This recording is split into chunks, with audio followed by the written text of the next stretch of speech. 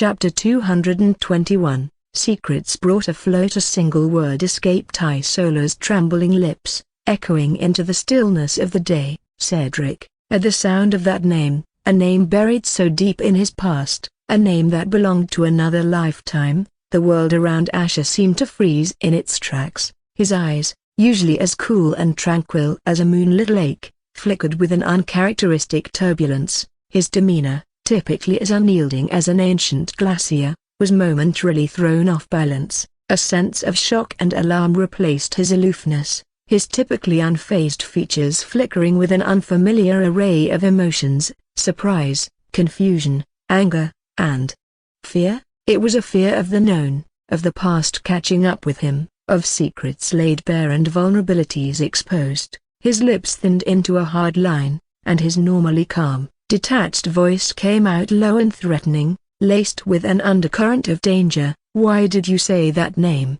His gaze was fixed on Isola, piercing her with a glare that could freeze the blood in one's veins. His heart pounded in his chest, a rhythm as wild as the storm-tossed sea. Isola, taken aback by the intensity of Asher's reaction, blinked as she fought to regain control of her senses. His question hung in the air between them, heavy and oppressive. Her throat was dry, her mind a whirlwind of shock, confusion, and curiosity. She looked at him, her heart pounding in her chest, her hands clenching into tight fists at her sides. What she saw was decades worth of painful memories, and having to forcibly digest them within mere moments was overwhelming, even for her mind. She cleared her throat, her voice barely above a whisper as she took a deep, shuddering breath, trying to shake off the waves of shock that were coursing through her. I saw ... when I touched you, I saw ... It doesn't make sense." He broken bar. Isola felt perplexed as she couldn't understand how what she saw was possible. It opened up a lot of questions in her mind, but at the same time, it did answer some other questions as well. Ash knew she had mind force powers, and even if he didn't know what powers she exactly had, he was sure she had the ability to manipulate minds or interact with them to a certain extent. Maybe she had the ability to see his memories without even letting him realize it due to the huge power gap between them, though he was sure he had honed his mind's senses to a great extent to be sensitive to such things. But nevertheless, the realization was like a blade slicing through the tranquility of the moment. His gaze on Isola shifted, from its usual indifferent coldness to a dangerous, simmering fury. His dark yellow eyes, usually so serene, now glowed ominously, the eerie light illuminating his chiseled features in the darkness of the red sky. He slowly got up, rising to his full height, his hands, hanging by his side, curled into fists, the knuckles paling as he clenched them tightly. His voice was a low growl when he spoke, the words slicing through the air like a blade. "We're broken bar," he said, his voice smooth yet icy. "Did you invade my mind?" Isola could feel the sharp spike in Asher's aura, a sudden storm rising in what was, just moments ago, a tranquil sea. The chilling killing intent that flowed from him was so intense that it seemed to freeze the very air around them, creating an oppressive atmosphere of dread that weighed heavily on Isola. It felt so heavy and suffocating, despite the fact that he was way weaker than her. But she wasn't surprised after seeing all those memories so broken by, after knowing who he truly was in another life. The killing intent she was now feeling was not of just a soul hunter but the combined intent of the strongest S-rank hunter as well. This was how terrifying the killing intent of someone like him can be. This feeling wasn't just scary, it can actually sap one's strength by weakening their mind. It was a raw, primal fear that would eat away at one's morale, making one feel weak and helpless, or like a sudden thunderstorm that drains all their energy and leaves one feeling small and alone. Since killing intent was not related to one's physical strength, it can still prove to be fatal to one's mind no matter the strength difference. With her heart pounding fiercely in her chest, she slowly straightened herself as her mind struggled to swim out of his killing intent, pushing off the comfort of Khaleesi's shell. Even in the face of Asher's fury, she held her ground. Her luminous sapphire eyes met his dark yellow ones, unwavering. She clenched her fists, the tips of her nails digging into her palms. "Asher," she began, her voice echoing softly amidst the roar of the waves. Her words were chosen carefully, each syllable heavy with the gravity of the situation. "I did not invade your mind.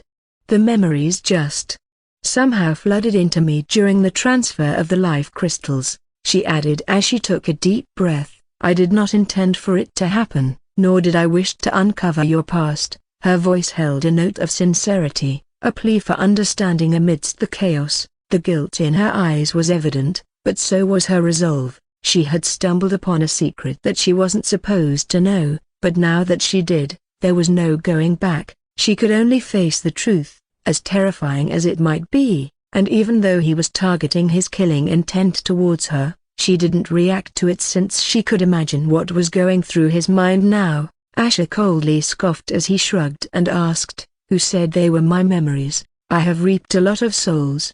Isola shook her head slowly. "You can't deceive me this time, Asher. What I saw was too deep to not be personal, and you couldn't have possibly reaped the soul of a long-dead S-rank hunter, could you? So Broken Bar, will you first calm down so that we can talk about this? I am not going to do anything or go anywhere until we talk this out." She wasn't surprised at his reaction since the strongest mortal enemy of the entire demon realm was standing before her, still alive in a way, but only she knew he was no longer a hunter at heart and in body. She didn't know how all this was possible, but what she was seeing before her couldn't be illusion. Asher stood there, a statue in the face of the tide, the killing intent still bleeding from him, cold and sharp, his gaze locked onto Isola, the swirling yellow of his eyes seeming to frost over. But within that icy stare, something shifted slightly, barely perceptible. He was no stranger to the quicksand of unexpected circumstances,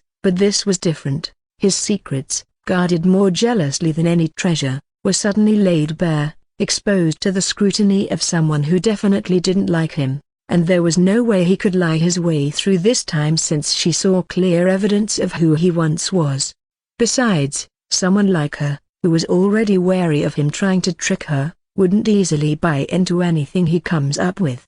A rush of disorientation swept over him, as though the very ground under him was sliding away, taking him into an abyss of uncertainty. Each secret was a thread that held together the strings of his existence in this new life. A life he had painstakingly built over a countless measure of effort and time. Now, he was under the threat of having it unraveled by a single tug, one utterance of truth from Isola's lips. And it wasn't just any truth, it was the most dangerous kind, the truth of his past, a truth that can never be revealed in this realm. Asher's mind churned with the rapidity of a storm, his thoughts swirling in the wake of this revelation. The image of Rowena surfaced. A grim specter from a memory not his own. The killing of her father was an unavoidable circumstance, an act he did to save his world, but she wouldn't see it like that. No, she would only see the hunter who took her father's life, just like how he saw her as the demon who took his mother's life.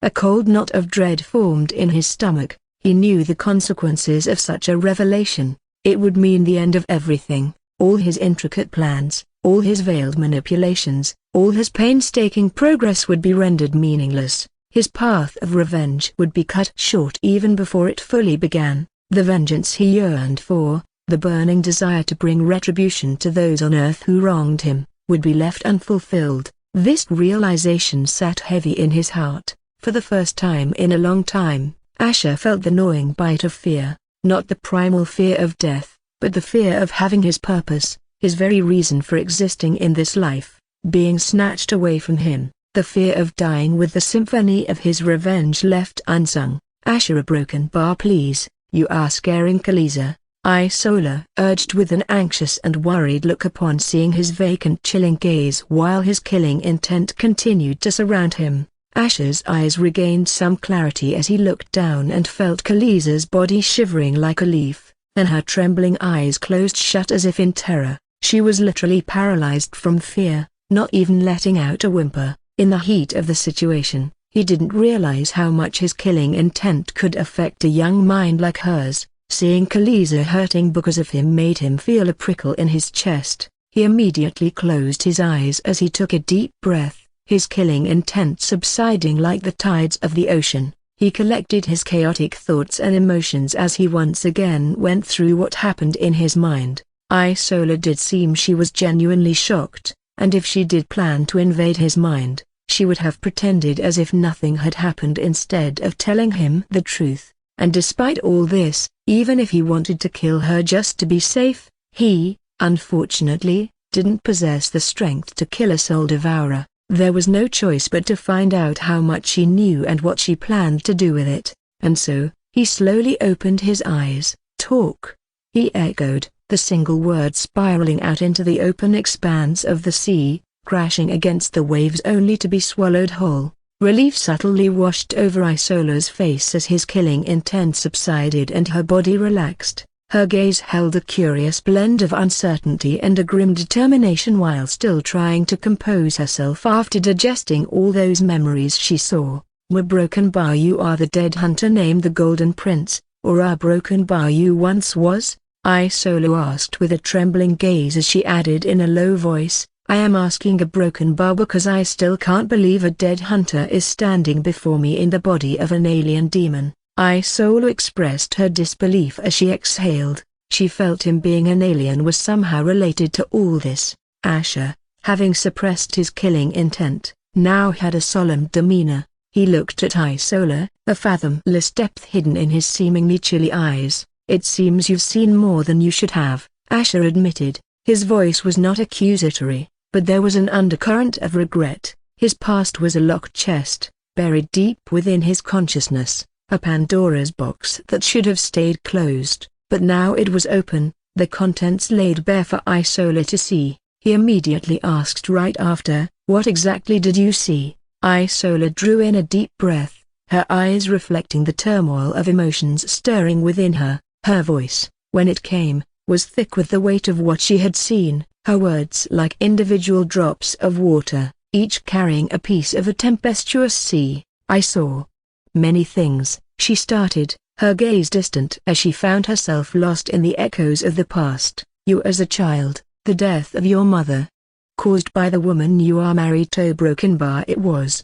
Dreadful, her voice was barely above a whisper as she recalled the horrifying image of a young boy watching his mother take her own life. But what she never expected was that Queen Rowena, the woman he was married to and seemingly had feelings for, was the one who was responsible. Her gaze hardened then, shifting from the distant past to the man standing before her. Then I saw a man named Cedric, bloodied and defeated, surrounded by hunters who were people he trusted and loved. The shock, confusion, and pain in his eyes, that was you, wasn't it? Asher took a deep breath but didn't say anything, though his silence and the heavy look in his eyes spoke volumes. The final revelation tumbled from her lips, as chilling as the abyssal depths she called home, but that wasn't even the end.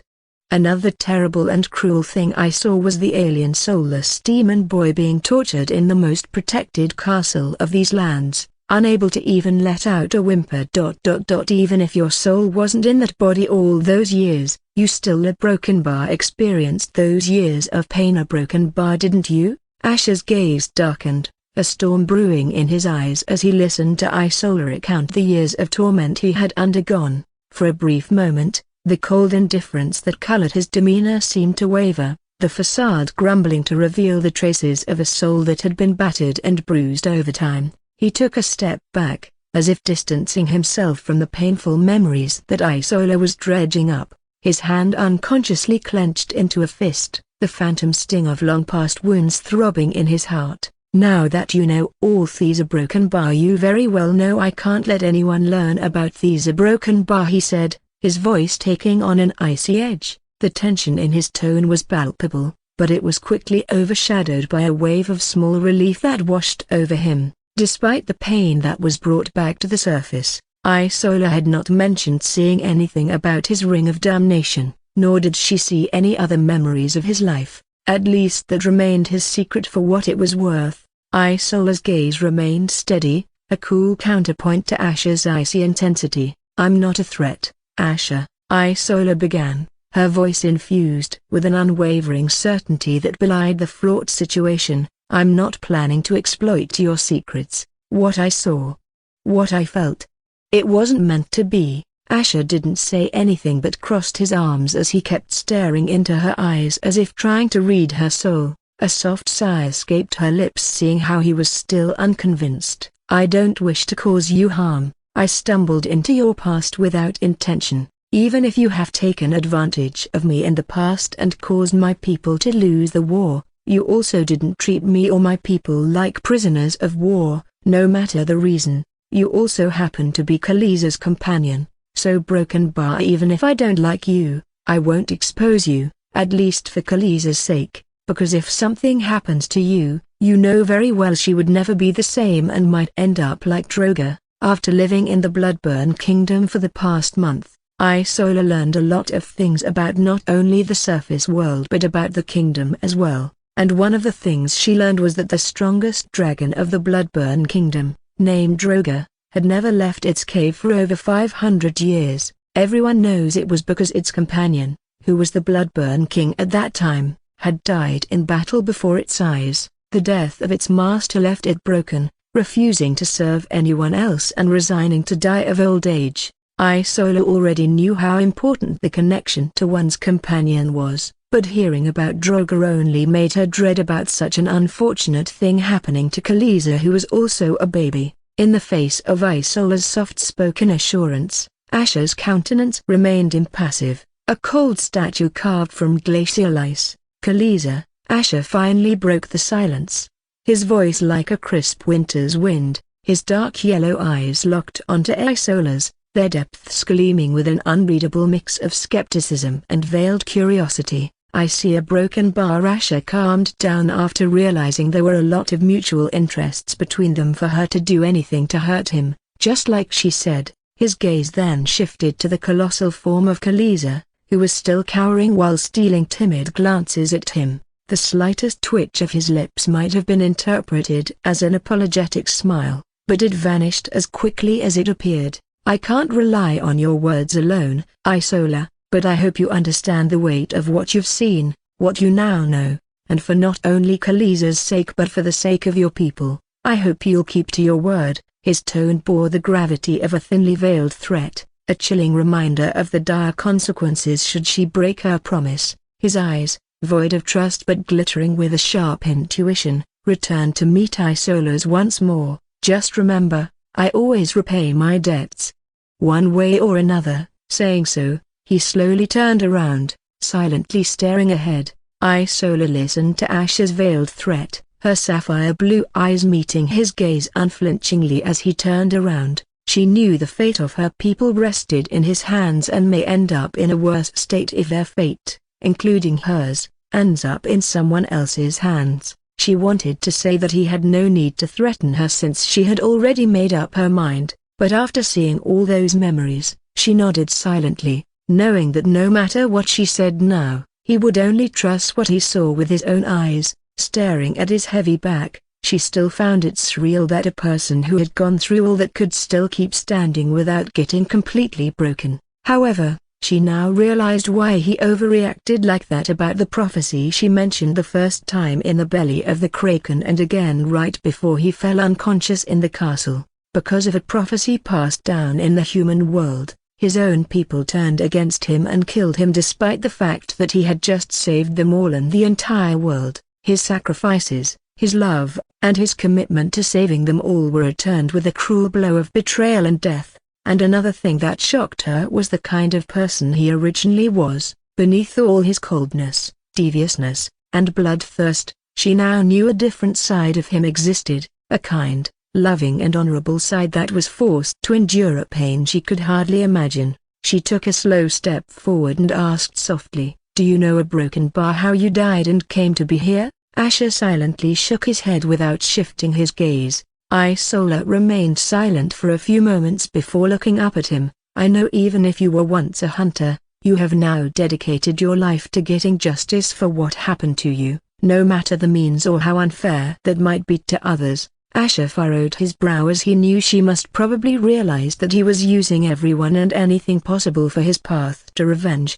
but he continued to remain silent, waiting to see what she was trying to say. The silence stretched between them, humming with the weight of unspoken understandings, before it was broken by Isola. Her voice was soft but firm, tinged with the gravity of the situation. In this world, everyone has a price to pay, even if you have already paid too much, she began, her gaze never wavering from Asher. Her sapphire eyes bore into his icy ones, brimming with unflinching resolve. I understand your hunger for vengeance, the need to right the wrongs done to you, and I can't say you are completely unjustified in your methods, but it does not excuse you from using the lives of others as mere tools for your retribution, tools that have nothing to do with your pain and have pains of their own. But finally, a broken bar, I can't really stop you from doing that, nor do I have a right to. A soft gust of wind swept past them, echoing the seriousness of her words. So I propose a deal, Asher. I will help you in your pursuit of justice. I will lend you my strength, even my people, if necessary. Isola paused, letting her words sink in before continuing. But in return, I want your promise. Promise me that you will not exploit Khaleesi or my people for your own gains in a way it would cause their ruin. They have had their own share of suffering, and I believe we can be more helpful to you if we are sincere towards each other. A faint cold smirk briefly graced Asher's lips at Isola's proposal. His dark yellow eyes glinted with an unreadable emotion as he crossed his arms over his chest. Leaning back slightly, he slowly turned towards her, his gaze never leaving hers as he leaned his face towards hers, their eyes just mere inches away from each other. Do you realize that if I agree a broken bar it means you will have to let me exploit you? He asked, his lips curving into a cold smile. Isola's gaze held Asher's, unyielding and resolute. A long moment stretched between them, the silence around them pressing in as she considered his proposition. She seemed to carry the weight of her entire race in her eyes, an oceanic depth of responsibility reflected within her gaze. The silence was cut as she drew a slow, deep breath, her shoulders rising and falling with emotion. Then, her voice echoed in the quiet, clear, and firm, "Yes, I accept a broken bar." Isola made careful deliberation before answering, as she knew this was the only way to protect her people and Khaleesi while trying to help him move on from his harrowing past. This was a necessary step she had to undertake even if her parents or her people would never want this, though they will never know. She realized now why he granted mercy to her people instead of giving them severe punishment. He planned to use them all in the future for his vengeance. She looked at him with a certain softness in her eyes, believing that he could be more than a weapon for revenge. Perhaps he just needed a push in the right direction, and she wanted to provide it if she could, and the only way she could think of doing that was letting him depend on her. That way she can also prevent him from trying to exploit her people or Khaleesi. She never expected to have this feeling inside her that was filled with an understanding born from having seen his past. It was as though she saw through the shell he built around himself, to the lonely and hurt soul that lingered beneath a broken bar, something which she could resonate with to a certain extent. In her mind, she acknowledged not only the suffering he had endured but also the potential he held beyond his thirst for vengeance. And in her determination, she wanted to offer him a glimpse of hope, a possibility of a different path so that it would benefit not only himself and her people but the entire demon realm. Even if he may not have meant what he said after the war ended, she also wanted a future where she and her people doesn't have to keep on fighting and suffering to survive. They suffered more than enough for thousands of years, and so, she wanted a peaceful future even if the path to it wouldn't be easy. And the only who seemed to have the potential to achieve such a seemingly impossible task was him. Asher curved his lips with a subtle smile while inwardly being surprised that she actually agreed. She could have tried to leverage his past and blackmail him into doing whatever she wanted, but instead, she was proposing to help him to protect her people and Khaleesi. She truly put others above herself, which was foolish in his eyes but good for him. Interesting. A broken bar. Then I shall believe you mean it once you start acting upon it, Asher said, feeling satisfied that gaining such a huge helping hand was probably worth it even if his past was exposed to her. With a powerful soul devourer willing to help him, it can make a lot of things easier for him. You won't be disappointed, Isola said with firm determination in her eyes, though a hint of unease stirred in her chest,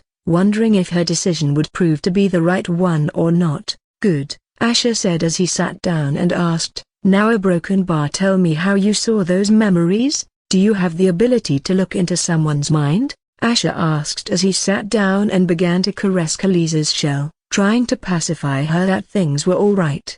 Isola softly sighed as she sat down behind him. "As I said before, it was an accident, and it happened without me realizing it. Most of my powers are powered by my voice, including my mind force abilities, so if I wanted to really invade your mind, I would have to resonate my voice at the rhythm of your mind, which requires great concentration and not something I can suddenly do in a split second." Asher already knew she didn't do it on purpose, but he realized that the power of her voice was dangerous indeed. No wonder those with will-bending pathway, especially mind force abilities, were greatly feared like the Mind Slayers. Isola's eyes narrowed in contemplation before suddenly lighting up as she suddenly realized something: the life crystals, a broken bar and Khaleesi broken bar. "What are you talking about?" Asher asked as he slowly looked at her.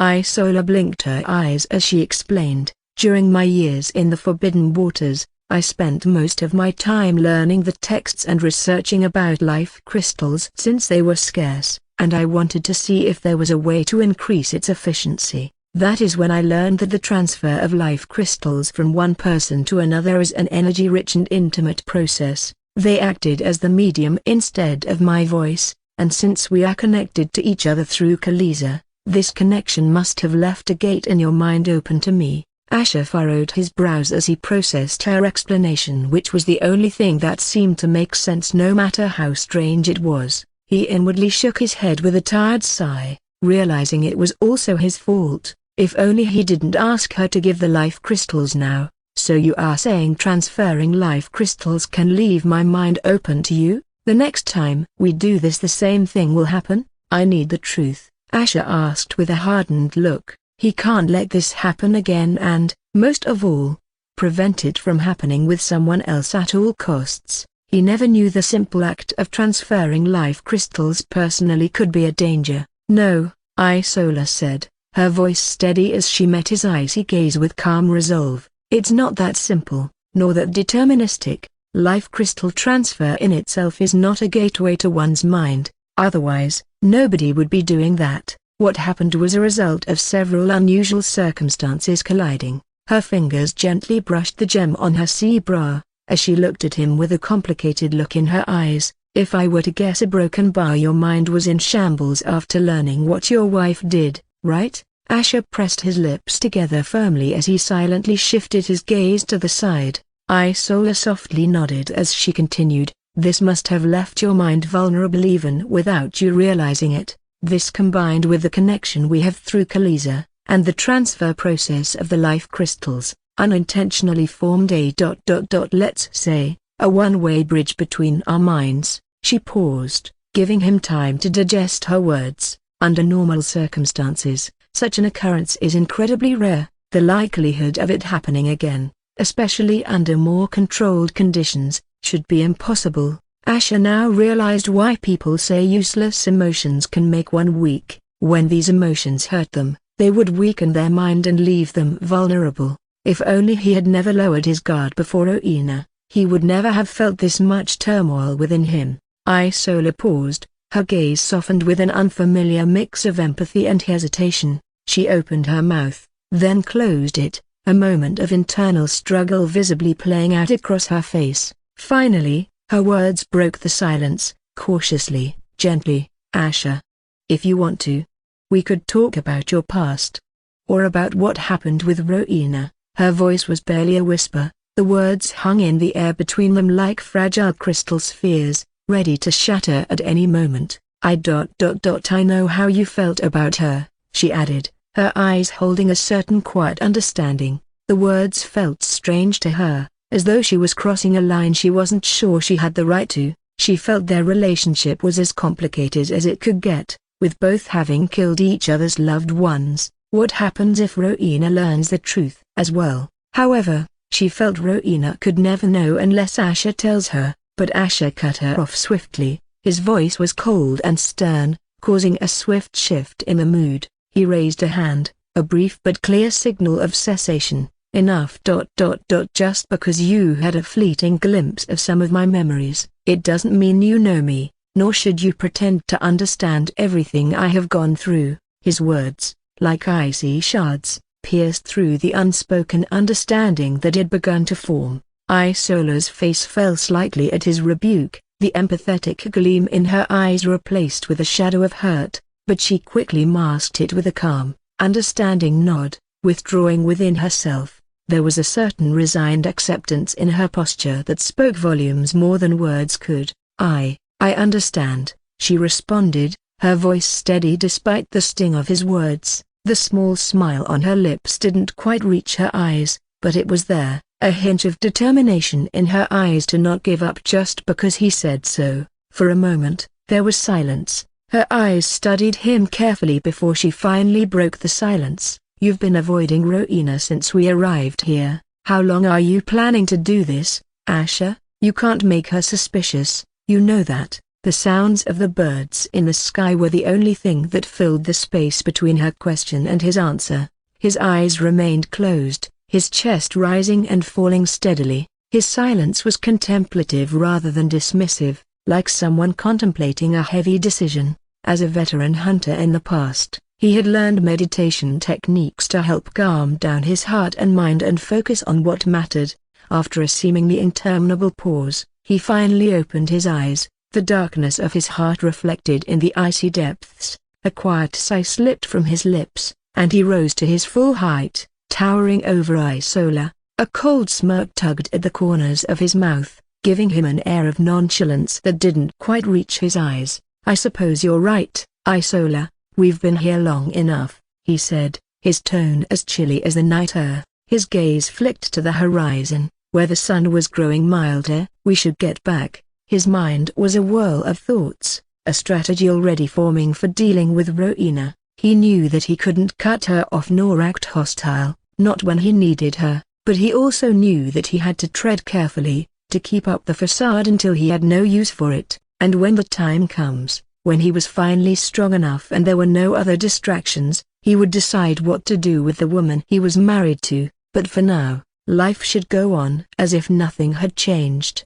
no matter how hard it would be for him. Rowena sat behind her large desk, her bewitching Gothic beauty undiminished even in the midst of her pensiveness. Her crimson eyes stared blankly at the report in front of her, but it was evident her thoughts were far from the matter at hand. Her mind was a melee of concerns, her fingers idly drumming against the edge of the desk as she replayed the way Asher had left earlier. Nothing about the moment sat right with her, the abruptness of his departure leaving a lingering feeling of unease. Across the desk sat Sati, the battlemaster, and Rowena's right hand, clad in her revealing armor set. Sati's elegant, hourglass figure was on full display, her abs clearly visible beneath her tight-fitting breastplate that covered her well-endowed breasts. Her long red hair cascaded over her shoulders, contrasting against the black cape she wore. Her eyes, a striking blue, watched the queen with hints of confusion upon seeing her being so lost in thought from reading a report.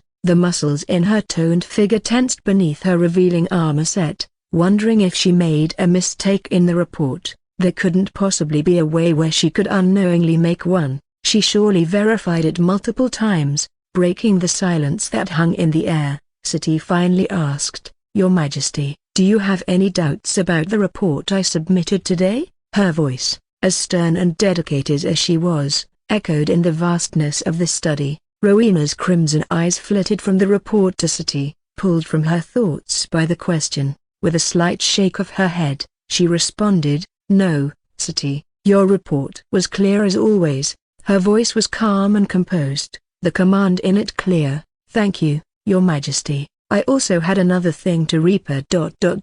Your Majesty." Sati stopped her sentence in the middle upon seeing the queen drowned in her thoughts. There was a momentary silence before Rowena began, her gaze steady. "I do have a question, unrelated to your report." Sati blinked in surprise, her stoic expression giving way to one of genuine surprise. "Your Majesty can ask me anything," she said earnestly, leaning forward in her chair and folding her hands on top of the report she'd been working on. Rowena bit her lips slightly, clearly hesitant. What does it mean when a man suddenly says he has to leave after being in each other's embrace? She asked, her crimson eyes holding a hint of confusion. Sati's surprise was palpable as she looked at the queen, her brows knitting together. The question was obviously personal, and Sati immediately connected the dots. That cocky pervert, Asher. She knew he somehow managed to make the queen fall in love with him over time, though she also didn't expect a pervert like him to suddenly walk away when most of the time, they were quite lovey-dovey every chance they got. As the battle master, even if the royal couple, especially the queen, was trying her best to be discreet, her love for him was tangible enough to not notice. Choosing her words carefully, Sati asked in a low voice, "Did something unpleasant happen during that time, Your Majesty?" Rowena frowned thoughtfully, her gaze falling to her hands. "No. It was actually one of the best moments we've shared in a while," she confessed. Rowena had grown up and trained together with Sati, who was also her first bodyguard, so she considered her as someone she could confide in casual things like these. Sati was genuinely stumped as she said with an awkward look, "It's probably nothing, Your Majesty." "He must have had something to attend to." Rowena softly nodded with a vacant gaze as Asher did say that he had a meeting to attend, but the strange thing was he would never visit her whenever he had a meeting around the corner so as to spend as much time together as possible. She replayed what happened in her mind again and couldn't shake off the cold, distant and piercing stare he gave her when he suddenly pushed her away. At that moment, he seemed like a different person, or was it all just her imagination? During the entire time they had been married together, this was the first time Rowena was feeling uneasy about their relationship. She then offered an apologetic smile, feeling a bit helpless. "But yeah, I must admit that I do not have much experience in matters like these," she confessed. She wanted to throw Asher in a pit, to tell the queen that he was up to no good, but she knew better than to stir the pot, especially when it came to the queen's personal life. She also had to grudgingly accept that he sometimes lived up to his cockiness. As for her grudges with him, it shouldn't involve anybody else. She should be the one to deal with it. Rowena let out a sigh, the sound echoing throughout the room. She swept her black hair off her shoulder, her crimson eyes regaining their usual sharpness. She felt there was no point in brooding about it, and instead, she should just talk to Asher when he returned. Turning her gaze back to Sati, she casually asked, "Forget I asked anything. Since we are on the topic, are you seeing any man?" The question seemed to catch Sati off guard. Her dark blue eyes widened a fraction as she looked at the queen. She had been fully prepared to continue discussing the previous topic, but this sudden shift to her personal life was unexpected. "No, Your Majesty," Sati replied, shaking her head slightly. "I have been focused solely on my duties. I have had little to no time for personal matters." Rowena fixed her gaze on Sati, her crimson eyes glowing with a hint of concern.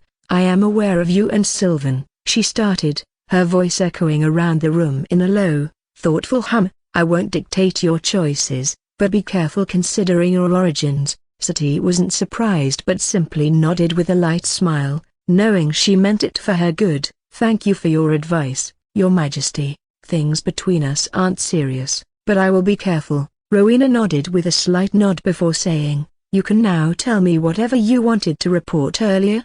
Just as Sati was about to rise, she paused, as she suddenly remembered it. "Oh, yes, I just wanted to report that the princess consort sent one of our intelligence units today to follow the traces of finding something or someone she believes is responsible for Prince Oberon's condition." Rowena's brows furrowed instantly at the news, her demeanor growing stern. "Order them to return immediately, Sati," she commanded, her voice turning sharp and icy, "and ensure they know it's my directive and to report to me what they were ordered to exactly follow or find." "But, Your Majesty, if the princess consort insists it's for Prince Oberon's investigation," Sati queried, uncertainty flickering in her blue eyes. With a shake of her head, Rowena clarified, "Our royal physician has investigated. Oberon's coma is due to his injuries worsening, not any nefarious act. Rebecca cannot continue to waste our resources on this fruitless pursuit.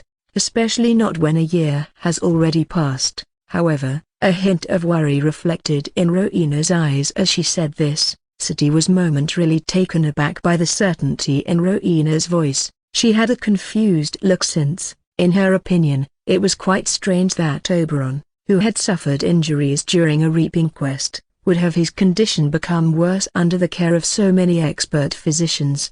These injuries weren't physical, and the mind constantly heals, which makes it even more strange his condition worsened all of a sudden. However, she held her tongue just like last year when the Queen herself concluded the investigation quickly within a week. She couldn't care less about that vulgar bastard. Understood, Your Majesty, she finally responded, bowing her head in acknowledgement before taking her leave, the echo of their conversation ringing in her ears as she exited the study. A few hours passed after Siti left, and Rowena was still in her study when an official of the court was standing before her. Your Majesty, the report from the intelligence unit that was recalled back to their station as per your order has arrived, he said with a bow, a bundle of papers in his hands. Rowena's eyes immediately shifted toward the bundle of papers as she gestured him to leave it on the desk. He nodded, barely looking up from the parchment she was reading as he carefully placed the report on her table. He then bowed and made his exit, leaving her to her thoughts. She sat back in her chair and immediately picked up the report, her eyes scanning over the words written in neat handwriting. As she turned each page, her brows gradually furrowed, deep in thought over the information she was absorbing. Suddenly, she rose to her feet, walking over to the window that overlooked the castle grounds. She closed her eyes briefly, a magical glow surrounding her as she used the senses of the castle, searching for a particular presence. A soft sigh escaped her lips as she opened her eyes, disappointment flashing in their depths. You aren't still here, she muttered to herself, her voice barely a whisper in the quiet room. Her gaze moved back to the report, but she couldn't focus, her mind preoccupied with Asher's absence. As if on cue, her eyes caught sight of a tall figure entering the castle grounds. A smile tugged at the corner of her lips as she recognized the figure to be Asher. However, her smile slowly faded when she saw another figure following close behind him. Her brows furrowed as she saw Isola accompanying Asher, the two keenly discussing something. A hint of surprise glinted in her eyes as if this wasn't a sight she had ever seen before. The sun had almost set while the castle's sprawling outdoor garden was teeming with life, the foliage rustling gently in the evening breeze. Siti walked along the marble-tiled path, coming here as planned with a certain someone earlier. Sylvan Drake was leaning against a nearby stone wall. His dark red eyes seemed to sparkle in the dwindling light, a matching smile tugging at the corners of his lips. His lean figure was elegantly cast in soft shadows, accentuating his black hair and handsome angular face. Upon noticing her, Sylvan straightened and took a step forward. Good evening, Siti, he greeted gently, his tone as warm as the fading sunlight. How has your day been? Siti returned his smile, matching his pace as they started to walk side by side. Fine as always, she replied, her tone light despite the furrow in her brow, her thoughts still lingering on Oberon and Rebecca. Noticing her distracted expression, Sylvan's gaze softened with concern. Is something wrong? He asked, shaking her head. Siti reassured him. No, nothing serious, it's just ...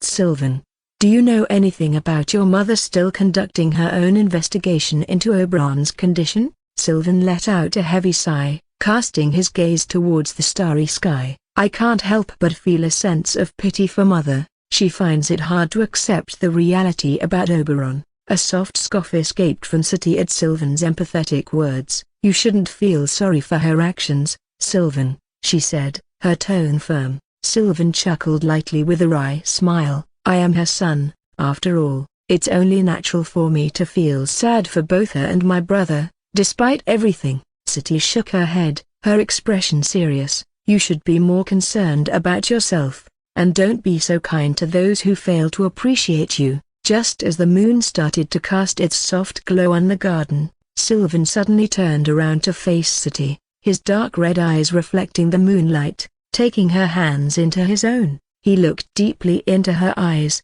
and, he began, his voice soft yet fervent. "How much do you appreciate me?" A bashful smile adorned Siti's face. She slowly disentangled her hands from his, stepping back slightly as her smile faded. "Sylvan," she started, her voice filled with sincerity, "I appreciate you more than any other man in this kingdom." She paused, her expression turning solemn. "But no matter how I feel, we don't have a future together." Sylvan sighed, shaking his head at her words. "Why do you always say that?"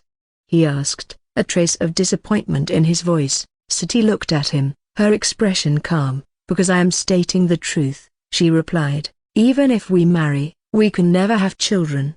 Besides, you will lose power, face, and respect for marrying a werewolf or a woman of the enemy race. Even you cannot go against the system our society follows. I don't care if our bloodlines can never mix or if the people here hate you because of your race," he declared in a fervid tone before his voice took on a softer tone. "I understand you have been and always will be treated like an outcast as long as our society goes on like this. I understand because I'm not just an observer of your trials, but a participant in my own." He shook his head with a hint of disappointment as he looked at the city and its people from afar. "I have always strived to be good at everything I do, not because I wanted to compete with my brother or anyone but because people believed I was lacking something, and I unconsciously felt the need to make them think otherwise." His words hung in the air, a palpable silence amplifying their resonance. Siti turned to him, her blue eyes reflecting the deep sympathy she felt for him. A smile of understanding gently curved her lips, and she gently responded, "I've seen the disdainful gazes you receive, Sylvan, not just from our peers, but from your family too. It's not right, it's unfair." She paused, her gaze growing distant as she recalled countless instances of his humiliation. "Just because you've been unable to tame a dragon, they treat you like," she swallowed, her voice trailing off, "like an unworthy drake." Sylvan finished her sentence, his face adorned with a bitter smile. He sighed, his dark red eyes meeting her sympathetic gaze. "Now I am perfect in their eyes, perfect in every aspect but this one, a drake born in that house being unable to tame a dragon, a broken bar. Nobody may say it aloud now, but everyone knows I am the shame of this house." Siti felt bad for him, knowing that this was quite a big issue when they were younger. Despite being a prince, he was ridiculed a lot and ostracized because it was the first time in history a true-born drake was unable to tame a dragon. Taming a dragon was a proud symbol of the fact that they deserved the name Drake as their last name. Only when he began to complete difficult quests on his own and quickly got stronger, even faster than Oberon at his age, did people begin to appreciate that he indeed had potential and talents. She looked at him, her dark blue eyes reflecting the sincerity in her voice. "You're far from being the shame of this house, Sylvan," she said, her voice echoing the reassurance he so much needed while thinking of a certain cocky pervert who might be the perfect candidate. "You don't have to feel held back by their judgment." Sylvan softly smiled, his expression warmed by her supportive words. He shook his head, his dark red eyes reflecting a sense of resolution. "I stopped caring about their judgment long ago, Siti," he confessed. "I ceased trying to tame a dragon, not because I thought it was hopeless, but because I realized there are far more important battles to fight." His gaze drifted off into the distance, as if he was gazing upon an unseen future. "I wish for a kingdom where the worth of a person isn't measured by the might of a beast they tames, a kingdom that is a better place for everyone, commoners or nobles, and even people like you. Nobody deserves to get hated upon because of what they are or their background," he added, his voice bearing a passionate undertone. He then turned to Siti, his gaze steady on her. "But I need you by my side for this, Siti," he admitted. "I want to change this world, but I cannot do it alone. I want you beside me, every step of the way." Siti pressed her lips together, her expression becoming difficult. "I appreciate your feelings, Sylvan," she said, her tone filled with a tinge of sadness, "but right now, I am dealing with a lot of things, and my duties take precedence. Until I fulfill certain things of my own, I can't commit to anything or give you the answer you wish to hear. You shouldn't waste your time waiting for me. I don't like to see you being disappointed because of me." Sylvan nodded, a gentle yet firm smile on his face. He reached out, patting her hand reassuringly. "I don't mind waiting, Sati," he stated earnestly, "and I won't pressure you anymore. As long as I remain the man you appreciate the most, that's enough for me." "I am sorry Buta Broken Bar." "Thank you for understanding a broken bar," Sati said with a soft yet apologetic smile. Sylvan softly chuckled and said, "So Broken Bar, how about we use the time we have now to understand each other better? Maybe you know me well, but I still a Broken Bar have yet to understand you completely." He wore a faint smile as he added, "I was 15, and you were just a 5-year-old girl when you first came to this kingdom as a refugee. Yet, despite all these years, you never once talked about your past." Sati's eyes widened slightly at his words. She looked away, her hands subconsciously clenching into fists. The tranquility in her eyes was replaced with a distant, glazed look. Her lips pinched together, as if holding back a dam of unsaid words. Sylvan watched her silence, an understanding sigh escaping him. He offered her a warm smile. "It's all right, Sati," he comforted, his tone gentle. "We have time. I hope you will feel comfortable enough to talk about it someday." Sati nodded with a soft smile as her eyes unconsciously shifted to the blood moon slowly revealing itself in the skies. Her eyes suddenly shook as she unconsciously pulled her hand away from Sylvan, making him blink in confusion. "What happened?" Sati rubbed the side of her head as she shook her head with a hint of stiffness in her smile. "It's nothing, but I just remembered I have to go and prepare for a mission tomorrow." Sylvan narrowed his eyes, but then he said with a soft nod, "Of course, let's meet again whenever you are free." An hour or two later, just as Rowena was leaving her study hall, the grandeur of the hallway flickered as the air shifted, a soft displacement breaking the tranquility. Asher appeared seemingly from thin air, his presence filling the air as he stood in the hallway. Rowena immediately noticed his presence and wasn't surprised that he suddenly teleported here since he had the master access to the castle. She moved gracefully toward him as a soft smile graced her lips, though the light in her eyes reflected a flicker of worry. He wasn't his usual self. His radiant, charming smile was replaced with an impassive face, and it wasn't something she was used to. "Ash," she began, trying to mask her worry with a soft smile, "I had been waiting for you. There was something important I wanted to talk to you about." As her words echoed between them, the underlying question left unasked, what was he doing with Isola for so many hours out at sea? But seeing the inscrutable expression on his face,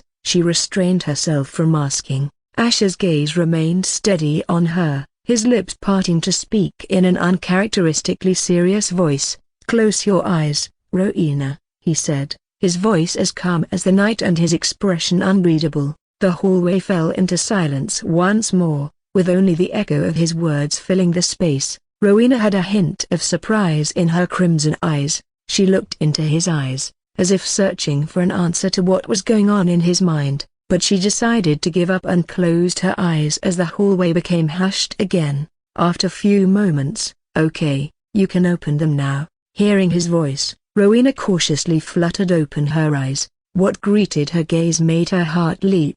In Asher's outstretched hands was an enormous, vivid painting on silk canvas. The depiction was of her and Asher, wrapped in a loving embrace, their gazes locked and radiating adoration. The artistry was so remarkable that every detail mirrored their real appearances perfectly, but it wasn't just the impeccable representation that held her in awe. The painting seemed to possess a life of its own. The figures in the artwork seemed to emerge from the canvas, pulling her into their world, into their emotions. The dimensionality was staggering, making her feel as though she could step right into the scene. Unable to resist, Rowena advanced a step, her eyes wide with admiration. The closer she got, the more the painting seemed to react.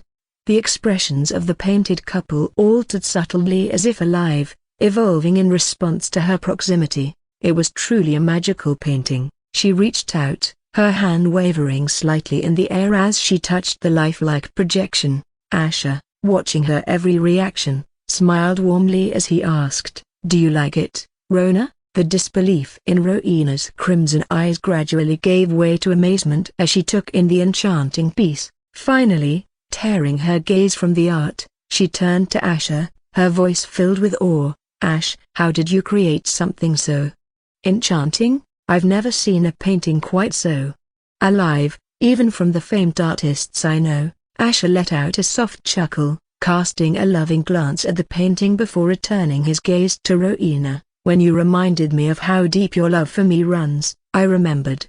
He began, his voice gentle and nostalgic. I suddenly remembered how you were there for me the entire time. I was so overwhelmed as those memories flowed into me. Rowena blinked her eyes in astonishment, not expecting that was what happened when she told him about how she had spent time with him in the past, but she felt her chest becoming warm, hearing that he remembered those memories even if some of it were silly, and at that moment, I felt an overwhelming urge to gift you something.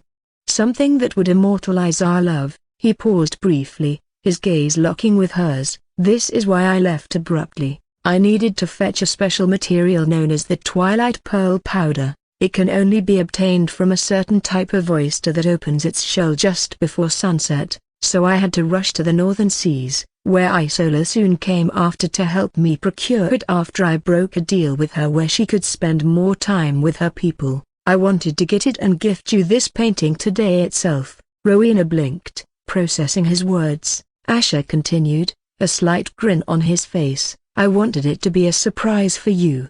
Isola once mentioned to me that this special powder can be used to create such magical masterpieces. Rowena's lips curved into a thin, enigmatic smile as she gazed at the stunning gift, her mind grappling to piece together Asher's unexpected actions. She felt like a weight had been lifted off her heart. Just like Sati said, she had been worrying for nothing when Asher left to give her a memory she would never forget. For a long moment, she remained silent, her eyes roving over the mesmerizing painting. It was as though her reserved demeanor served as a shield, protecting her from the unexpected surge of emotions. Then, she slowly lifted her gaze to meet Asher's, her crimson eyes reflecting an uncharacteristic softness. This. She started, her voice unsteady as if she was still distracted by the beauty of the painting. Her fingers lightly traced the contours of their painted figures, the affection in their gazes mirroring her own feelings towards Asher. Thank you, I will forever cherish this, she finally managed, her voice quiet but laden with depth, each word carefully chosen. Much like her every action, the reserved smile never left her face, but the unmistakable glimmer in her crimson eyes spoke volumes more than her words ever could. Asher's hands gently lowered the painting, the image of their loving embrace shimmering with an ethereal glow in the dimly lit hallway. His arm snaked around her soft waist, drawing her in closer, while his other hand tenderly cradled her cheek. Their eyes met in the silence, a silent understanding passing between them before he leaned in, pressing his lips onto hers. The kiss was as captivating as the painting itself, a passionate dance between two souls entwined, the world outside their cocoon seemingly fading into insignificance. The intimate moment made the air around them glow with warmth, breaking away after a few seconds. Asher gazed at her, his eyes softening with an adoration that masked his cold determination. I hope you can gaze at this painting to remember us whenever we are not at each other's side, he whispered, his voice echoing the same warmth his eyes portrayed as Rowena nodded with a soft smile and took the rolled canvas from his hand before melting into his embrace.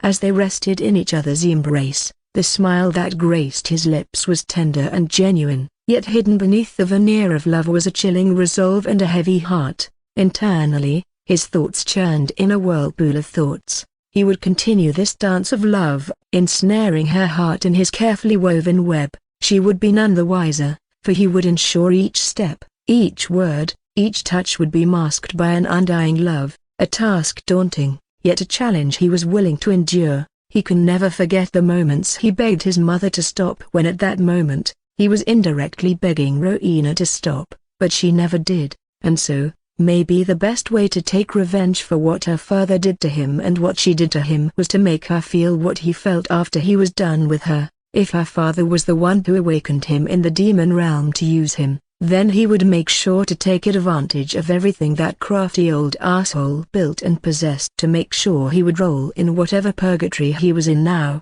As these thoughts blazed in his mind, His face briefly glowed with the dark green outline of his skull. Rowena gently extricated herself from Ash's tender embrace, her crimson eyes shimmering with an unspoken intensity. "Ash," she began, her voice echoing a firm determination, "there's something important I've been waiting to discuss with you." Ash's brows furrowed at her sudden solemnity, the light-hearted moment evaporating into thin air. "What happened?"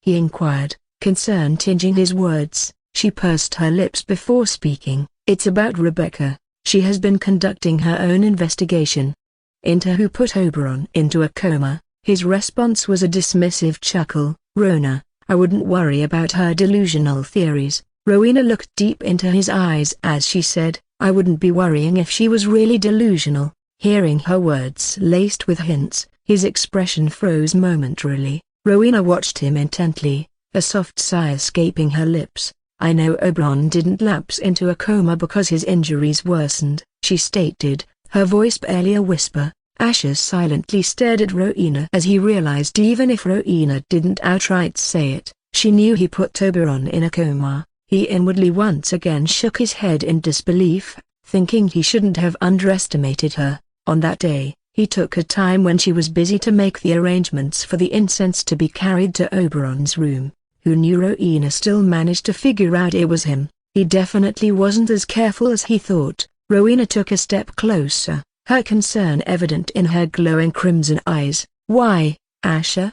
she asked, her voice low yet filled with an odd mixture of disbelief and hurt. "Why would you take such a massive risk? I know there was hostility between the two of you, but I can't fathom why you would go to such lengths." Asher stared back at her, the depth of her gaze making him feel as though she could see right through him. "Do you understand how wrong this could have easily gone, Asher?" Rowena's voice was soft, yet filled with an authority that commanded attention. "If people found out you were behind Oberon's condition, it wouldn't merely be a crime, it would be a blow to the foundation of this kingdom. Rebecca could rally everyone, accuse you of treason, and I would struggle to shield you." Her crimson eyes glistened under the dim light as she took a deep breath. "Our kingdom.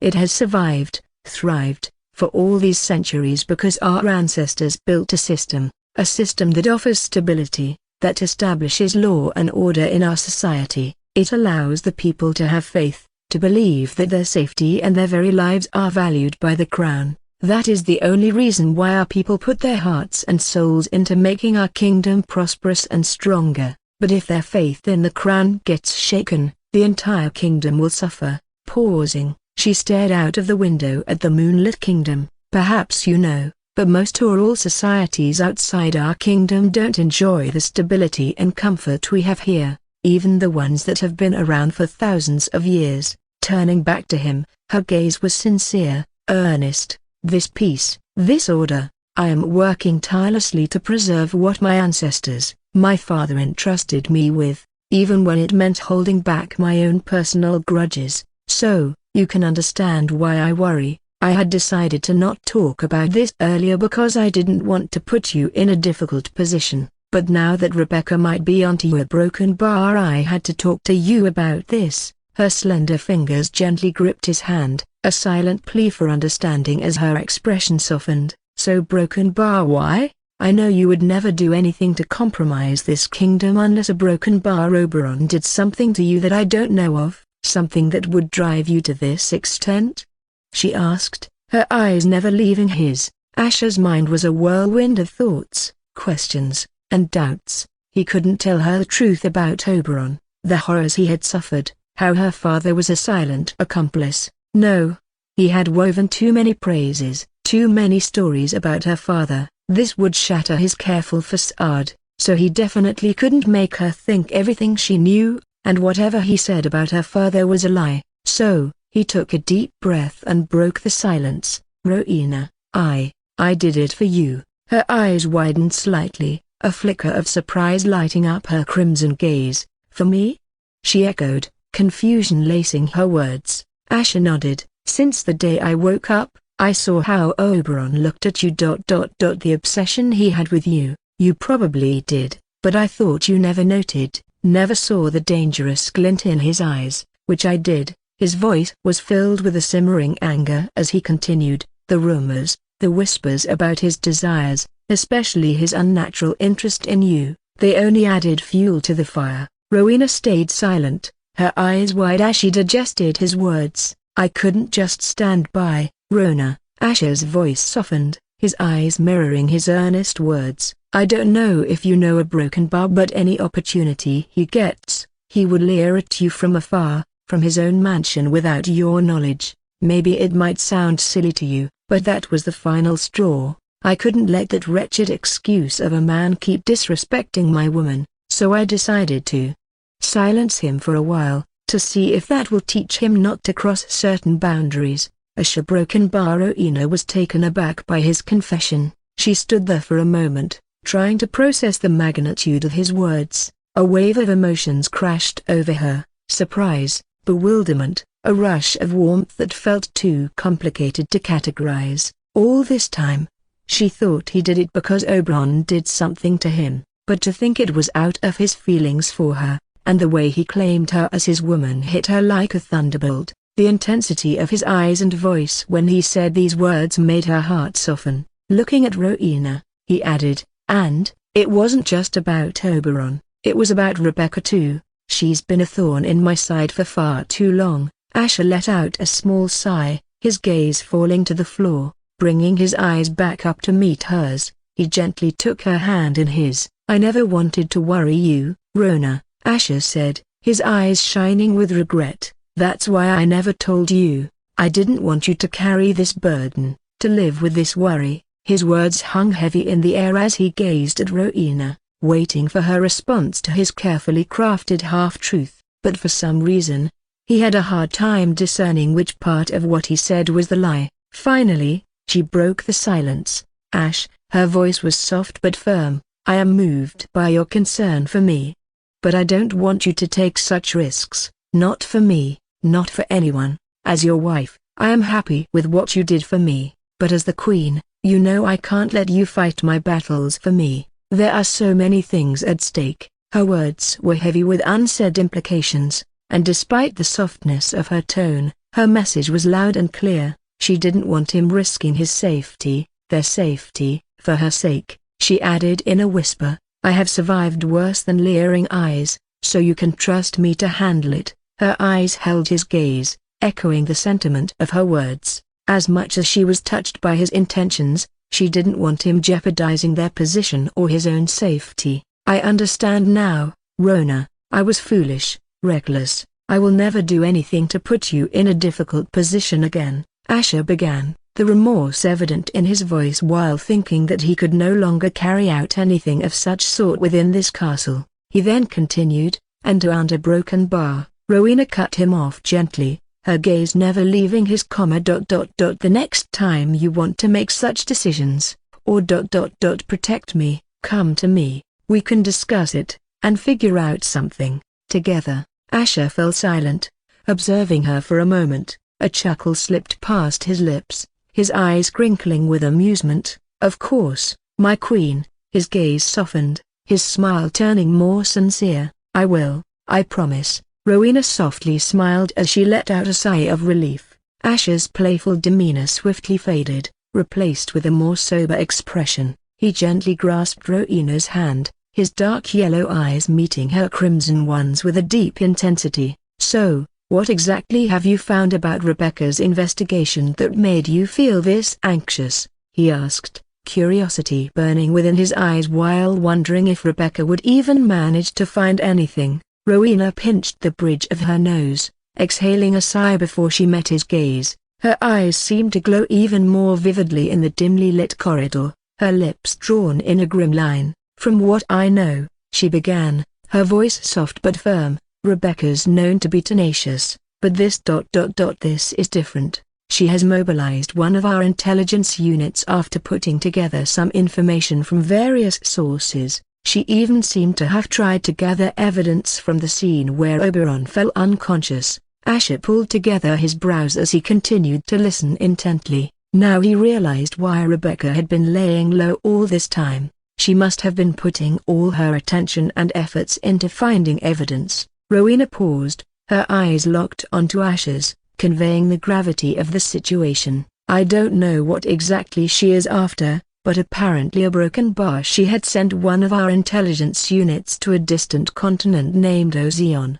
They have yet to get back, but they managed to quickly send a report to me." Asher furrowed his brows. "Ozeon? Isn't that a small continent where at least 1/3 of its lands are wasted?" Asher didn't know much about this continent except for something brief like this. He felt he should surely read up more about this continent in the library. As far as he knew, his geographical knowledge about this world couldn't be more poor, since he was so focused and still was about learning the vast culture and traditions of the Bloodburn Kingdom. He never really got the time to delve into other topics, especially when his main focus was on completing quests. Rowena shook her head softly with a look of contemplation. "It is a land mostly filled with sorrow and darkness. I don't know why Rebecca felt she might find something there." Rowena shifted her gaze toward his face and added, "You also seemed surprised, and you never visited that continent before." A broken bar. Rowena inwardly felt relieved since Asher had no connections to that continent in any way. Still, her worries weren't fully alleviated, making her ask with a tinge of flicker in her eyes, "Buta broken bar, can you tell me how you did it? If I know, I can be prepared to deal with it." Asher let out a slow sigh, a contemplative look gracing his face as he returned her gaze. "Rona, I'd love to be transparent with you about this, really," he began, a serious note creeping into his voice, "but I can't. I made a promise to keep it a secret, to the person who helped me." Rowena's eyes reflected understanding but also a glint of curiosity. She could not help but wonder who could be powerful enough to assist Asher in such a task and leave little to no traces. Not even expert assassins could manage to do something like that. However, she concealed her curiosity, her voice steady as she responded, "I understand, Ash. If you've given your word, then I know you must honor it." Her gaze softened, her hand lightly squeezing his. "But if things turn problematic, I want you to come to me. Until then, I trust you to handle this." Asher's face lit up with a slight smile, his gaze meeting hers with an understanding that only they shared. "Of course, I got this." His brows then furrowed as he asked, "Buta broken bar, do you know if I really left any trace or evidence in that room? I mean a broken bar, you must have done your own investigation just to be safe, right?" Asher guessed Rowena must have already used her people to investigate and see if they should cover anything up to prevent Rebecca from catching on. Rowena's expression fell into a contemplative one as she answered with a soft shake of her head. "One of the main reasons I never talked to you about this before was because I was confident you never left any trace, astonishingly, but my father also taught me that there is no such thing as leaving no trace. Everything we do, every action, no matter how careful we are, can leave some trace in some form or the other." Asher took a deep breath while still thinking hard if he made some mistake, and again, he came to the same conclusion that it was a perfect plan. It would only look as if Oberon's injuries suddenly got worse, but that also could be the root of all suspicions. "I see a broken bar, but is there any way you can stop Rebecca from investigating?" Asher asked, having a gut feeling that Rebecca might really be onto something even if he was confident about leaving no traces. Rowena pressed her lips together firmly as she said with an icy glint in her eyes, "I did stop her from using our resources to investigate, but that wouldn't stop her from continuing the investigation using her own resources." Her gaze shifted to Asher with a hint of urgency and cold determination. "That is why, you should continue with what we planned earlier and find any weakness she has before she can cause trouble for us." Asher slowly took a breath as he nodded with a grim, determined light in his eyes. That woman, no matter how unhinged she might be, cannot be simply left alone. The bigger question was whether he would be able to corner her before she could cause trouble. Another month passed. It had only been 2 months since the war with the Umberalfians, but the people, especially the ones in the north, were trying to get their lives back to normal while trying to move on from their losses. Elsewhere, in the central royal city, garbed in an elegant maid's outfit of black and white, a figure moved with an alluring grace amongst the bustle of the marketplace. Her raven hair cascaded down her back, contrasting against her smooth red skin. A simple white apron, meticulously clean, was cinched around her slender waist, accentuating her hourglass figure and voluptuous bust. Her dark blue eyes, filled with a captivating mix of grace and modesty, scanned the vendors' stalls around her. As she clutched a small basket, anyone could easily recognize her as Marina, the royal consort's maid. The marketplace itself was an exuberant display of the vibrant culture of the Bloodburn Kingdom. Stalls lined the broad streets, laden with an exotic array of goods that were a reflection of the diversity of the kingdom. Brilliantly colored textiles fluttered in the breeze, while ornate jewelry glinted in the sunlight. The air was thick with the aroma of freshly cooked meat,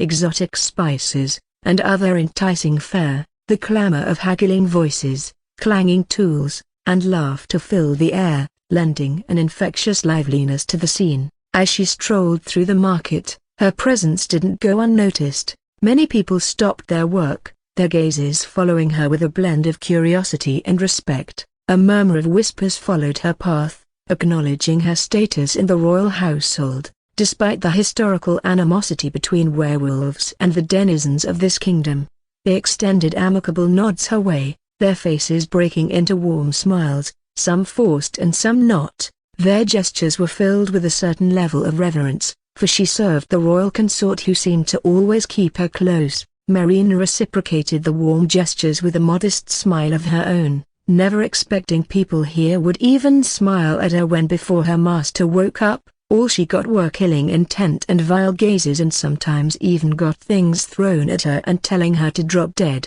The only reason nobody tried to kill her during those times was because her daughter had a close connection to the queen. This made her realize how far she had come because of her master, and after being with her master over time, she had started getting used to this scene before her. As she went about her chores, buying ingredients for her master's meals, a sense of contentment filled her heart. The simple act of preparing meals for him, seeing his satisfied smile after tasting her cooking, was a source of immeasurable joy to her. He only trusted her to cook his meals, and she felt honored he entrusted her with it. As Marina carefully selected the freshest meat and fragrant spices from one of the stalls, she suddenly felt a gentle touch on her forearm. Startled, she turned, meeting the gaze of a veiled figure dressed in all black attire. The womanly figure was averagely tall and slender, her posture dignified, and an aura of danger radiated from her. "Done picking up ingredients for our dear royal consort?" A mellifluous voice purred from behind the veil, hinting at a playful amusement. Marina let out a soft gasp, her heart skipping a beat. The scent that wafted from the veiled figure was unmistakable. It was Sabina Thorne. It was no surprise she wasn't able to notice her sneaking up behind her. Why would a distinguished young lady like her approach a servant like her? And the fact that she suddenly approached her out of nowhere made her skin prickle with unease. However, maintaining her composure, Marina wondered why she was here in disguise. Does this mean she should act like she doesn't know her? Noticing the confusion on Marina's face, Sabina's voice softened. "Don't be so stiff, Marina, just act like we're two old friends talking, no need to be formal at all." Despite Sabina's friendly demeanor, Marina wasn't feeling at ease at all, but she managed to keep a light smile on her face. All right," she responded, trying to keep her tone as neutral as possible without trying to sound too polite. Sabina lightly tugged at Marina's arm, a hint of mischief in her voice. "You still haven't answered my question. Are you done shopping?" Marina glanced at her half-filled basket, then at Sabina. Although she still needed to buy a few more things, she felt that the situation had changed. Sabina, the young lady of House Thorne, was here, and with her here she surely cannot continue shopping at her leisure, so she decided to handle this unexpected situation first. Smiling, she replied, "Yes, I have finished my shopping. Is there anything I can help you with?" Sabina winked beneath her veil, her tone carrying a hint of playfulness. "Well, I thought we could go for a walk together. Do you mind? I have been quite busy dealing with troubles back home and felt that we didn't get a chance to bond after the war." Marina felt a flutter of anxiety. She was not sure of Sabina's intentions, but she also knew that she couldn't refuse her. So, she nodded and agreed. "Oh, of course.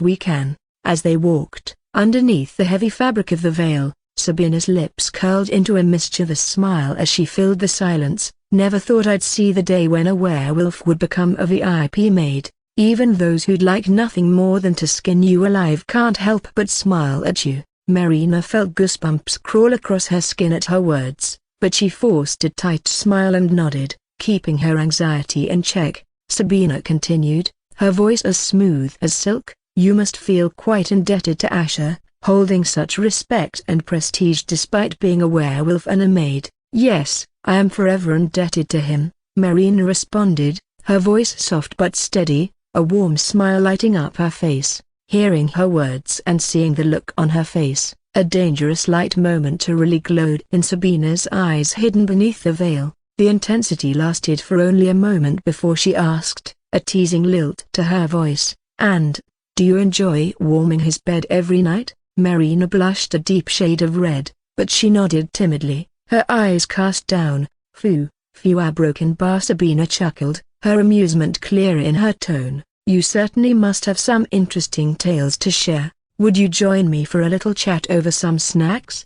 Broken bar. Marina wanted to return to what she was doing, but feeling Sabina's gaze, oh of course broken bar, but I have to return to my duties soon, she managed to reply, her voice still slightly shaky from the unexpected line of questioning. She was beginning to worry about where this conversation was heading, but she had no choice but to handle this carefully. Sabina merely offered a dismissive wave of her hand. You don't have to worry about that, we'll be done with our talk soon enough. Marina nodded slowly, but an uneasy feeling continued to gnaw at her insides. She followed silently as Sabina led her through the bustling market, moving towards a more secluded part of the town. The destination was an old, dilapidated building standing amidst a desolate alleyway. Sabina pushed open the creaking door, and with a sly smile, she motioned Marina to enter the darkness that lay beyond. This is the only place I know where we can talk without anyone interrupting us.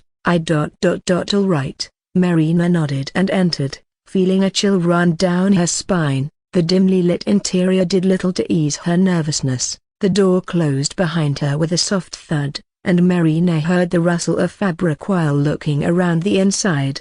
Behind her, Sabina removed her veil and the cloth covering her head, her silky, long silver hair cascading down like a waterfall. The veil no longer hid her ghostly red eyes that were glowing ominously in the dim light, while her lips slowly began to twist into a dangerous smile. A sense of impending doom washed over Marina that made her skin prickle with even more intensity, making her turn around. Just as she did, her eyes widened as she dropped the basket. But before she could utter a word, her vision blurred, and then, darkness. Sabina's voice echoed in the dark silence. Now, we should get down to business, shall we? But by then, Marina had already succumbed to the darkness. Few minutes later, a broken bar. Marina's eyelids fluttered open, her vision blurred at the edges. As her eyes started to regain their focus, the memories of the encounter came crashing back. Fear and panic surged through her as she attempted to move, only to look down with a quivering gaze and see that her limbs were bound to a chair by strong glowing restraints. She could do nothing but squirm futilely.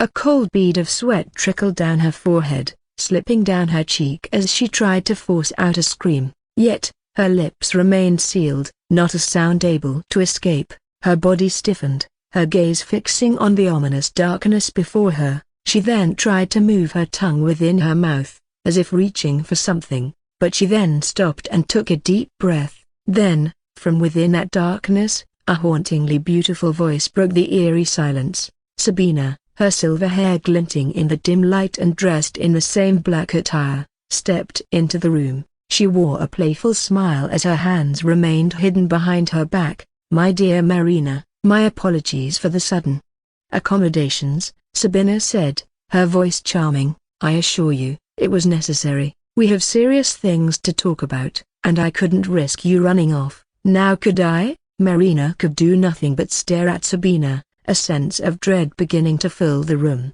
Marina's heart pounded in her chest, reverberating against her ribcage like a drum echoing through the silent chamber. Her dark blue eyes widened with a mixture of fear and disbelief. boring into Sabina's amused gaze. The eerie, playful smile that danced across Sabina's face only amplified the sense of danger, chilling Marina's blood. She grimaced as she strained against the magical restraints, but the panic soon ebbed, replaced by a calm resolve. She might be in a dire situation, but this wouldn't be the first time she found herself in one. There was no point in panicking in a situation like this. She definitely had to think, and so her eyes met Sabina's, holding her gaze steady despite the perilous situation. Sabina slowly walked towards her. "Now, listen carefully." Sabina's voice cut through the silence of the room, her words rolling off her tongue like a chilling lullaby. "I am going to offer you 3 choices, and your life definitely depends on it."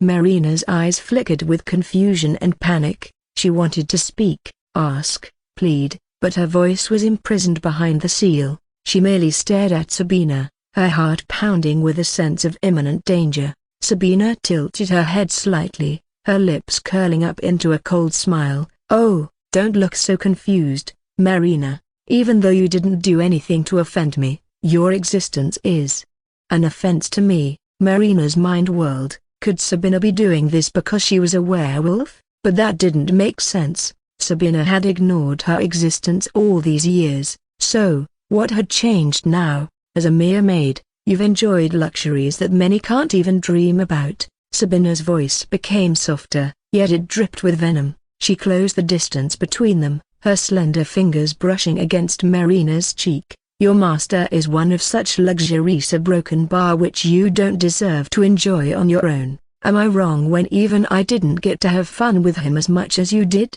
Marina felt a chill race down her spine. She blinked rapidly, trying to comprehend what she was hearing. Was this really about her master? She knew her master visited Sabina a few times on account of learning to brew potions, but she never suspected an affair. Sabina was betrothed and a woman of her status. Was she also willing to take risks like her master? Was this why her master never took her along whenever he visited the Dreadthorn castle? Sabina leaned closer, her breath ghosting over Marina's skin. "Rowena has already beaten me to hem a broken bar just as she does in everything else, but a mere maid, a werewolf at that. I cannot let you enjoy the perks of getting ahead of me. Not when I've yet to claim him as mine, so I can't just sit by and watch you distract Asher from becoming mine. As people say, if a woman wants a man to fall in love with her, he can't be surrounded by other women. Even if you are just a maid, you have the beauty and charm to ensnare him, and I can't have that," Sabina continued, her voice dropping an octave, wrapping around the room like a chilling wind. Marina clenched her hands, every nerve in her body pulsing with fear but at the same time a fervid sense of indignation for telling her that she didn't deserve to be with him. In this kingdom, she might belong to the lowest ranks of society unlike Sabina, but Sabina can never match the loyalty and love she has for her master. However, she held her gaze steady, refusing to let Sabina see the tremor in her heart. "So broken bar, your first choice is to leave this kingdom, never to return, and you get to live," Sabina offered, her fingers delicately tracing her lower lip. Marina's heart jolted. To abandon her master? That was unthinkable. She would never, and it also didn't seem like Sabina would simply let her go like that. But she maintained her expression, waiting for Sabina to finish. "But the second choice, now that's a favorite of mine." Sabina raised a second finger, her lips curling into a predatory smile. "I could have fun with you until you break, and once you're broken, it would be easy to frame you as a traitor to our kingdom, and have you and your entire family executed." Marina felt a cold chill run down her spine at the horrific choice, yet, she remained as still as stone, her eyes firmly locked with Sabina's. "And the third choice, it's rather simple." Sabina raised a third finger, her smile never wavering. "I could stage your death, make it look like you were murdered by one of our aggrieved people seeking revenge against your kind. This choice would at least save your family." A cold sweat broke out on Marina's forehead. This woman.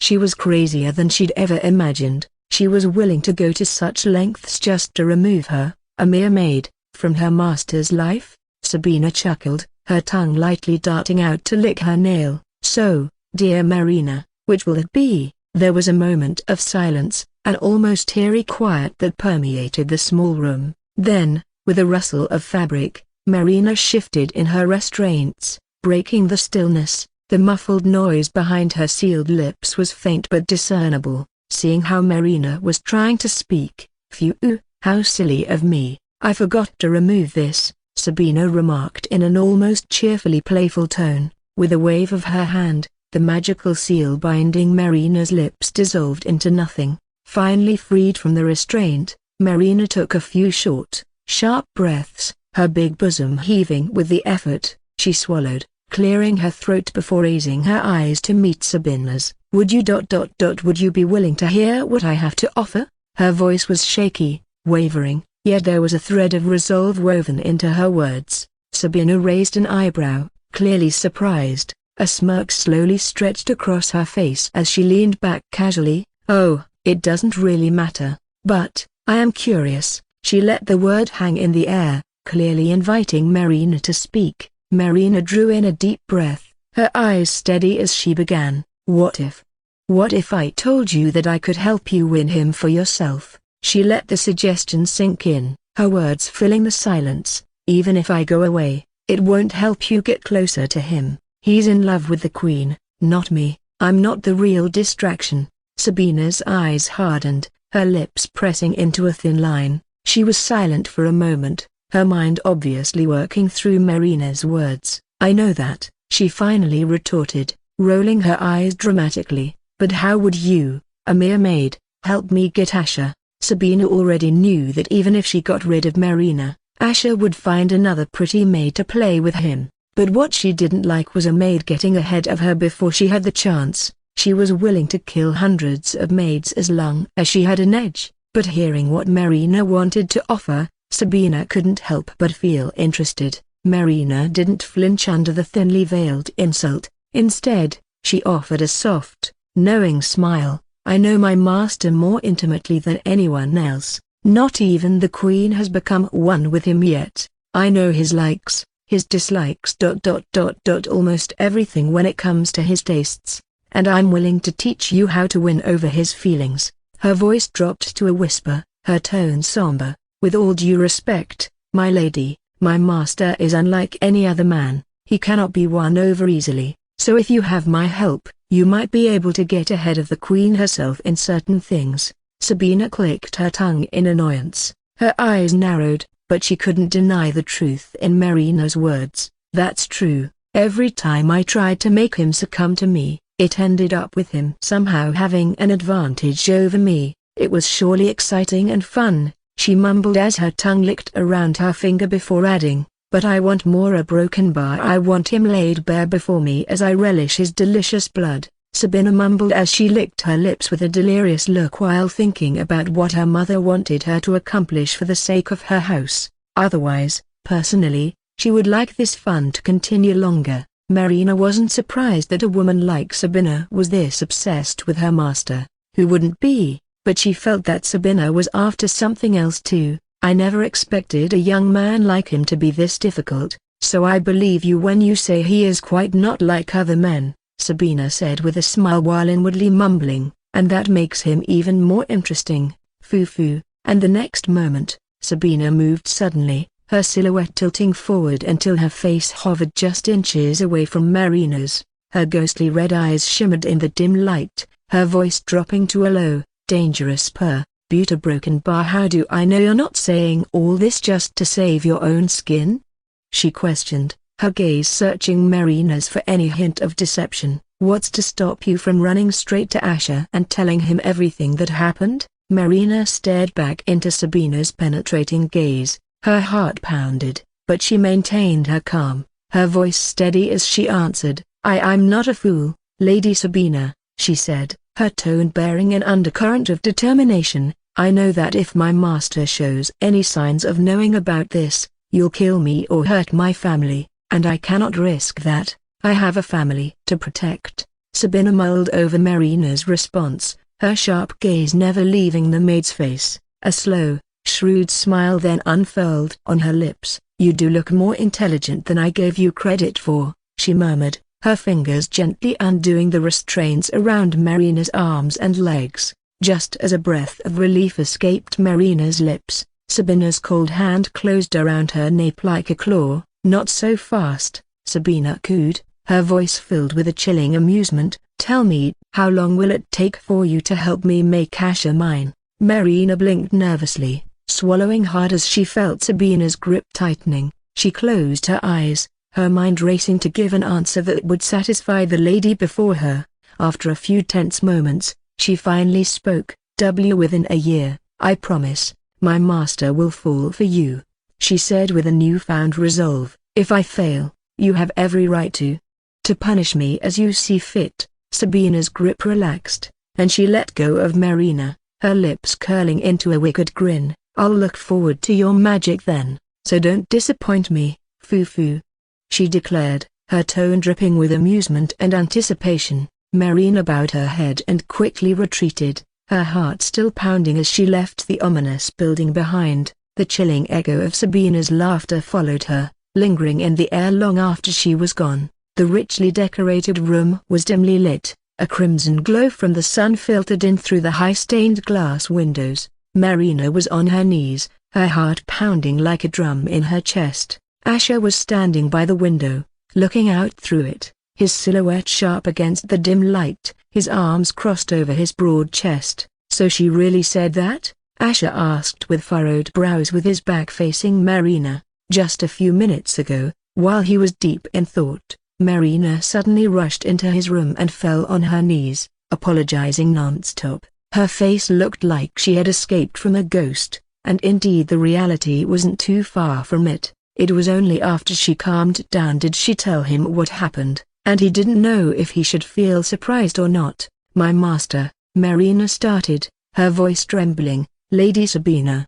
She confessed to me, she wants you, for herself." Asha didn't move for a moment. The only sound in the room was the faint rustle of his clothes as he tensed. "And she was quite motivated?" he finally asked, his voice neutral, betraying none of the surprise Marina expected. Marina nodded, even though he couldn't see her. "Yes, master, she threatened me. She said she wouldn't tolerate my presence around you. She also expressed how she wanted to divert your attention away from the queen." Marina still shivered when thinking about how she was this close to either getting killed or getting tortured. After living in this kingdom for so long, she had heard rumors of how Sabina's torture could make one wish for death till their last breath. Asha was sure by now, Sabina wanted to make him fall for her so that she could make him do everything for her, starting with giving Khaleesa to her house. He knew House Thorn would try to get to him, but he didn't expect it to be so soon. Barely 2 months had passed after the war, and they were already trying to prey on him. Still, he didn't expect Sabina to get this desperate, nor did her parents seem like the people who would tell her to make a move like that. Was she that determined to help her house, or, realizing something, he inwardly smiled. However, on the outside, a soft sigh came from Asha. He turned around to face Marina, his sharp eyes examining her in the dim light. He walked towards her, each step resonating through the silence of the room. "I'm afraid there's not much I can do, Marina," he admitted. "If someone like Sabina is determined to harm you, I can't really stop her." Fear gripped Marina's heart, but she quickly swallowed it down. She lowered her head, clutching her chest, her fingers clutching the fabric of her dress. She knew House Thorn was also greatly feared for their assassins and could make people disappear without a trace. It wouldn't take much trouble for someone like Sabina to get rid of her. It was not as if her master or anyone powerful could keep an eye on her 24/7, nor can she forever stay in this castle. "I know, master," she murmured. "I don't care about what happens to me. I wanted you to know, to warn you, so you can be prepared to deal with her." With his gaze focused on the maid before him, Asha took a step forward, bending slightly to lift Marina's chin with his finger, gently nudging her to stand up. His eyes were firm, a hint of a smile playing on his lips. "But you don't have to worry, no one is going to die," he reassured her. His tone was light, as if they were discussing a mere trifle, not matters of life and death. Marina looked at him in surprise, her brows raised in an unspoken question. She hadn't expected her master to be so cavalier about the whole situation. He could have simply made himself wary of Sabina. So was he doing this just to protect her? Relief washed over her. If he said there was nothing to worry about, she believed him. She had complete faith in him. In a quiet voice, she asked, "What do you plan to do, Master?" A cold smirk played on Ash's lips. "No one can walk over my people and expect to go scot-free, not even Sabina," he declared, his eyes hardening with determination. "She's given you a year, so, in that time, I'll find a way to make her succumb to me, not the other way around." If anybody else heard that Asher planned to make one of the most frightening soul devourers of this kingdom succumb to him, they would surely think he went bonkers even for someone special like him. However, a small smile crept onto Marina's face, lighting up her worried eyes. She believed him. She knew that her master, Asher, can be the only one who can deal with someone like Sabina.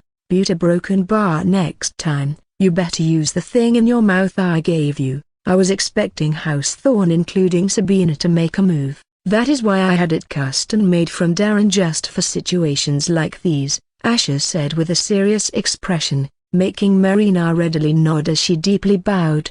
"Forgive me, Master, I was about to use it, but I wanted to find out what Lady Sabina's intentions were for you." She now realized why her master didn't seem that surprised. He was already expecting something like this to happen, and the fact that he took measures beforehand to protect her life only went on to show how much he valued her. Asher softly nodded with an appreciative look. "I know, and I never thought you would handle it this well. Nobody else might have walked out of there alive." "Thank you, Master." A broken bar, Marina said with a soft smile, feeling flutters upon hearing him compliment her. "Butte a broken bar. No need to take such risks next time. No other maid can replace you," Asher said as his brows wrinkled and he turned around, making Marina slowly raise her head and stare at his back as her lips broke into a soft smile, her chin quivering subtly. A day later, in one of the plush outer gardens of the Bloodvein castle, a man and a woman were watering the plants using a special water-like liquid to help them grow in the harsh environment of this world. The garden itself was an epitome of serenity. An elaborate display of flowers in full bloom, their vibrant colors playing beautifully against the green of the castle's outer lawn. The fragrance of blooming flowers wafted through the air, carrying a sense of tranquility with them. Exotic plants of various kinds sprawled around, their leaves gleaming under the sun, adding to the majestic splendor of the place. Nada Valentine stood there under the scorching sun, a vision of allure amidst the heavenly scents of the sprawling gardens of Bloodvein Castle.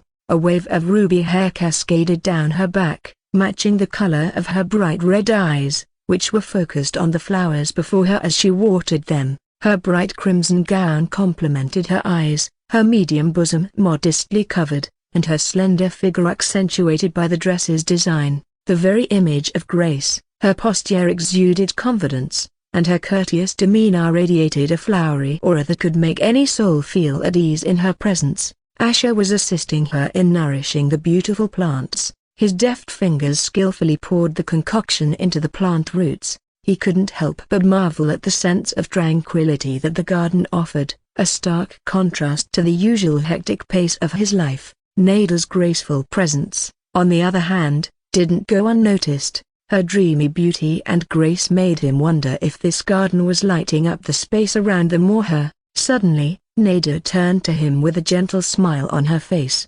My consort Asher," she began in her velvety voice, "did you travel all the way here just to help me with the gardening as a thank you? I believe you already thanked me through a letter right after the war." Asher rose from his kneeling position by the flower bed and, turning slowly towards Nada, he gently picked a stray leaf off his sleeve. "One of the main reasons I came all the way here was indeed to thank you personally, my lady," Asher said, his eyes revealing a heartfelt sincerity. "If you hadn't told me about the Kraken's weakness, we would not have won the war so easily." Nada laughed softly, a melodious sound that echoed through the vibrant garden. Her ruby hair shimmered under the sunlight, its brilliance rivaling the explosion of colors around her. As she moved lithely amongst the exotic plants, the hem of her elegant gown gently kissed the dewy grass, leaving a trail of faint sparkles in her wake. "Oh, it was nothing," she said, downplaying her contribution. "I only wanted to protect our kingdom from further losses, and since my house couldn't participate in the war, the least I could do was this." But Asher wasn't convinced. He squinted slightly as he studied her, tilting his head in bemusement. "Why me, though?" he asked, a touch of curiosity lacing his words. "You could have told any of the more formidable experts in our kingdom. Why someone like me, who is far from being the strongest in this kingdom?" A serene smile crossed Nada's lips as she regarded him, her bright red eyes glistening with an unreadable emotion. "I must admit," she began, her voice cool as a summer breeze, "initially, like everyone else, I thought you would amount to nothing as a cripple. But, after witnessing you defeat the Hellmaidner, an achievement that no one else has accomplished, I knew you had the potential to perform the impossible, including crippling the Kraken." A low chuckle bubbled up from Asher's throat, his eyes sparkling with mirth. "Well, I am flattered that you think so highly of me, my lady," he said, a playful glint in his eyes. After interacting with Nada all this time, he felt that she was the kind of woman who seemingly had an answer to everything, even in dire situations like when the Umberolfians suddenly started a war. She also seemed quite easy to talk to, just like Cookus once said. Unlike other seniors of her age, Nada's aura was gentle and soft, without putting on any airs. She was so helpful to him, he felt he should thank Sylvia for helping him get introduced to her mother. In a way, he guessed she was probably being so helpful because of knowing his potential, just like she said, but at least she was open about it, and so he paused, a more serious expression replacing the amusement. "Forgive me for being shameless, but there is something else I'd like your advice on." His words trailed off, inviting her to lend an ear to his queries. "Feel free to ask anything, Consort Asher. There's no shame in seeking advice from me, especially since it's you," she said, her voice as smooth and melodious as a tranquil brook. Asher, standing tall in the midst of blooming plants, met her gaze with a casual shrug. "It's not much of a trouble, really,"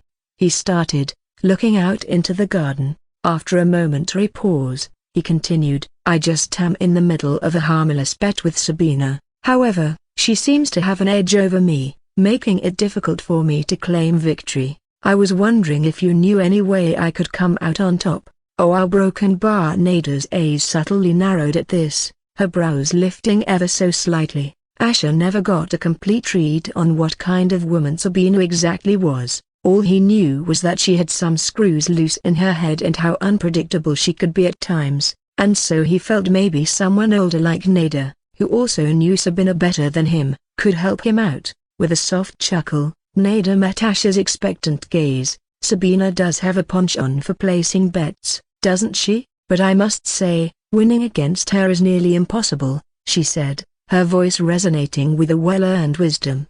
Asher, always the keen observer, picked up on the significance of her words. His sharp eyes reflected a hint of intrigue. "You said nearly impossible. Does that mean there's a way? A weakness, perhaps?" Nada continued to water the plants, a light smile gracing her lips. "Sabina is, despite her eccentricities, quite an intelligent woman, and as the eldest among the younger generation of her house, she's dedicated to protecting the welfare of her house and, most of all, her own prestige just like any other young lady. It's safe to say that she would avoid making any mistakes that would put her at a disadvantage, especially when it comes to bets," she observed, her words echoing in the peaceful silence of the garden. The hint of disappointment was evident in Asher's gaze, but he remained silent, his attention unwavering. As if sensing his disappointment, Nada continued, a reassuring glint flickering in her ruby eyes. "However,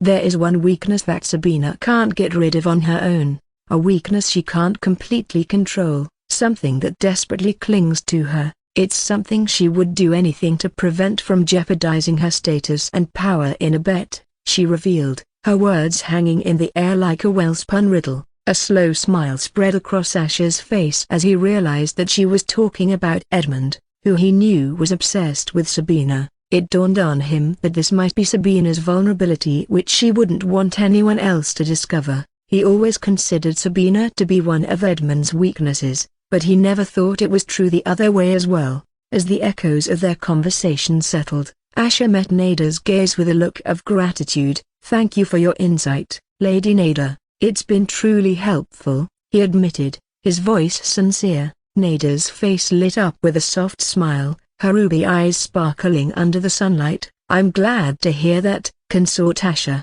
I must say, I'm personally rooting for you to win this bet," she confessed with a pleasant smile. "Thank you, I appreciate that," he responded, his smile mirroring hers. Suddenly, Nada's tone shifted. "Now, forgive my abruptness. A broken bar. There's a small favor I'd like to ask of you, Consort Asher. That is, if you're willing to help me out," she said, her eyes meeting his with a request. Astonished, Asher tilted his head, his brows furrowing as he asked with a casual shrug, "Why would someone as powerful as you ever need a favor from me?" he asked, his curiosity piqued. With a graceful wave of her hand, Nada brushed off his concern. "Don't downplay your own capabilities, Consort Asher. My request doesn't require brute strength, just your wits, which I believe is better than any man of your age," she reassured him. "But you don't have to agree if you are not comfortable." The wheels of Asher's mind started spinning, contemplating the pros and cons of accepting Nada's request, deciding that maintaining a balance of give and take with someone like Nada was important. He decided, "I'm willing to help out if you think I can be of assistance," he declared. Asher felt that he could always refuse on the spot in case this favor required him to do something he was not comfortable with. Nada's smile widened, her gratitude evident. "Thank you, Consort Asher. I wouldn't be needing your help anytime soon, so I will let you know. In the meantime, I am looking forward to seeing you on my floor for the trial, and I hope you have been preparing well for the quest for the worthy."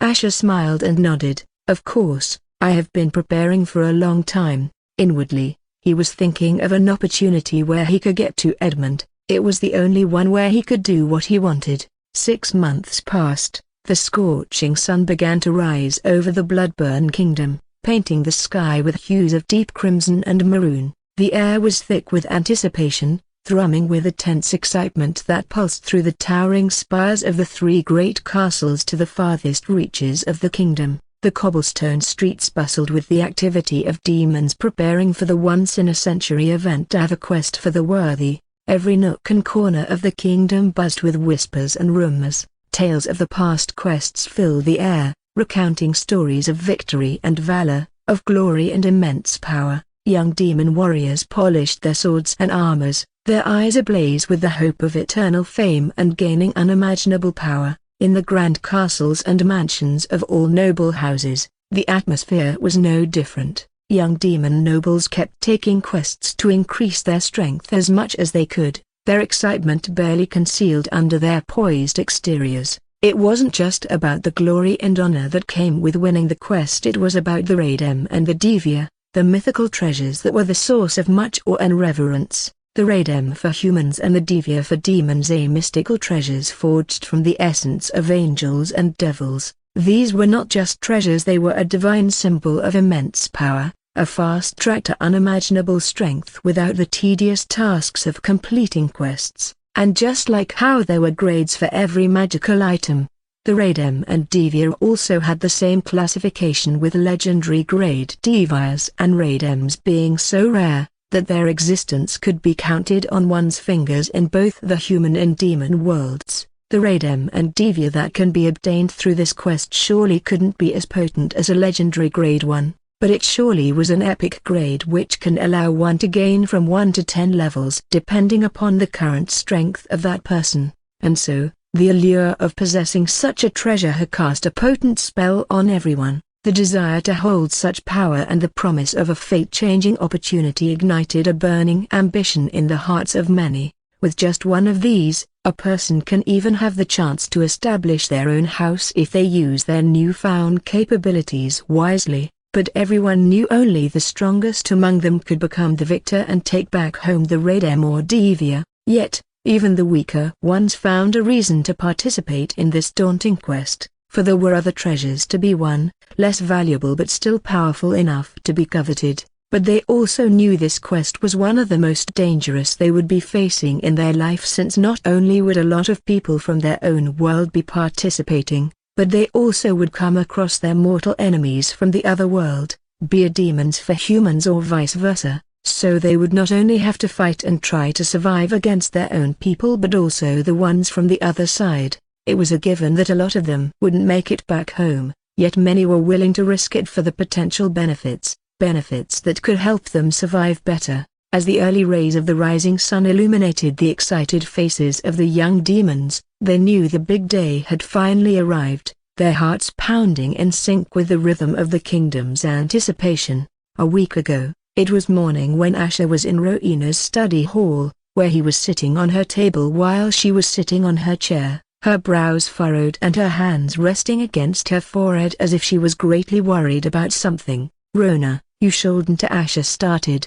only to be interrupted. "Asher, you should reconsider," Rowena voiced, her fingers drumming on the table. "There are many young powerhouses who will participate in the quest for the worthy, Sylvia and her brother Jill, Edmund, Sylvan, Sabina ...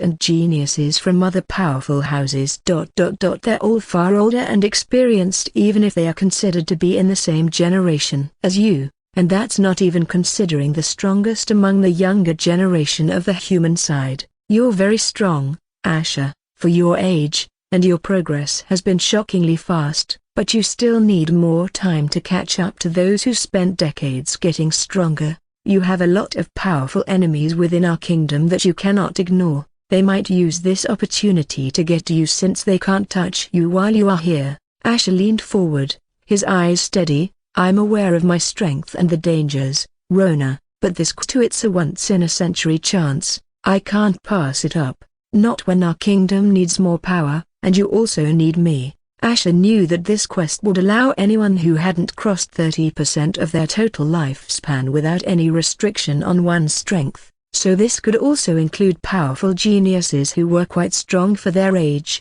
just like the ones Rowena mentioned, but that didn't mean he could let such a huge opportunity slip by him. He then added, "And if it makes you feel better, I got Isola to protect me even if Eradicator cannot join." Asher knew Eradicator was 102 years old, and she narrowly missed the chance to join, though it didn't matter to him. Rowena's eyes narrowed upon hearing him mention Isola. Noticing her expression, Asher said with a sigh, "Don't look so unconvinced.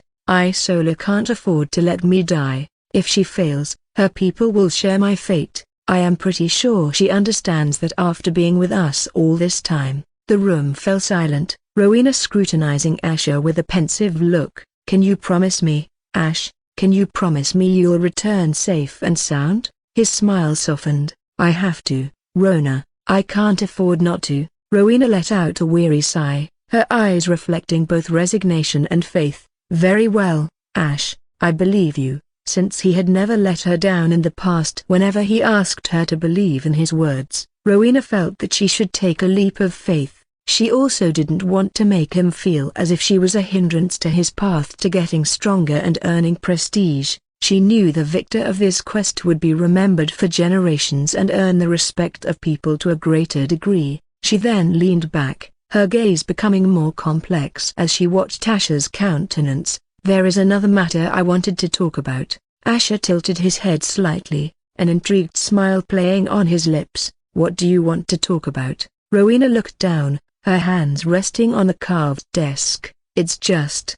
have something happened, Ash?" His brows furrowed at her vague question. "Nothing happened," he replied, shrugging nonchalantly. "I don't understand. What are you asking about?" Rowena closed her eyes for a brief moment, considering her words. She wanted to ask him why they had been spending less time together for the past few months, why their shared painting classes had dwindled and why the magic of their bond seemed to have dimmed and been replaced by something that made her feel as if he was slipping away from her hands, but she couldn't voice her concerns outright, and so she sighed. "You just seem to be quite busy recently." Understanding dawned on Asher's face, but he didn't want to admit the truth to her, which was gnawing at his heart. Instead, he gave her a mild chuckle. "You know, I've been focusing on training and preparing for this upcoming important quest all these months," he said. As you said, I am lagging behind the others, and I have to work harder to catch up.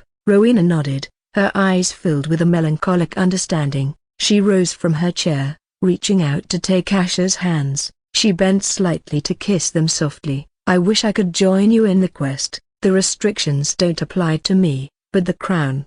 Her words trailed off, her expression tinged with apology and sadness. Asher reached up to tenderly kiss her forehead. Don't worry about it, Rona, I understand, he said. Even if you disappear for one day, this kingdom would be compromised, so I need a home to come back to, and without you here to keep the kingdom safe, there won't be one. Rowena nodded again, her lips curling into a faint smile at Asher's words, but a subtle unease lingered in her heart, even as his comforting words echoed in the silence of the study. The water in the Nyadon village glistened under the brooding morning sun, waves rippling as Khaleesi, with her imposing appearance, roiled the waters with her playful antics. She thrust her enormous pincers above the water and manipulated the aquatic element with newfound dexterity, causing sparkling droplets to dance in the air as they began to resemble the figure of the man sitting before her. She glanced at her master,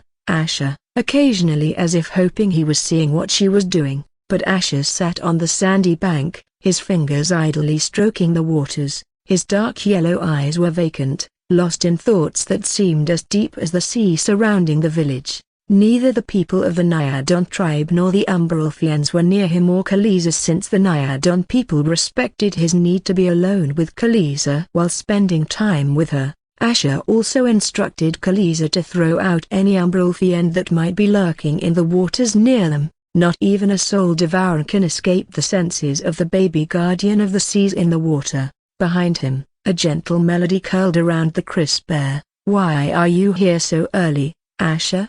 Isolo asked, her lilting voice soft yet compelling. Her luminous white hair cascaded down her shoulders, swaying rhythmically in the sea breeze as she approached him, a curious expression on her face. She extended a delicate hand and gently caressed one of Khaleesi's pincers as she praised her. You seem to be getting good at learning new tricks, Khaleesi. We are so proud of you. Coo, coo. Khaleesi snapped her pincers together in excitement, her bulbous eyes glowing with joy and exhilaration upon hearing her words. Asher was drawn out from the depths of his musings by her voice. He turned to face her, a question immediately surfacing on his lips. Did you meet today's quota of life crystals before coming here? If not, before he could complete his sentence, Isola cut him off. She lifted a glowing silver scroll from her side, her confidence lighting up her sapphire blue eyes. You don't have to always be worried I am going to forget. I took care of it, she said, proffering the scroll. Your life crystals for the day are all in here. Isola knew better than anyone that after the incident when she accidentally delved into his memories, Asher had chosen to abandon the conventional method of life crystal transfers. The luminous scroll was a traditional method of transferring life crystals and was mostly used for official transactions, especially between merchants or people who were too far away from each other or had some other reason to be unable to complete the transaction in person. It also was one of the safest ways since the scroll was similar to a contract, and the one who signed it could decide who could take the life crystals stored within it. In this case, since Isola used Asher's seal to bind the contract, only Asher can take the life crystals. But, why are you here? Usually, you'd be busy with quests around this time, Isola inquired, tilting her head, a hint of curiosity etched on her face. Asher shrugged nonchalantly. I'm on the brink of leveling up, can't take up any new quests at the moment, he explained, his eyes darting back to Khaleesi, who was creating whirlpools around her with youthful exuberance. Isola let out a soft hum as she sat down beside Asher. Perhaps that's one reason, but could it be that something else is troubling you? Asher let out a scoff at this, a smirk painting his face as he turned towards her. What makes you think that? Can't a man simply take a break to enjoy the company of his beast companion? Isola, undeterred by his casual dismissal, narrowed her eyes at him. I may have known you for less than a year, Asher, she began, her gaze steady and probing, but I know enough to understand when something involves a broken Baroina. Upon hearing Rowena's name, Asher's brows knitted together, but he continued to remain silent. Isola sighed and said, "Months have passed, and yet I can only see you getting more troubled with the burden of what you experienced and felt, and since you always refuse to talk about it, you are only hurting yourself. Do you think you will be able to get vengeance in your current state of mind, or what if it gets too much for you to bear, and you do or say something you might regret before Rowena?" Asher suddenly clicked his tongue. That is exactly what he a broken bar. A hint of frustration crept into his gaze. "Rowena, ha!" he murmured under his breath, a far-off look clouding his eyes. He picked up a small stone and, with a swift flick of his wrist, sent it skipping across the serene water's surface, causing ripples to spread out like the troubled thoughts brewing within him. "I can't keep doing these a broken bar," Asher finally admitted, his voice betraying a hint of desperation that he hardly ever revealed. His face hardened as he glanced towards the horizon, the sight of the brooding dark sun seemingly reflecting his inner turmoil. "Every time I see her face, I'm reminded of what happened. The pain a broken bar." His words hung in the air like a heavy cloud, a stark reminder of a past that was gnawing at his sanity. He winced, clenching his fist as if physically trying to hold onto his slipping control. "I thought I could manage it the longer I keep it up, but it's not getting easier, as I thought it would." His gaze turned steely, a cold resolve taking hold. "As time passes, it's only becoming harder. I can't risk losing control, doing something I might regret, just like you said, and ruining everything." Rowena is quick to catch up on even the smallest things, he confessed, his voice almost a whisper now, battling with the gusts of the evening wind. Asher realized he didn't mind venting to Isola since she already knew things, and if she wanted to turn on him, she would have done it a long time ago, and it felt oddly comforting to vent out his thoughts, the burden in his heart lightening just by a fraction. Isola didn't expect him to suddenly vent, but she listened quietly, her expression inscrutable. Her sapphire blue eyes reflected the sorrow he was feeling. She knew all too well the struggle of living with the weight of the past. After a moment of silence, she finally spoke, her voice soft and soothing against the fading echoes of Asher's confession. "I understand, Asher," she murmured, her gaze locked onto his. "Pain has a cruel way of keeping the past alive in our hearts, haunting our present, and casting a shadow over our future." As she said this, she remembered certain memories that still stung her heart. She gave him a small, sympathetic smile, her eyes glimmering with a faint sadness that spoke volumes about her own history. "When I lost someone I considered as my sister to the cursed wraiths, my father said time heals, but that it also has a way of ripping open old wounds when we least expect it. Unless a broken bar, we deal with it in the right way." Asher subtly shook his head and asked after a few moments of hesitation, "So these old wounds you have a broken bar, how did you deal with it?" Isola's gaze became glazed as she said, "Even if what we went through wasn't the same, it doesn't change the fact that you have to make peace with it just like I did. I focused on ensuring a better future for my people as a way of honoring the memory of my sister and the ones I lost on the way. You can't let these old wounds eat you away from inside." She then looked at him and said with a look of resolve, "I may not be fond of Rowena, but after seeing you two all this time, I can say she loves you more than anything. What she did and what you did was the consequence of what you both were. Both of you didn't have a choice. Maybe you shoulda know," Asher curtly said as he looked at her with a hardened gaze. "I had no choice but to kill her father to save my world, which he tried to destroy. But she broken bar, she had the choice to let go of my mother and fail a measly reaping quest. She had a choice, in that way. So did you whenever you killed a father, a mother, a sister, a brother, a daughter, or a son of a demon during your quests as a hunter. But those acts are broken bar you did not only for the sake of survival and to protect your world just like Rowena did, but also because of the hatred you held towards demons just like us demons who resent humans. Not even a year had passed since I started doing quests in the human world,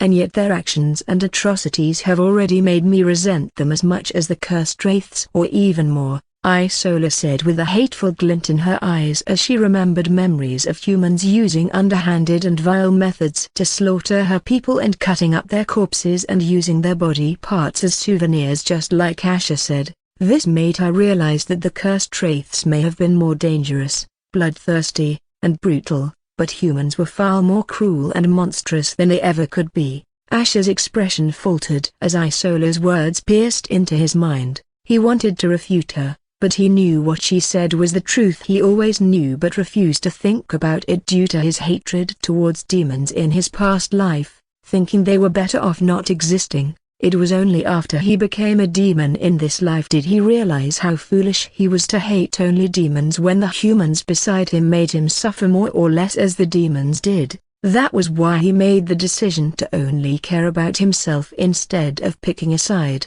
Still, he took a feverish breath as he said, "I know a broken bar. It's natural that hunters and demons will always kill each other, but since it's her that did these a broken bar, I can't make peace with it. A broken bar, I can't go through it all over again. Every time I trust someone, things only go wrong for me, and I end up paying the price."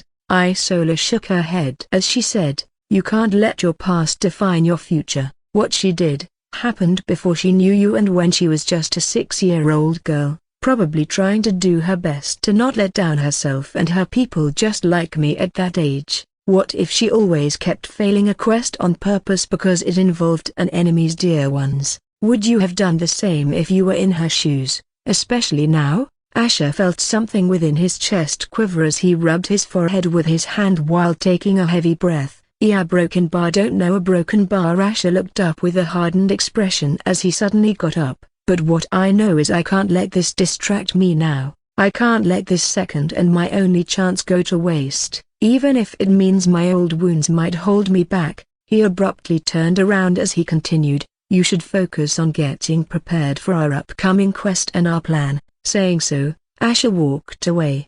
Asha reached out a hand to him, but he didn't stop as his tall figure soon disappeared.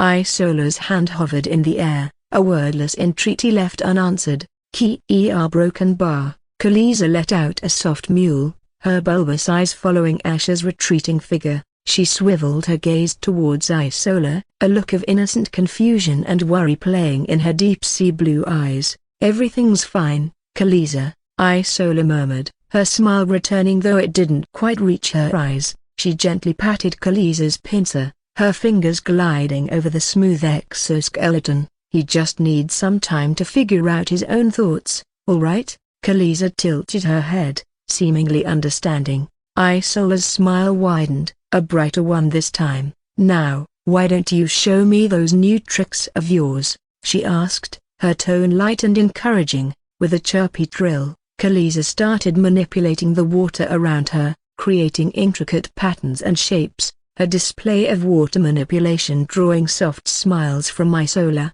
The colossal black gates of the formidable Dreadthorn Castle slowly creaked open, a chilling wind sweeping out, carrying a sense of ominous foreboding that made the hair stand up on one's skin. From within the shadows emerged a tall figure. The silver glint of his long hair was the first to catch the bloody sunlight. It shimmered like quicksilver against the dark blue of his attire, lending him a charming yet unsettling aura. Edmund Thorne had finally stepped out of his 8-month-long seclusion, and it was news that had already spread far and wide before he even came out. As his sharp, ghostly red eyes scanned over the 3 assembled young lords and ladies and a few more standing behind, a silence fell over them, as through the very air they breathed had frozen over. Yet, when he strode forward, his every move radiating an effortless, predatory grace, a sudden clamor erupted amongst the young lords and ladies. Their faces were plastered with ingratiating smiles, eagerness sparkling in their eyes, reflecting their fascination as they tried to garner his attention. "At least you all didn't forget me, especially you 3, Edmund said with a subtle snicker as he looked at the 2 young lords and a young lady walking towards him with fervent steps. "Edmund, welcome back," called out a fawning young lord, his eyes glowing with a peculiar mix of reverence and fear. He was none other than young Lord Thodois Slate from House Slate, a race of gargoyles, one of the 20 powerful paramount houses. ranked right below the three great houses. He stood tall, his muscular frame dressed in an armor-like ensemble forged from the rocks of the mountains his house rules. His skin was a tanned bronze, accentuated by the stark contrast of his slate-gray eyes and short, coal-black hair. "Did your reaping and raiding go well these months, Edmund? Your aura surely seems stronger than ever." "Hee," a young lady chimed in, a flirtatious anticipation lacing her words. She was none other than Lady Zephyrian Gale from House Gale and belonged to one of the paramount houses.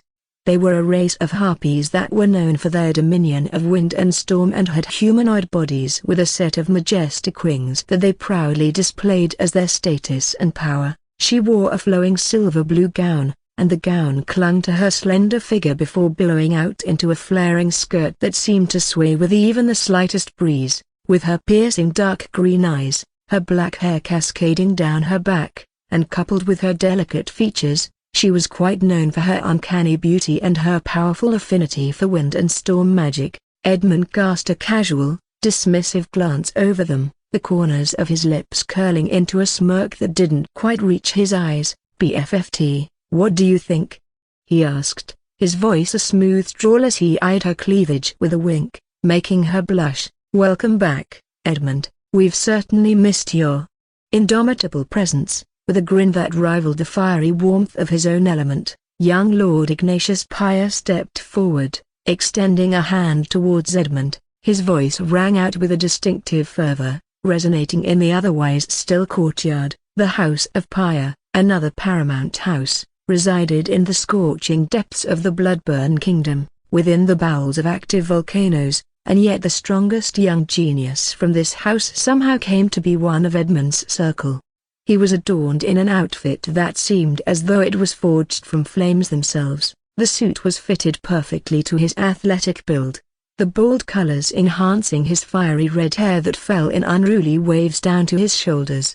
His eyes were dark and hypnotic as a blazing fire, his skin, bronzed and seemed to glow from the heat of his homeland. He continued, an edge of relief accentuating his tone. "Rumors were ripe about your father putting you under some sort of house arrest. I must say I'm relieved to see they weren't true." Edmund's chilling gaze fixed on Ignatius, the light dancing in his crimson eyes in sharp contrast to the ghostly pallor of his skin. He grabbed Ignatius's extended hand with an iron grip, his voice as cold as ice. "And who, pray tell, was the fool spreading such nonsense?" Inwardly, Edmund felt his face wince, since the truth was that his father indeed grounded him for months because he massacred some insignificant people. The only good thing was that he got to focus on getting stronger, especially with the quest of the worthy coming up, and Sabina's presence surely helped him cope even if he didn't get to interact much. But how could he let anybody else know the truth and lose face? Caught off guard, Ignatius hesitated. He was well aware of Edmund's temperament and knew he had to tread carefully. With a forced laugh, he quickly deflected, "Just idle chatter among some fools, Edmund. You know how these things go. It's best to just ignore them, right?" Edmund clicked his tongue as he let go of Ignatius and said with a sharp scoff, "Those jealous vermin, they will do anything to sully my name. Heartbroken bar, I do miss my good friend, Oberon. If only he was here, we could have together taught them all a lesson." Edmund felt it quite a pity that Oberon wasn't awake, since he knew only with Oberon can they have the most fun and set things in order. Edmund's gaze flickered to Thodois as he shifted uncomfortably, hesitating before he finally spoke. "Edmund Broken Bar, there was someone who didn't hesitate to slander your name in public during your absence." Edmund's eyebrows furrowed, his eyes narrowing dangerously. "Who?" His voice came out as a low growl, frosty and threatening. Before Thodois could respond, Zephyrian cut in, her lilting voice contrasting the somber atmosphere. "An Umbrolfiend, quite popular among his kind and endearingly called as General Varaxos by his people. He's been boasting that he nearly broke your back and had you running away like a coward. I can't believe he had the nerve to spout such nonsense when nobody even saw him fighting you other than his own people, as he claims." A vein bulged on Edmund's forehead, his fists clenching. "This Varaxos a Broken Bar, how dare he enjoy the protection of my house and have the audacity to slander me?" To think a prisoner of war like him isn't scared of sullying my and my house's reputation." With a sharp wave of his hand, he gestured the trio to follow him, a dangerous glint in his red eyes. "I will show him what happens when you cross Edmund Thorne. We shall see if his tongue wags so freely when I stand before him." As he led the way, a chilling silence descended on the trio. They exchanged knowing glances, smiling to see that those scum Umberolfians were in trouble for sure this time. "Of course, let's make them remember who their master is, he," Zephyrian said with a giggle as her eyes glowed with a vicious light. The next moment, they quickly fell into step behind him, leaving the courtyard echoing with the sound of their departing footsteps. Inwardly, Edmund was determined to silence Varaxos somehow, since only Varaxos knew he had massacred those villagers that night. Even if there was no proof and nobody would believe the words of an enemy, he still couldn't let him roam free. The arrival of Edmund Thorne and his company in the humble Nyadon village was nothing short of thunderous. The entourage of the powerful young lords and ladies, and a contingent of armed men added a somber and heavy atmosphere to the ordinarily peaceful and serene surroundings of the village. Pushing through the crowds, the flustered Nyadon villagers respectfully greeted Edmund and his party, their voices trembling with both reverence and fear. "Young Lord Edmund," one brave villager ventured, bowing in a low hunch, "what brings you to a humble village today?" Since their chief had went to the town for an urgent matter, he felt the need to step up. Without so much as a glance, Edmund pushed away the villager, his focus pinned ahead, his eyes scanning the vicinity as if searching for someone. A chilling wind swept through the village, carrying the murmurings of anxiety from the nervous villagers. The playful laughter and chatter of the village were replaced by hushed whispers and tense silence. The Umberolfians, who had been cooking food under the trees and sharpening their weapons, suddenly stood up, their relaxed expressions replaced with wary ones as they watched Edmund and his entourage advance. Their eyes darted to each other, communicating silent messages of apprehension, but they knew they couldn't disturb their king and queen since those two and most of their people were quite busy building an underwater home for them all. So, there was only one person they could call upon to deal with this if necessary. On the periphery of the village, the inhabitants watched the progression of the intimidating party with bated breath, their eyes wide and hearts pounding with trepidation. With an air of arrogance and a flash of impatience in his red eyes, Edmund Thorne raised his voice. "Varaxos," he bellowed, his voice echoing across the village like a discordant cry, stifling all movement and chatter, "come out and face me if you dare, instead of spreading lies in the dark like a coward." His words reverberated through the air, silence wrapping around the crowd like a dense fog. After a few moments of intense silence, there was a rustle from the far end of the village, and then, as if commanded by some unspoken force, the crowd parted. From the shadowy depths, a bald figure emerged, towering, impressive, and radiating an intimidating aura. Varaxos stepped into the sunlight, his blue armored scales reflecting the light and making him appear as if he'd just emerged from the depths of the ocean. His turquoise eyes, deep and impenetrable, bore into Edmund's, a silent challenge hanging in the air between them. The crowd gasped collectively, their eyes darting between Edmund and Varaxos, their anticipation spiking to new heights. Varaxos, with a gaze as deep as the ocean and as steady as the earth, fixed his eyes on Edmund, silent yet intimidating. A faint cold sneer curled at the edge of his mouth, as if feeling disdain upon hearing Edmund's bold proclamation. "Young Lord Edmund Thorne," he called out, his voice a rolling thunder, resonating across the village, "you misunderstand me. I am not a coward." Unlike someone who hid inside his house for months, the crowd held its breath, a collective hush falling over the village. Some of the villagers dared to glance at Edmund, whose face was as hard as stone. His red eyes narrowed, and the corner of his mouth twitched, displaying his annoyance at Varaxos's audacity. Even if Varaxos didn't mention Edmund's name, it was clear to whom he was really referring. "And if I was really one," Varaxos continued, standing firm under Edmund's intense glare, "I would have brought along a small army to converse with you, young lord." Edmund's face darkened further, his glare turning frosty. "So, young lord," Varaxos said, his expression still serious as he crossed his arms, his armored scales gleaming under the dim light. "How can I help you and your little army?" Hearing his words, his fellow Umbralthians standing behind snickered while feigning an attempt to suppress it. The way Varaxos said all this, with his expression and tone, made it seem like he was really being serious, masking his brutal sarcasm and contempt. Edmund's rage-filled eyes flickered under the sunlight, his silver hair rustling in the soft breeze. His eyes darted to Varaxos' face, to the mocking glint reflecting in his eyes. He then shifted his gaze to his men, to the trio by his side, and finally rested on the villagers huddled together in fear. He forced a dark chuckle and said, "Little army? Oh no, Varaxos, they are just here for entertainment." As he spoke, a dangerous, feral glint flashed in his eyes. Edmund stepped forward, his long robes swishing around him, a stark contrast to the dark earth below. "You want to know what I plan to do with you? Isn't it obvious? To put you in your place, or should I say ... in the dungeons of the Drethorn Castle?" The villagers gasped in unison, their eyes widening in terror, a few even retreating into their homes. The Umbralthians gathered around had their expression begin to darken. Varaxos' eyes narrowed. However, the icy tension that had filled the village square was suddenly spiked by Edmund's words. Was he really going to heighten the tensions between the Umbralthians and the Bloodburn Kingdom?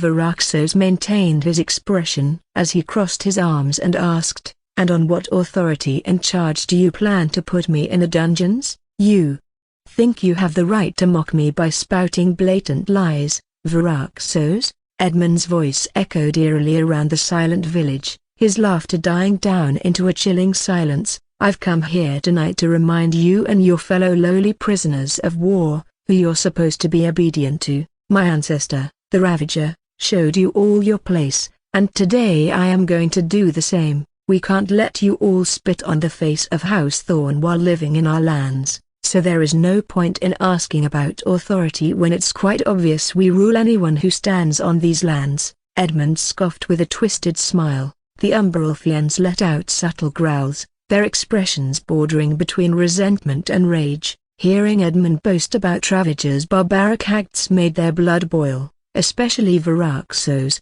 who clenched his fists, unable to not let this slip. His gaze, unwavering, remained fixated on Edmund. "House Thorn," Varaxos began, his voice layered with a subtle undertone of irony and rage, "a name that was built on the blood of my people by your ancestor." His voice rang clear and loud in the eerily silent shores. "Is this your desperate attempt to re-establish your dominance? If you really want to take me in as a prisoner, why don't you subdue me alone, and I give you my word I wouldn't resist once you defeat me. Can you prove you have the might of your ancestor?" Edmund's features tightened at Varaxos' words, his eyes darkening dangerously. However, the commotion behind him drew his attention. He watched as a handful of Umbralthians rose to their feet, their faces hard and defiant. Bolstered by Varaxos' words, he realized Varaxos was trying to make him lose face by challenging him. If he refused, he would look weak before everyone, but if he accepted, then he knew best he wouldn't stand a chance against Varaxos in the slightest, though he would never admit it openly. The sand crunched beneath young Lord Thodoris' boots as he stepped forward, his cold eyes riveted on the audacious Umbralthian. "How dare you, sea filth!" he spat out, his voice as sharp as the icy wind that danced around him. "You, who was defeated and surrendered to our kingdom, dared to challenge our young Lord Edmund. You overstep." Lady Zephyrian followed suit, stepping gracefully to stand beside Edmund. A mischievous smile played on her crimson lips as she twirled a lock of her hair around her finger. She let out a soft giggle, the sound chiming through the silent night. "Oh, this is too amusing," she exclaimed, her voice rich with mockery, a defeated dog barking out big words. "Do you take us for fools?" A sigh of relief reflected on Edmund's face, though he was quick to mask it. Thanks to these two, his face was saved. He immediately straightened himself, squaring his shoulders, and called out to his men, "Hear that, Varaxos? Your audacity has consequences. Men, arrest this rebel." If he dares to resist, consider it as an act of breaking the treaty. He will be punished accordingly." The moment Edmund's words fell, an almost palpable tension stretched out, its tendrils snaking through the crowd. Varaxos remained unyielding, his gaze unwavering from Edmund's furious countenance. Around him, the Umbralfians, too, reacted to Edmund's proclamation. Their scales seemed to glimmer with an unprecedented fervor as they prepared to take out their weapons, an unspoken agreement to protect their general from this ludicrosity. But Varaxos gestured with his hand, telling them to not draw their blades, making their lips quiver as they reluctantly lowered their arms. Just as the tension reached its boiling point, a mellifluous voice flowed through the throng of tense bodies, cascading over the eerie silence. "Everyone, please calm down." It was like a breath of the sea, rich and melodious, gentle yet authoritative, that made everyone feel like listening to her, including the men that were about to act on Edmund's order. As if time had frozen, every pair of eyes turned towards the origin of the voice. Drifting towards the shimmering surface of the sea, emerging from the seas was a figure, the water parting around her like a royal cloak. Isola, the princess of the Umbralfians to her people and the Umbralfian emissary to the Bloodburn kingdom. Edmund's gaze snapped towards her, his eyes widening in unconcealed admiration. He saw her rising from the heart of the sea like a water nymph. Sunlight bathed her wet, graceful form, rendering her twilight blue skin into a canvas of shimmering silver. Her luminous white hair stuck to her body, its silver strands snaking down her shoulders like cascading waterfalls. Droplets of water fell from her soaked hair, kissing her skin and tracing a glistening path over her alluring form, creating an exotic spectacle. The sleeveless dark blue knee-length silk dress clung to her wet body, enhancing her feminine curves. Her long smooth legs while holding in her ample bosom and revealing her bare upper chest with sculpted collarbones. Her serene expression, coupled with her otherworldly beauty, seemed to tame the tempestuous scene that was unfolding before them. Edmund's eyes, red as the blood moon, softened at her sight. He drank in her otherworldly beauty, leaving him momentarily spellbound. Her mesmerizing beauty made his heart throb, and the dangerous intensity of moments ago was replaced by a faint spark of desire.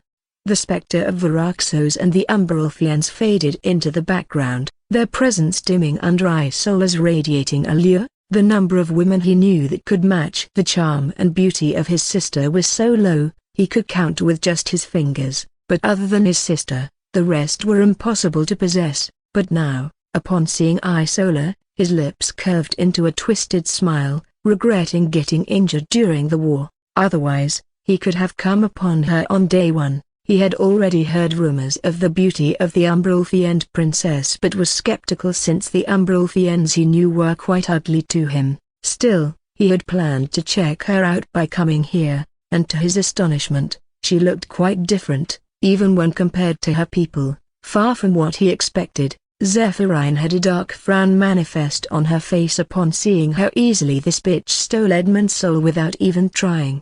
Isola stopped just a few feet before him as he stood there with his lips parted, his eyes dazed. "Young Lord Edmund," Isola spoke again, her gaze meeting his, her eyes having a serene glow. "I believe this is all just a big misunderstanding, so please tell your men to stand down, and this situation doesn't have to go down the wrong way." Princess Broken Bar Varaxos had a look of shame and guilt, upon disturbing the princess because of his actions. Edmund came back from his reverie as he raised his chin, and asked with a frisky smile, "A big misunderstanding? Do you care to enlighten me how a broken bar in private?"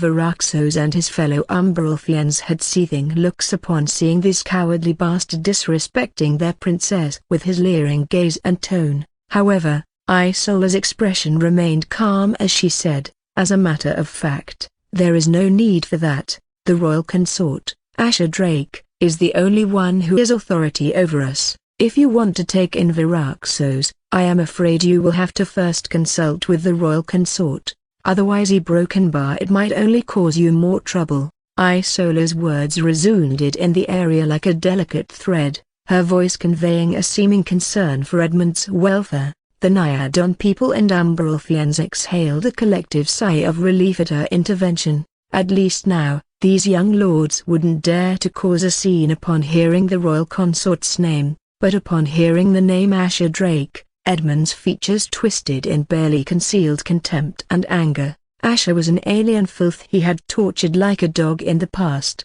but now he was known as the Hell Prince, Kraken Conqueror, and lauded for his immortal bloodline and impressive feats. The mere mention of Asher's name ignited a flame of resentment within Edmund, reminding him of how easily someone like him got overshadowed by someone who was still weaker than him without any real background. With a scoff, Edmund's eyes narrowed into slits, a twisted smirk tugging at his lips as he retorted, "Consort Asher is not here right now, is he? I will explain everything to him later. For now, I am in charge. Even if I wasn't here, it's against the law to take charge without my permission." As the Umbrelfian emissary has correctly mentioned, the sudden echo of a man's voice pierced through the silent night, a calm yet authoritative voice ringing loud and clear. All eyes swiveled towards the source of the voice, the villagers' hearts leaping in their chests at the familiar sound. A sigh of relief washed over the crowd, including the Umbrelfians, the tension immediately diffusing upon recognizing the figure that emerged from the crowd and the tall, imposing, armored figure walking behind him. The tall, striking figure of Asher commanded attention, his athletic build and graceful gait exuding an air of effortless power. His dove-gray skin, smooth and flawless, caught the light, adding another worldly sheen to his already striking appearance. High cheekbones, a strong jawline, and full lips hinted at his dangerously charming demeanor. However, it was his eyes that truly captivated the crowd. Dark, yellow pools, making even Edmund's face green more than ever. This alien seemed to have gotten even stronger within just a few months. How could someone keep getting strong this quick? Dressed in a royal black robe, the symbol of a dragon etched on his chest, Asher's presence itself made everyone realize the might of House Drake. Edmund's face twitched as he saw Asher approaching, the man's subtle smile somehow putting him even more on edge. Young Lord Ignatius, young Lord Thodoas, and young Lady Zephyrine, who were standing behind, had uneasy looks, not expecting the royal consort to be so concerned about the Umbrelfians. Asher's imposing figure moved with a fluid grace, making his way to Isola and wrapping a casual arm around her shoulder. He pulled her closer, a casual, intimate gesture that made her soft body squish against his, though it immediately caught Edmund's attention. Isola shot Asher a displeased look, her sapphire blue eyes narrowing into a glare that was lost on no one. Varaxos and his people frowned with dark expressions as they took a step forward, but suddenly they froze on the spot with confusion flickering in their eyes, and the next second, they reluctantly took a step back and stayed on the spot. But Edmund's face hardened at the sight. He had already been drawn to Isola's otherworldly beauty, and now seeing her under Asher's arm was like a slap to his face. He said in a voice that he strained to keep neutral, "It seems you are making the Umbrelfian emissary uncomfortable, Consort Asher, perhaps." "She doesn't like to." Asher looked at Edmund, his yellow eyes glinting with amusement as he interrupted him. "Does it matter?" he asked, the corner of his mouth lifting in a smirk. "They are all under my management, aren't they? And surely they wouldn't be smiling after surrendering to us, would they?" Isola's lips tightened into a thin line, her body subtly squirming against Asher, as if trying to free herself from his hold. Her eyes looked away, a flicker of resentment passing through them, but she remained silent, seemingly resigning to Asher's hold. Seeing such a beautiful creature like her giving in to this alien filth made Edmund's breath feverish, though he held it in. Still, refusing to back down from why he came here, his voice carried a challenge as he stated, "Now that you're here, I'm sure you wouldn't mind if I take in General Varaxos. He's committed a severe crime, slander against my name and that of House Thorn." Asher's brows furrowed slightly at this, a look of confusion passing over his features as he turned towards Varaxos. With a simple gesture of his hand, he beckoned him to come forward. Varaxos shifted his gaze towards the princess, who looked at him, nodding with her eyes, and then he began to walk towards Asher. Viraxos, he began, his voice echoing across the silent village. Did you commit a crime just like young Lord Edmund is accusing? Viraxos stepped forward, his deep blue eyes fixed on Asher. He shook his head, a firmness to his stance that belied his words. I did not. I never slandered the name of House Thorn or Lord Edmunds. A scoff echoed through the silent crowd, turning everyone's attention back towards Edmund. How dare you lie right before everyone? He bellowed, his voice filled with indignation. I know you've been cooking up tales for your people, and these tales were intended to defame me and my house. Viraxos maintained his composure, his gaze shifting to Edmund's. His voice carried across the silent village as he denied the accusation once again. I never mentioned your name nor your house in my tales, young lord. Suddenly, Asher's eyes lit up as he snapped his fingers together, a look of realization crossing his features. Ah, I remember now. General Viraxos has been recounting tales to his people on some nights, but those tales only mentioned a vampire warrior with silver hair, never a specific name, nor did he ever mention if it was a tale from his imagination or reality. Murmurs ran through the crowd, and many of the Nyadon people nodded in agreement. This sudden turn of events seemed to take Edmund aback, his eyes widening slightly, especially since Asher was agreeing to Viraxos' words. Why was he protecting these prisoners? Still, he immediately turned to his companions, speaking in a hushed tone. Is this true? Young Lady Zephyrian, her face paling slightly, held up her hands defensively. Well, she began, offering an awkward smile. It was Thodeus who told me about this. Young Lord Thodeus, looking equally anxious, pointed a finger toward Ignatius. I heard it from Ignatius, he stammered, his face paling under Edmund's intense glare. Young Lord Ignatius gulped audibly, his face growing pale under the scrutiny. He offered a shaky smile, nervously meeting Edmund's gaze.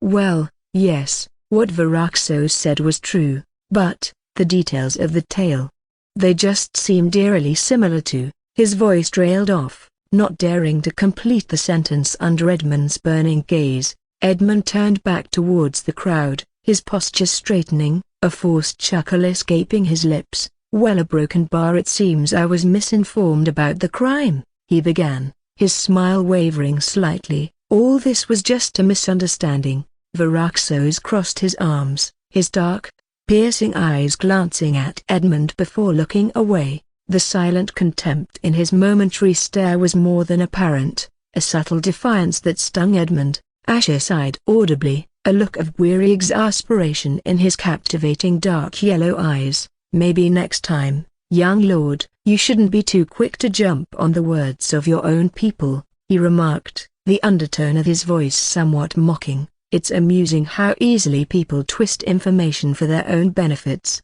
Edmund's red eyes darkened, a wave of embarrassment and anger washing over him. Asher's words might seem like he meant well, but only he knew they were a thinly veiled mockery, a slight he couldn't publicly retaliate against. The insinuation that his own people had manipulated him was a blow to his pride, one that he could ill afford. He also couldn't risk causing a scene and making his further ground him again.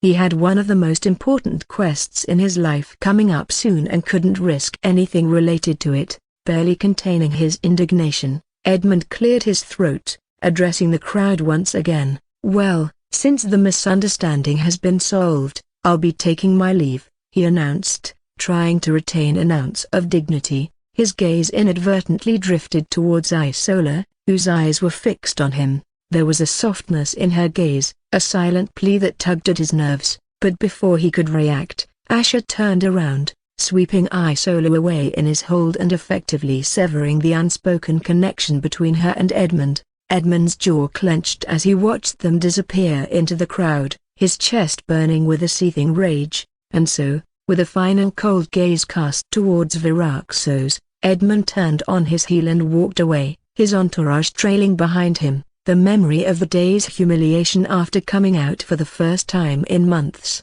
still burning fresh in his mind. As soon as Edmund and his party were out of sight, Isola slowly glanced at Asher's hand on her shoulder, her voice echoing in his mind. You can remove your hand now, Asher. He's gone. Asher let out a soft chuckle, his hand falling away from her shoulder as he turned to face her. I must say, I'm impressed by your performance. It was just subtle enough to get his attention without going overboard. Isola sighed, running a hand through her wet hair. I just hope you know what you're doing. Her expression turned into one of disgust as she added, even without knowing what I know, I can see how rotten he is from just interacting for a few minutes. Isola winced even more when thinking about what that repulsive man did to Asher all those years ago. Turning her gaze back to Asher, a genuine gratitude flickered in her eyes. And thank you for defending Varaxos. I know you never heard any of his tales. Her voice trailed off, hinting at her understanding of his ruse. She knew he lied just to strengthen Varaxos' statement. As I said I repay my debts, Asher said with a subtle smile as he slowly turned away, his silver white hair trailing behind him as he walked away, leaving a certain sense of quiet calm behind him while Isola stared at his disappearing back with a softened gaze. However, the people wondered what kind of relationship their royal consort exactly had with the Umbralfiend emissary after helping her people out, while the Umbralfiend emissary wondered if their princess let the royal consort act rude with her just because he did a favor for them. Still, this sight made both the parties keep blinking as they couldn't figure out the right reason, and something between the two just seemed strange. In a secluded private room of a luxury restaurant, meant only for the high-ranking nobles, sat Edmund Thorne with his trio of followers, Thodorus Slate, Zephyrine, and Ignatius Pyre. An aura of tension hung heavy in the room, as tense as the silence that filled it. With an expression of seething rage, Edmund let his foot trail along Ignatius' face, who was kneeling before him. You idiotic fool, how dare you make a fool of me, especially in front of that alien bastard, Asher. Edmund spat out, his eyes glowering at the humiliated Ignatius. I apologize, Edmund, Ignatius stuttered, his voice shaky. I swear on my life, I won't make such a stupid mistake again. From the side, Zephyrine watched the scene with a sense of amusement flashing in her eyes. Thodorus, on the other hand, looked on with a scornful expression. To him, Ignatius was only receiving what he deserved for his stupid mistake.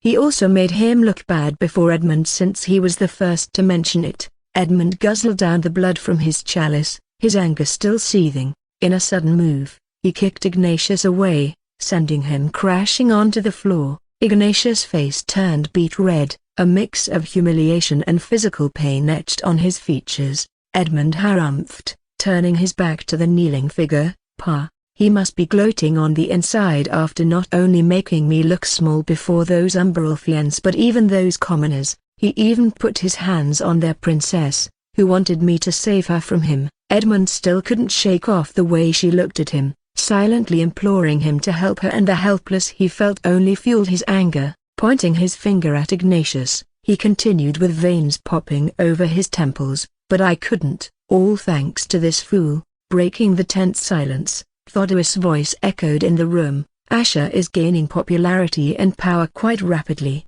he stated, a tinge of worry underlying his words, particularly after your seclusion, Edmund. Zephyrine, toying with a strand of her hair, chimed in. Indeed, we should do something before he becomes too big for us to handle. I mean, who knew the queen would fall head over heels in love with him? She let out a slight chuckle, adding, that alien is clever, I'll give him that. Seduced the queen shortly after his awakening, just to ensure he could manipulate things smoothly. You'd think the queen would give a job as important as managing the Umbralfiends to someone older and experienced. Ignatius, who was still on his knees, offered a tentative suggestion. Maybe we could come up with a plan to help you get back at him? Edmund's cold stare made Ignatius lower his gaze again, a shiver going down his spine. Then, Edmund turned his gaze towards Thodorus and Zephyrine. A chilling smile adorned his face as he said, I don't just want to get back at Asher,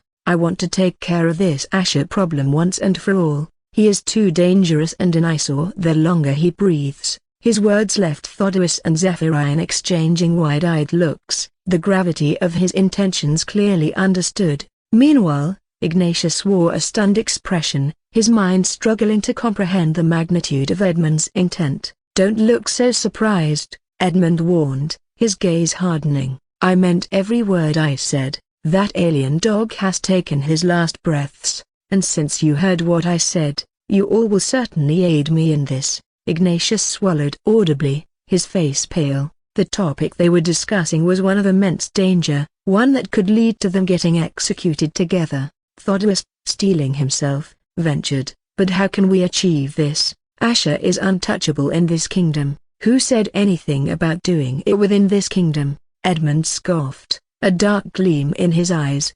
Zephyrian, catching onto his implication, let out a soft chuckle. "The quest for the worthy broken bar, right?" Thodeus' brows shot up in realization. Ignatius, on the other hand, nervously interjected, "But Asher will certainly have protectors accompanying him on the quest. Only one we should be wary of is the Eradicator, and luckily, she doesn't qualify for this quest." Edmund snorted dismissively. "Asher can only rely on his vassals, who are nothing compared to mine. Plus, the dog himself is far weaker than me. We can easily kill him during the quest, and no one will be the wiser. People will only think the humans or the lurking dangers got to him. They won't even get his body to investigate." "Ha ha." A confident smirk bloomed on Thodeus and Zephyrian's faces. "As expected, Edmund, you truly had it all planned," they voiced in unison. Ignatius, although pale as a sheet, also nodded,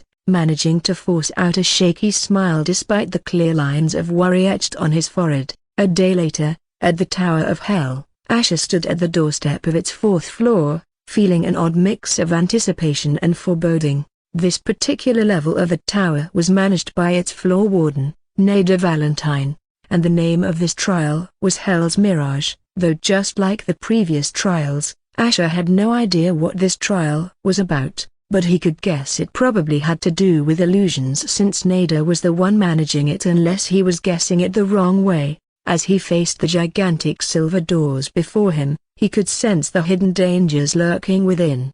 The enormous doors were a blend of the haunting and the majestic, intricately designed with menacing devilish creatures. However, Asher wasn't worried about passing this trial since if Oberon and some other nobles also passed it without much trouble, then it surely would be a piece of cake for him. Suddenly, the piercing silence was broken by the echo of heels clicking against the hard, marbled floor. From the looming shadows behind him, emerged Nader Valentine, her ruby hair dancing like a living flame against the chilling darkness of the realm. Her bright red eyes bore into Asher, her pleasant gaze settling down on his figure. "Well, Asher," Nader began, her voice as smooth and compelling as silk, "if it were anyone else who came to take part in this trial just days before one of the most important quests in their life, I would be surprised, but I have been expecting you. You must be hoping to earn some good rewards from this trial that could help you in the upcoming quest, right?"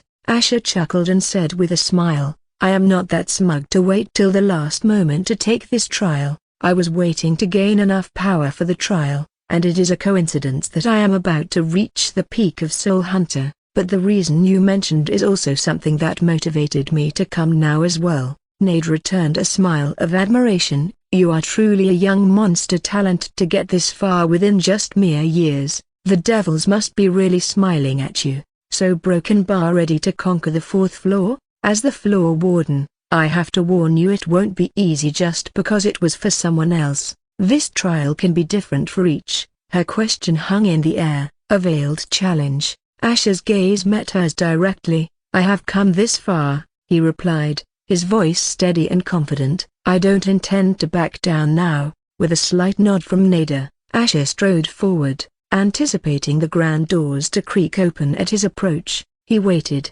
yet the seconds ticked by, and the doors remained shut, an imperturbable barricade to his progress. From behind him, a soft gasp rang out. He turned to find Nader's usually composed features shadowed with surprise and confusion. "Warden Nader," Asher called, his voice steady despite his own rising uncertainty. "What's wrong?" Nader hesitated, her red eyes darting between him and the obstinate doors. "I don't understand," she admitted, a rare hint of perplexity creeping into her voice. The tower. It's refusing your entry. Asher frowned, surprise and frustration stirring within him. Is there something else I need to do? Some other condition I need to fulfill to qualify for this trial? Nada quickly shook her head, her ruby tresses swirling around her face. There is no special condition for this trial, Asher. All you needed to do was to complete the third trial, which you did. She paused, her gaze softening slightly as she added, but don't worry too much. I've asked for some assistance. The head warden should be here any moment. Her voice trailed off as suddenly, the space before them began to warp and distort, a ripple spreading through the air as if it were water. Out of this peculiar disruption materialized a figure of immense stature and imposing aura, clad in a dark silver robe that seemed to absorb the faint light around them. Duncan Doru, the head warden, appeared. His long white hair cascaded down his back, blending seamlessly with his beard that sprawled across his chest. His eyes, a dull red, held the wisdom of countless years and depths as profound as the abyss.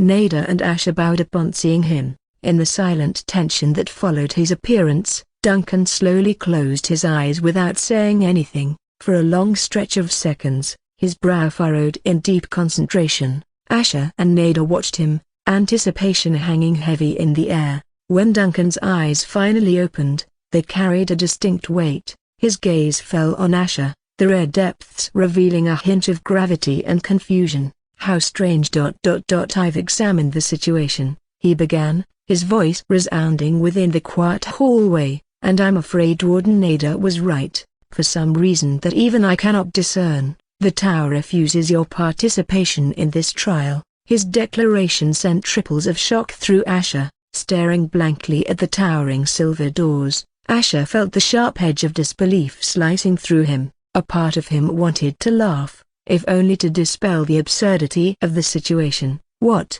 He chuckled dryly. Did I piss off the devils or something? Nada, who stood next to him, offered a sympathetic smile. Don't think like that, Asher, she said gently. No one knows what goes through the minds of such divine beings. This is unprecedented. Duncan, his striking red eyes flickering in contemplation, added, I would advise you to not dwell on this matter for now. Asher, attempt it again after your quest. Perhaps, in its own strange way, this is for the best. It wouldn't do to risk injury before such an important undertaking. A heavy sigh escaped from Asher's lips. Duncan's words made sense, even if they did nothing to quell the frustration simmering within him. He nodded, though his gaze was still fixed on the stubbornly unyielding doors. Guess I don't have much choice, do I?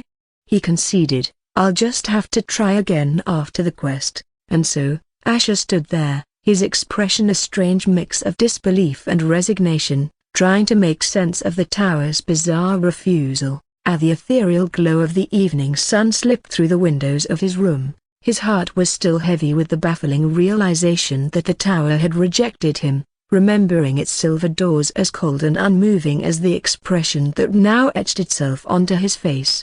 With a long, drawn-out sigh, he decided to stop thinking about it and pay a visit to his cult members since now was the right time to make sure of some things. He took a quick look at the stats of his cult. Cult name, Coven of the Damned. Chaos reach of your cult, 12,500. Monthly rewards, 1,250 life crystals. Your cult ranking is in the top 20%. Next bonus reward a top 10% ranking, life crystals, 135,371. Asher knew that the Chaos Reach showed the influence and the presence of fear his cult has in the human world, and based on it was his cult ranking and monthly rewards. Within 2 years, he and his soul servants had managed to make it to the top 20%, especially with Grace's help, where most of the missions he gave her involved taking down guild operations of the hunters who were in support of getting him killed.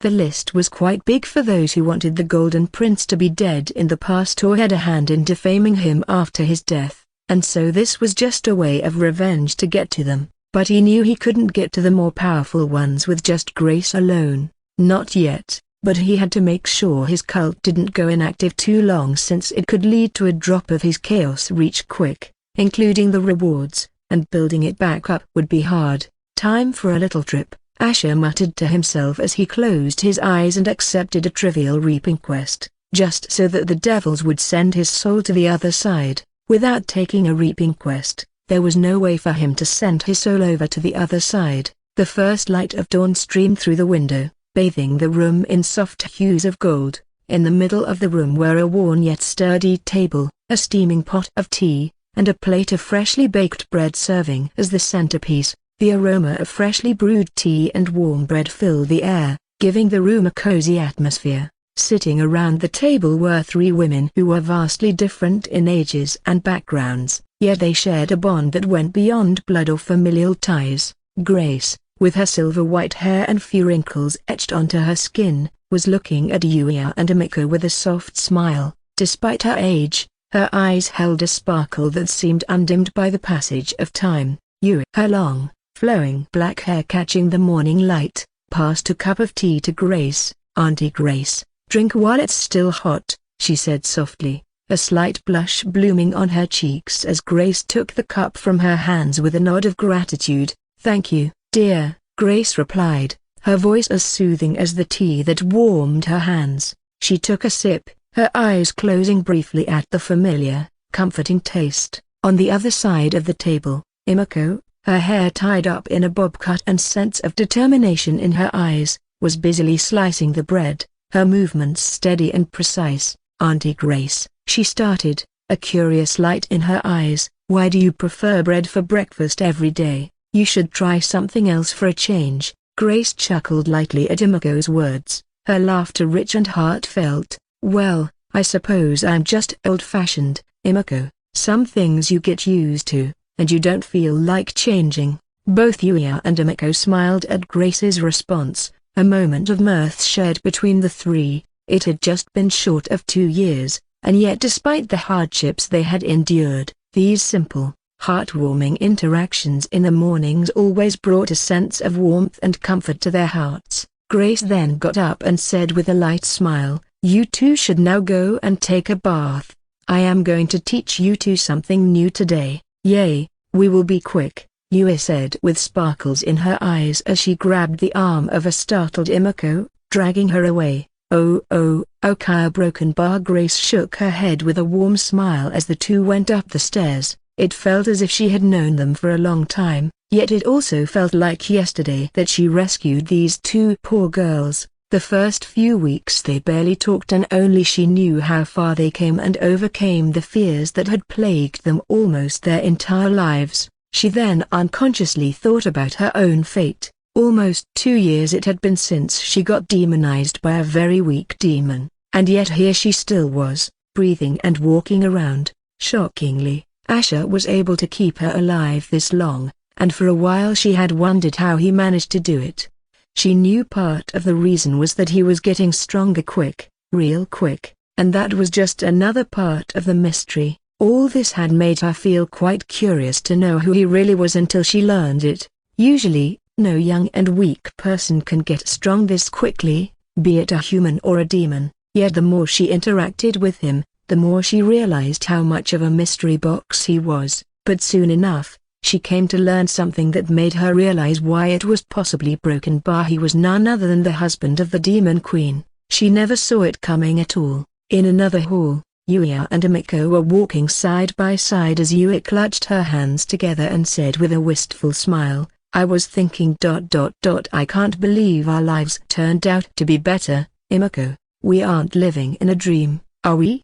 Being the taller one, Emiko lowered her gaze to look at Yuya with a soft smile and gently tapped her nose as she said, "I always feel that too, so even if it's true, let's pray it won't end." Yuya nodded with a tight-lipped smile. The two remembered how they had arrived in this hideout. Their hearts were heavy with a combination of fear, despair, and resignation. They had signed their souls away to a demon known as Hellbringer, and they had thought their futures were as good as extinguished. With no family to seek help, unable to return to their country where evil awaits them, and with dangerous people waiting to exploit or kill them on the outside, they knew they had no choice but to give their souls to Hellbringer in hopes of surviving. The hideout, although safe, felt more like a prison to them. Yet, The iron-wrought certainty of their fates began to waver under the gentle care of Auntie Grace. Grace was a beacon of strength and resilience to them. Under her tutelage, they found themselves not merely surviving, but beginning to thrive. She trained them, taught them how to harness their own strengths, and nurtured a spark of hope in them. Her resolve, her resilience, her refusal to bow to anything was a fire that slowly kindled their spirits. The hideout that once felt like a prison became more of a sanctuary, a haven where they could regain their footing. And then there was their demon master, Hellbringer. His name had initially struck fear into their hearts, the name itself sounding like a death sentence, but as days turned into weeks and into months, they began to see a different side to him, and his real identity only shocked them further. Sure, he was a demon, and the aura that surrounded him was far from comforting, but he was not the evil being they initially thought him to be. He also never forced them into any bad situations, unlike what they feared about stories of demons taking advantage of humans. He gave them quests, missions that seemed daunting at first but made them feel useful and meaningful. They were no longer helpless victims but individuals with a purpose. A purpose of taking down villains like the people who made them suffer in the past. Despite the dangers they faced, the feeling of accomplishment, of contributing to a greater cause, was a powerful antidote to their initial despair. Their demon master had promised them that unlike other demons, each and every mission he gives would be to cleanse the filth in this world. They realized sometimes it takes a demon to destroy even worse ones, and they were wholeheartedly willing and dedicated to be the tools to destroy such people. Each quest they completed, each task they succeeded in gave them a sense of self-confidence, a feeling they were far more than what their circumstances has made them believe. They were not just mere possessions of a demon but women capable of standing their ground, of fighting back, and all this was possible because of Hellbringer and Auntie Grace. They were determined to never again suffer like they did in the past. Elsewhere, in one of the rooms of the underground lair, there was a shelf with various items and a wooden doll. Its facial features were deliberately simplistic, a pair of hollowed-out spaces for the eyes, a straight line for the mouth. Its attire was that of a simple peasant made from a rough, unbleached cotton. The air around the shelf containing the doll seemed to ripple as if touched by an invisible force. Then, almost as though the environment itself was holding its breath, there was a palpable shift in the atmosphere, a surge of power rippling through the room, pulsing from an unseen source.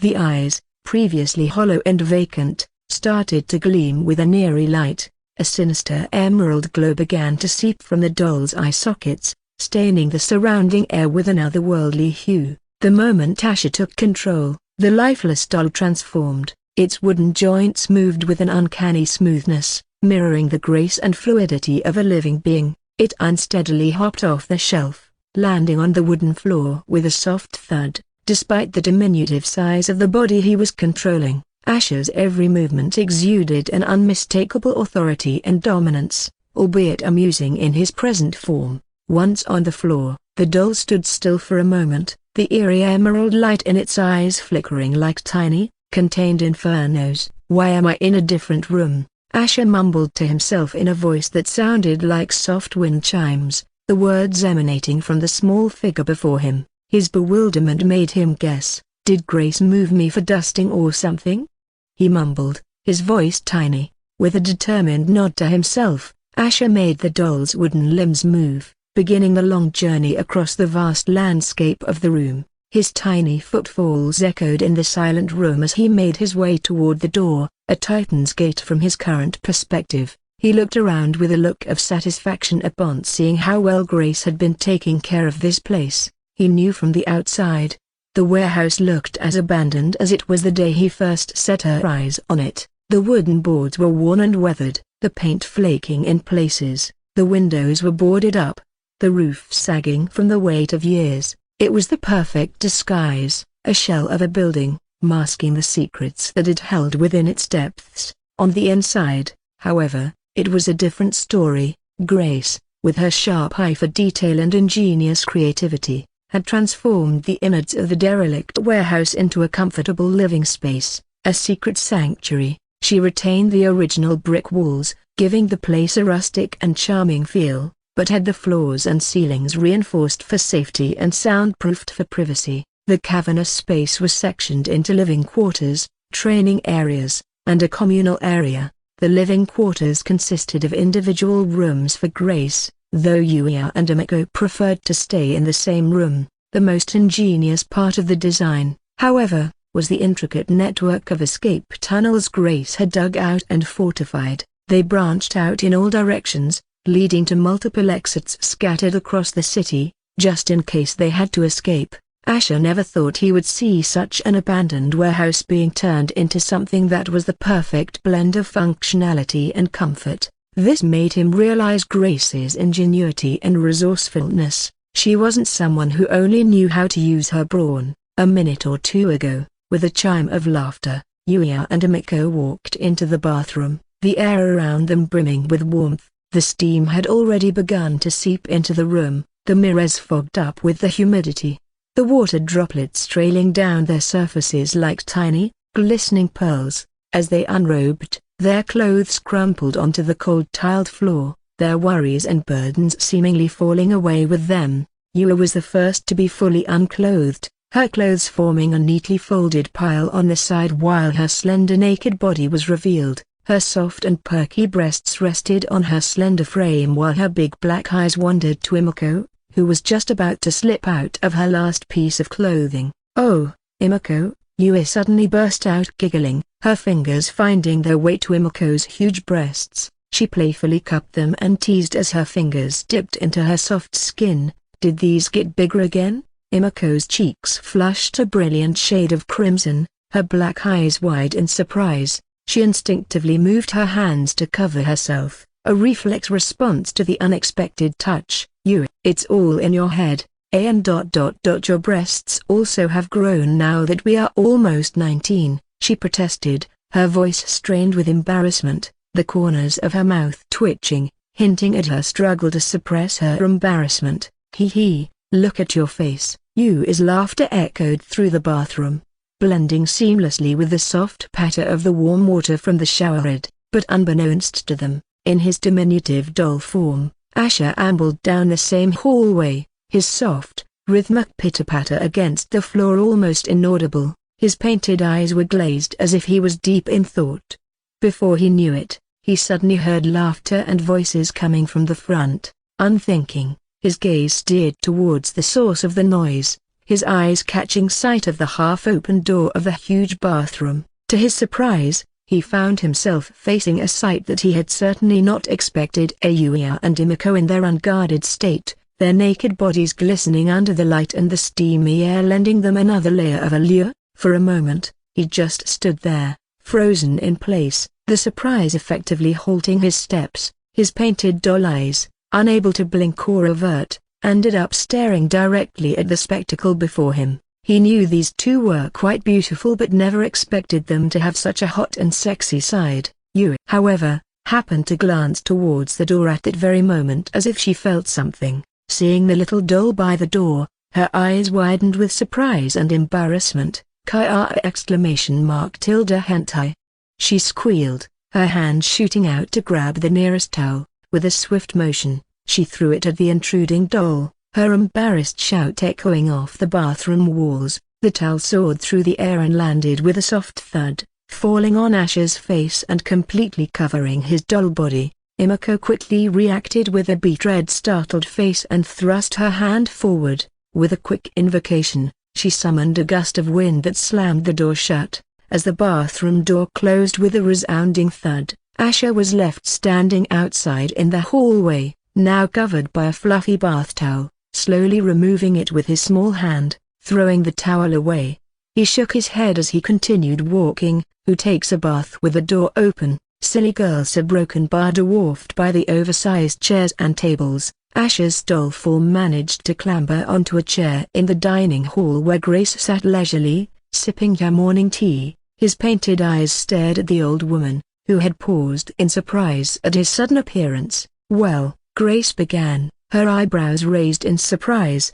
"Wasn't expecting the royal demon consort to suddenly show up." Asher shook his head as he asked, the mouth parts of his doll moving. You address me as if I am the only demon consort in the realm.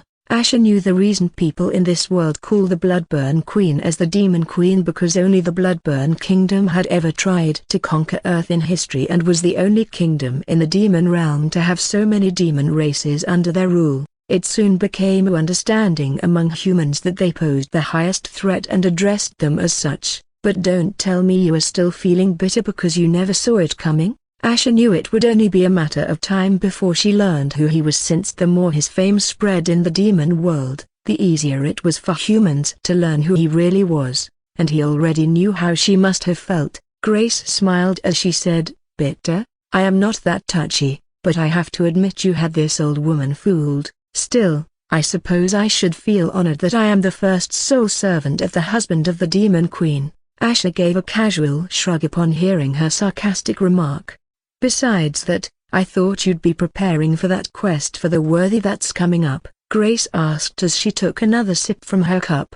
In his tiny, childlike voice, Asher responded with a nonchalant shrug. "Well, I'm on the brink of leveling up and had some important things to make sure of, as you know. That is why I took on an easy quest to not gain too much refined mana." Grace watched him, her eyes narrowing slightly before she placed her teacup back onto its saucer with a soft clink. "Makes sense, but this quest for the worthy," she began, her tone taking on a curious edge. "Do you know much about it?" "Well," Asher began, his small hands gesturing animatedly, "not really. That's why I'm here. Thought you might know something." Grace gave a short, mirthless chuckle. That was a long time ago. About 10 years before I was even born. One thing I know is that the format of the quest never stays the same, it keeps changing."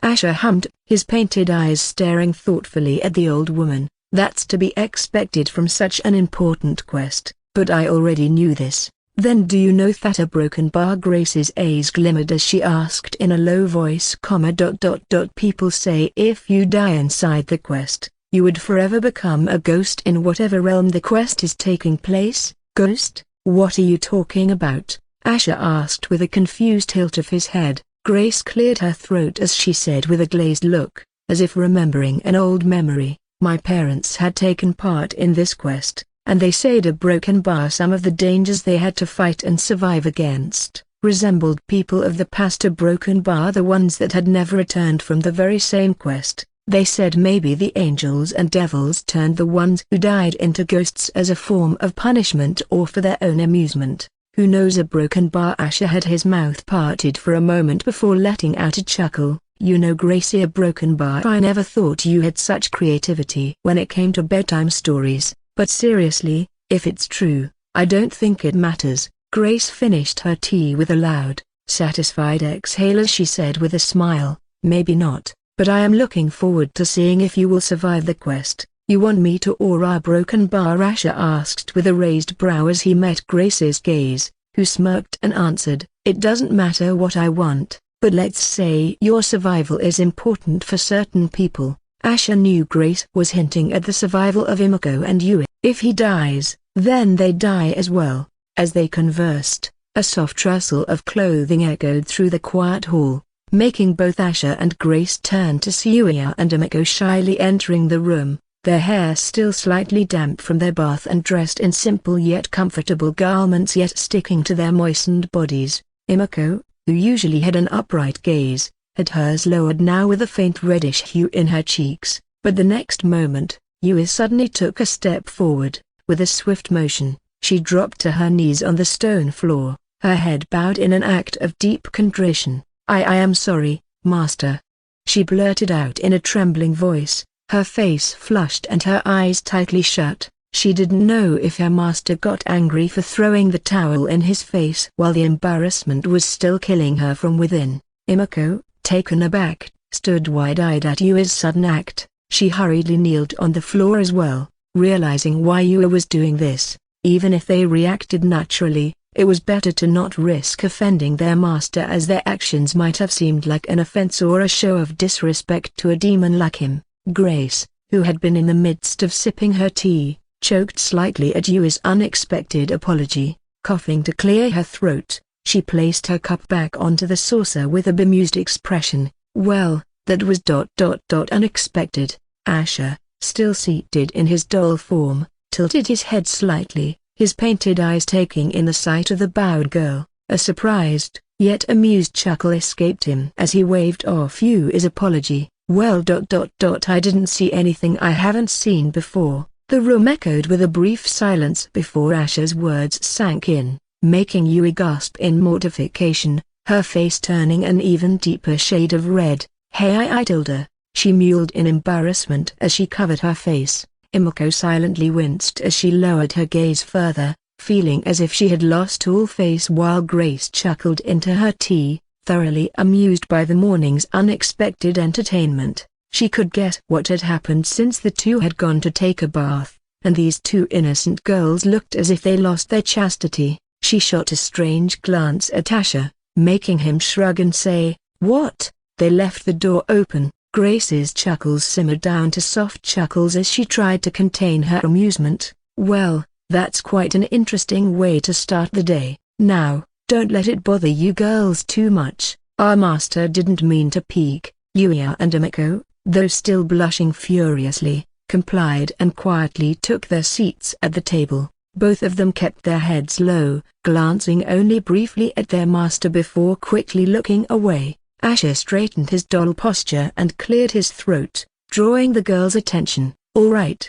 let's get down to business. I've been wanting to know how your undercover mission is going on." The two girls exchanged glances, the remnants of their embarrassment being replaced by a look of determination. "Yes, Master," Imiko spoke first. Her voice was steady and focused, a testament to her resolve. "As you already know, Yui and I have managed to infiltrate Rachel Sterling's team over the year. We also gained her confidence just as you instructed." She paused for a moment, gauging his reaction before she continued, "And we're glad to report that we will be joining Rachel's team for the quest for the worthy. She thinks we are qualified after we proved ourselves to her." "Well done, you two," Asher said with a satisfied smile and asked, "Other than that, did you two learn anything interesting about her?" Yui hesitated, her gaze flickering between Imiko and her master. Finally, she swallowed and lowered her voice. Rachel seems really intent on taking you down, Master. Even during training, she never fails to mention you in a very bad way." Grace raised her brows, surprise flickering in her eyes. Oh, you really must have made an impression on her, Asher," she said, leaning back in her chair. "For the daughter of the world's strongest hunter to be dedicating so much of her focus on you." Asher let out a low scoff, his eyes gleaming with a hint of cold amusement. "She has no idea what's coming for her and her family." Asher's words sent a chill down the spine of the two girls, making them wonder what Rachel did to offend him. So far, they could only see that Rachel was a very dedicated and valiant hunter, though they stuck to their mission and didn't dare to question anything. As far as they knew, their master never goes after the innocent and he must have a good reason to target Rachel. He then turned back to the girls. "Well done, you two, you're dismissed for now."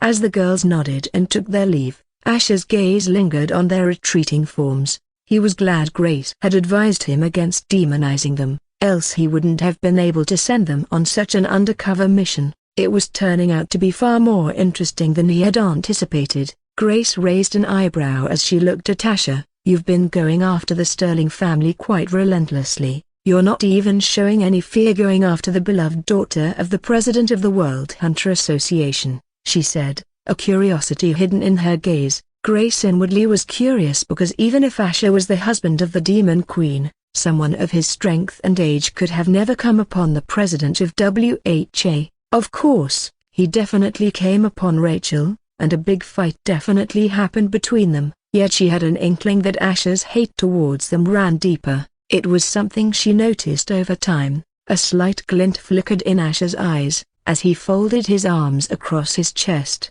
"The Sterlings, especially Derek, they are not what they appear to be," he said, his voice icy. "They are the biggest hypocrites and piece of shits on this planet. I won't rest till Derek and all his associates like Lenny, Lena, and the others suffer the worst fate possible, and of course break the WHA." Grace furrowed her brows at his words upon feeling the intensity with which he spoke these words.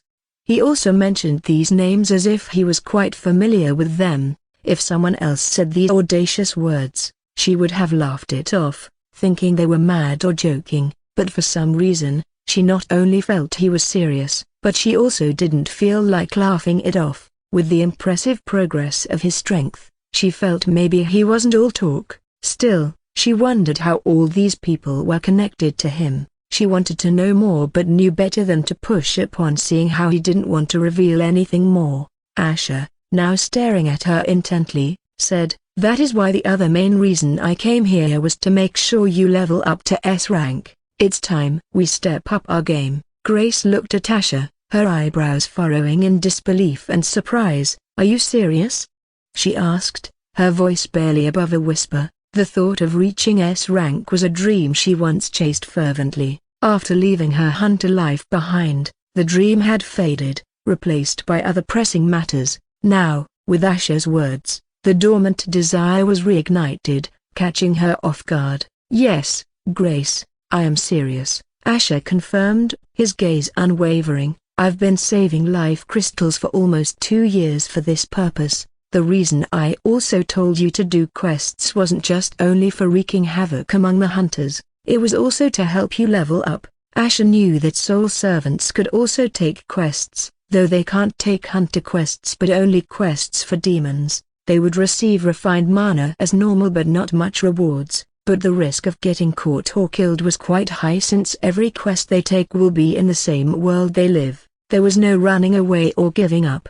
Succeeding in the quest was the only way to survive for them. They also wouldn't be able to level up without an exorbitant amount of life crystals from their master. Grace sat back, a stunned expression spreading across her face. He was planning this all along? Which demon in their right mind would be willing to part away with so much wealth for a soul servant? His desperation only reaffirmed her suspicions, and for the first time in a long time, the prospect of leveling up to S rank felt tangible, sending a thrill of excitement through her. "Still," she asked with a serious look, "are you sure you thought through this? Other than using up a lot of life crystals on me, the amount of life crystals you would need to maintain an S rank soul servant is multiple times higher than what it is now." Grace knew the gap between A and S rank was bigger than the gap between a level 30 and level 29. This would also mean she would need more life crystals to prevent herself from getting devoured by the demonic power inside her.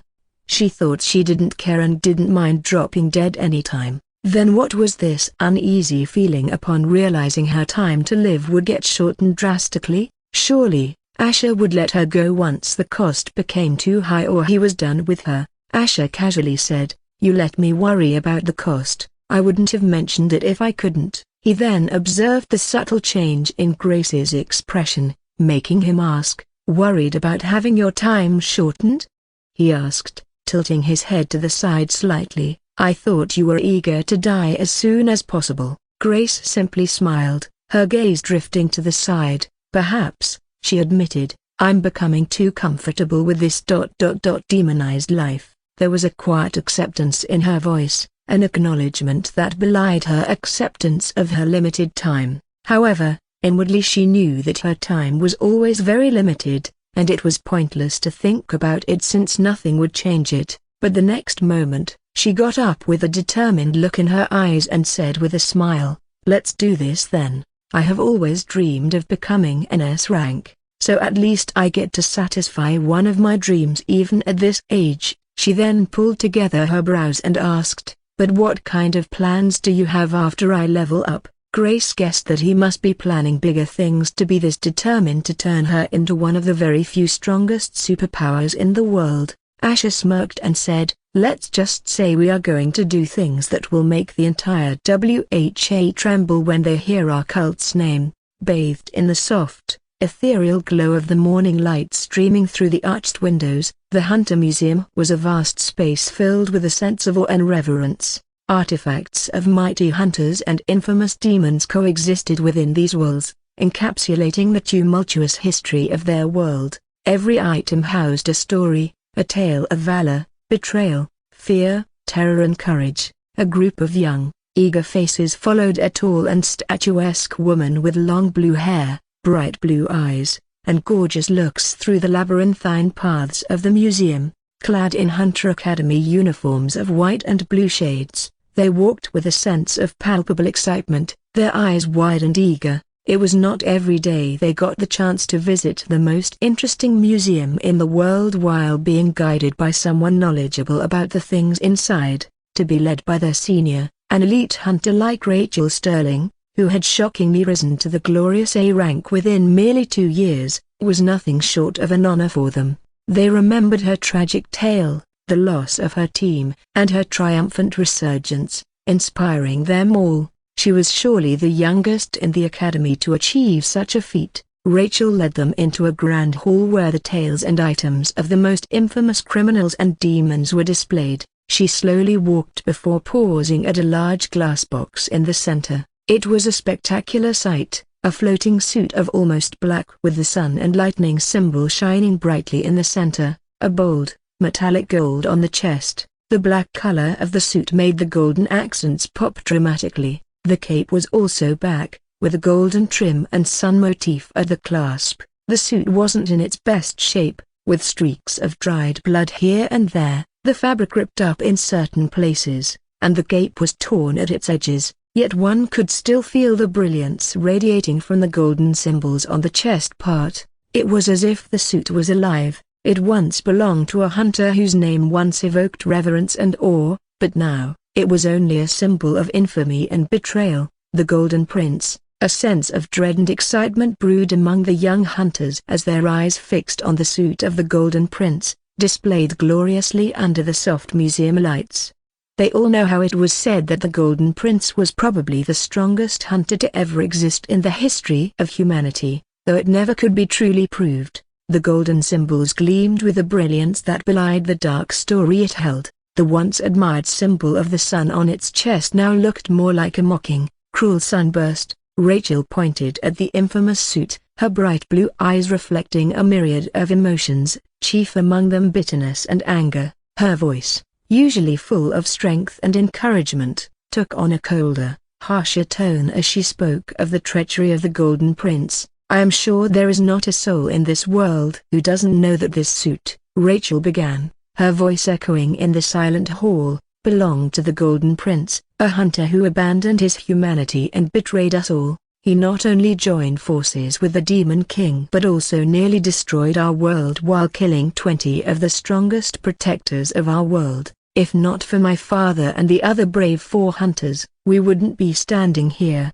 The harsh reality of her words hung heavy in the air, causing the vibrant atmosphere of anticipation to sour into something much darker. The juniors, who were brimming with hate, now stared at the Golden Prince's suit with a mixture of fear and loathing. The silent reverence they had once held for this very same suit was now tainted with the undeniable truth of betrayal. One of the juniors, a young boy with dark eyes full of curiosity, raised his hand. But why did he do it, Miss Sterling? He was the strongest and an esteemed hunter, wasn't he? The question hung in the air, a painful reminder of the treachery that lurked within the hearts of those they admired. Rachel's gaze turned distant, her eyes seemingly lost in the memories of the past. An uneasy silence took hold of the grand hall, the juniors exchanging glances, waiting for an answer.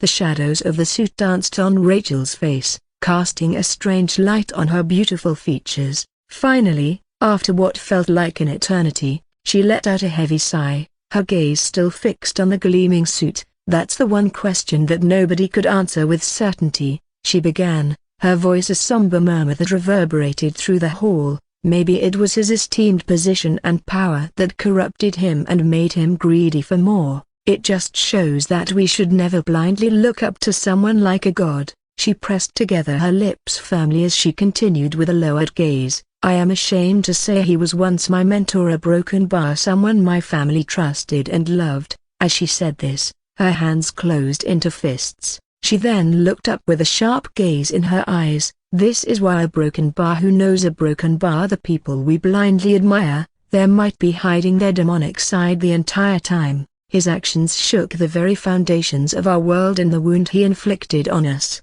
still runs deep. Her words, heavy with the weight of the past, echoed ominously in the hall. The juniors absorbed every syllable, their eyes glued to the Golden Prince's suit. The hero turned villain, as a sense of foreboding gripped their young hearts. Seeing their solemn faces, Rachel straightened up, her cold eyes sparking with a fiery resolve. That's why we, hunters, must never forget, we bear the duty to protect our world, to stand firm in the face of darkness, and never, ever, let the shadows corrupt us. Her voice, resolute and powerful, filled the grand hall, bouncing off the marbled walls, infusing the atmosphere with a sense of fierce determination. The juniors, inspired by her words, nodded in agreement, their youthful faces hardening with resolve. The weight of their chosen path, the path of a hunter, felt more real, more tangible, than ever before. Before Rachel could respond, a small, timid hand shot up in the crowd. Rachel's cold blue eyes shifted to the girl, recognizing her as Alice, one of the most promising D-rankers. Alice's face was a mixture of curiosity and fear, the dim museum lighting doing little to hide her trepidation. "Miss Sterling," Alice started, her voice echoing in the eerie silence, "I have heard people say that the Golden Prince single-handedly killed 20 of the world's most powerful hunters when a PK-rank hunter would usually struggle to defeat even 2S-rank hunters at once. Does this mean that the Golden Prince was stronger than your father?" A gasp echoed through the room at Alice's audacious question. Rachel's piercing gaze shifted back to the Golden Prince's suit, her lips pressing into a thin line. A heavy silence hung over the room once more. "Comparing the corrupted prince to my father is akin to comparing day to night, Alice," Rachel said, her tone sharp and her gaze cold. "Sure, the Golden Prince's rampage was horrific, and his strength was enhanced by the Demon King, but it was a fleeting, destructive power built on corruption and darkness. He never defeated those 20 brave hunters. We wouldn't have lost so much without the Demon King by his side." Her gaze hardened as she turned back to Alice, her voice dropping to a stern whisper. "My father, on the other hand, built his strength on determination, courage, and justice. He is the bulwark against the darkness. Do not compare a noble warrior to a corrupted one, Alice. It is not just disrespectful, it is a disservice to everything we stand for as hunters. I am sorry." "A broken bar. Forgive me for asking, Miss Sterling." "A broken bar," Alice mumbled with quivering lips as she lowered her face while the ones standing around her let out subtle snorts and gave her condescending looks. "It's all right. I know there are still people in our world who can't come to terms with the reality of the corrupted prince's atrocious acts. We can only hope they learn with time for their own sake," Rachel said with a sigh. Suddenly, the Hunter Museum's ambience shifted subtly as a gust of cold air blew in from the entrance. A figure of towering 6'5" height and impressive stature appeared at the doorway, drawing the attention of everyone present. The juniors fell silent, their eyes widening with awe and a tinge of reverence. The young man looking in his late 20s was an impressive sight, with his sharp jawline, striking bright green eyes, and blonde hair neatly slicked back. He exuded an aura of radiant charm and dominance. Dressed in an impeccably tailored black suit, he radiated authority that left no room for dispute about his elite status. "Victor," Rachel's voice softened as she greeted him with a gentle smile. Her juniors gawked, their eyes darting between the couple as murmurs of admiration filled the room. They knew he was Victor Hart, the scion of the Hart family, one of the 3 supreme-class families of the entire Western Hemisphere, with the other 2 being the Sterling and Evangeline families. These 3 families were the oldest and literally stood at the peak, and nobody would dare challenge them. They also knew Victor, despite being only 29 years old, was already in the lower echelons of the coveted and revered S-rank. Any hunter in this rank were worshipped, since just one of them can cause ripples across the world. Alice lowered her gaze nervously as Victor approached her, a rather unseemly question to ask. "My fiancé, don't you think?" He gently chided her with a friendly smile, "especially when comparing such a devious traitor to our esteemed president." Turning towards the glass-encased suit, Victor's gentle gaze hardened. "The corrupted prince was a blemish on our history," he said, his voice growing disdainful and stern, echoing off the museum walls. "Power or not, He was nothing more than a demon-possessed traitor, a coward who turned his back on humanity when we needed unity the most. Another hand among the juniors raised up as a young man asked with a look of curiosity, "Yuma Broken Bar, is there any other reason why the memory fragments from the surviving hunters in the fight against the corrupted prince were never revealed to the public?" Most of the juniors standing around him also slowly nodded as they eagerly awaited an answer, since it was a common occurrence for hunters to release memories of their glorious battles for all to see and also to inspire aspiring hunters. Victor slowly turned around and narrowed his gaze before slowly shaking his head with a serious look. "There is no special reason.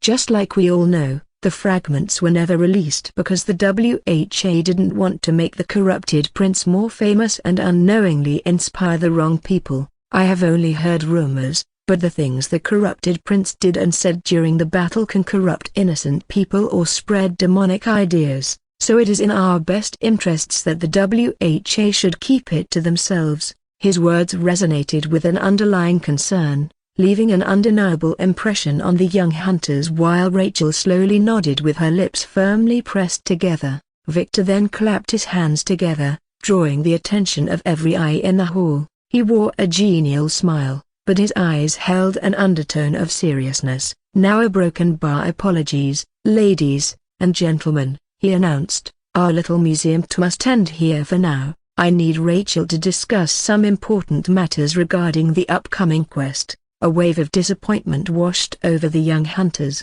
visible in their drooping shoulders and regretful sighs. They had looked forward to spending more time with two of the elite hunters, their idols, and were disheartened at the abrupt end. Yet they understood that they couldn't stand in the way of their heroes preparing to complete one of the most important quests of the century. In a room was a massive expanse of polished steel and glass, an ultra-modern command center with large digital displays lining the walls. At its heart, standing tall and commanding, was Rachel Sterling, her arms crossed over her chest. The blue light from the large display washed over her, lending an ethereal glow to her already radiant features. On one side of the room, leaning against the wall, stood Victor. His gaze was fixed on his phone, his face impassive. The other side of the room was occupied by a slender figure with refined beauty. Her hair was a cascade of chestnut strands, neatly tied in a high ponytail.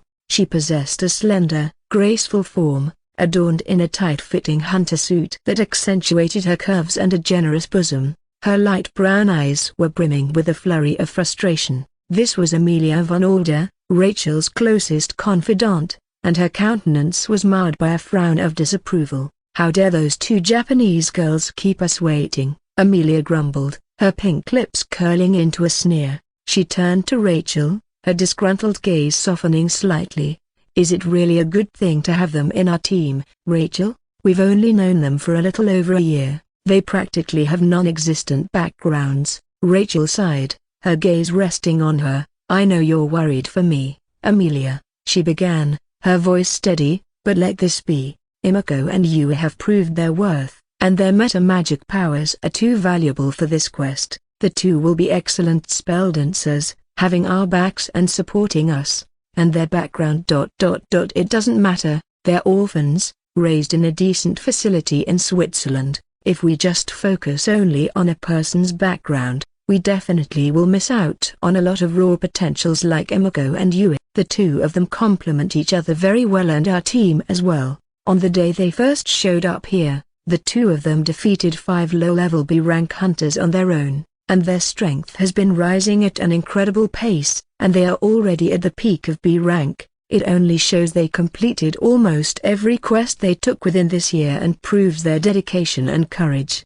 Not all geniuses hail from prestigious families like ours or yours, Amelia," Victor suddenly spoke, his tone mirthful as he stepped forward while putting away his phone in his pocket. He added, "It's akin to finding mana shards buried in some wasteland. It's a good thing we have the chance to dig them out, polish them, and help them realize their potential. In doing so, we also benefit ourselves." Amelia took a deep, slow breath, a visible sign of her attempt at maintaining composure. The disapproval still lingered in her eyes, but she held her tongue, choosing not to counter Victor's argument. The subtle tension in her stance gave away her thoughts. However, Rachel nodded with a look of approval. Victor is right. Sometimes the angels bless unfortunate ones other than lineages of elite hunters like us. As my mother once said, our bloodlines were once born from nothing. Just as the room was once again enveloped in silence, a soft knock echoed through the room,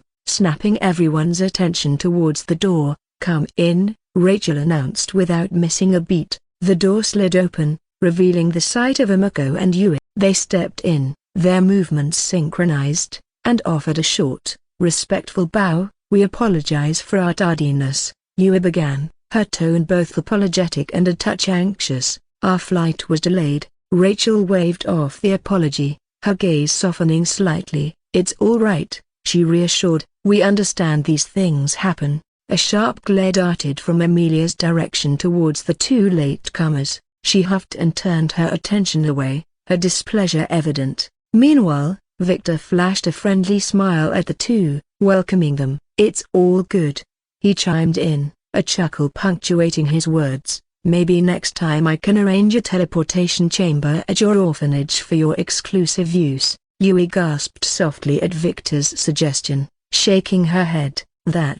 That would be too much," she stammered, a polite smile creeping up her face. "We'll be fine." From the corner, Amelia harumphed without turning around, a caustic edge to her voice. "Indeed, you will be." Emiko furrowed her brows and shot a subtle glance at Amelia's back, but before anyone else could say anything, Rachel clicked a button on the remote she held in her hand. "Everyone," she began, her voice echoing in the silence of the room, "let's start." Look at the screen. As the huge screen flickered to life, it displayed the image of a striking figure. A dove-gray-skinned demon, tall and well-built, graced the screen. His devilish charm was enhanced by his long silver-white hair, intense yellow eyes, and a smirk that oozed cold dominance. He was unsettlingly handsome, a sight to behold. Rachel's blue eyes flared with a mixture of anger and an unseen loathing as she stared at the image. She turned to face her team, pointing at the image. "This," she began, her voice thick with fury, "is the demon known as Hellbringer, or Asher Drake as he is known amongst his own kind. He is the consort of the Demon Queen. By now, I am sure you are all well aware of how much of a danger he is to most hunters of our age. None of them who faced him ever survived. He wouldn't even let them escape and only leave behind his mark. That is why whenever we had our training, I always let you guys know how dangerous he is even though you all are stronger than him." She paused, lowering her gaze momentarily, gathering her thoughts before she continued. "I never revealed his image to you all or anyone before because I was not ready to face the demon who nearly destroyed me." Her voice was softer now, filled with a hidden pain and a flicker of humiliation in her eyes. "But now I had no choice but to show this since you all needed to know. Should we encounter him, I don't want the past to repeat itself." Emiko and Yui glanced at each other, their gazes filled with curiosity and a certain awe. They had never personally seen their master's true appearance, nor did anybody else get to show his image since nobody survived to tell the tale of his appearance except her. Any image that was circulated were just unofficial images from unverified sources because of which they never showed an interest to check out. Rachel's words and the image of Hellbringer ignited an odd sense of understanding, an admiration of his terrifying, yet alluring charm. As expected of the husband of the Demon Queen, the two shared a moment of silent communication. "So, this is Master's true face. He a broken bar. He really is of an alien race," Yui mumbled in her mind, her eyes never leaving the screen. Emiko blinked silently. She had to admit, they had never seen a man quite like him before, one who could hold their gaze hostage with such chilling charm. A snort escaped Amelia's lips as she shook her head, eyeing the demon on the screen. "I wish I had been there for you at that time," she said, her voice filled with a protective fierceness. "Then this demon would have been on his knees, begging for mercy." Her tone softened as she turned her gaze towards Rachel. "Don't worry, Rachel. This time, if we encounter him, he won't get away. We'll make him pay dearly." Victor stared at the displayed image of the demon, his eyes burning with a dark determination. He took a step forward, wrapping his arms around Rachel in a comforting embrace. His voice shook slightly as he said, "I promise, Rachel, I won't let the death of this vile demon be an easy one, not after what he did to you by killing all your teammates before you and leaving you as the sole survivor as a way of mocking you." He pulled back slightly, looking deep into her eyes. "Even if I alone could annihilate him with just a snap of my fingers, I want us all to make him wish he was never born." A soft, thankful smile spread on Rachel's face at Victor's words. She took a step back, giving him a small nod of gratitude. Victor returned her smile, leaning in to place a gentle kiss on her lips, but just as he was about to comfort her with the sweet gesture, a flash of guilt and complicated emotions crossed Rachel's face. Certain images, especially one of Hellbringer stealing her first kiss, haunted her mind, making her instinctively pull back subtly. "Thank you, Victor," she stammered, her voice trying to regain its clarity while avoiding his eyes. "Yeah, broken bar, already feel better." Victor blinked, taken aback for a moment. He cleared his throat, a hint of confusion in his eyes as his brows pulled together before relaxing the next moment. "Of course, Rachel," he said, offering her another warm smile. Meanwhile, Amelia had moved to Rachel's side, placing a comforting hand on her shoulder. She looked at her best friend, her gaze filled with unwavering confidence. "Rachel, you shouldn't worry about him anymore," she reassured. "You're much stronger than you were before. He couldn't possibly have caught up to you. Even if we overestimate him, he's probably as strong as a C rank now. Even our weakest members," she glanced towards Emiko and Yue, who stood silently behind them, "could easily crush this demon." At Amelia's words, a subtle shift transpired between Emiko and Yue. Their expressions remained polite, their gazes fixed on the floor as Amelia dismissed their strength. However, a flicker of indignant defiance sparked deep within their eyes upon hearing them insult them and their master. If not for their master, they wouldn't have realized their purpose in their previously miserable life. Emiko bore the statement with grace. Her back remained straight, her lips tightly drawn into a delicate line as she absorbed the disdain directed at them. On the other hand, Yue couldn't entirely stifle her reaction. A small flash of annoyance started across her face, her fingers briefly tightening around the hem of her shirt. Her heart pounded in her chest, and she wanted to retort, but she bit back her words, knowing that they couldn't do anything to jeopardize the mission their master gave. Rachel nodded upon hearing the assurances of Amelia and Victor. However, her expression turned serious as she said, "But we shouldn't underestimate him, since he not only uses underhanded tricks but also knows how to fight like an expert, and as we all know, a group of hunters or demons can have 5 people in total in this quest, so his group will have 4 others who we have to assume will be very strong, since the Demon Queen might send the best to protect him. So even if he isn't a danger, we have to be ready to deal with the ones accompanying him." Amelia and Victor nodded with focused gazes as they glanced at each other, while Rachel clenched her fists, already thinking of the ways she could punish that perverted demon for what he did to her.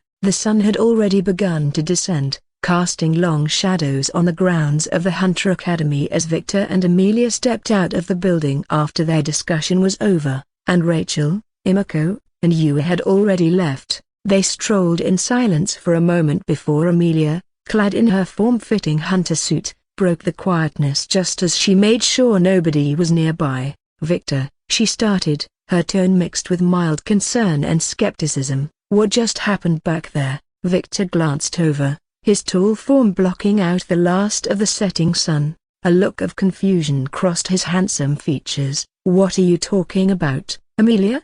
he asked, his voice casual. Amelia huffed, placing her hands on her hips. Her light brown eyes bore into him, accusatory. "Don't play dumb, Victor. I saw you, trying to kiss Rachel back there, at such a vulnerable moment, no less." Victor blinked, taken aback. He let out a short, disbelieving laugh. "Are you serious, Amelia? I was merely trying to comfort my fiancé, and besides," he added with a slight edge to his voice, "what's wrong with wanting to kiss my girl?" He ran a hand through his blonde hair in frustration. "You know as well as I do that her father had made it clear no intimacy before marriage, and now," He sighed deeply, a note of desolation seeping into his voice. Rachel refuses to even kiss me. Did her father tell her to not do that as well? Amelia let out an exasperated sigh, shaking her head. Victor, you can't treat Rachel like your previous girlfriends. You know the president won't take kindly to it if his only daughter gets hurt. Victor chuckled, a disbelief mingling with his humor. Amelia, the last thing I'd ever do is hurt Rachel. But, he smirked at her, I don't suppose you'd understand, not with your track record of never having a boyfriend. Amelia inhaled sharply, a spark of indignation igniting in her eyes. I don't need to have a boyfriend to know right from wrong. Give Rachel some space, at least until she takes down this hellbringer, she retorted, crossing her arms over her chest. Victor let out a resigned sigh, his shoulders slumping. You didn't have to say that since I had already decided to do that. He paused for a moment, a faint smile tracing his lips. But it is rather interesting that you've never had a boyfriend, or a fiancé, despite being of age. Your parents must be spoiling you quite a lot. Amelia's face hardened, and she pressed her lips together in a thin line. That's none of your business, Victor, she said, her voice cold and pointed. Victor nodded, his smile faint, but then, his expression suddenly darkened, and he leaned in close to Amelia, and likewise, he whispered, his voice a harsh undertone, what happens between Rachel and me is none of your business. Don't test my patience, Amelia, know your place. I don't care if you are Rachel's childhood friend. Taken aback, Amelia's lips quivered as she slowly looked up at him, his piercing green eyes sending chills down her spine. She inhaled a shivering breath and, without uttering a word, turned on her heel and walked away, leaving Victor standing alone in the waning light. In the huge mansion of the Sterling family, the grand oak door of Rachel's suite clicked softly as she locked it behind her, the echo seeming louder in the silence of the room. Her fingers lingered on the key for a moment before dropping to her side. She leaned back against the door, her blue eyes closing as a long, troubled sigh escaped her lips. The room was filled with shades of blue and white, emanating an aura of comfort and luxury. She loved this space, her sanctuary, but today it was simply a closed box, a reminder of the thoughts she couldn't escape. Rachel moved towards the ornately carved mahogany drawer at the far end of the room. Her nimble fingers found the hidden latch, revealing a secret compartment. Inside, nestled amidst old letters and trinkets, was a figurine keychain. She picked it up gingerly, its cool metal form fitting perfectly in her palm. It was a miniature replica of the Golden Prince, down to his suit, cape, and regal bearing. His figure seemed to mock her, a vivid reminder of the betrayal that had cut her so deep. If anybody else saw this figurine, they would gasp and gulp in shock and nervousness, since any item related to the Golden Prince was essentially contraband in most countries, and the law could severely prosecute those who possessed it. Rachel sank to the plush carpet beside her bed, her heart pounding in her chest. She regretted doing the museum tour since it dug up memories she were trying to bury. Clutching the keychain tight in her hand, she glared at it, her eyes blazed with resentment. It's all your fault, she whispered, her voice cracking under the weight of her emotions. Tears welled up in her eyes as she continued, You promised to be my guardian to always be there for me. If only you were broken by the bitterness in her voice was palpable. I looked up to you, trusted you and you betrayed us all. She struggled to compose her breathing, and with seething frustration, she rose to her feet and hurled the keychain across the room. I'll never forgive you, a broken bar, she declared in a simmering tone, her voice softly echoing in the silent room. Her foot lifted, ready to crush the figurine into oblivion, but it froze in midair. The figurine lay there, so small, so harmless, and for a moment, she hesitated, her heart pounding loudly in her chest. Just then, there was a soft knock on the door. A voice as soft as velvet floated through the room. Rachel dear, why didn't you tell me you came back? Rachel's eyes regained her clarity as her foot dropped to the floor, and as if in a panic, she quickly picked up the keychain and shoved it back into the secret locker. After ensuring the drawer was securely locked, she turned her attention back to the door. Mentally composing herself, she cleared her throat, pulling the door open to reveal the gentle figure of her mother, Cecilia Sterling. The sight of her mother was like a calming balm, her radiant beauty cloaked in an aura of gentleness and warmth that somehow always seemed to put her at ease. Despite being in her mid-40s, she still looked youthful as ever. Standing at a graceful height of 5'7", Cecilia was adorned in a simple, elegant blue silk gown that complemented her creamy complexion. Her neck-length bob blue hair was shiny and voluminous, a few strands framing her gentle features.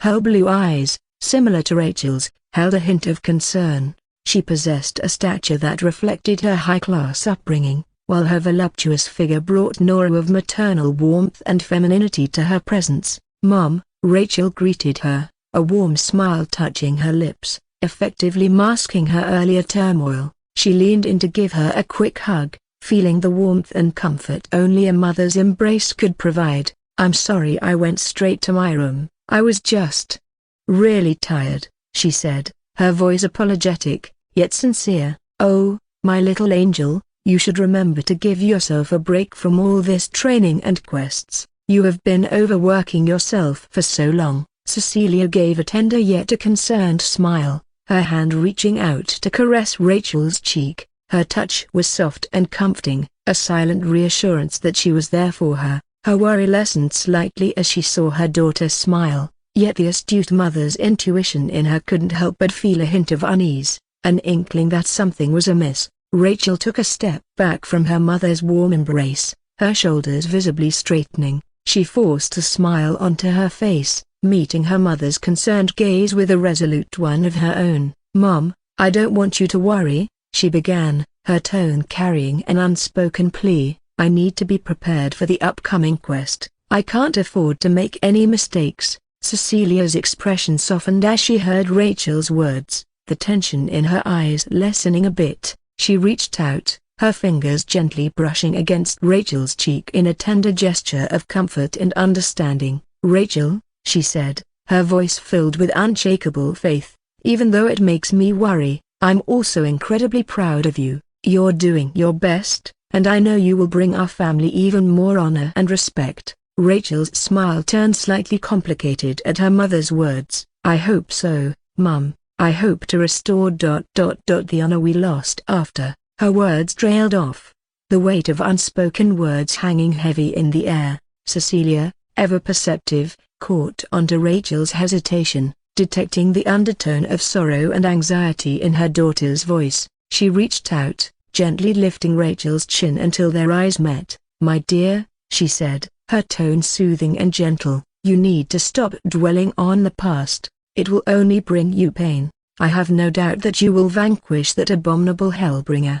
You'll also bring justice to the brave, young hunters who fell to him and their families." Her words carried a strength that instilled confidence in Rachel, who nodded with a determined look. With the comfort of her mother's faith fueling her, Rachel managed to gather her thoughts and nodded with a smile. "Yes, Mum, I know this time I won't fail." Her expression became complicated as she cupped her mother's hands and added, "But I would never have been able to recover and make a comeback if not for you sacrificing the heirloom of your family. I know how precious the radem you gave me was." Rachel still couldn't shake off the guilt since her mother weakened the strength of her own family for her sake. Despite a lot of protest from her mother's family, it almost turned quite ugly if not for her father's intervention. But only because of that, she didn't succumb to despair and was filled with the determination to get revenge. Cecilia's expression softened as she shook her head and kissed her daughter's forehead. "Don't call it a sacrifice, my angel. I know how you almost died trying to absorb the power of that radem. Besides everything I have belongs to you as well. For you, I am willing to do anything because of how much I love you. Just like your father, you are the apple of his eye. He is so proud of you. You know how much he worked hard to pull you from that slump after what happened. He had to pull a lot of strings to make sure the WHA and the rest of the world won't ask for the memories of that event. Considering how you said you didn't want to relive it, we both were willing to do whatever it took to not let some demon ruin your life. Tragedies like that can happen to hunters like us, but since you are young and we were too overprotective of you, you weren't prepared to face something like that. That is why we knew we had a lot to make up for. Yes, a broken bar. I know, a broken bar. Rachel's lips quivered, feeling moved, and yet the weight of the guilt only increased, especially making her parents believe in a lie. The fact that Hellbringer may still have that phone with all those photos was also gnawing at her from within. Who would have known some unknown alien demon who was weaker than her would turn out to be the husband of the demon queen? She had never ever felt so determined to kill a demon as quickly as possible. Ever since that day she always felt as if she was hanging on a cliff. If those disgraceful photos were to get released, the world and even the WHO would never leave her alone. Even if her father was the president, everything would come crumbling down. She had already sworn to herself to never let down her parents after everything they did for her, nor make them feel disappointed in her. She then glanced around and asked, "Where is Dada Broken Bar? I thought he said he would be here at this time." "Yeah, Broken Bar." Cecilia let out a soft sigh, her gaze shifting slightly away. "He had to go for an important meeting, dear," she added. "Your father is discussing with the heads of various countries and S-rank hunters from around the world. It's about the recent upsurge of the demons.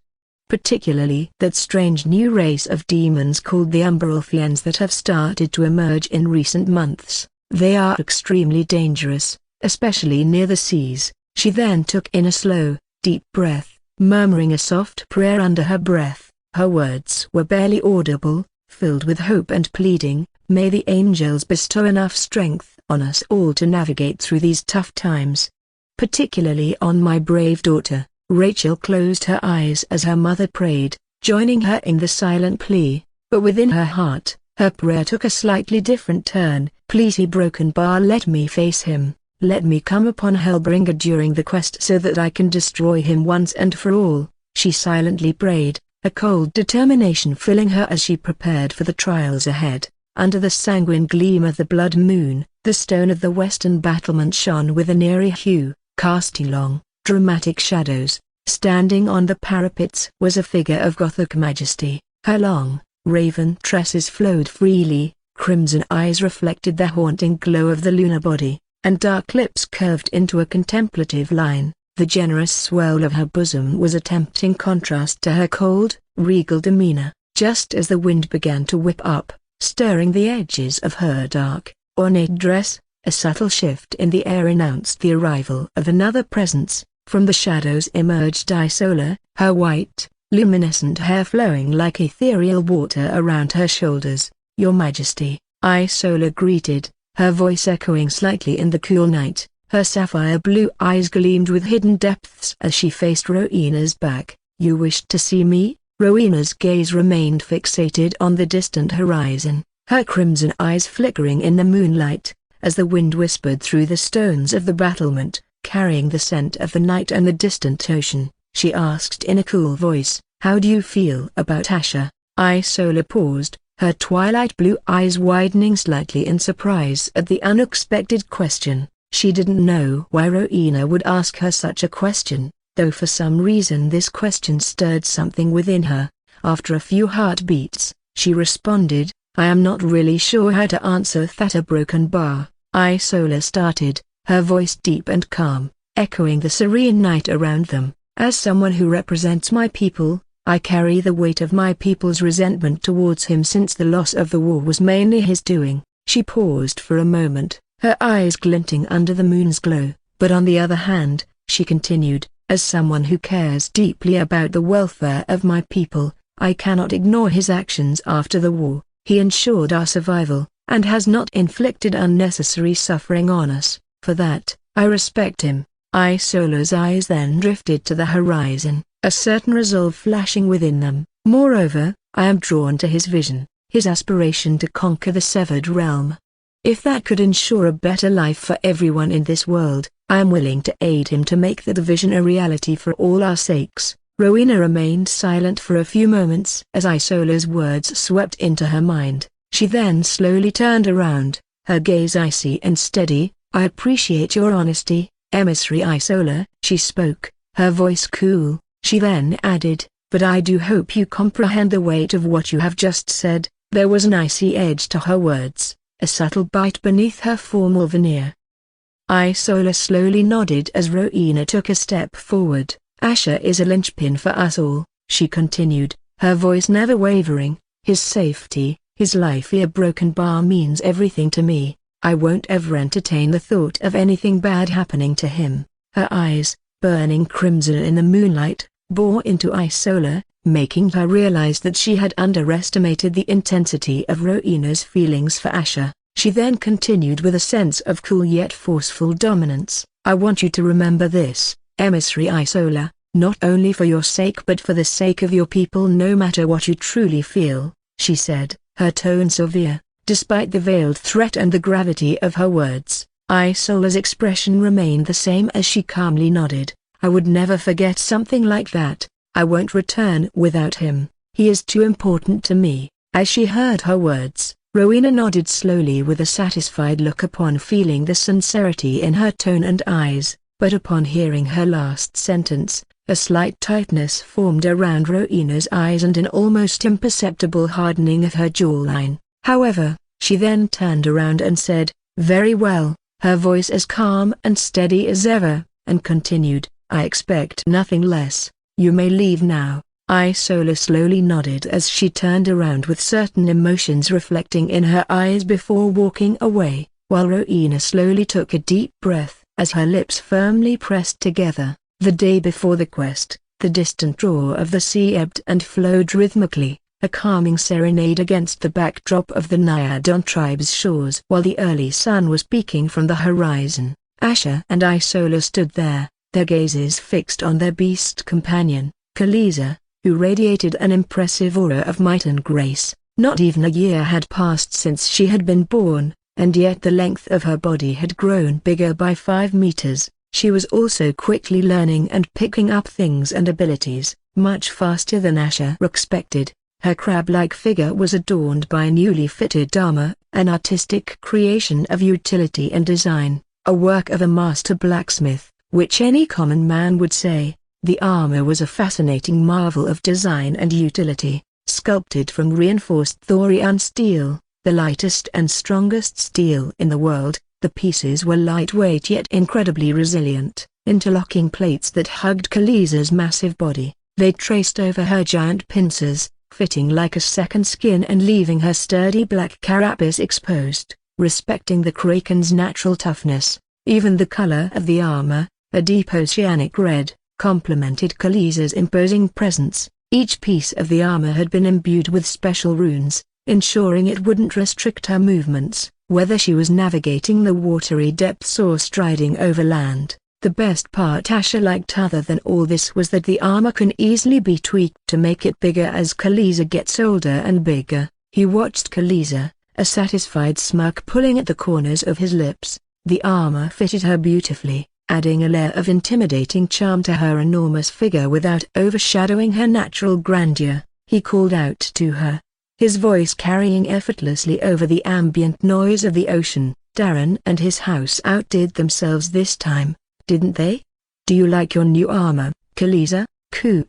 In response, Khaleesa let out a resonating squeal, one that echoed across the landscape and vibrated through the soles of their feet. Her pincers snapped together excitedly, a show of approval that made Asher's smirk grow wider and made Isola smile as well. Isola's gaze then shifted between Asher and Khaleesa, her sapphire blue eyes reflecting a sea of worry. "Asher," she started, her voice barely above a whisper, "are we really doing the right thing, taking Khaleesa with us on such a dangerous quest?" She turned to face him fully, her white, glowing hair cascading over her shoulders as she continued, "We've been training her for months, yes, but she's still too young, isn't she?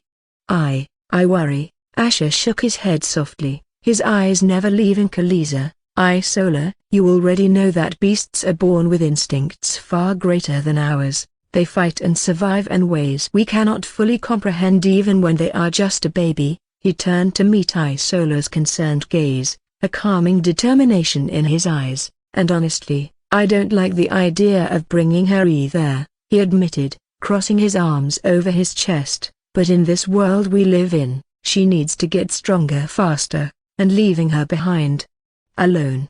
What if she gets worried and does something regretful? Who knows how long we might be gone?" Isola sighed, her shoulders dropping slightly as she nodded. "You're right," she admitted softly. Isola also didn't want to risk leaving her behind unattended. If Khaleesi gets upset, she won't listen to anyone, not even her parents. However, hidden in Asher's heart was an assurance that he kept silent. If the situation were to turn dire, he always had the option of moving Khaleesi to his damned dimension. It was a contingency plan he hoped he wouldn't have to use. Suddenly, "Boss!"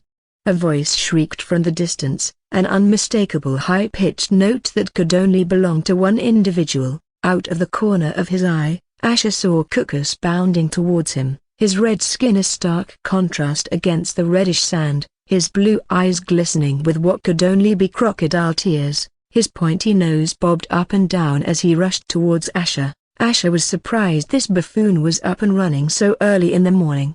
Isola, however, wrinkled her nose, her eyes narrowing at the sight of Asher's obnoxious servant. "I'm going to talk to my parents," she said, her gaze moving back to Asher, who simply nodded in response. As Isola's figure disappeared into the sea, Cucus finally reached Asher, dramatically falling to his feet, clutching his legs, and sobbing theatrically. "Boss," he wailed, "I will miss you so much. I wish I could join you in your quest and let me become your meat shield against those cunning hunters. Nevertheless, I will pray for your safe return every day." As he wailed, his tears soaked the lower part of Asher's pants, making him click his tongue and shook him off. He then looked down at him with a stern gaze. "You don't have to be so sad, Cucus. I will fulfill your wish since you are coming with me," he stated with a hard smirk. This abrupt statement caused Cucus's sobbing to come to a sudden halt. He slowly looked up,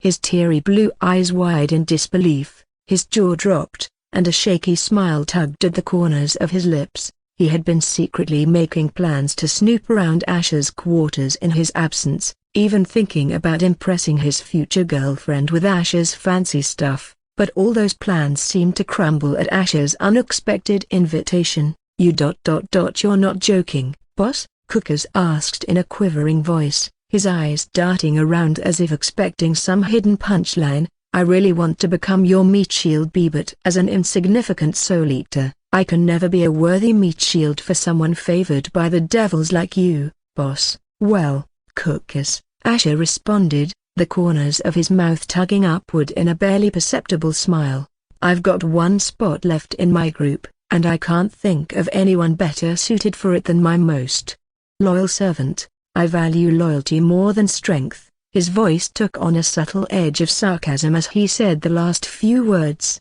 making Cucus swallow his saliva, wondering if he was going to die without tasting a virgin nectar. Deep under the dark waters, Isola floated before her parents. The water around them was dappled with the iridescent glow of the luminescent flora, casting a subtle, ethereal light on their faces. "Father, Mother," she began, her voice softly cutting through the silence, "please tell our people farewell on my behalf. I feel like they might be sadder if I did it personally, and I would too." Mirax's wavy black hair danced in the water as his gaze bore into his daughter, the intensity of it reflecting both worry and pride. He gave her a slow nod, his chest tightening at the thought of his precious child braving unknown dangers. A curt sigh escaped his lips as he responded, "I understand, Isola. Just remember a broken bar are people, and we are proud of you." And Miraxa took a deep breath in between his sentence as if trying to contain something from overflowing his eyes. Isola softly smiled and felt surprised to see such a side of her father. If there was one thing she was happy about after the war was the fact that her father was returning to his usual self, just like during the times she was just a little girl. Mirax added with a dark determination, before returning, "Try to kill as many of those heinous hunters. They are even worse than the cursed wraiths. We lost enough, we can't afford to lose too much. This is a good opportunity to hurt them a lot." Isola nodded with a grim expression as the memories of those who died in the hands of hunters flashed in her mind. Beside him, Narisara's expression remained inscrutable, her dark azure eyes scanning her daughter. She then extended a hand, and from within the flowing folds of the robe, she produced a trinket. It was a small amulet, The sea green stone set into it glowing with an inner light. She pushed it gently towards Isola, the amulet floating through the water towards her daughter. "Take this, child," Narissara said, her usually stern voice softening slightly. "It's an old relic of our people. Use it when you're in dire straits. It may save your life." Isola softly blinked her eyes as she took the amulet into her hands, her eyes taking in the magical aura it emanated. This was the first time her mother showed concern for her safety and gifted her something. She nodded gravely, locking eyes with her mother, a ripple of warmth spreading across her chest. "Thank you, Mother. I will use it well." The silence that followed was heavy, the weight of parting and the uncertainty of the future hanging thick in the water around them. Just as Isola left, Narissara crossed her arms and asked, "Why didn't you mention her marriage with Viraxos? She is already in her prime years, and if we are to recover the strength of our race, we cannot waste time." Miraxa turned around and softly nodded with a serious look. "We can do it after she returns. Let her mind stay clear for now." Asher had finally reached the peak of Soul Hunter and sat down in his training room, realizing that he was now powerful enough to comprehend the powers of the next fallen soul from the Tome of the Fallen Souls. If he had the choice, he would have done it earlier, but he wasn't strong yet until now. The pages containing Doomfall's abilities were unlocked. He knew engraving the runes shown in these pages was no small deal and could kill him if he was not careful. Yet, his eyes glowed with the fascination of comprehending the power of Doomfall, and he was confident he would succeed. He knew for this grimoire, the time it takes to comprehend wouldn't be much on the outside, though when the grimoire absorbs his mind into its world, it definitely could feel like a lot. Just as he closed his eyes and focused, the world around him seemed to warp and distort, suddenly replaced by an endless, smoky plain bathed in a dull, scarlet light. He found himself standing on this nightmarish landscape, heat shimmering off the hellish ground, stinging his skin. "You broken bar," but he suddenly grimaced as an overwhelming presence seemed to press down on him, choking the very air. In the distance, a monstrous silhouette emerged, growing in size and dread with each passing second, until it towered over him, its figure dark against the fiery light. Its form was horrific, a monstrous tiger-like beast with red skin and blazing eyes. Its teeth were sharp and strong as steel, and its terrifying claws were enough to tear even mountains like paper. Hot vapors came out of its maw, and its sheer size and muscular body were enough to make one feel despair in its presence. But what made it even more terrifying was how, unlike an ordinary tiger, it had no fur. Instead, on its red skin, there were small red-hot spikes all over its body, even on its face. Asher took a slow deep breath, his throat suddenly dry as Doomfall took notice of him. "You think you are worthy?" The words weren't spoken but rather reverberated through Asher's soul like the echo of a monstrous roar, filled with the promise of devastation. For a moment, the world around Asher seemed to falter, the might of Doomfall nearly overwhelming him. The searing pain of his synapses firing off on overdrive felt like he was being struck by 100 lightning bolts, his soul on the verge of being consumed. "Yeah, broken bar I do." Asher's response was not vocal but a surge of will, a defiance against the dread pressing down on him. Doomfall raised its chin briefly, its blazing eyes resting on Asher. "Then prove your will to me, mortal, or die." Roar. The world around him darkened as the beast roared, the force of the roar shredding through the imaginary space like an earthquake, causing the ground under him to shake violently. What was this dreadful aura he was feeling from this spirit? It was the first time he was facing something that shook his very soul. Doomfall's terrifying aura washed over him, weighing heavily on his mental self. The pure malevolence of the aura was suffocating, like 100 iron chains dragging him down into the depths of despair. He could sense his self weakening, slowing, blurring at the edges as the infernal aura leached away his strength. Arg! Asher collapsed on the ground, his entire body shivering like a leaf as he desperately struggled to keep himself from getting his mind torn apart. Doomfall's gaze burned with contempt, its enormous form shrouded in an infernal aura. It shook its head with a growl that caused the very ground beneath Asher to tremble. "Weak. Too weak. Your will is plagued by uncertainty, mortal. In this state, you are better off dead, it rumbled, its voice a cacophony of untamed power and savage disdain. The condemnation echoed like a death knell through the searing air, sinking into Asher's heart. The relentless onslaught of Doomfall's power seemed to erode his resistance, his mind faltering, buckling under the immense pressure. He felt as though he were falling, descending into a chasm of despair, his spirit shattering under the weight of his perceived failure. His consciousness began to fade, the edges of his world blurring into darkness. Despair began to drown his thoughts as he realized he was about to die. Just as the last remnants of his will were on the verge of shattering, a soft voice echoed through the tumult. It was a familiar sound, a tether anchoring him in the maelstrom of despair. Asher. It called. Isola's voice, her tone laced with urgent concern, seeped into the fiery world, cutting through the smoky haze that clouded his mind, and the next moment, he felt like this voice was pulling him away from this nightmarish world and this hellish spirit whose silhouette began to fade. With a gasp, Asher's eyes snapped open, the stark light of his training room flooding his vision. He was back, lying on the cold stone floor, the nightmare landscape replaced by the familiar surroundings of his room.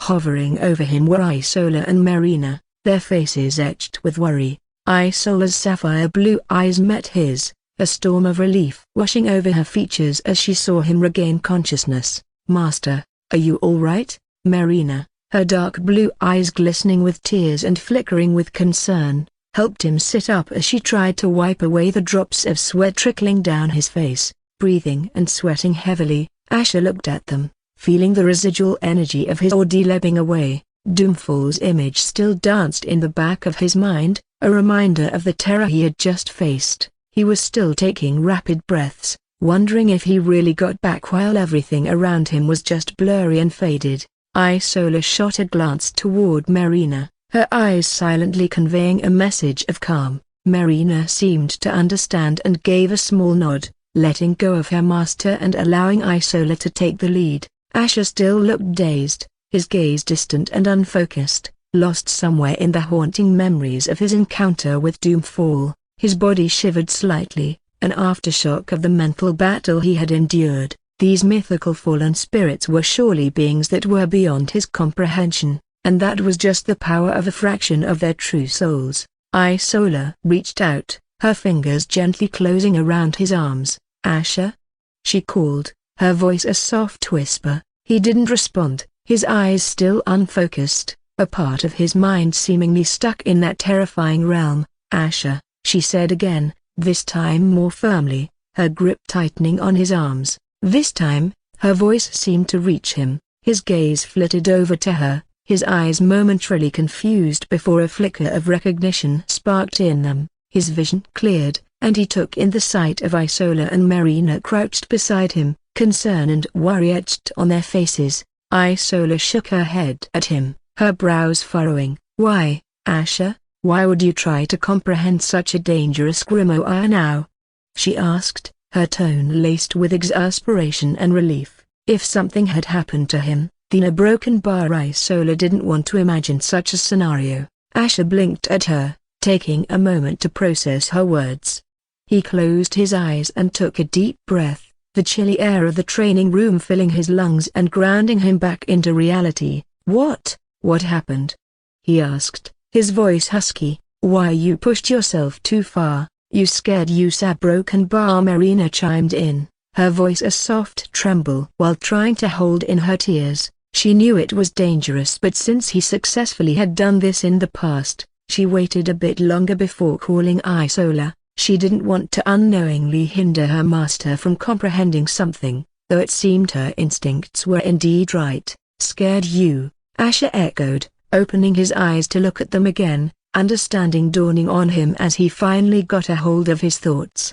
Isola nodded, her hand still wrapped around Asher's arm, steadying him. "Marina was keeping an eye on you when you were busy comprehending," she began, her voice sounding distant as she recalled the harrowing events, "but she noticed that you were writhing in pain a few hours in, so she called me for help."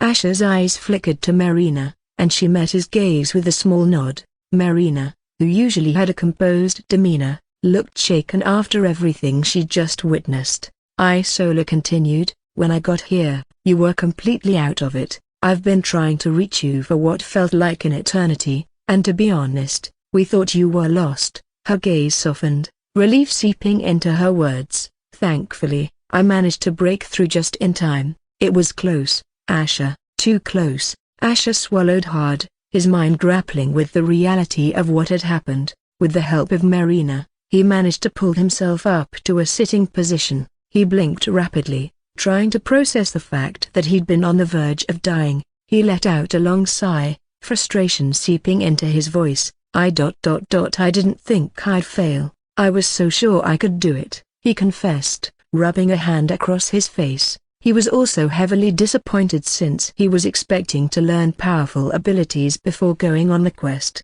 His confidence was hammered since his progress in strength as a demon was increasing smoothly until now. However, what he had just experienced made him realize he was far from being sure of anything. Inwardly, he knew what doomfall meant when he said his will was plagued by uncertainty, and it was all because of her. Since the day he learned who killed his mother, something within him has never been the same. Pushing up from the floor, Asher's movements were still a touch shaky, the aftermath of his near-death experience lurking beneath his surface. With a grit of his teeth, he managed to stand, wavering a bit before regaining his balance. "Where are you going, Asher?"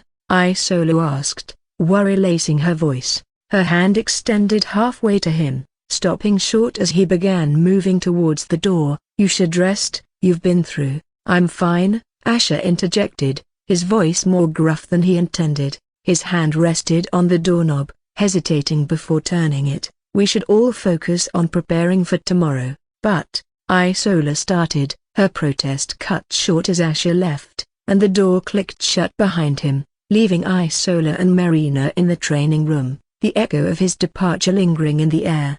They looked at each other, a shared worry and determination filling the space. In the depth of night, when the moon hung high in the dark infernal sky, a soft knock echoed through the stillness of Asher's private chambers. As always, he tapped into the castle's senses, a magic woven into its very structure, to see who it was. Usually, it would be Marina returning after spending some time with her family, but his heart clenched when he saw it was her and not Marina. A rush of conflicting emotions swirled within him as he took a deep breath, steeling himself for the encounter. A moment of hesitation passed before Asher rose from his seat, his dove-gray skin gleaming faintly in the soft red moonlight that filtered through the room's lone window. "Come in," he called out, his deep voice steady, a warm smile carefully plastered on his handsome face to hide the turmoil within. The door creaked open, and Rowena stepped in. She was a vision in the dim light,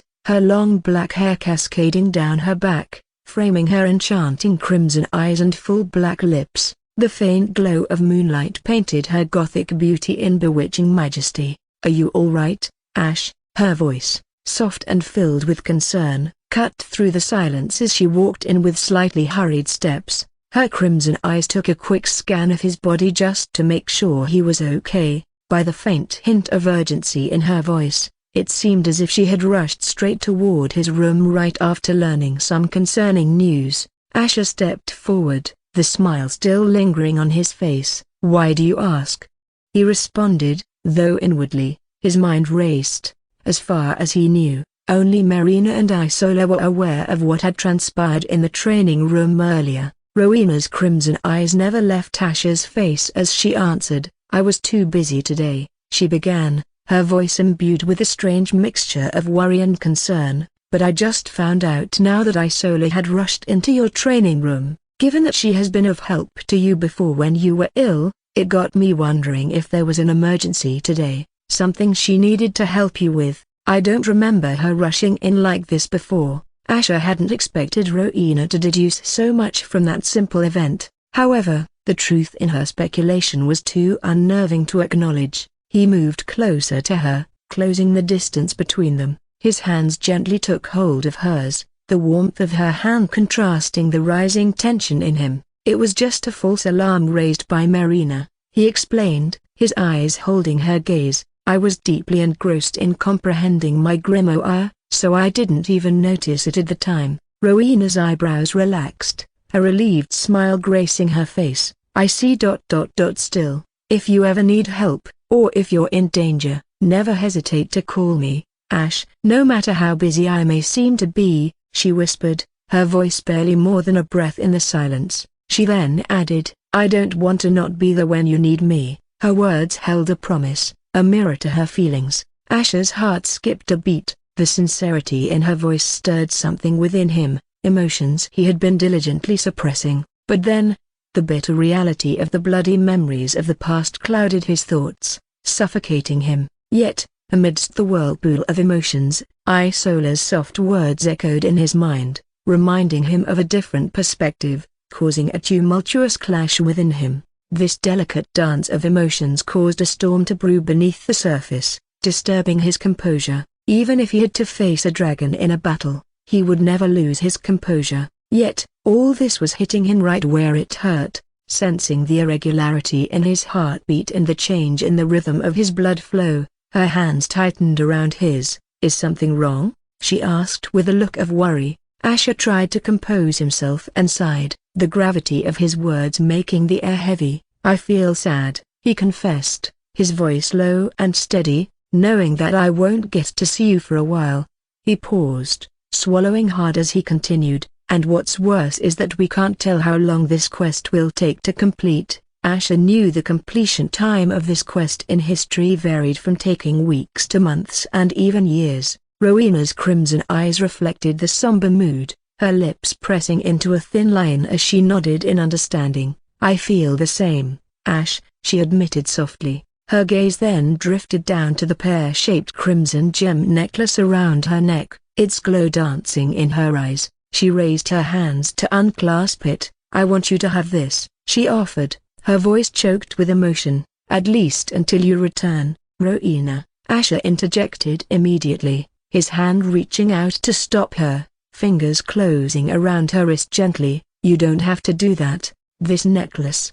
It should remain with you. Yet, the conflicted thoughts within him were bearing their fangs, gnawing at his resolve. He knew how much she cherished this necklace since it was from her late mother, and yet she didn't hesitate to offer it to him. If it was any other woman, he wouldn't hesitate to grab it since it could be a lifesaver, but he didn't want any such tokens from her, especially when gestures like these would only make things harder for him. He even failed to prove himself to Doomfall, all because of this. He wished he could just purge all these feelings so that he wouldn't struggle like this. Rowena still felt uneasy and said, Ash, no, just trust me, Rona, I will be fine, Asher firmly insisted. Seeing his insistence, Rowena sighed softly, her fingers slowly pulling away from the necklace as she took in Asher's words. She looked up at him and nodded, a thoughtful expression in her crimson eyes. Okay, but, she began, her tone firm. I'm sending City along with you, and you can't refuse. Asher blinked, caught off guard by her announcement. City? He echoed, his brows knitting together in surprise. How much do you really trust her? She nodded again, this time with an air of confidence that left no room for doubt. I have trusted City my entire life, she said, her voice echoing with conviction. Not just that, but my father always assured me I could rely on her.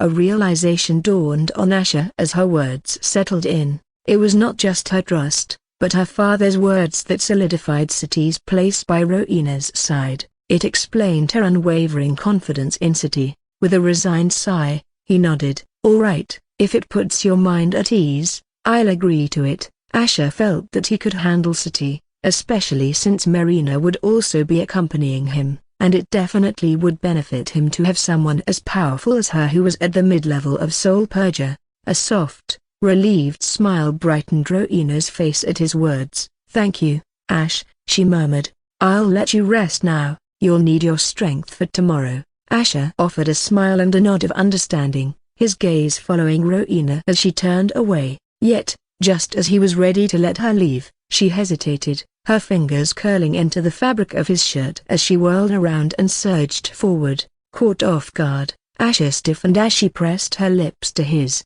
her embrace catching him off guard. Rowena, who always was reserved, had initiated the kiss, something she had never done before. His brows arched in surprise as he took in the passion that seeped from her kiss, her emotions radiating through their intimate connection. Asher tried to reciprocate the kiss, though he couldn't match her fervor. Something inside him held him back, a hidden turmoil he was unable to let go of. Rowena gently broke the kiss, pulling back slowly, her crimson eyes meeting his. A moment of silence stretched between them before she whispered hesitantly, "Are you a broken bar?" Rowena trailed off as she completed her sentence in her mind, "Unhappy with me?"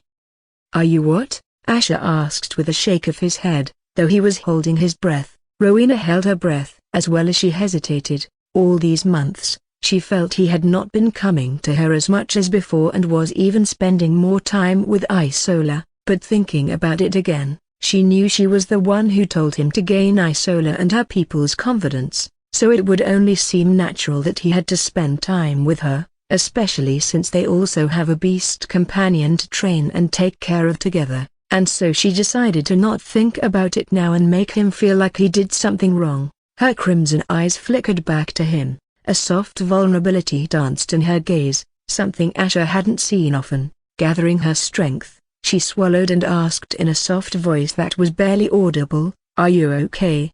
If I slept with you tonight?" The simplicity and earnestness of her request took Asher by surprise. He obviously knew she meant simply sleeping by his side. But even then, it wasn't like her to ask for something like that. She never did, though he could understand why. His heart pounded in his chest, a turmoil of emotions he didn't wish to deal with. Inwardly, he cursed the universe for throwing him such curveballs, yet, he couldn't reveal his inner chaos to Rowena. He put on a gentle, warm smile, trying to make his expression as genuine as he could. He snapped his fingers, and the lights in the room dimmed, the eerie shadows dancing around them as they were engulfed in soft darkness. Stepping towards her, his hand reaching out to pull her close as he said, "I can't think of a better way to spend this night." The words flowed smoothly from his lips, but deep inside, he couldn't help but wonder about the consequences of this night. All he could hope was to sleep as if everything was all right.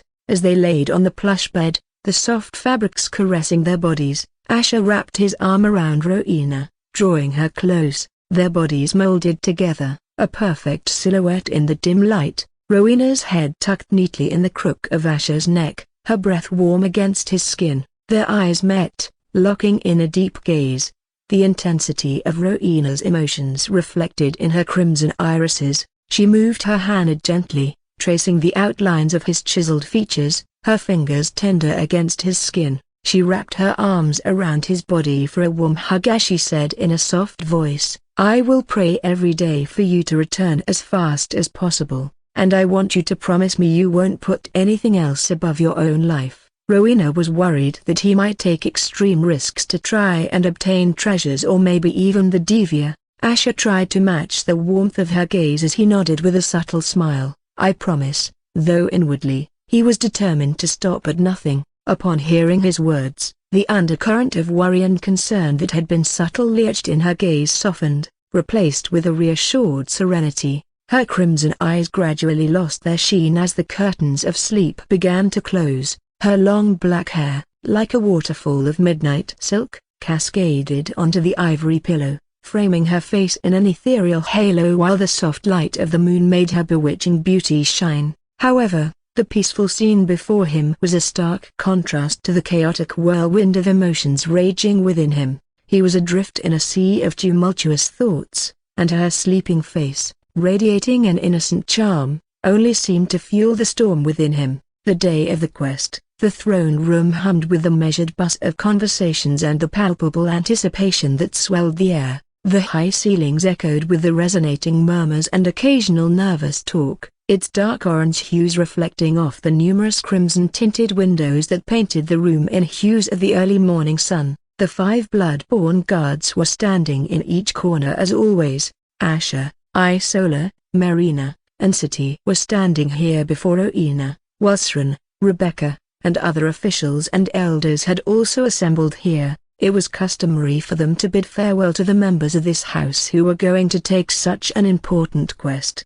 After all, if someone among them managed to become the victor, it could drastically influence the future of this house. Sylvan, the elegant stature of the young prince making its presence known, a stark contrast to his father, Siren, who exuded a more quiet and calm aura while pressing on his thick black moustache with his fingers. The pair engaged in a low murmured discussion, their faces creased with what could be recognized as a mix of concern, solemnity and subtle eagerness. Standing beside Sylvan were two young lords and two young ladies from powerful paramount houses who were none other than his vassals. Not too far from him stood a woman with long silver hair, voluptuous bosom and hourglass body. Rebecca silently stood with her back straight as an arrow, her gaze sharp as it darted towards Asher intermittently.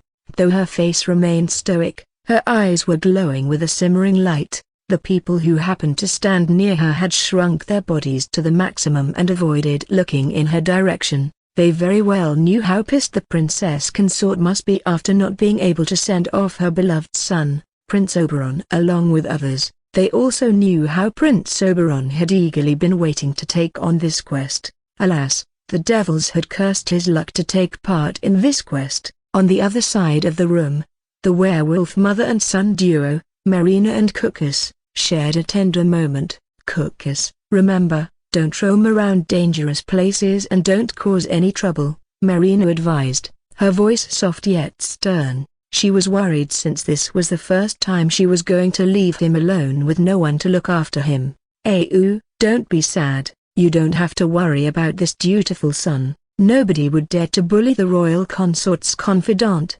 Cucus responded, a cheeky grin on his face while making sure his voice was just low enough to escape Asher's ears. He then turned to Sati, grabbing her hand in a quick, thankful squeeze. I forego a broken bar. Thanks for taking my place, sis. I appreciate your sacrifice, he said as he put up a solemn expression with pursed lips and glistening eyes. Sati rolled her eyes, her fist rising and causing Cucus to squeal and dart behind his mother. Lowering her hand, she sighed, her gaze trailing to Asher. If not for him, she wouldn't have to be in his group when Sylvan had already invited her to join his. But she had no choice but to obey the Queen's order, and on the bright side, she would at least get to keep an eye on her mother and protect her. Maybe she would have asked to be on his group exactly for this reason. Letting her mother go alone, especially with this pervert consort, surely would have made her anxious. Isola was still worried about Khaleesi,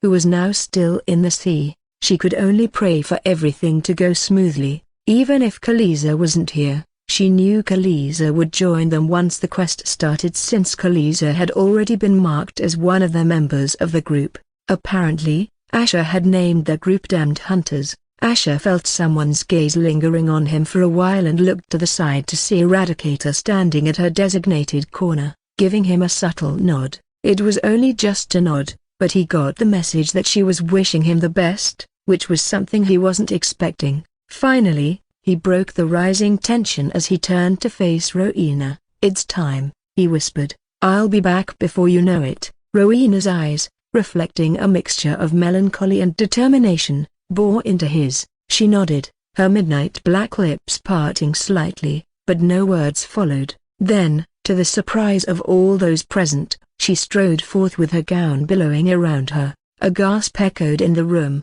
followed by a hushed silence, as she leaned in, pressing a soft, warm kiss onto Asher's lips. The throne room became a tableau of wide-eyed nobles, the intimacy of their queen an unexpected spectacle in such a public setting. They knew their queen was in love with her consort, but she never displayed any intimate action in public. This only made them realize how greatly worried she was. Rebecca took a sharp breath, her eyes piercing. Isola, who was standing behind Asher, looked away, a subtle tension to her otherwise unreadable expression. Sati wore a mix of pique and bewilderment. Her gaze hardened on Asher as if she still couldn't understand what kind of magic he pulled on the queen. Marina, however, had a soft smile upon seeing this tender scene. Their tender moment was abruptly cut off as a soft whoosh echoed through the room as Asher, Sati, Isola, Marina, Sylvan, and the rest of his group vanished in a blink, leaving no trace behind. Rowena stood there, The place where Asher stood moments ago now empty. A void seemed to expand in her chest, but she swallowed hard, steeling herself. Her eyes glimmered with anticipation and resolve, prepared to wait for the return of her love. Barely a moment passed, and the five of them materialized from thin air, their feet touching the loamy soil of the ground almost simultaneously. The atmosphere they arrived in was abruptly alien, a wild divergence from the royal throne hall of the Bloodburn kingdom they just left. The scenery seemed to be a stark paradox of eerie tranquility and impending danger. A dense, otherworldly forest lay in front of them, dotted with dark luminescent flora that cast an ethereal glow in the morning light. The trees were thick and tall with a mix of violet and orange leaves. The trees were towering, their roots gnarled and twisted, intertwining to form a labyrinth of natural archways. Awed, glowing creatures fluttered round, their wings whispering secrets of this realm. A cool wind whistled through the bizarre fauna, creating an eerily harmonic chorus that echoed in the quietude. The skies were blue, and the air was surprisingly cool and not harsh, unlike their demon realm. Zoltha. Asher stood quietly, his gaze taking in their surroundings. His piercing dark yellow eyes were unreadable, though a sense of measured focus emanated from him as he said, as expected, "We are in an unknown dungeon created by the angels and devils. This has got to be the biggest one we might have ever seen, maybe as big as our realm but more the dangers." Asher knew dungeons were nothing but special places created by the angels and devils for such quests, and these places existed in some unknown dimension or space. Sometimes these dungeons could be small enough to take place in a building-like structure or underground, or sometimes, like now, they could seem big enough to make them feel as if they were standing inside an entire realm or a planet. Isola, standing to his right, also surveyed their surroundings. Her eyes shone with a spark of anticipation and fascination since this was her first time seeing such an expansive dungeon. "It might be, and fortunately, we don't need life crystals to survive here," she murmured, the soft-spoken yet firm command echoing Asher's sentiment. Marina, despite the alien environment, displayed an air of serene calm.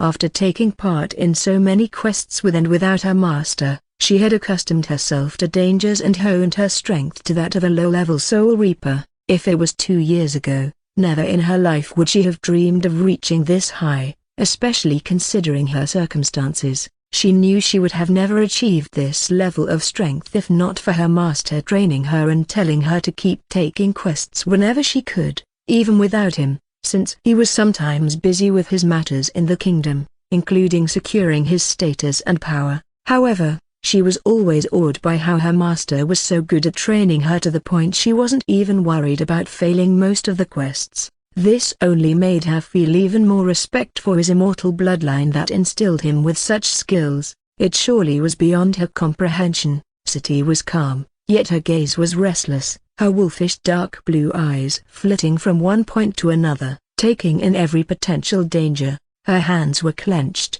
and her ears picked up every rustle, every whisper of the strange wind. In contrast, Khaleesa seemed less concerned about the impending dangers and more curious about her new surroundings.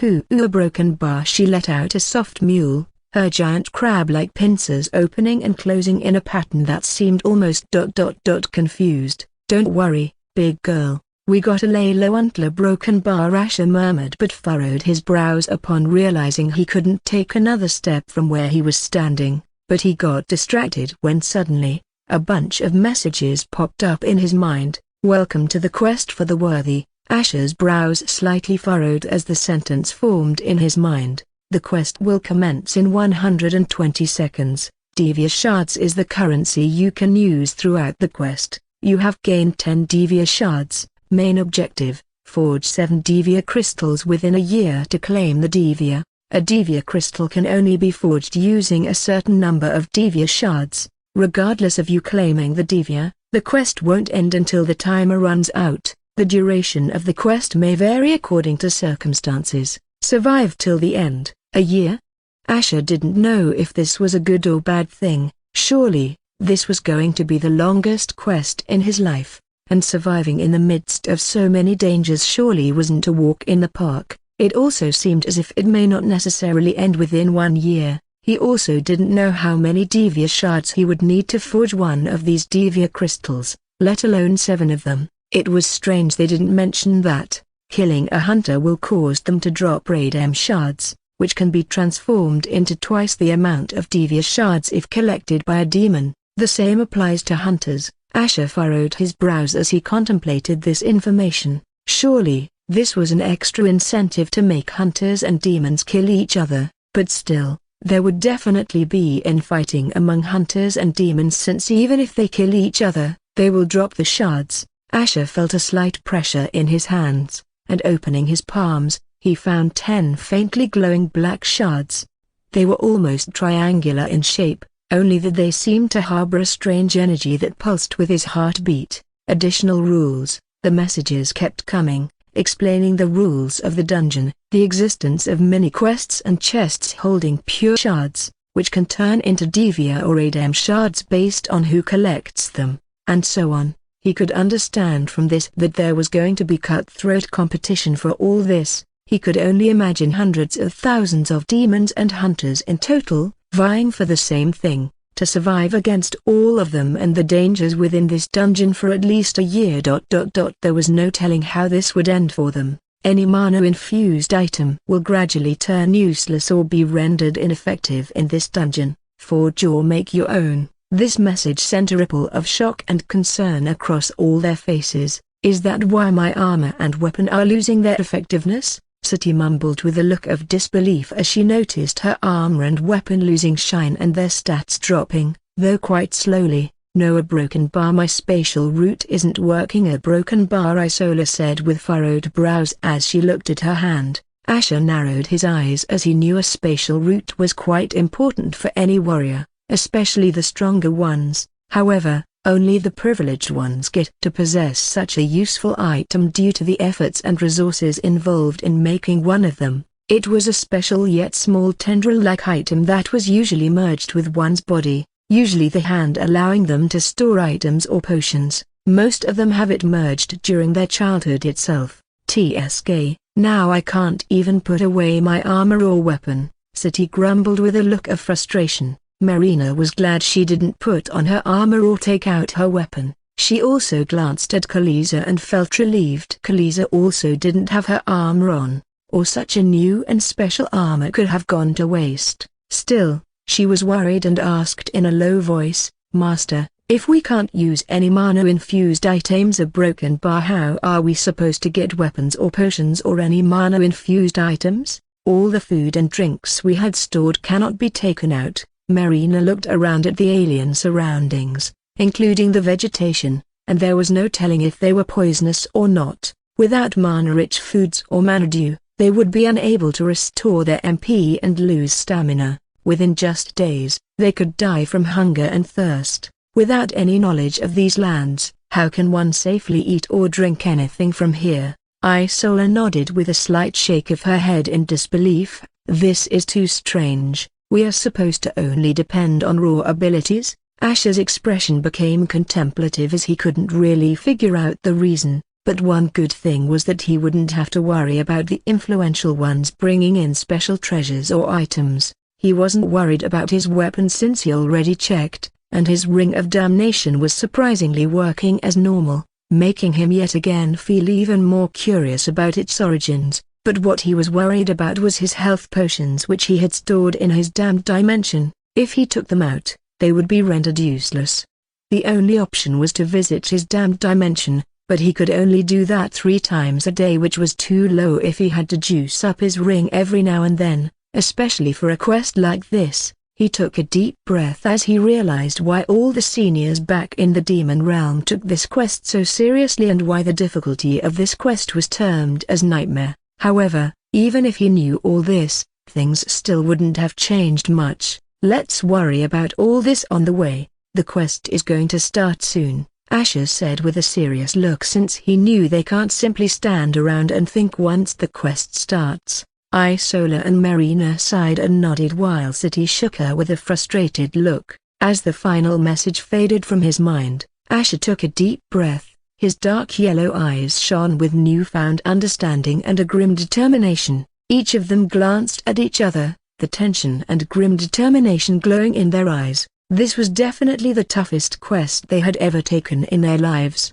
and the chances of surviving this, let alone completing this gloriously, weren't really looking that good. "We're a long way from home," he said, his voice barely a whisper, yet resonating powerfully in the unnatural silence. "It's going to be at least a year before we can go back." His gaze then drifted towards City, who also had her sharp gaze land on him. His eyes locked onto hers. "We can't get back home unless we all work together." At his words, City sucked in a sharp breath, her eyes narrowing slightly, knowing that he was talking about her. Still, she gave a single, curt nod, understanding the weight of his words. The silent agreement was broken as the message that the quest for the worthy had begun popped up in their minds, and the five set out in a tight formation. "You have discovered Yorka Forest." Asher suddenly saw a tiny map showing up in his vision, revealing where he and his group members were standing and the surroundings within his vision. "I suppose we will have to keep exploring to discover the rest of the map?" Marina suddenly asked in a soft voice. Asher nodded with a look of contemplation as he said, "Yes, and this map is probably the key to finding a way to forge a Divya crystal. So, let's set out and find it before things get worse." Asher knew on the outside he was the weakest of his group and wished this quest didn't have to take place now, but here he was, not wanting to let go of such a golden chance. He was also confident he could make up for some of the strength disparity with his own skills and abilities, though he knew he was playing with fate here. Name, Khaleesa level, 27. Name, Marina rule level, 21. Name, City rule level, 28. Name, Isola level, 31. Name, Asher Drake level, 20. Rating points, 500, 26,950. HP, 10,114, 10,114. MP, 16,225, 16,225. STR, 3,931. Def, 2023. INT, 3,245. Dex, 1769. Talents. Favored by the night, 3rd stage. When night falls, your HP and MP will increase by 10%, 720. Vengeful Life Stealer, 3rd stage. When your HP falls below 30%, any successful attack from you will leave a cursed burning effect on your enemy, dealing 4% of your HP as damage and let you steal the HP they lost. 930 seconds. Hellmaster, 3rd stage. You can enter the dimension of the damned thrice in a day, 1140. Cursed Summoner, 3rd stage. You can summon only 4 damned souls and they would manifest with 20% of its original stats, 340.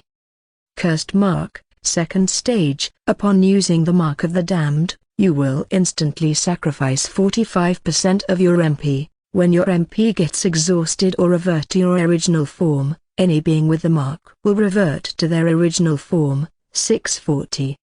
Talent, active, Gurdul, minus 15% Def, minus 10% STR, minus 20% INT, Diabolical Speed, 3rd stage. You possess Gurgle's speed, increasing your dex by 56% instantly, 240.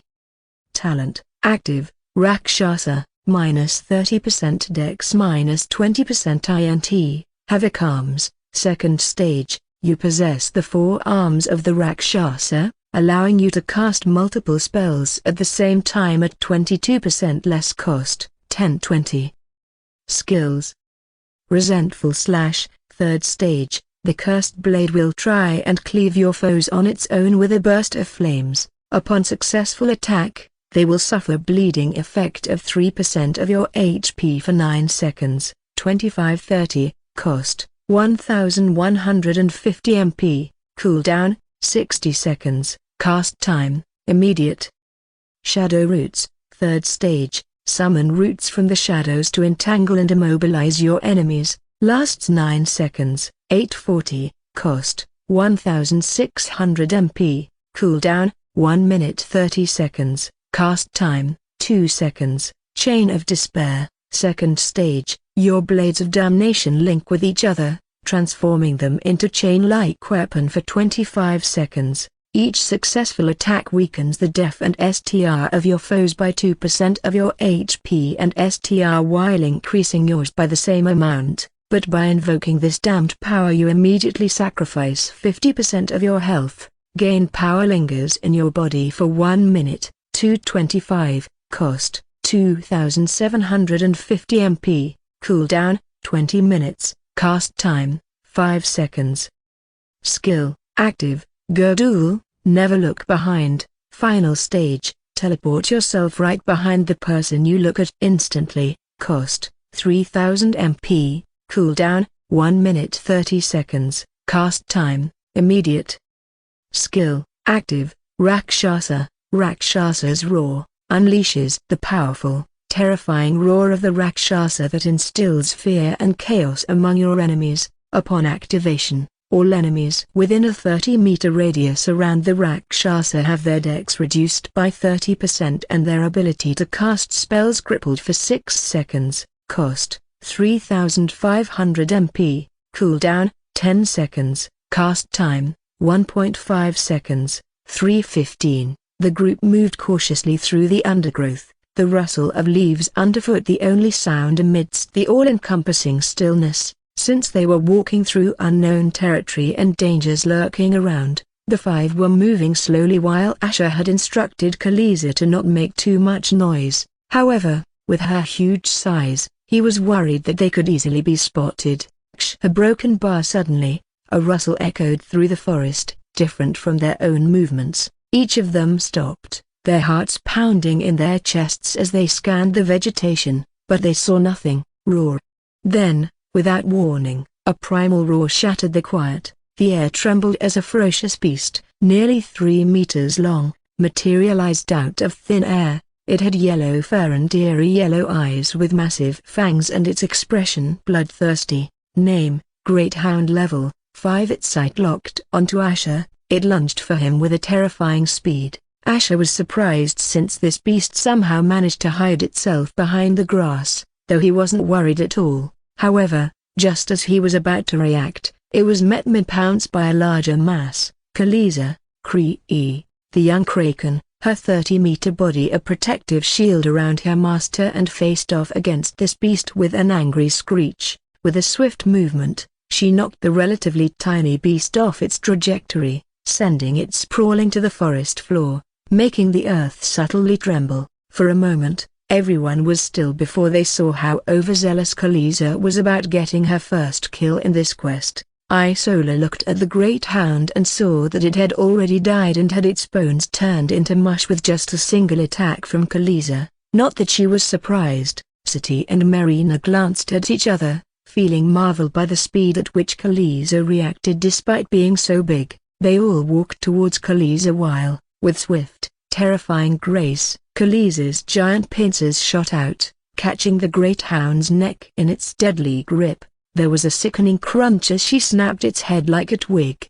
With a triumphant chittering sound, Khaleesi proceeded to tear the head off of the lifeless beast. Holding it up like a prized trophy, she dangled it before Asher and Isola as if eagerly waiting for their praise. Asher chuckled with a smile. That was a swift job, Khaleesi, he praised, giving a slight nod of his head. Isola, standing beside him, mirrored his actions but then gestured to her to get rid of the head. She didn't want Khaleesi to get her pincers dirtied by its blood. While they were absorbed in admiring Khaleesi's victory, Sati's gaze scanned the corpse, looking around it before shaking her head. It dropped nothing, no loot. What are the devils expecting us to do now? How are we going to survive for a year like this? Asher and the rest were also disappointed, since even if it was a weak beast, they were expecting something to earn as loot. So if not even the creatures here will drop us any loot, will killing hunters work? Marina asked as she blinked her dark blue eyes,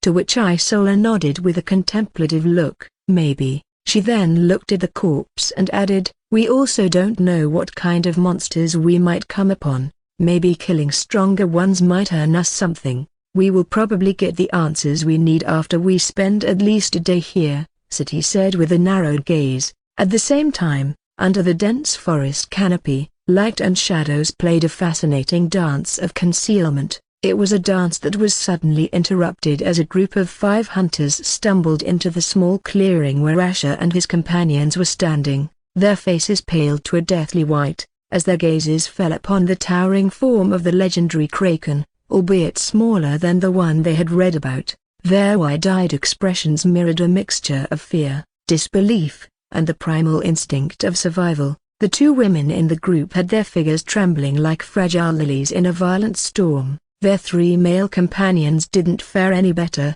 their faces distorted with fear as they turned on their heels, intending to disappear into the forest's embrace. They didn't even bother to look at the 4 demons gathered around the kraken. Just the kraken alone can crush measly F-rank hunters like them into oblivion. But just as they had turned to run, a cold and determined light flickered in Asher's eyes. He could see the name of their group and the total number of Reborn shards they had. His fingers disappeared into his robe and closed around as the blade of damnation manifested in his hands. Its emerald glow, an eerie reflection of his resolve, pierced the dense forest's shadows. As if time had slowed, the ring blade flew, a spectral disk of death. The hunters, oblivious to their impending fate, kept running, hoping the kraken didn't take notice of them. However, their desperate flight failed to outpace Asher's lethal aim. The blade's luminescence painted a streak of deathly green in the air. Their desperate escape was quickly halted,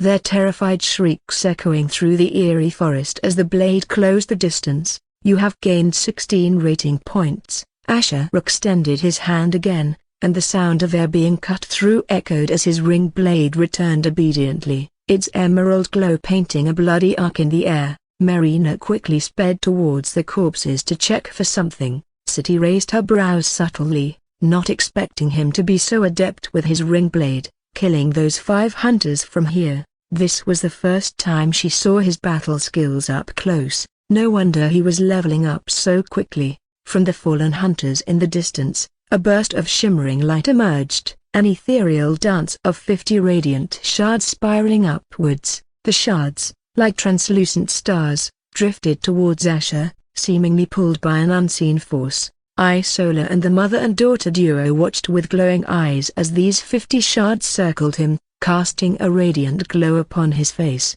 before they were absorbed into his body, disappearing as though they were never there. His body tingled as the shards transformed within him before a message popped up in his head. "You have received 100 Divya shards." His eyes glinted as he said, "We got 100 now, but who knows how many we need to forge one of those Divya crystals." Sati crossed her arms and said with cold resolve, "We just have to keep killing until we find out." "It's bad, Master." The hunters didn't drop anything else other than those Radem shards, Marina said with a sigh as she came back after checking the corpses. "Tch, now what?" Asher said as his fingers ran through his silver-white hair in frustration. "Oh no." Suddenly Marina gasped as everyone got a message pop up in their mind. "Warning. Blood rain imminent, 1 hour, behold, the cruel crimson weep of hell approaches. A deluge of corrosive sanguine falls not as a test, but as a purge. Beware, wayfarers of this dungeon, for the sky bleeds not in sorrow but in wrath, an unholy baptism that devours all that it touches. Seek not its touch for it brings not life but a slow and agonizing dissolution. The weeping hell bear the power to corrode flesh and essence, to dissolve the mighty and the meek alike. Find shelter before the tears of the underworld dissolves you into oblivion. Duration, 2 hours." Just as when they thought things couldn't get any worse, their faces fell upon seeing this. Isola furrowed her brows, her sapphire blue eyes narrowing as she took a quick look at their surroundings. "We need to find some place strong enough to protect us from the blood rain." Asher's demeanor shifted to a more serious tone, his eyes filled with grim determination. "Let's move," he commanded, his voice cutting through the eerie silence. "We have 1 hour to find shelter." Hearing his words, The four nodded at each other as Isola gestured to Khaleesi. "Come, Khaleesi, we need to find a safe place quickly." Khaleesi let out a short squeak as the five picked up the pace and began to explore the forest. No longer having the luxury to take their time, there was little to no chance they would find shelter in this forest, and so Asher and the rest were determined to get out of this forest. The more they began to explore the forest, the map also grew bigger in their minds. Khaleesi, however, seemed to be less comfortable, letting out a series of soft, worried mewls. Her massive body uprooted trees and caused the ground to tremble beneath her weight as she moved. Her giant figure, although awe-inspiring, was proving to be a problem as they tried to make their way through the dense forest. Asher could only sigh as he never expected the quest to be of this format. He was expecting something more straightforward, but now that they were here, there was no point in thinking about it. As if feeling Asher's regret, Khaleesi's bulbous eyes glowed with fierce determination as she suddenly stormed forward, crushing down the trees while leaving deep, pointy craters on the ground. This made Asher and Isola look at each other and left the other two confused. "Don't tell me she is a broken bar." Asher could subtly feel what Khaleesi was feeling. The connection between him and her had gotten stronger over the months to the point he could briefly make out what Khaleesi might be feeling or thinking.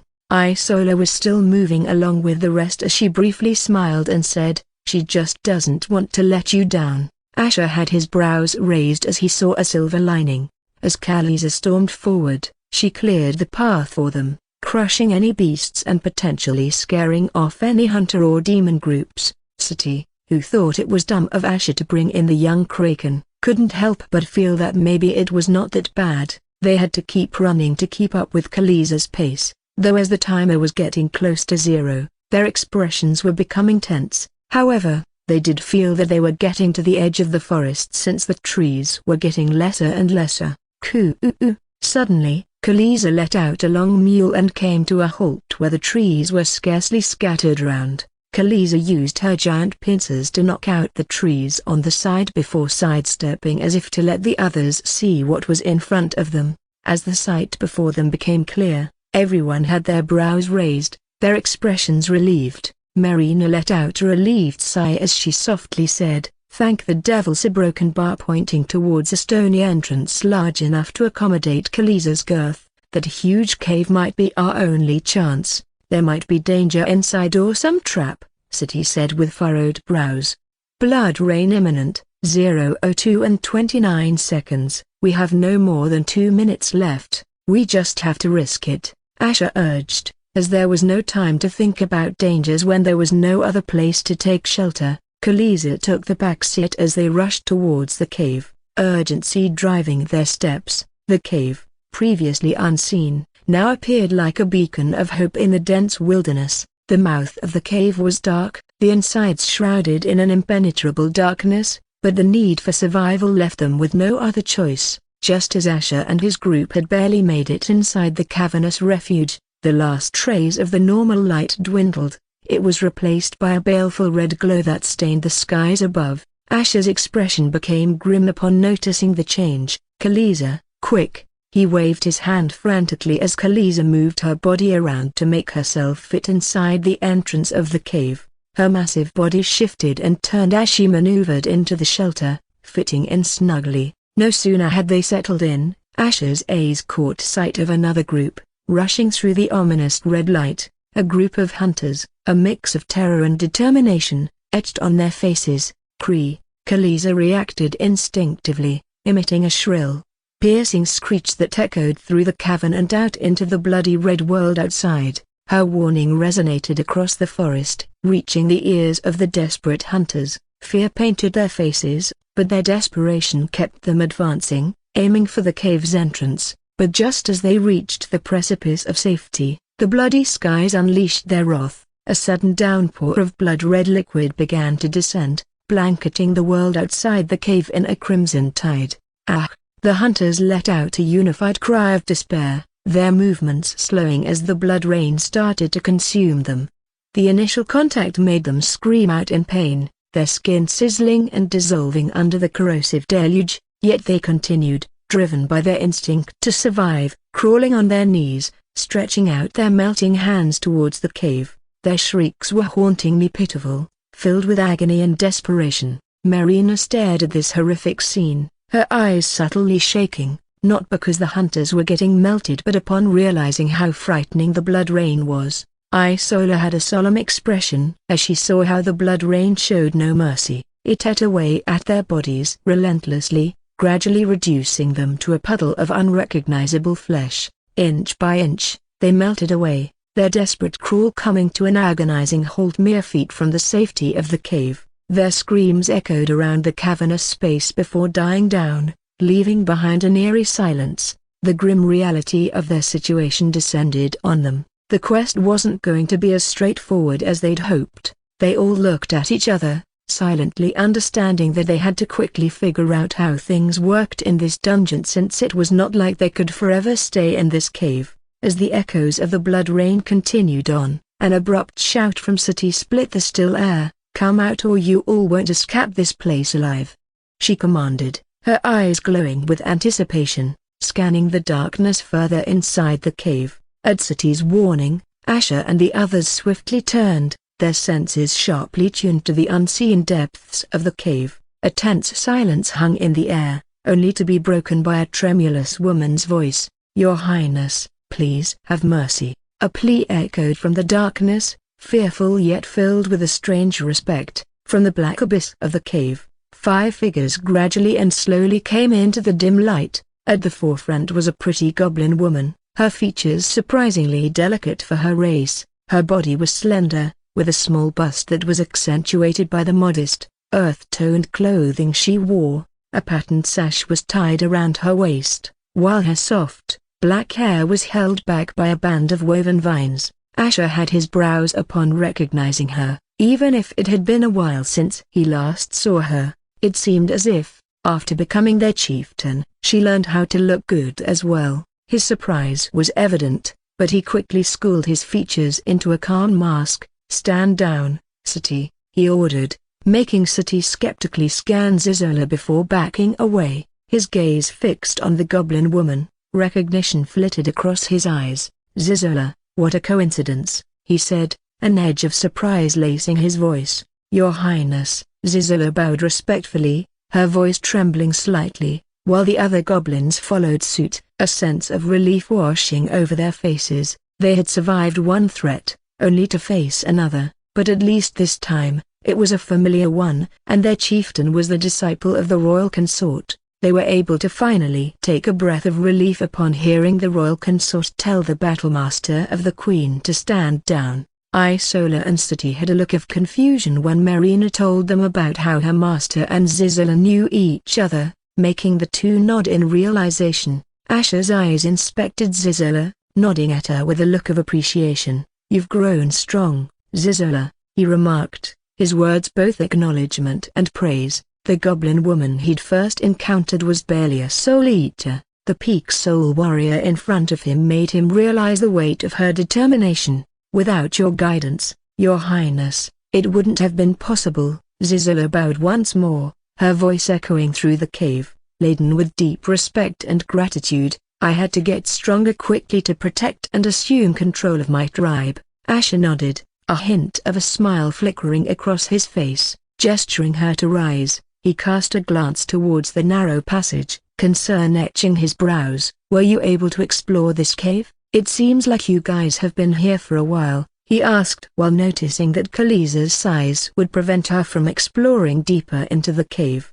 Zizola straightened up, her eyes shimmering with a certain eagerness. "We did, Your Highness, and there were monsters lurking inside," she affirmed. "They were not formidable, but we discovered interesting things. One of them was a map fragment." At her words, a surge of intrigue filled the cave. Asher's group shared quick glances, their faces alight with a shared interest. "A map fragment?" Asher's voice echoed throughout the cavernous surroundings, disbelief laced with curiosity. Zizola nodded, her emerald eyes shimmering under the dim light seeping through the cave's entrance. "Yes, Your Highness," she confirmed, her voice steady. "After we found the fragment, a location called the Safe Zone was added to the map in my mind. It gave me a general direction to follow." Asher's eyebrows shot up, a slow smile forming on his face. He turned to his group, their faces a mirror of his own curiosity and interest. Isola was the first to break the silence.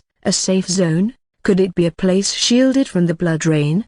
She conjectured, her eyes sparkling with intrigue. Marina's eyes also glowed as she chimed in. Or a place with abundant resources we can safely use. We could certainly use those. Sati, silent till now, finally spoke, her voice firm and resonating in the cave. Maybe both of you are right, but it could also mean others might be around that place or within it already. We could very well be walking into dozens of hunters or enemies of our kingdom. Asher nodded as he said, you three are probably right, but this safe zone could potentially solve most of the problems we are facing now. Food, drinks, shelter, potions, armor, and whatnot. We really don't have a choice but to check out this safe zone since I believe they put this map fragment here for a reason. We just have to make sure we get there as quickly as possible before more people gather. He then turned towards Ziloa and asked, since you have the map fragment, how long would it take for us to get there? Zizola's gaze became absent for a moment as she checked her map. She then said with a slightly anxious look, it doesn't seem that far. By foot, it should take us half an hour, but since we haven't explored the map towards the north, the places between the safe zone and this cave are unknown. I don't know if any problems might come up. Asher nodded in realization as he understood the fact that this map fragment Zizola received only pointed out the place where the safe zone was but nothing else. Isola briefly glanced at the falling blood rain painting the cavern's mouth with a sinister crimson before saying, that's fine, we have almost 2 hours to discuss getting there, and I have a feeling this dungeon is big enough to not let too many people get crowded in an area. Isola speculated based on their short journey here. Asher nodded in agreement when suddenly Zizola said, we also found something else. Their eyes turned towards Zizola. With a slightly quivering hand,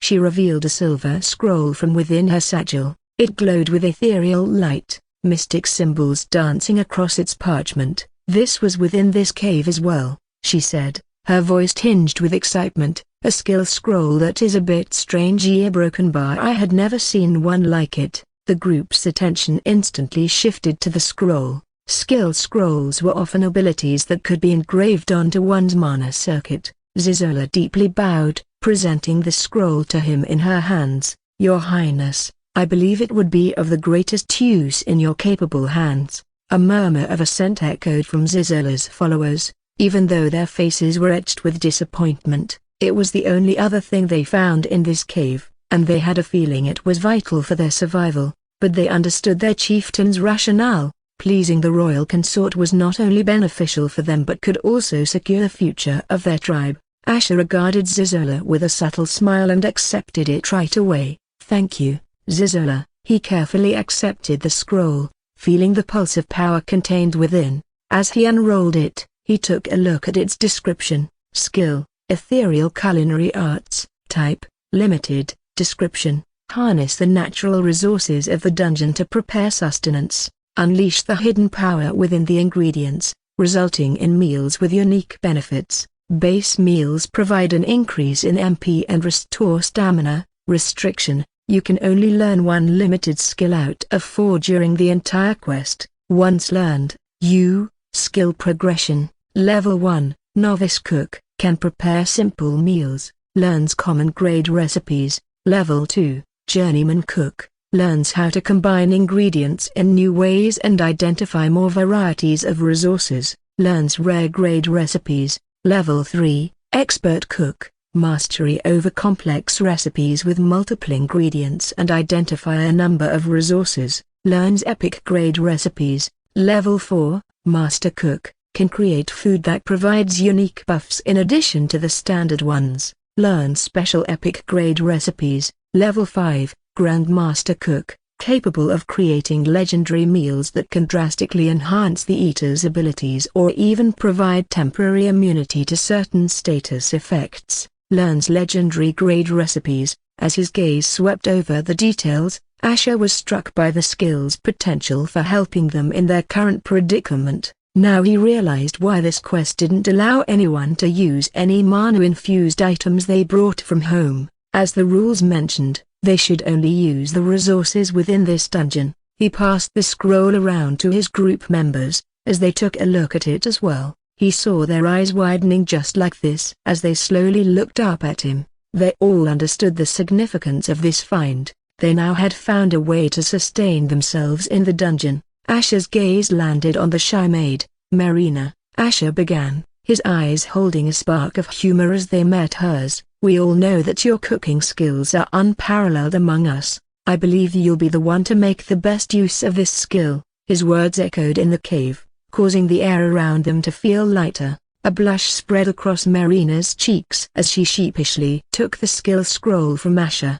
She felt her heart flutter under everyone's expectant gazes, a mix of anxiety and excitement bubbling within her. "I'll do my best, Master," Marina said with a confident yet soft nod. She looked down at the skill scroll in her hands, a resolute gleam in her eyes. She was determined to live up to her master's faith in her. Isola clapped her on the shoulder with a supportive smile. "No pressure, Marina, but we'll definitely be looking forward to tasting your dungeon cuisine." Isola had tasted Marina's cooking before, and it wouldn't be a stretch to say that Marina's cooking was one of the best she had ever tasted. City's gaze softened upon seeing her mother so happy, but her face flashed with a complicated look, feeling that her mother wasn't happy because she got the skill scroll but because of Asher's flattering compliment. However, she also knew her mother would have never gotten this strong without him, which also left her conflicted. And why did it feel like the way her mother looked at Asher was nothing like how a maid usually looks at her master? It made her wonder if our broken bar no exclamation mark. Citri didn't want to entertain this thought, though it still lingered within her mind like always, pricking her nerves. Almost 2 hours later, in another part of the dungeon, the serene gurgling of the small stream that cut through the dense undergrowth of the dungeon forest was broken by a chorus of gleeful shouts. 5 figures huddled together, their faces lit up with a shared sense of discovery and accomplishment. The flickering light of a nearby luminescent plant illuminated their faces, casting long shadows that danced to the rhythm of their excitement. Their leader, a young woman with a braid of black hair and a pair of keen black eyes, held up a parchment scroll that shimmered with an ethereal glow. Her proud smile reflected the feeling of achievement that radiated off the parchment. "Ha ha, who would have thought that monster had such a treasure in its belly? It's a limited skill scroll," she exclaimed, her voice tinged with disbelief and delight as she took a look at it. "Skill, Earthborn Harvesting Arts, Type, Limited, Description, Extract and collect resources from the natural environment, creatures, and treasures of the dungeon. Harvesting at base level allows for gathering of common materials from nature and defeated foes. Restriction, you can only learn 1 limited skill out of 4 during the entire quest. Once learned, you cannot learn any other limited skill, nor can you remove it. You will forget this skill once the quest ends." Skill progression, Level 1, Novice Harvester, able to harvest common grade materials from the natural surroundings and slain creatures. Level 2, Journeyman Harvester, learns to harvest resources more efficiently. Speed of harvesting increases, and there is a chance of acquiring rare grade materials. Level 3, Expert Harvester, master of complex extraction techniques that can yield epic grade materials. 9:29 The group erupted in excited chatter, relief flooding their faces. The idea that they could finally get level 4, Master Harvester, can identify and extract valuable materials that might be invisible to the naked eye. The yield of epic grade materials increases, and there is a chance for bonus yield. Level 5, Grandmaster Harvester, capable of harvesting legendary grade materials from the most formidable creatures and resources. Bonus yield chance significantly increases. The group erupted in excited chatter, relief flooding their faces. The idea that they could finally get some loot or harvest resources that could help them survive brought them an enormous sense of security. The largest among them, a burly man with a thick beard and hardened eyes, chuckled deeply. "Great work, Jenny. Guess this isn't as hopeless as we thought," he boomed, his laughter echoing through the clearing. Their joyful chatter was suddenly silenced as a rustle from the forest edge caught their attention. Their bodies tensed up, and they all reached for their weakened weapons instinctively, their eyes scanning the surrounding forest. Emerging from the dense foliage came a group of 4 women and a man. The person who stood at the front was a woman with long blue hair, bright blue eyes, and an air of nobility around her. Jenny and her team had their eyes widened in awe and disbelief upon recognizing that the woman in the front was none other than Rachel Sterling, the daughter of the president of WHA,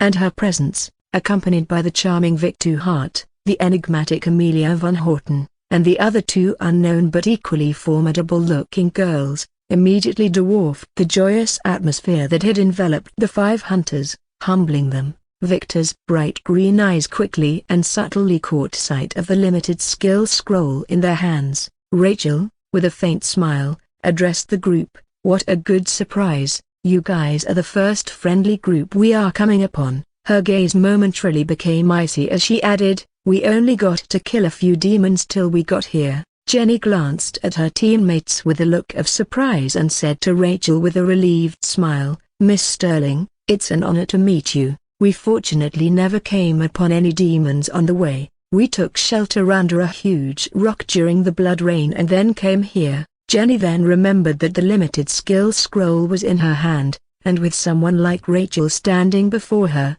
she suddenly felt the pressure to at least offer it to her, even though she knew she and her teammates needed this. But in the end, she decided to slowly tuck it away. "Oh, is that a limited skill scroll in your hand?" Victor suddenly asked as he pointed at Jenny's hand. Jenny awkwardly smiled as her teammates held their breath, glazing at her. "Why yes, we found this after killing a monster who was hiding in this stream." Jenny then looked at Rachel and offered the scroll with a friendly smile. "Perhaps ... do you want this, Miss Sterling?" Rachel, however, shook her head gently. "There's no need for that. My team and I have found one of these already, and I'm confident we will find more. You should keep it. You and your friends earned it," she said, her words holding a firm conviction that made Jenny's heart relax and admired how noble Rachel was. However, before Jenny could withdraw the scroll, Victor interjected with a smile. "Rachel, we shouldn't refuse when someone insists on giving us a gift," he advised, his green eyes locking onto Jenny's momentarily, his gaze intense and commanding. Jenny swallowed hard under Victor's gaze. She nodded rapidly, her hand still outstretched.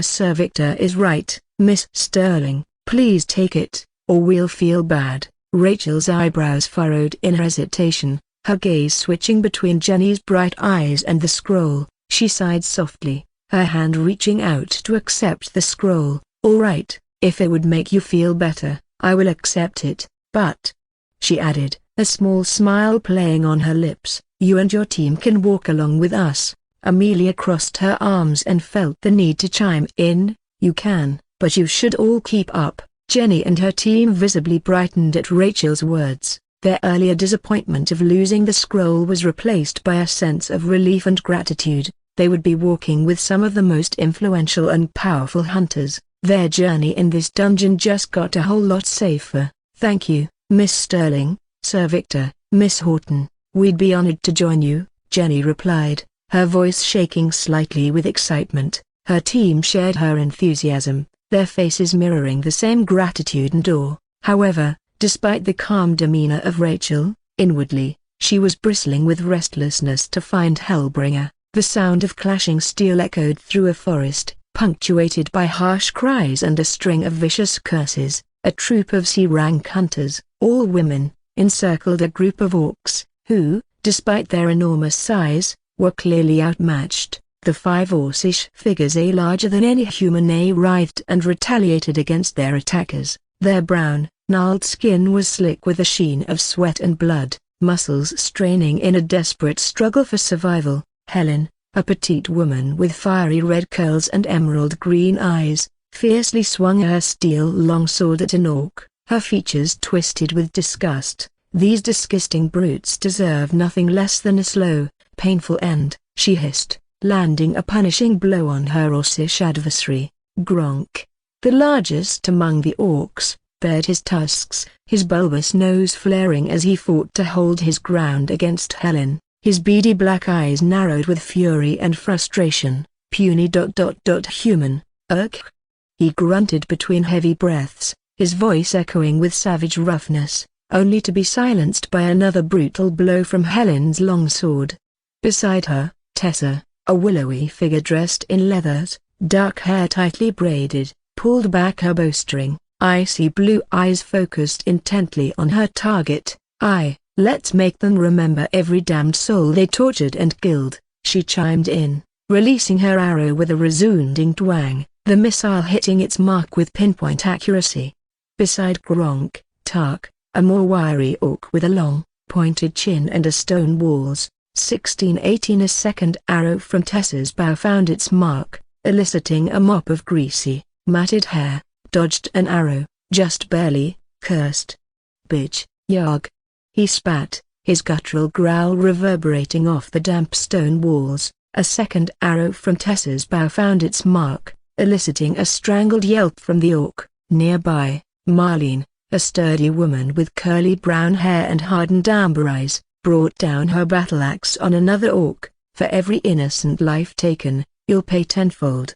She roared, her voice echoing menacingly in the dungeon. Mangled, a hunchbacked orc with a snub nose and uneven tusks, faced Marlene's unyielding wrath. No ... mercy, he wheezed, misshapen fingers clawing weakly at her. However, Marlene's axe came down once more, causing Mangled to stumble back, his plea cut short. On the other side, a young woman named Faye, delicate yet deadly, spun her twin daggers with practiced ease, her blonde hair a halo around her determined face. We'll make you beg for death, she sneered, her lilac eyes ablaze with anger, before she plunged her weapons into the orc before her. Fighting Faye was Slash, an orc bearing long, jagged scars across his wide, flat face. He grunted incoherently, attempting to swipe at Faye with his crude club. His rage-filled eyes met Faye's unflinching gaze just as her twin daggers found their mark. Finally, there was Ingrid, a seasoned warrior with a strong physique, her silver hair tied back in a warrior's knot, her stormy gray eyes steely with resolve. She held her spear with a steady grip, expertly fending off the Orcish blows. Let's not give them a quick death, they deserve to experience their own medicine, she declared, thrusting her spear forward with ruthless precision. The last orc, Biter, recognized by his broken tusk and wild mane of hair, roared defiantly at Ingrid, his low growls punctuating the steady rhythm of their duel. "Ea broken bar willa broken bar eata broken bar you a broken bar," he grumbled, his voice barely audible over the sounds of their clashing weapons. His determination, however, wavered under Ingrid's relentless assault. As their weapons met Orcish flesh, the chorus of their angry declarations echoed in the air. Despite their brutish strength and raw power, the orcs were gradually succumbing, their once boisterous threats now reduced to feeble grunts and groans. Whoosh! In the midst of their violent dance, suddenly a thunderous flap of heavy wings echoed above. The air shook with a preternatural force, and an immense, demonically regal silhouette with wings spanning 20 feet plunged from above. Its large, onyx black eyes glowed with an otherworldly menace, and its fearsome form cloaked in a stormy gray armor of feathers caused the women hunters to halt their onslaught and look up in terror. Scree-ee-ee. With a scream that echoed like rolling thunder through the cavern, the massive beast swooped down, its talons extended. "Ah, help!" Faye's horrified scream cut through the air as she was seized and lifted off the ground. The rest of her friends could only watch, frozen in shock and disbelief, as Faye was cast through the air like a doll, landing at the feet of an emerging group.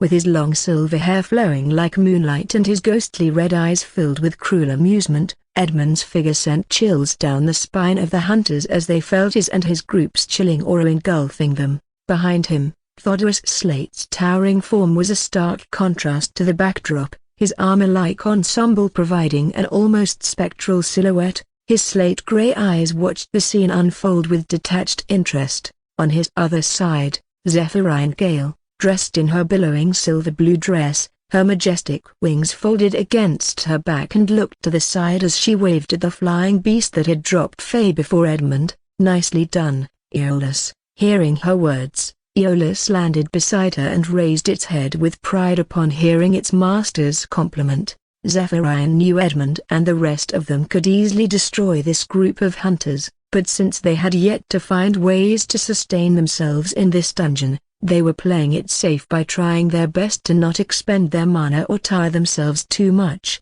Ignatius Pyre stood apart from the rest, the fiery colors of his outfit mimicking the flickering torches of the dungeon, his eyes ablaze with ridicule upon seeing the group of hunters. His tall, lean form was swathed in luxurious dark fiery robes, the garment accentuating his dangerous aura. Edmund's lips twisted into a cruel smirk as he sauntered over to Faye, seizing her by the hair and pressing a dagger to her throat. "Get off, quite a spectacle you've been putting up, ladies," Edmund's voice rang out, the dangerous purr echoing in the air. He tightened his grip on Faye's hair, tilting her head back to meet her teammates' horrified gazes. "But I suggest you surrender now. Or watch me carve out her flesh.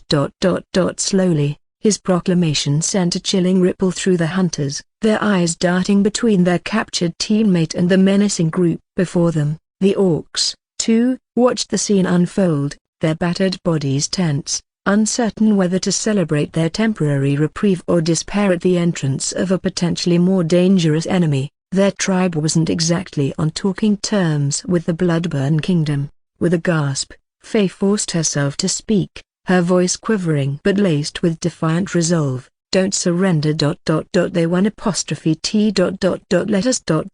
Go." Her pained, determined eyes locked onto her team members, who stood trembling, the weight of their impossible situation heavy in their stares. Edmund, however, had no patience for heroics. His sadistic smile never faltered as he drove his dagger into Faye's shoulder, eliciting a heart-wrenching scream that echoed throughout the area. "Ugh, make your decision, ladies," he said, his voice dripping with cruel amusement as he licked the blood off of the dagger. "I wonder how many stabs she can endure before she bleeds to death, but maybe it's for the best. I will have a fresh supply of blood to sustain me for a while, hee."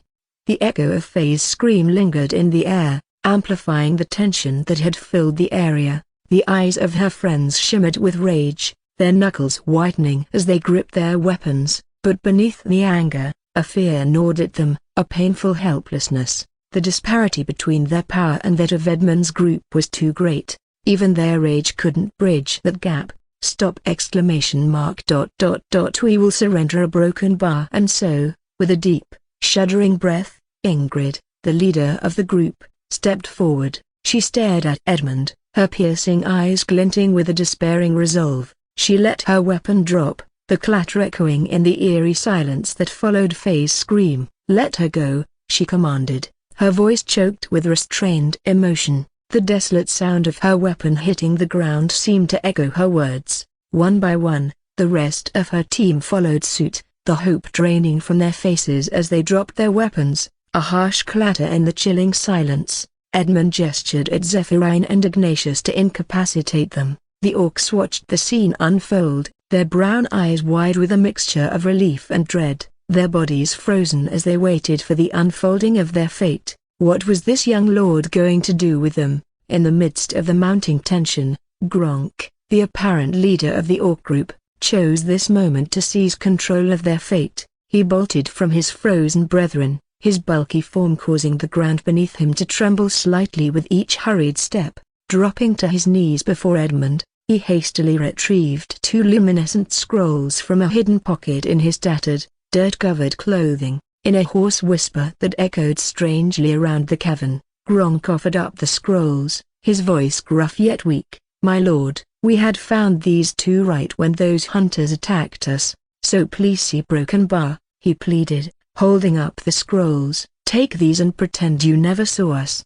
It's a fair trade, right?" His voice wavered, revealing a barely hidden fear. Edmund, releasing Faye abruptly into the hands of Thodoas, extended his own hand to take the scrolls. Without responding to Gronk, his ghostly red eyes, brimming with a dark interest, glinted under the luminescent light of the scrolls. Faye, Ingrid, who was kneeling along with her friends, cried out, aghast, As she watched Edmund tossing Faye into the hands of another wicked demon, "You promised to release her," she shouted, her voice echoing with despair and defiance. "Silence, cunt!" Zephyrian slapped Ingrid, making her fall over while the rest gritted their teeth with seething expressions, but Edmund was already absorbed in the scrolls, ignoring her. Skill, Forge Master's Might, Type, Limited, Description, harness the raw materials of the dungeon to forge weapons, armor, and accessories. At base level, you can forge simple weapons and basic armors.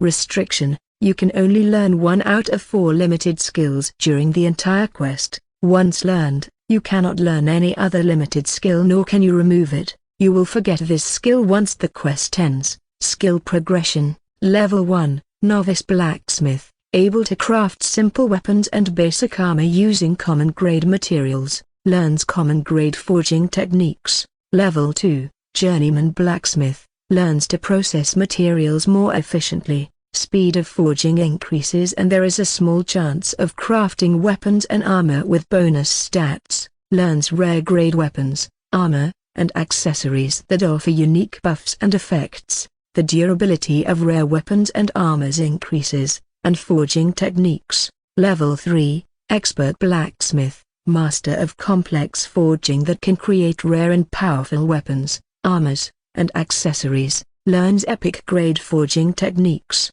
Level 4, Master Blacksmith, can identify and forge unique weapons, armor, and accessories that offer unique buffs and effects. The durability of rare weapons and armors increases, and there is a chance for bonus yield. Level 5, Grandmaster Blacksmith, capable of crafting legendary weapons, armors, and accessories that can drastically enhance the wielder's abilities or even provide temporary immunity to certain status effects. Bonus yield chance significantly increases. Learns legendary grade forging techniques. Skill, Mystic Alchemy, Type, Limited, Description, transmute and refine materials harvested from the dungeon into potent potions, elixirs, and other consumables. At base level, the alchemist can create simple healing potions and basic consumables. Restriction, you can only learn 1 out of 4 limited skills during the entire quest. Once learned, you cannot learn any other limited skill,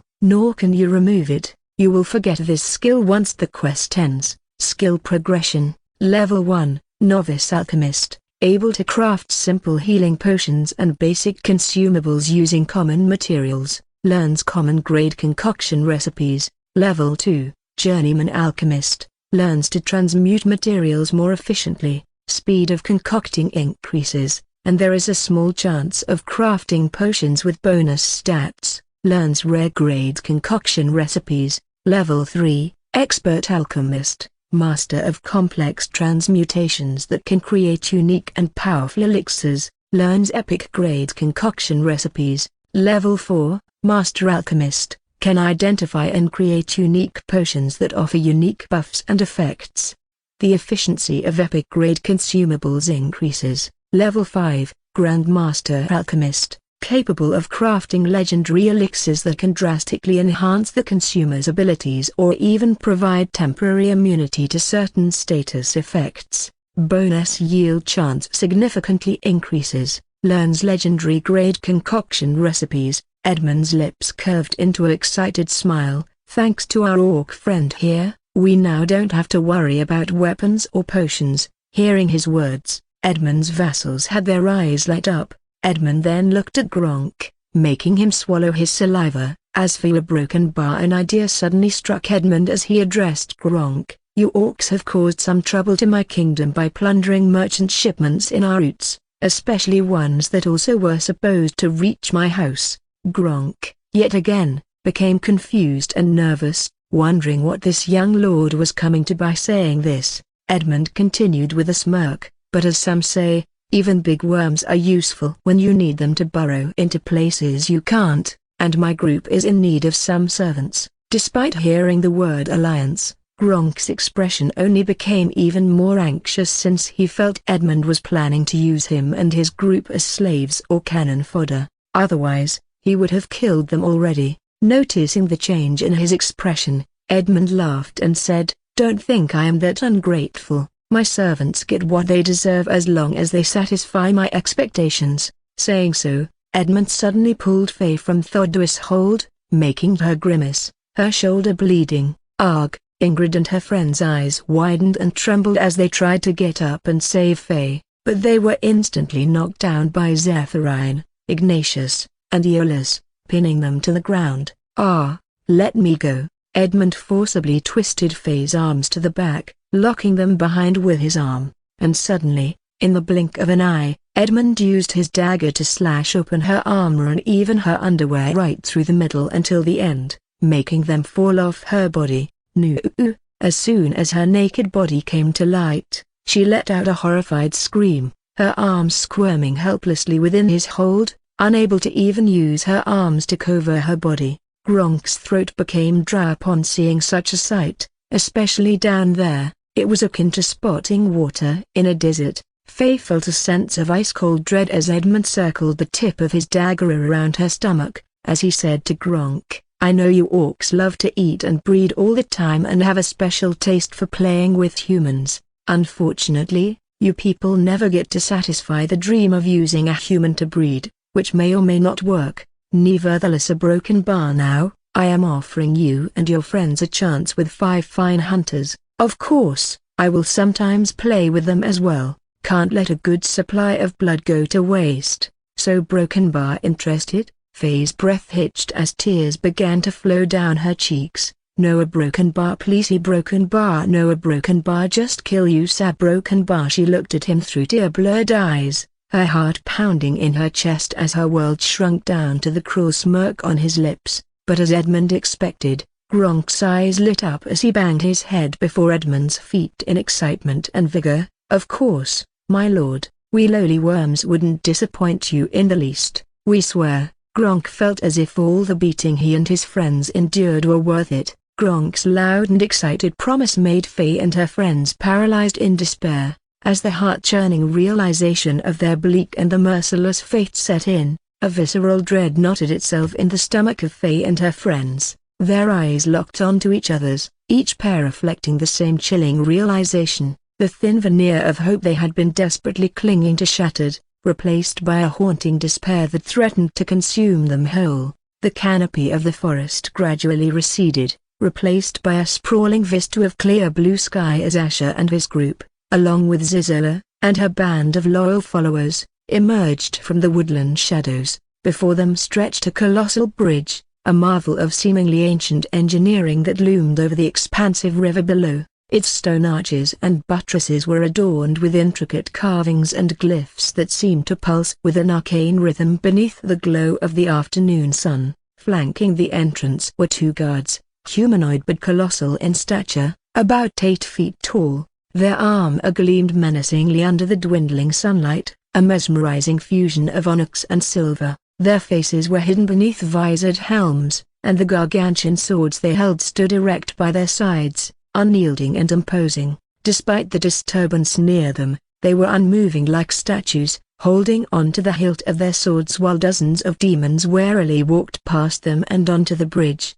Observing the scene, Asher wondered if these 2 guards were guarding the safe zone. He also noted the absence of hunters and how the demons walking on the bridge seemed to exhale in relief. He turned to his group, a quizzical expression playing on his features. "Notice anything unusual?" he asked, his yellow eyes narrowing. Marina was the first to answer, her gaze meeting Asher's. "It seems as if we demons have our own safe zones. Otherwise, at least one of those hunter groups should have come running here," she observed, her voice barely more than a whisper. "That explains something," Sati murmured, her dark blue eyes flashing with curiosity. "Let's check it out since we came this far, and I feel as if the real safe zone is behind that barrier," Isola said with a focused gaze as she looked at the other side of the bridge where there was a nebulous haze, veiled in a soft golden light. Everyone could see a shimmering, translucent barrier that spanned along a few dozen meters. As they walked forward, the presence of the royal consort of the Bloodburn Kingdom, his entourage, and the legendary Kraken did not go unnoticed. A ripple of fear and awe spread among the demons on the bridge, while some of them didn't seem to recognize him. Still,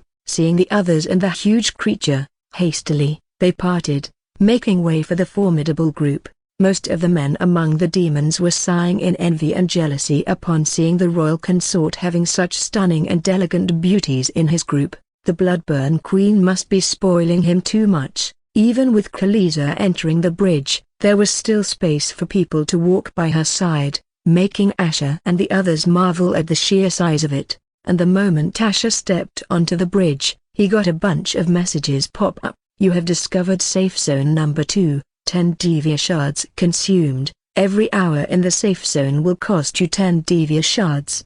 Nice, taking my shards and then telling me about it. Typical Devil's a broken bar. Asher shook his head inwardly, though he wasn't worried since, on his way here, he again came upon another hunter group and easily earned another 100 Devia shards, leaving him with 190 Devia shards now. Any form of violence or combat within the safe zone is strictly prohibited. Any demon that violates this rule will be immediately expelled from the safe zone, and cannot re-enter any safe zone for a certain time or will be permanently banned from entering one. You cannot stay in a safe zone for more than 24 hours. Once you leave, you can only re-enter a safe zone after another 24 hours. The zone master has the authority to have the final decision on any matter or pass judgment. Hunters are not allowed inside. It is forbidden to break the rules of the safe zone. You may be killed without any mercy depending on the severity of your actions. This is really a safe zone. Thank the devils, we now at least know places like this exist where we can rest or stay in case of an emergency, Isola said with a relieved look while Marina nodded in agreement. Yes, but remember, we are not here to get comfortable, nor can we even if we want to. We are just going to find the answers we want and then leave, Asher said and turned his neck around upon hearing some commotion. He raised his brows when he saw a bunch of disappointed demons being blocked by those 2 armored guards, preventing them from entering. Did this mean that there was a limited entry to every safe zone? Just as they reached the other side of the bridge, the shimmering barrier that separated the world outside from the tranquility of the safe zone parted, swallowing Asher and his group within its protective grasp. As they stepped onto the other side, the sounds of their own breathing became more pronounced, the peace within the barrier contrasting starkly with the chaos outside. Before them stretched a wide, cobbled street, gleaming under the ambient luminescence of numerous glowing crystals suspended in midair, casting a comforting, warm light across the expanse. The street bustled with demons of all shapes and sizes going about their business with an air of relaxed tranquility and curious fascination that was startling to see in the midst of such a deadly quest. Their eyes swept across an array of quaint buildings lining the sides of the street, each built in a unique architectural style. Shop signs hung from intricately wrought iron brackets, showcasing a diverse range of goods and services.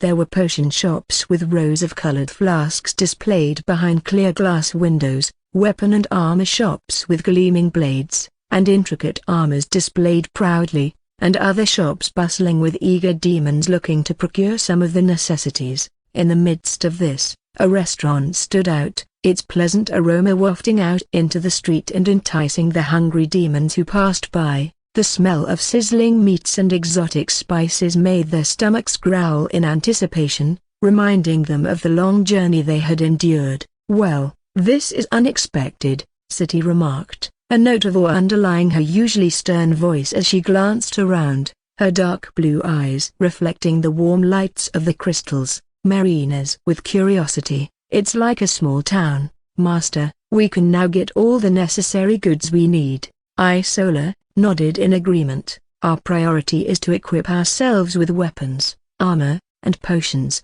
Isola didn't mention food since Marina learned the culinary arts skill. They were able to eat some fruits which Marina recognized were safe to eat, though most of the plants and fruits they came upon in the wild was unrecognizable to her. Asher's gaze flickered over the bustling street, the various shops, and the demons who walked past in awe and fear. All right then, Asher said, taking a deep breath, let's make the most of this. Zizola and your people can check out the restaurant. Isola and I will go to the potion shop. Marina, You can go with City and see if you can get some weapons and armor." Marina and City nodded as Asher turned to Kaliza, and Kaliza broken bar Asher sighed and said, "Stay here, we will be back soon." Cool broken bar Kaliza let out a short, soft mewl as she leaned her colossal back against the wall on the side. Isola felt bad and looked at Asher. "I will stay here with Kaliza, we will wait for you all here." Asher nodded as they split up and walked in different directions. As Asher neared the entrance of the potion shop, a wave of disgruntled demons exited. Some of them were muttering under their breath, brows knitted in dissatisfaction. Seeing Asher and his approaching, a few demons paused, bowing deeply. "I'd rethink entering any shop here, Your Highness," one burly demon with obsidian black scales advised, his deep voice resonating with sincerity. "They're practically committing daylight robbery in these shops." Asher acknowledged his advice with a hum, furrowing his brows, but still decided to take a look. He pushed open the door, stepping into a cool, dimly lit interior that smelled strongly of herbs and potent magical reagents.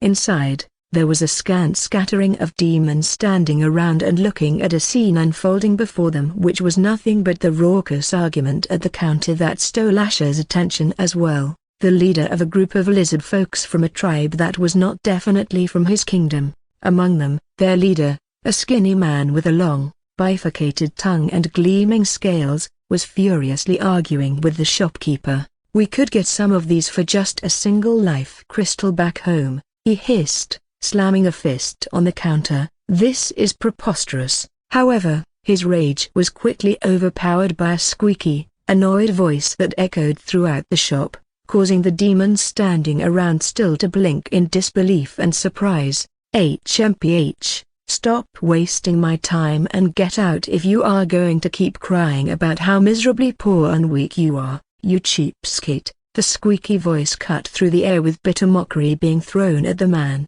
Asher stepped forward to see what kind of demon it was to have such a squeaky voice. His brows raised when he found a small figure standing atop a wooden table behind the counter. A little girl, no more than 5 years old, with an appearance resembling a human, dressed in a simple white frock, stood her ground. She had chestnut hair that fell in soft waves around her shoulders, and her silver eyes gleamed with a mixture of innocence and mischief. The sight of her, a human child among demons, was so out of place that it was almost surreal. Even in the midst of a heated argument, she maintained a confident demeanor, an air of authority about her that belied her young age. But seeing the words Zone Master floating above her head, Asher was even more baffled. He was expecting someone intimidating and powerful, but a little human girl, and standing at the counter. Was this a joke? Asher could hardly believe his eyes as the lizardman, enraged beyond reasoning, made a move to grab the little girl. "Enough of this." The man snarled, "I don't have to be lectured by a human pipsqueak like you." The little girl gave a squeak, and as if on instinct, she stepped back, throwing her hands in the air, her silver eyes wide with alarm. "Help, help, this smelly fellow is trying to grab me," she cried, pointing at the man with an accusing finger. What happened next left Asher and his group frozen in astonishment. A tall, armored guard appeared out of thin air inside the shop. The air in the room turned heavy. A sudden wave of killing intent blanketed the room, oppressive and stifling. Asher could feel his chest tighten. His hand automatically reached for a chair to steady himself. The rest of the demons were not faring any better. Many had dropped to their knees, gasping for breath, their faces drained of color. The lizardman, his scaly face pale as death, stood rooted to the spot. He could only stare in growing terror at the imposing figure before him. It all happened in a blink of an eye. The guard reached forward, his gloved hand engulfing the man's head. There was a sickening crunch, and like a watermelon being squashed, the lizardman's head exploded, sending a shower of blood and gore in all directions. The room was plunged into stunned silence. The guard stood tall, his face impassive behind the helmet. He bowed his head slightly in the direction of the little girl, who was back to her usual cheerful self, as if the brutal execution she had just witnessed was nothing out of the ordinary. And then, as if by magic, the guard's figure began to fade until it disappeared entirely. The man's corpse, too, vanished without a trace, along with the gruesome remnants of his demise. The room felt cleaner, lighter, but the echo of that terrifying power lingered, a stark reminder of the consequences of disrupting the peace of the safe zone. The zone master puffed up her chest, let out a triumphant harumph, and straightened her frock as if nothing had happened. She directed a derisive gaze at the spot where the man had met his brutal end, shaking her head with an air of condescension. "Fools always have to learn things the hard way," she declared, her voice carrying a note of smug satisfaction. The rest of the demons, having regained a semblance of their composure, wasted no time in beating a hasty retreat. They shot wary glances at the spot, then at the girl, and then scurried out of the shop. Soon, only Asher remained, his presence contrasting sharply with the empty space around them. The zone master crossed her arms over her chest and tilted her head back to look up at him, her silver eyes glinting with a challenging spark. "So," she began, her tone brimming with confidence, "are you here to haggle with me and cause trouble, too?" Asher didn't need her warning to know that causing any trouble with her would mean death. As expected, the zone master has the final judgment on anything, but he never expected a little human girl to be the zone master, or was this some kind of elaborate disguise? Asher chuckled softly, stepping forward with a gentle, disarming smile. "I'm simply a customer," he began, his voice soothing and steady. "I need a common-grade health potion for my level. Can you help with that?" The little girl, arms still confidently crossed over her chest, pursed her lips as she considered Asher. After a moment, she named her price. "That would be 200 mana shards," she announced, her voice echoing in the silent shop. Her eyes never left his, her expression daring him to protest. A blink was the only sign of surprise from Asher. The price was enough to wipe out 2 entire hunter groups, yet this little zone master declared it as if it were a pittance. Understanding how the frustration and anger of the previous customers, he maintained his calm exterior.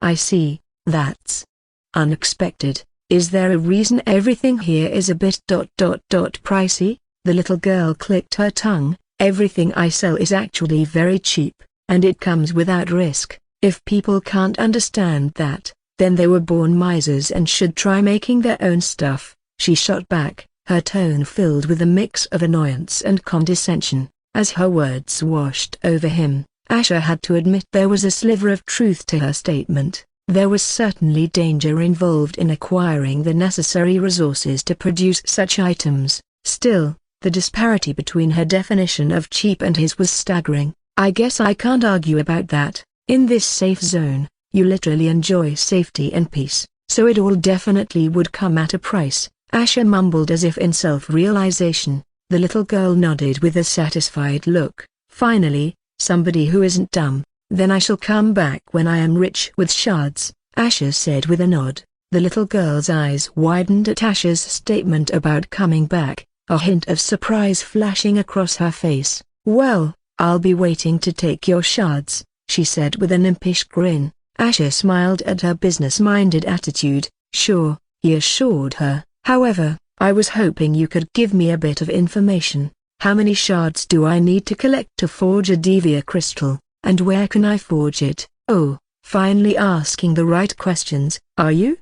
the little girl teased, her silver eyes sparkling with amusement. She placed her hands on her hips as she said, "You need 50,000 Divya shards to forge the first crystal, and when you have that many shards, the way to forge it will naturally reveal itself to you." Asher's eyebrows shot up in surprise as 50,000 was no small number. However, her words kept playing in his mind, especially the first crystal. "Wait," Asher asked, an air of disbelief in his voice. "What do you mean by first crystal? Wouldn't I need 350,000 Divya shards in total to forge all 7 Divya crystals?" A hint of amusement twinkled in the little girl's eyes as she scoffed. "Did you really think it would be that easy to complete the quest for the worthy?"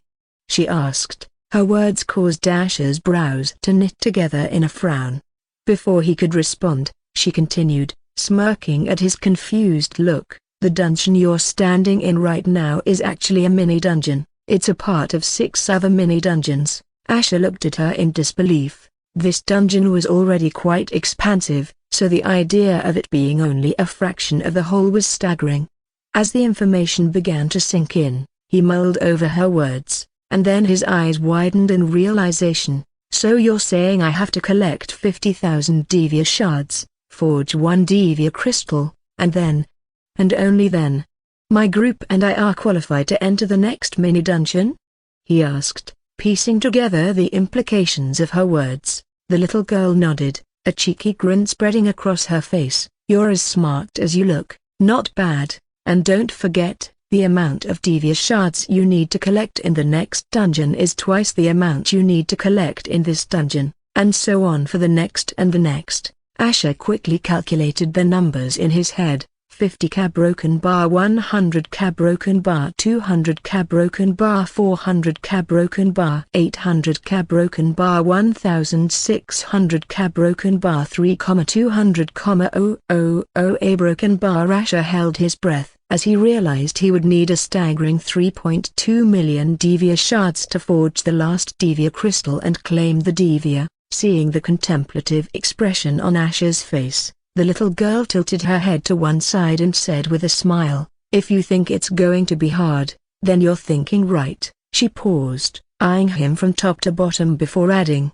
but for someone like you, you should be more worried about the people you might come upon than the dangers lurking in the dungeons. Asher furrowed his brows, thinking over her words, wondering why it was like that, though he got the hint she wasn't willing to reveal more than that. However, he nodded his head, appreciating her advice. Thanks for the heads up, he responded, but then, he remembered about Khaleesa. By the way, is there a way to not make a large beast companion stand out while traveling? I have one such companion. The little girl's silver eyes twinkled as an impish smile spread across her face. Oh, I'm aware of your cute, big kraken, she said, her grin growing wider. If you let me ride on her for a while, I can tell you a way. Asher was a little taken aback, not expecting her sudden interest in Khaleesa. He realized that no matter what or who she was probably still a child at heart, fascinated by the exotic. Still, he decided to not let her get her way easily, putting on a pained expression as if in a dilemma. It's unfortunate, my beast companion isn't quite in the mood for fun rides unless someone can help her travel without standing out. She has been sad about burdening me and my people for a while, he said, giving her a knowing look. Then, with a thankful nod, he said, either way, thank you for the information you provided, it's been very helpful. Then, he turned on his heels, ready to step out of the shop, leaving the little zone master with a surprised look on her face. The little girl, seeing Asher turning away, suddenly sprung into action. Wait! She cried, popping the thumb she was sucking out of her mouth. She jumped off the counter, her petite figure almost bouncing as she hurried over to him. Asher hid a smile, turning around with a faint look of curiosity. The girl huffed slightly, attempting to puff up her chest. For special situations, she started, her nose in the air. I'm willing to give a discount on certain items. There is something called a beast pouch you could purchase for 150 Divya shards. Asher perked up at the term. Beast pouch? What is that? He asked. Just as it sounds, silly, she said, with a click of her tongue. It's a pouch in which you can store your beast. It's small enough to fit in your pocket. You can make your beast companion come out of the bag whenever you want. His eyes sparkled with anticipation. Truly, such a thing exists? He didn't know a living being could be stuffed into something small like that, and maybe it was a special artifact made available for the quest. I think my beast companion would be quite pleased to hear this, and quite happy to give you a ride as a thank you. Considering the advantages of the beast pouch, the cost of 150 Divya shards seemed a worthy investment. He glanced at the little zone master, his initial impressions of her slowly changing. But you have to promise you won't go back on your word, the little girl strongly specified, making Asher chuckle and say, I wouldn't go back on my word, especially to a zone master like you. Hee. Then go to the next shop. I will be there. The little girl grinned as she rubbed her hands together with glowing eyes. Elsewhere, in another safe zone, Edmund was standing at the counter of a shop with a frustrated look, staring at the little zone master, who was ignoring him with a bored expression. But he had enough and, "Why can't I fucking bring those 5 hunter girls inside?"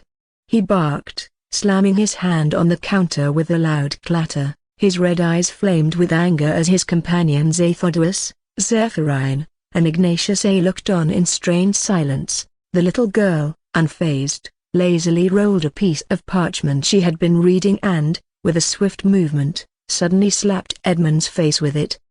"Fa? How many times do I need to explain it to you?" she snapped, her small frame radiating with annoyance. "The safe zone isn't a place for you to fool around and break any rules." Edmund's face flushed a deep red, an embarrassing contrast to his pale skin, especially since she slapped him before his vassals, who had their eyes widened as well. His eyes narrowed dangerously, and for a moment, it looked like he might strike her, but the hand he had raised paused midair, clenched into a trembling fist. He knew the power the zone master held, irrespective of her childlike and human appearance. With a visible effort, he controlled his temper and struggled to speak in a lowered voice. "They belong to me, a broken bar. They are my possessions, so why a broken bar can't I bring them inside, Fa?" Again, the scroll met his face, this time on the other cheek, reddening his face even more. "I've told you repeatedly, the rule is clear, hunters aren't allowed." "Were you fucked up by a donkey to turn out so dumb?"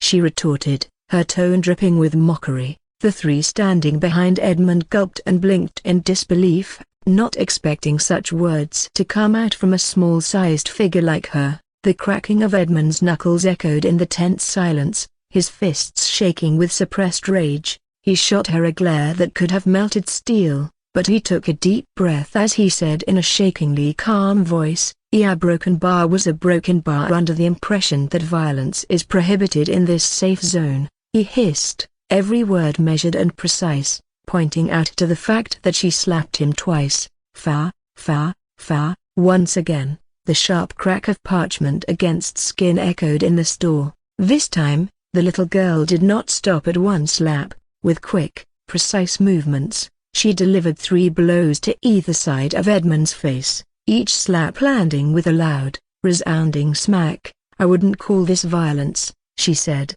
an impish grin playing on her lips. "I'm simply trying to slap some sense into you. You should thank me, T.E." Edmund's eyes blazed with indignation, his face was a mask of controlled fury, and his knuckles had turned white from the force with which he clenched his fists. The veins in his neck stood out, pulsing in time with his rapid heartbeat.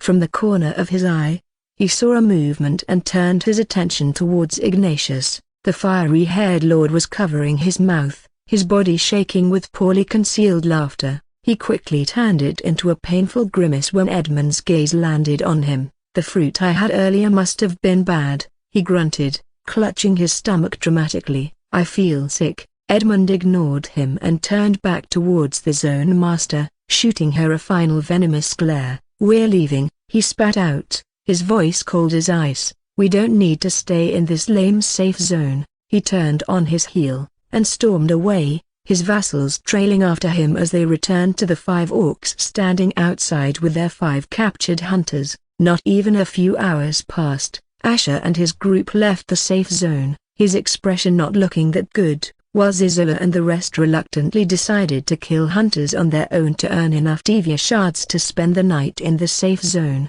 But Zizula decided mainly because she didn't want to burden the royal consort in any way. Asher grumbled under his breath, flicking the small beast pouch in his hand with a chiding tongue click. "I can't believe that little imp tricked me," he groused, the stone-like surface of the pouch cool under his touch. Apparently, the beast pouch the little zone master gave him would only last for 5 days when he was expecting it to not have such limits. Next to him, Isola shook her head, her moon-white hair shimmering under the evening sunlight. "It's not so bad, Asher," she said, her voice calm and rational. "At least we can use these 5 days to gather enough resources to craft our own. According to some people we talked to inside, it's quite easy to find these limited skill scrolls. It makes sense since they are basic necessities. At her words, Marina, who walked quietly at the rear of the group, perked up, her eyes sparkling with anticipation. Master could definitely benefit from the alchemy limited skill scroll, she declared, a hint of eager hope in her voice. Sati took the moment to add her own offer. Her red hair flickered like fire as she said confidently, I can be our blacksmith. We need some good weapons and armor before things start to get difficult. My armor and weapon have already lost 4% of its durability. Isola nodded approvingly at her. Then I'll be the harvester, she stated while thinking that every group would need at least 4 people with each one of these skills to survive. The realization of their roles solidified their resolve. Asher turned to Khaleesi, patting her hard carapace affectionately. Time to get in the pouch, Khaleesi, he instructed, his gaze steady on the giant crustacean. Khaleesi let out a soft mew as she quickly took a look at her surroundings, wanting to walk outside along with them, but she knew it would be bad for all of them. With a snap of her pincers, Khaleesi's form shimmered and condensed into a gleaming orb, before disappearing into the confines of the beast pouch. As Asher secured the pouch, he looked at Isola, who had a look of regret, to which he said in a reassuring voice, I know, we will tell her to come out whenever we are resting. Within just a few hours, they managed to procure alchemy, blacksmith, and harvesting limited skill scrolls. Without missing a beat, they set to work, each drawing on their respective skills to support the team. Isola, wielding her newly acquired harvesting skill, ventured toward the slain bodies of monsters whenever they killed one. She also collected the resources from trees, plants, and so on by simply placing her hands on them, though it took concentration and burned her mana, making her realize she had to be careful with deciding what to harvest, and so she decided to collect the required resources to make a spatial bag and let Sati make one. Sati also agreed since they needed something to store all the resources required to forge weapons, armor, and so on. Isola worked diligently, skinning and harvesting resources from their surroundings and the lifeless husks of creatures, but she was unable to harvest a number of a variety of resources until she levels up her skill. Not that it mattered now, each successful harvest brought a renewed sense of accomplishment. Her spatial bag was filled with resources, capable of carrying around 50 kilograms worth of their efforts. Asher felt it was a good thing Isola took the harvesting role since she was the strongest and had the highest MP, allowing her to harvest a lot without getting exhausted quickly. Marina, with her innate knack for cooking, found herself scavenging for resources in the wild. Guided by her newfound knowledge, she began to understand the myriad of plants and herbs strewn across the lands. She was then able to cook simple meals for the group, the enticing smell of food and drinks providing much-needed relief as they were able to replenish their mana and stamina. Meanwhile, Asher donned the mantle of the group's alchemist. His first priority was health potions, vital lifelines for their journey ahead. With practiced movements, he combined the resources Marina gathered, his hands working tirelessly over the makeshift camp. As the first batch of health potions took shape, he sighed in disappointment. With his current level, he was only able to concoct common-grade health potions, and they would only restore 1/10 of his health. Very slowly, he then proceeded to concoct mana potions, even if he was the only one who didn't need them, their luminescent liquid gleaming under the volcanic sky. It became clear to Asher that the easiest path to mastering their newly acquired skills was through relentless practice, using the skill again and again. He also realized it wasn't easy to level up, even after spending hours focused on using their newfound limited skills. They had only got 1/4 of the expertise required to level up their skills. They could only imagine how hard it would be to level up all the way to level 5 since the things they harvest and make at this level were far from sufficient. The basic weapons and armor Sati forged wouldn't even last 2 battles, but after concocting some potions, Asher suddenly gained enlightenment, making his level jump to 2 right away, making him a journeyman alchemist. The rest were astonished, but not longer after Isola, Marina and Sati also gained enlightenment, leveling up their limited skills. With renewed energy and satisfaction, they marched on, unblinking, in the face of dangers lurking in every shadow. He also noticed the amount of refined mana they get by killing hunters was way too less than usual, making him wonder how strange it was. It was as if to make sure they don't level up, though Asher didn't mind other than feeling it was a pity since he could have gained a lot, especially if he killed the stronger ones. The tireless day ebbed away with them, felling monsters and hunters alike. Their battles a reflection of their resilience and their path, leaving behind a trail of destruction. Fortunately, two of the hunter groups they killed had collected close to 500 Radam shards each, and they doubled in amount as Asher and his group easily finished them off.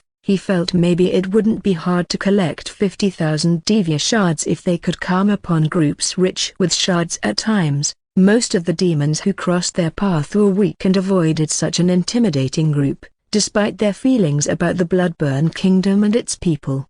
As for some who respected him, they offered to join his group as extra support. Yet, Asher remained unyielding in his decision not to let any outsiders into their circle. His refusal painted a clear picture. Trust was a luxury they couldn't afford. They slept in the most quiet place they could find while taking turns to sleep. As dawn stretched its sleepy arms across the sky, the group decided to make their way back to the only safe zone they knew. Divya shards, 2,400. It was then that Sati, her fiery hair dancing with the day's first light, addressed the unspoken question that hung over them like a specter. "Your Highness," she began, her voice steady and full of resolve, "why do you insist on refusing the aid of those who wanted to join us? Those hunters we've defeated. They worked in groups, and we've been lucky not to encounter stronger alliances." Asher, his gaze set on the horizon, scoffed at her words. "And who," he challenged, turning his yellow eyes towards her, "would take responsibility if one of those alliances decided to turn their blades against us? Do not underestimate their cunning, Sati. It's often a deadlier weapon than directly facing a group of soul purgers." Sati, her eyebrows furrowed in thought, considered his words, feeling strange when she initially thought he would want to gather as much support as they could. Beside her, Marina gently shook her head, signaling to her daughter to let the matter rest. She knew her master wouldn't trust anything to those he didn't know. In the silence that ensued, Isola watched Asher, her sapphire blue eyes soft. She understood his caution more than anyone else. Then, in an effort to alleviate the tension, Isola decided to steer the conversation towards a different observation she'd made. "Has anyone else noticed," she began, her voice soft but carrying in the quiet of the dawn, "that every monster we've encountered hasn't been stronger than a peak soul eater?" The question nudged everyone into thoughtful silence. One by one, they nodded, acknowledging the point she raised. Asher's sharp dark yellow eyes were particularly pensive, the gears in his mind visibly turning. After a beat, a memory flashed through Asher's mind, a conversation he'd had with the little zone master. "Perhaps," he mused aloud, "the difficulty of the dangers we face here escalates as we venture into the next mini-dungeon. Maybe in the next mini-dungeon, we will be seeing soul warrior creatures, and who knows, a broken bar in the final mini-dungeon. We could very well come upon a broken bar soul devourer monsters." Even though he said this, Asher inwardly hoped they could somehow find a way to avoid such dangerous monsters. Even if Isola was there, he knew their group wasn't fully prepared to take on such powerful monsters. His words painted a stark, vivid image of the potential dangers that lay ahead of them. Marina clutched her chest, feeling anxious just thinking about facing a soul devourer monster. The only relief she had was that they also had a soul devourer of their own. "Sounds plausible, but that could mean we will have to be very careful not to run into one," Sati chimed in. Her eyes narrowed. The others nodded in agreement. The idea that the threats they faced could increase exponentially the further they ventured into the dungeon added a new level of anticipation and foreboding to their quest. In one of the bustling safe zones filled with the frenetic energy of hunters, a group stood apart. Whispered conversations echoed around them, the hum of excitement seeping into the air as the other hunters covertly glanced at the figures of prestige, their eyes wide with wonder and admiration. Rachel Sterling, Victor Hart, Amelia Van Horten, and the relatively unknown Amako and Yui. An unusual mix of power, beauty, and mystery. Rachel's fingers traced the edges of the shelter matrix scroll they had found just outside the safe zone. "What should we do with this?" she asked, her words carrying a sense of weight and strategy, her eyes scanning each face in her group. Victor, his green eyes reflecting a sharpness that matched his words, replied, "It's more economical to have our own shelter. The shelter matrix doesn't cost much, considering we can gather the resources ourselves. Moreover, the teleportation gates we found can bring us right to it. Why would we ignore such an advantage?" Rachel nodded thoughtfully, her mind recounting the strange teleportation gate they had come across earlier, which was designed to transport people to their personal shelters. Only then she realized it was possible to make their own shelters. However, Amelia chimed in with a counterpoint, making Victor narrow his eyes at her. "This shelter matrix is of common grade," she pointed out, a note of disdain in her voice. "It's too crappy and won't offer adequate protection if somebody decides to ambush us. We would be like sitting ducks. It would be best to stay here in the safe zone to rest during the nights and create our own shelter nearby tomorrow just to get back here easily using the teleportation gates." Rachel turned towards Yuya and Amiko, who were quiet for most of the time but believed it was their nature. "What about you two? Any thoughts on this?" Rachel asked. Yui glanced at Amiko before responding, her voice soft but steady. "Whatever decision you make, we'll follow, but we personally agree with Amelia." Amelia was taken aback, a look of surprise crossing her face, not expecting these two to support her. "Well," Rachel finally said, "based on the majority, Amelia's plan is best. We can't afford to waste too much time here. Let's prepare to advance to the next mini-dungeon as soon as possible. But before that broken bar, it's best to make alliances with other teams. It will be easier to kill any demons that come our way." 15 days had slipped by since Asher and his group had first embarked on their quest. Their steps had been long, their battles fierce, and their resolve steadfast. They also found the shelter matrix but decided against building one since they had no plans to camp and waste time. A whirlwind of battles against dungeon creatures and hunters had forged their team into a well-oiled machine, each understanding the other's strengths and weaknesses. City was most shocked seeing how powerful Asher truly was.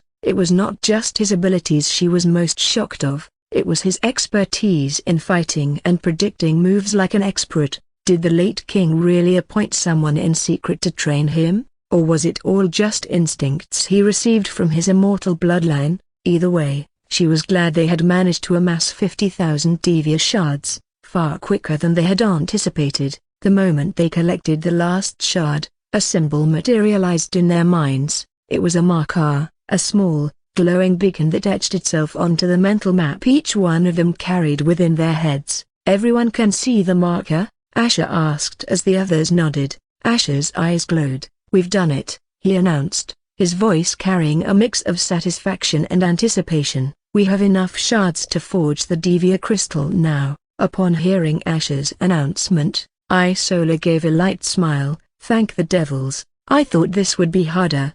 But it was quite her broken bar easy. Even though she said this, Isola knew this statement wouldn't hold for the more dangerous mini-dungeons they have to survive. Marina chimed in, "That marker. It's the place we need to go, isn't it, to forge the crystal?" she asked, her voice tinged with anticipation. Sati nodded with a serious look. "Yes, Mother, but what if this location is common for some other group or groups as well?" Asher's eyes glinted as he said, "There is only one way to find out. We get this done before more groups reach the 50k mark." Sati narrowed her eyes, not feeling good about this whole thing, especially since they were only 5 with nobody else to support. During these 15 days, with her keen sense of smell, she had been able to guide her group away from large, powerful groups, but in this situation, she can no longer do that, nor will this headstrong consort listen to her. Not too far away, bathed in the soft, ethereal glow of the sunlight, Hugo Blackthorne and his team stood tall and resolute, their silhouettes a reflection of their relentless determination after finishing off a group of demons along with 10 other hunters who had joined as an alliance. Each member of the team was in their late 20s, their youth and vitality a striking contrast to the harsh realities they faced as hunters. Hugo and Alara were born privileged, in high-class families, while the rest three came from decent middle-class families, yet their eyes held a maturity and resolve that spoke volumes about their experiences and shared burdens. Hugo, the leader of the team, was a tall, muscular man with short, fiery red hair and piercing green eyes that burned with an unwavering resolve. His face, rugged and handsome, was etched with a grim determination that seldom wavered. He looked at the beautiful woman beside him with flowing brown hair and striking blue eyes. "Alara, it's time." Alara nodded with firm determination and turned around, her gaze landing on a lean man, a pretty woman with freckles, and a fat man with a huge tummy. "Marcus, Iris, Gertha Broken Bar, are you guys ready?" Marcus nodded with a smile and put up his fist. "Of course, I know things will probably get more dangerous once we advance, but we have got to do this, for our fallen brother and sister." Alara and Hugo's eyes shone with a glint of pain as they glanced at each other. Iris, who seemed to be shy, spoke up with a firm nod, her eyes landing on Alara with a soft gaze. "We know what you two are most concerned about. It's coming upon Hellbringer, right?" Gareth stomped his huge foot on the ground, making a small crater as he said with a vengeful look, "Ha, what are you talking about, Iris? The one who should be concerned is that bastard demon once we crush him beneath our foot." "Noah Broken Bar," Hugo suddenly spoke up, his voice deep and booming as he added with a dark light in his eyes, "We won't give him such a merciful death. He killed my brother and Alara's sister and threw out their corpses with his mark. They were burned alive." A Broken Bar. Hugo's voice shook while Alara's lips trembled, her eyes glinting with cold light while placing her hand on Hugo's shoulder as if to console him. The other three also gathered closer, their eyes glistening. "We know, Hugo, they were like our brother and sister too. We all grew up together, and yet a Broken Bar, they were suddenly stolen from us. We will make him feel the same pain we did," Gareth said with gritted teeth. "Of course, we will," Marcus scoffed as he added, "He is just lucky we all were too strong to take quests of his level, but now a Broken Bar in this quest, he is going to realize he is not as undefeatable as he thought. Let's hope he isn't dead already." "Guys, what happened? Is something going on?" A young man looking around 25 with a small mustache stepped forward and asked with a confused look upon seeing Hugo and his team suddenly engaging in a discussion. The rest of the 9 hunters standing behind this man also looked on with curiosity. Hugo turned to the side, surveying the 18 other hunters who had pledged their support, asked, "Sorry, Leon, we got carried away after seeing that we collected 50,000 Radem shards, and we know where to go to forge the Radem crystal." Leon's eyes lit up the same as the hunters standing beside him. "Whoa, that's great, congratulations, you all," Leon said with a wide smile as he patted Hugo's arm. "So Broken Bar, is this it? You guys are leaving this mini dungeon?" one of the hunters behind Leon asked. Hugo looked over and answered with a soft sigh, "Yes, once we forge the crystal. But I am sure you all will soon collect 50,000 shards as well and join us later on."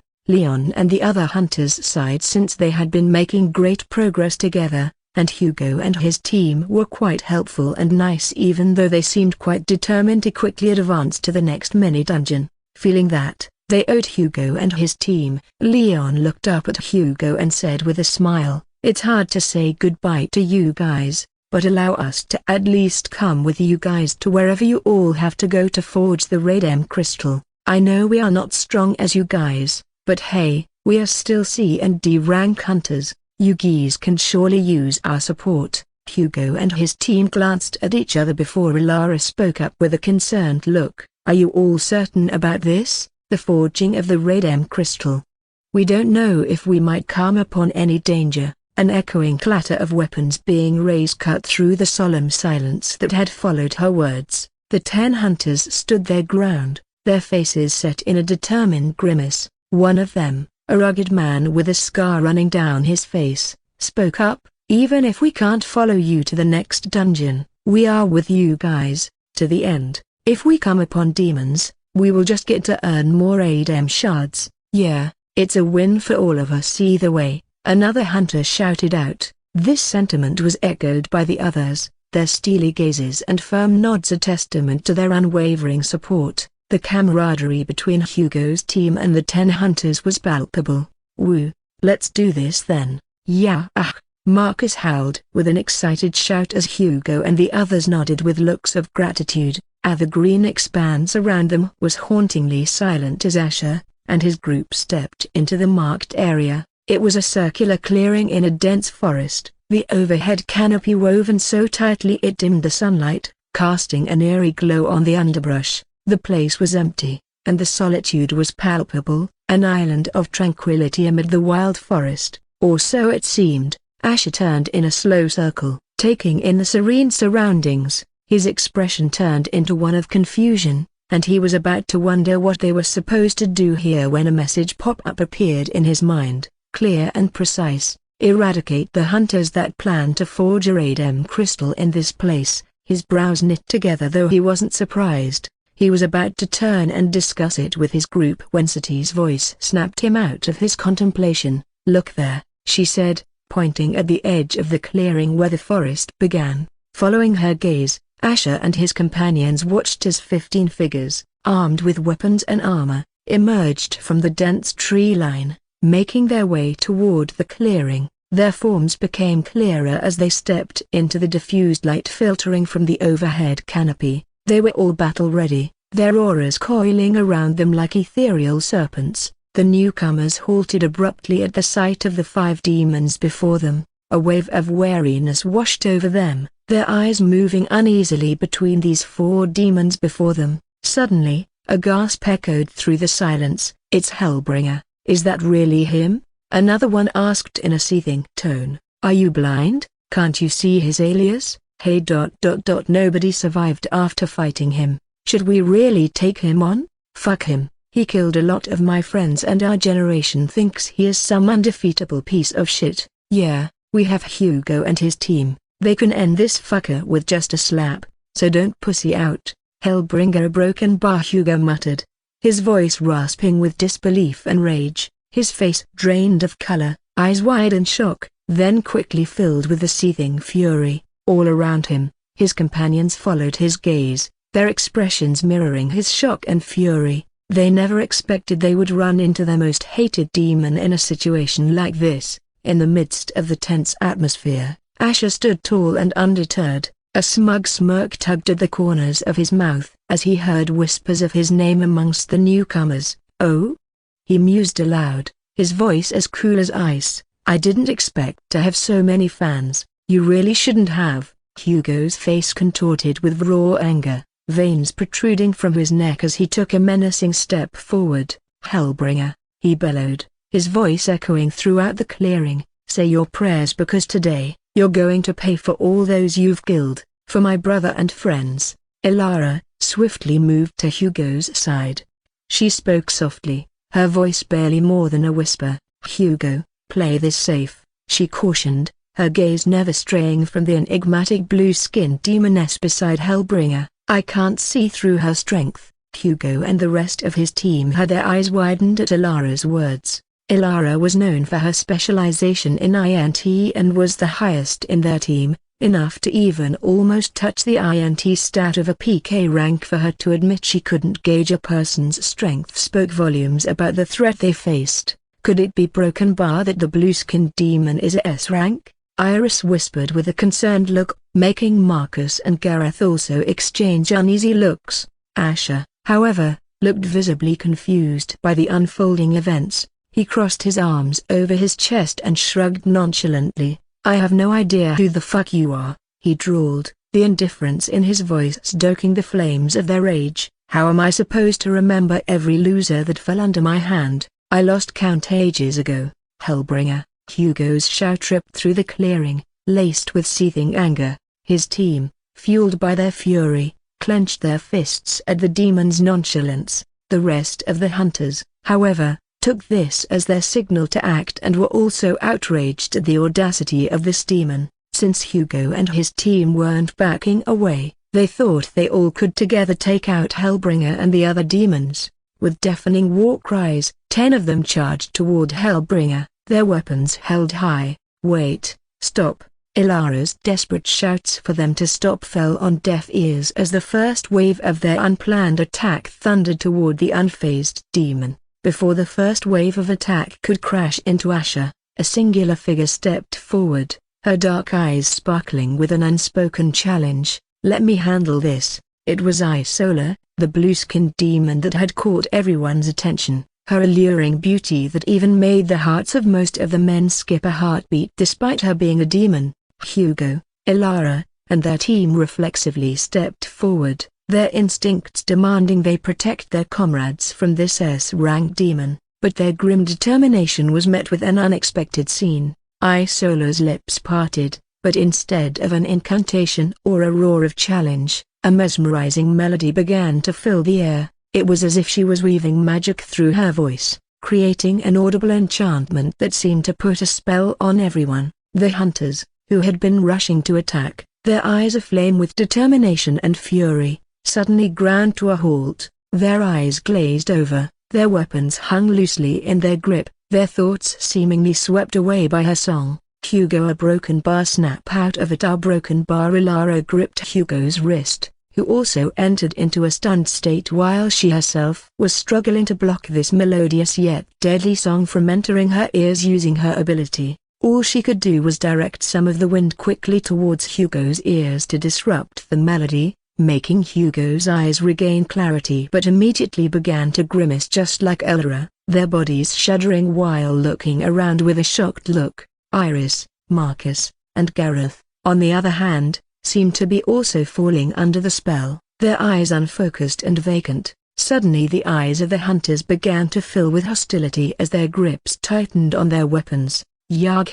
As if spurred by an unseen force, the hypnotized hunters turned against each other while Isola continued with her melody. Their eyes gleamed with an eerie rage as they attacked their own comrades, their blades slashing through the air and plunging into familiar bodies. Shouts of anger and screams of pain rang out as the clearing turned into a bloody battleground. Chaos was literally unfolding, and even Hugo and Ilara were frightened as their own friends, Iris, Marcus, and Gareth, tried to attack them. The surreal scene had a chilling effect and astonished Asher, Sati, and Marina. They knew those with Mind Force abilities were very frightening to deal with, but this was even more terrifying when they saw with their own eyes. They stood, frozen, watching as among the hunters, friend turned against friend, bewitched by Isola's strange and potent melody. Asher still had a look of disbelief. Once again, he had underestimated Isola. Her allure wasn't just in her physical form but also lay hidden in the deadly power of her voice. She was the perfect definition of an enchanting nightmare, but they didn't simply stand around longer, utilizing the chaos and confusion that Isola had summoned. Asher, Sati, and Marina sprung into action. Like a trio of grim reapers, they moved through the throng of bewitched hunters, their powerful attacks slicing through the dazed figures like a hot knife through butter. Each fell victim to their relentless assault, their cries of realization silenced before they could fully form. Hugo and Ilara, the only two who managed to barely resist Isola's entrancing melody from bewitching them, found themselves facing their bewitched comrades, Marcus, Iris, and Gareth. Their eyes devoid of their usual warmth, swung their weapons at them with single-minded ferocity. "Snap out of it, please," Ilara yelled, her voice filled with desperation as she deflected another strike from Gareth. Her eyes were tearing up, not from the injuries they were inflicting on her but upon seeing her dear friends striking her and Hugo without any knowledge of their own actions. Even if she and Hugo managed to not get bewitched, their minds were still busy fighting off the melody, slowing them down and preventing them from using their abilities properly. They never expected to face such a terrifying demon with powerful abilities, and their team wasn't equipped to counter such abilities. "We have no choice, Ilara, I will cover you." "Arg!" Hugo's voice was rough with anguish, his words echoing Ilara's fears, but the urgency in his voice spurred her to action while he took on the brunt of the attacks of his own friends. Closing her eyes and taking a deep breath, she gathered every bit of her strength. Her hands rose, moving in a calculated pattern as she summoned the power of the wind. Whoosh! The air around them started to pick up speed, whipping around them in a ferocious whirlwind. As she raised her hands higher, the intensity of the wind increased, sending an overwhelming gust of wind roaring through the clearing. The wind seemed to carry a life of its own. It whirled and spiraled, sweeping up the battlefield. The powerful gusts distorted the air, creating a barrier of white noise that successfully disrupted Isola's voice. Her hypnotic song was drowned in the howling wind, the enchanting melody replaced with the deafening roar of nature's fury. But Elara had no idea the song was about to come to an end anyway. Slowly, her bewitched friends seemed to regain control of themselves, their eyes clearing and their hands trembling upon realizing what they were doing. Elara! Iris cried out in horror as she immediately lowered her weapon, just a few inches close to striking her neck. But by the time Elara had stopped the influence of Isola's song, it was too late. The 10 hunters that had accompanied Hugo and his team lay lifeless, their bodies bearing the brutal evidence of Asher, Sati, and Marina's relentless assault and their own comrades.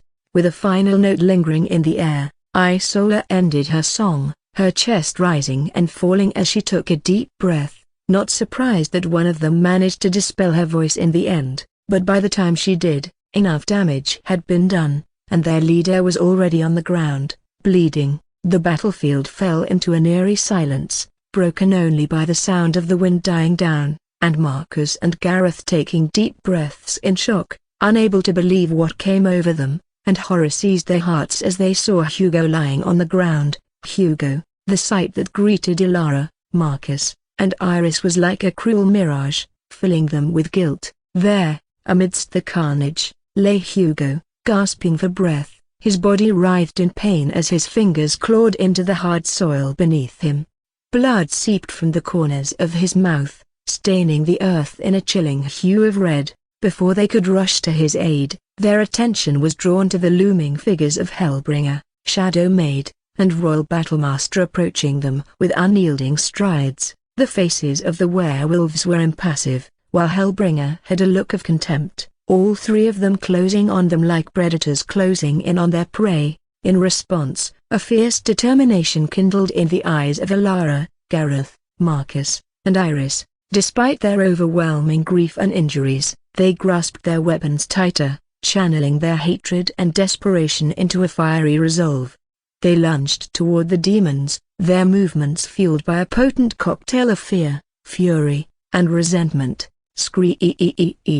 But their charge was abruptly halted. A high-pitched, bone-chilling screech sliced through the tense atmosphere. It was Isola, her eyes alight with a terrifyingly cold glint, her lips parting as she unleashed a banshee-like scream, a stark contrast to the beautiful melody that escaped the same lips earlier. The air vibrated with the sheer intensity of her voice, the sound waves rippling through the space like a seismic shockwave. Elara, Marcus, Iris, and Gareth found themselves clutching their ears, their faces contorting in agony as the harsh sound seemed to spear their skulls and even shattered their armor and weapons. They crumbled onto the ground just like the barriers they desperately tried to put up, their bodies shaking as if they were being subjected to an invisible tormentor. The screech was so penetrating that even Asher, Sati, and Marina found themselves instinctively covering their ears, a grimace etching itself on their faces despite the attack not being directed at them.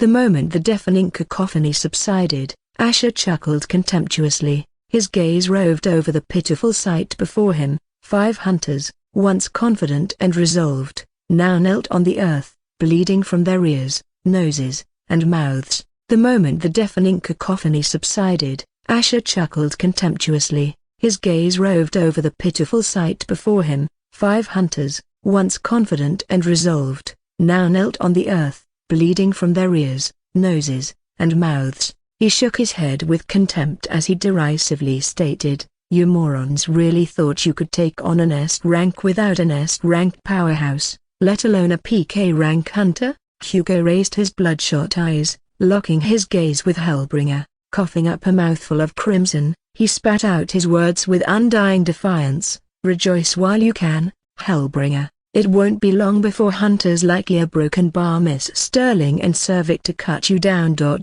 Along with your cohorts. You are not a Broken Bar, the only one with an S-rank powerhouse in your team. A Broken Bar, you will burn in hell. A Broken Bar and suffer a worse fate than our brother and sister. A Broken Bar, Ilara choked out with a resentful gaze. Asher looked down at them with a chilly gaze as he suddenly clutched Hugo's neck. Aha, Broken Bar, now I remember. A Broken Bar, you are from the Blackthorn family, and you're Broken Bar. Asher glanced at Ilara as he added, you are from the Sinclair family, both highly respected high-class families that never hesitated to backstab and aid in the killing of your fellow hunters and friends just to please WHA, or am I wrong? Asher remembered the information he got from Grace, where so many powerful families, including Blackthorn and Sinclair family, had participated in hunting down his true friends after he died as the Golden Prince. Since they still supported him, these opportunistic families took advantage of the situation to hunt them down and make themselves appear good before the WHA.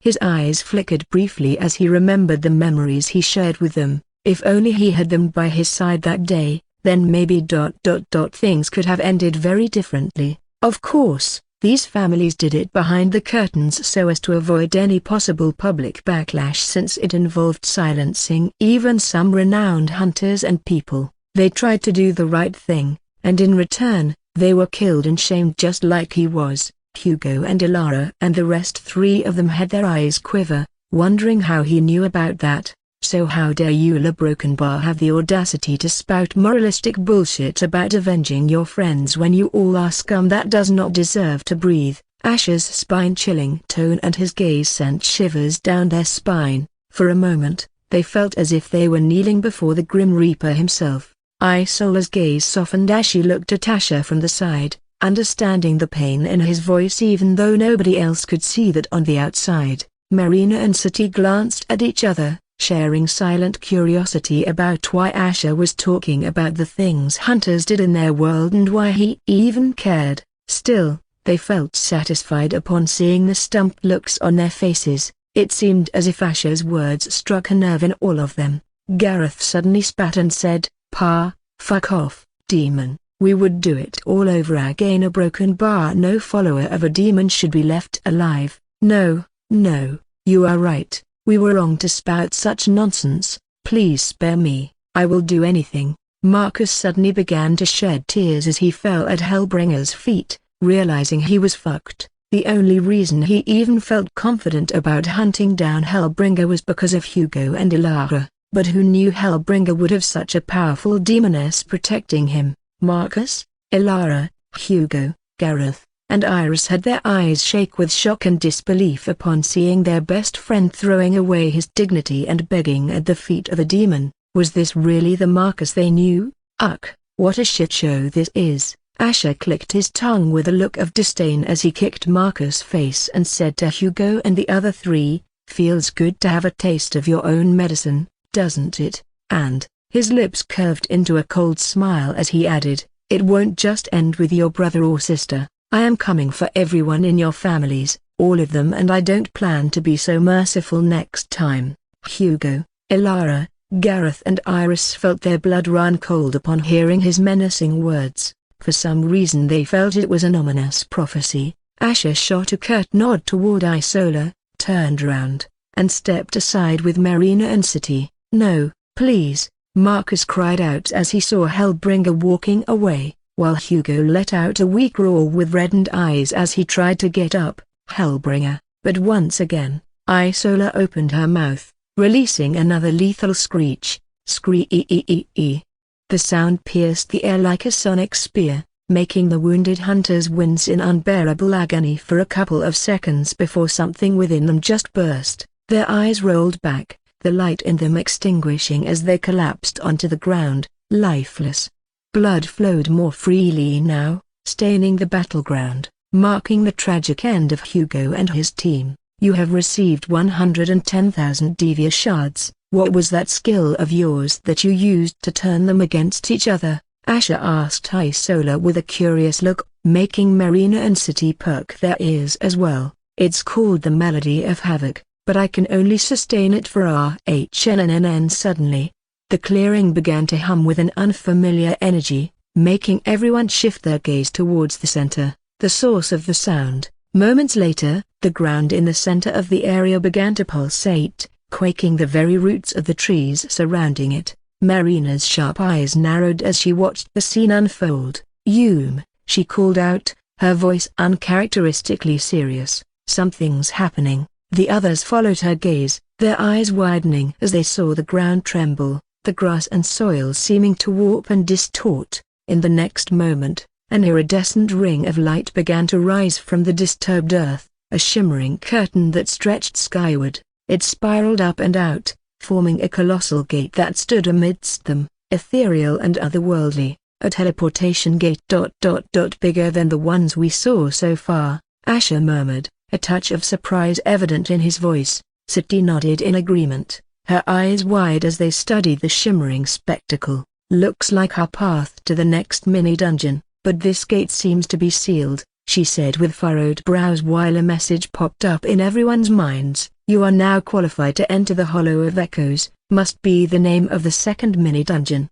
Asher mused, as they were about to step through the shimmering gate. An intricate pattern of lines and symbols appeared on the ground before it, the glowing tracery etching itself into the very earth. It was a complex, radiant web, a sprawling design of interconnected circles, lines, and figures. Asher, who had been about to step forward, halted, his eyes narrowing as he observed the sudden manifestation, a forging matrix. He muttered, his gaze scanning over the pulsating web of symbols and figures. He could see that with such a matrix, the heavy work of forging will all be done by the matrix while one of them has to keep transferring the shards. Transfer 50,000 Divya shards to the forging matrix to forge a Divya crystal and unseal the teleportation gate. More hands speed up the forging process, more hands speed up the process. Does that mean if we all 5 do it at the same time, it will be quicker? Marina asked as she blinked her eyes. "Let's try and see." Saying so, Asher crouched as he placed his hands on the matrix, the ethereal light illuminating his face in a strange glow. The moment he allowed the first shard to absorb into the matrix, it was absorbed as though into a bottomless well, sending ripples across the symbol. As he began to transfer the shards, the matrix hummed louder, growing brighter, pulsating with an intense rhythm. But everyone's brows furrowed as they saw the time remaining to forge. Time remaining, 0:04 and 55 seconds, 5 minutes. "Let's all join in," Isola said as she took out the beast pouch and asked Khaleesi to join in as well. "Coo!" With an excited mewl, Khaleesi's giant figure manifested beside her as she placed her giant pincers on the matrix as well.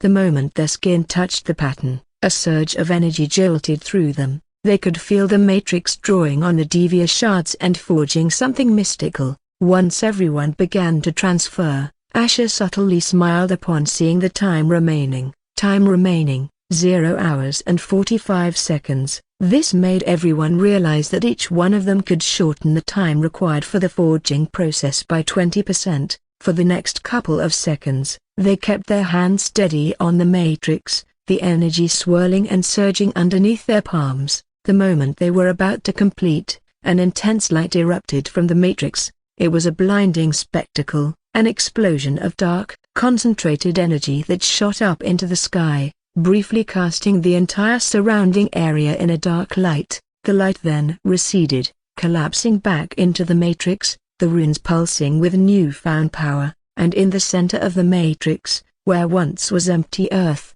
now sat a stunning crystal. It was a dark glowing green, its core swirling with motes of light, emanating an intense energy out of the Divya crystal. Asher stepped forward and picked it up carefully, his gaze deeply focused on it. The group stared at the crystal in awe, their eyes reflecting the dark green hue. It was their ticket to the next mini-dungeon. "It looks beautiful," Isola mumbled with a look of fascination just like the rest. "Does this really contain the power of the devils?" Marina asked with widened eyes. "Maybe but it doesn't matter. Without the rest of the 6 crystals, we can't do anything with this," Asher said before giving the Divya crystal to Isola. "We have to keep this safely. We no longer can use spatial routes, so if somebody wants to throw us out of the race for the Divya, they can steal it or hide it or something. We can't go back to this mini dungeon and forge another one again. Don't worry, as long as I am breathing,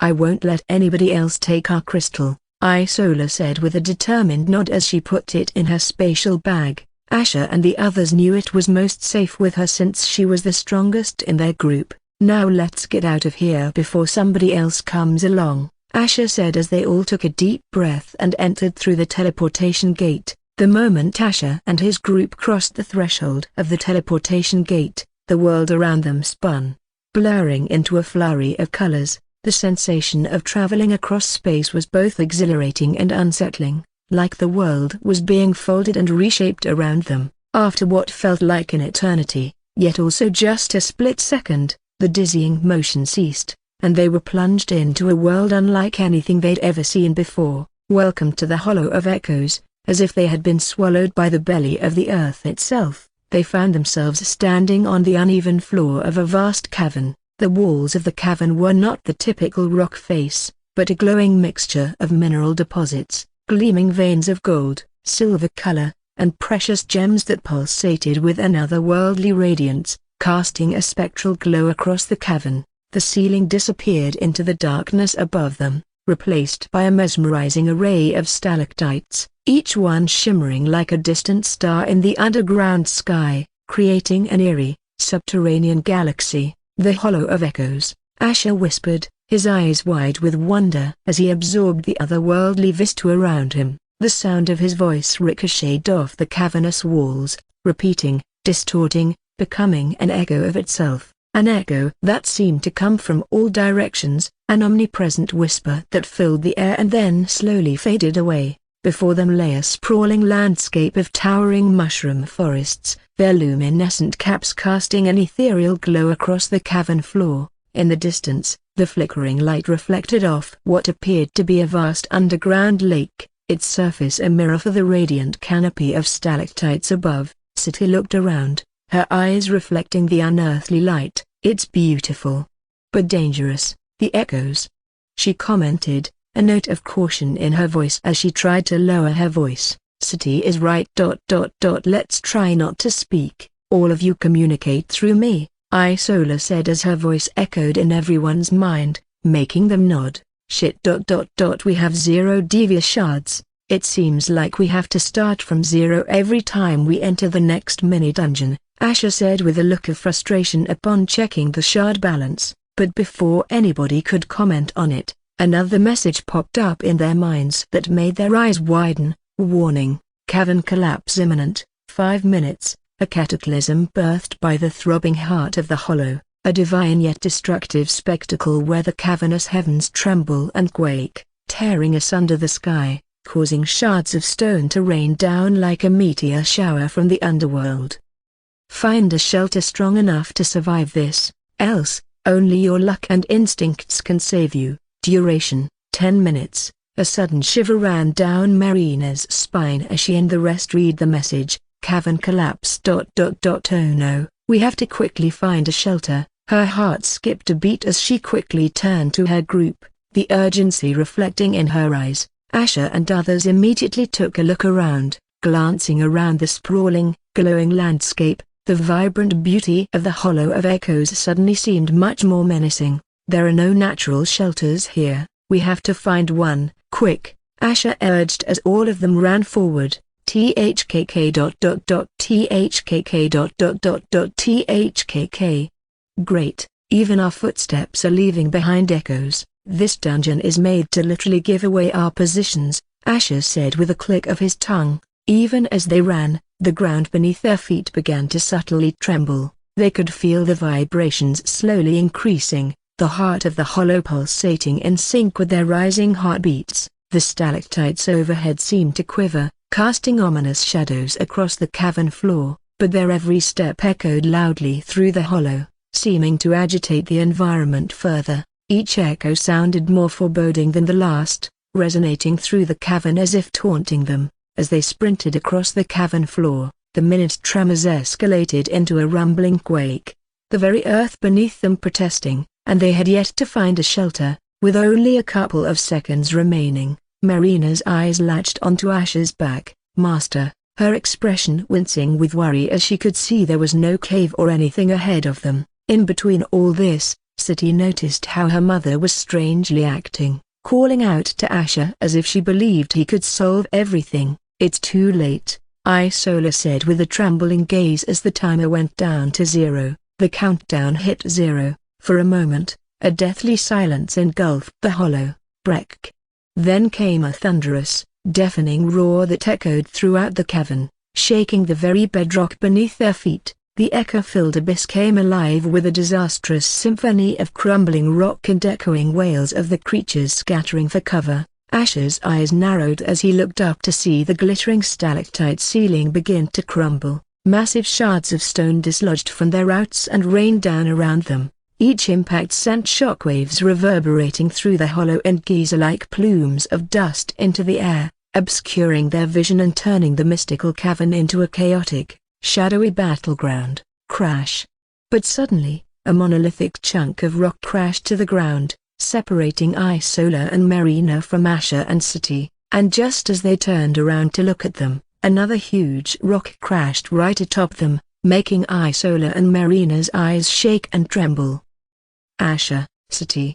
Marina's hands were cut and bruised as she frantically tried to move the boulders blocking her path to Asher and Siti. "Master, Siti," she cried out in desperation, her heart in her throat. Just as a massive rock hurtled towards her, a hand yanked her back, pulling her out of harm's way. She turned to see Isola's serious face. "We have to move, Marina," Isola shouted over the cacophony, her usually serene features tight with tension. "They're still alive. Check your map." Marina paused, her breath hitching as the realization was like a shock of cold water, clearing her frantic mind, and so, with a heavy heart, she ran forward with Isola while avoiding the falling rocks. "We will try to find a way to get back to them," Isola said to reassure Marina and herself, their hearts pounding and prayers whispering on their lips for the two. Just a minute ago, just as a huge rock separated Asher and Siti from the other two,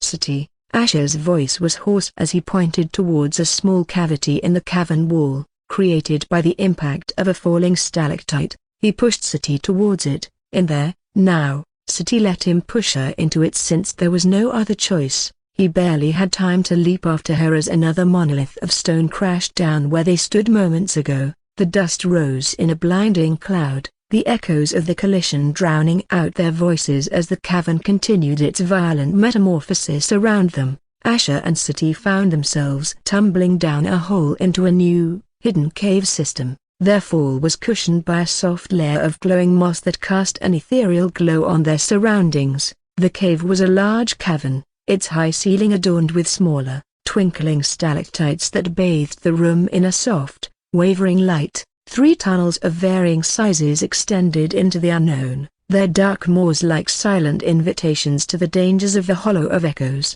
With the rumble of the cavern collapse gradually fading behind them, Siti's first instinct was to check the map in her mind. She drew a deep breath, her sharp eyes scanning the mental grid. She saw 2 familiar signatures moving steadily in another part of the cavern system. The relief that washed over her was immense, but she didn't let it show on her face. She could only pray they survive the cavern collapse. "Mother and Isola are okay for now," she relayed to Asher, standing up and dusting off her clothes. She eyed him with a sharp look and added, "We have to regroup with them as soon as possible." Internally, she wondered at the fates that landed her alone with this pervert consort.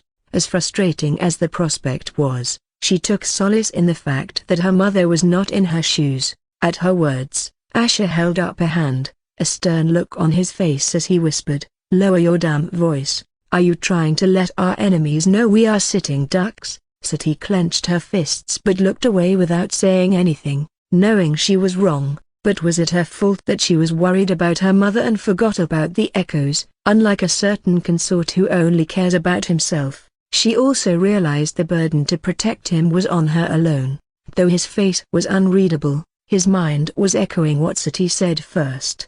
Being separated from the rest of the group was a situation he didn't fancy. Not even Khaliza was with him, and Sati was the last person among the rest he wanted to depend on. On the bright side, he still had his spatial bag, which contained some food and potions that could last for a couple of days. Asher regarded the 3 tunnels before him and pointed towards the leftmost tunnel, his brows furrowed in thought. A glance at the map and a gut feeling told him that was the quickest route back to their teammates. Sati simply nodded in agreement. She didn't know anything about these tunnels and so she decided to simply follow him. If anything goes wrong, it will be on his head. Their steps were cautious and measured as they ventured into the dim tunnel. The crunch of gravel under their feet was deafening in the otherwise oppressive silence. Echoes of their footfalls bounced off the walls, creating an eerie symphony of their own. Sati led the way, her senses on high alert for any sign of danger.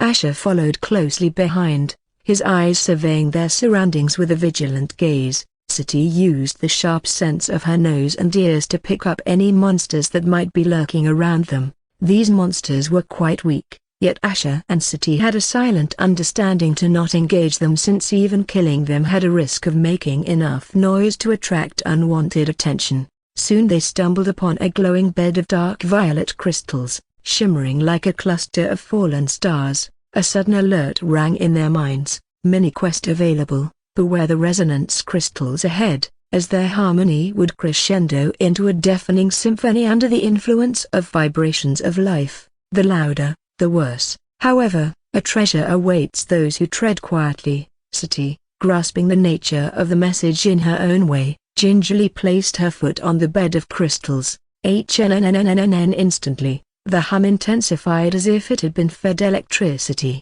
Before it could reach a screeching peak, Asher yanked her back. "Are you trying to get us killed?" he hissed, his voice hardly above a whisper. "Didn't you read the quest details?" A retort formed on Sati's lips. "How else am I supposed to test whether we could sneak past these things?" The quest didn't exactly give a guidebook. She felt he was trying to act cocky again. Asher shook his head and pointed at the crystals. "Footsteps aren't the issue here, it's our heartbeats. The more excited we get, the louder these." He gestured at the crystals. "Only the heart can create vibrations in the body of a living being." The logic of his words left Sati blinking in surprise. Her initial scorn was quickly replaced with shame and embarrassment at her previous act. However, she quickly regained her composure, masking her embarrassment with seriousness. "Then we should take another tunnel. This one's too risky. Even if we do manage to get past and fail this stupid quest, the noise could attract all sorts of unspeakable things. We should try the other tunnel."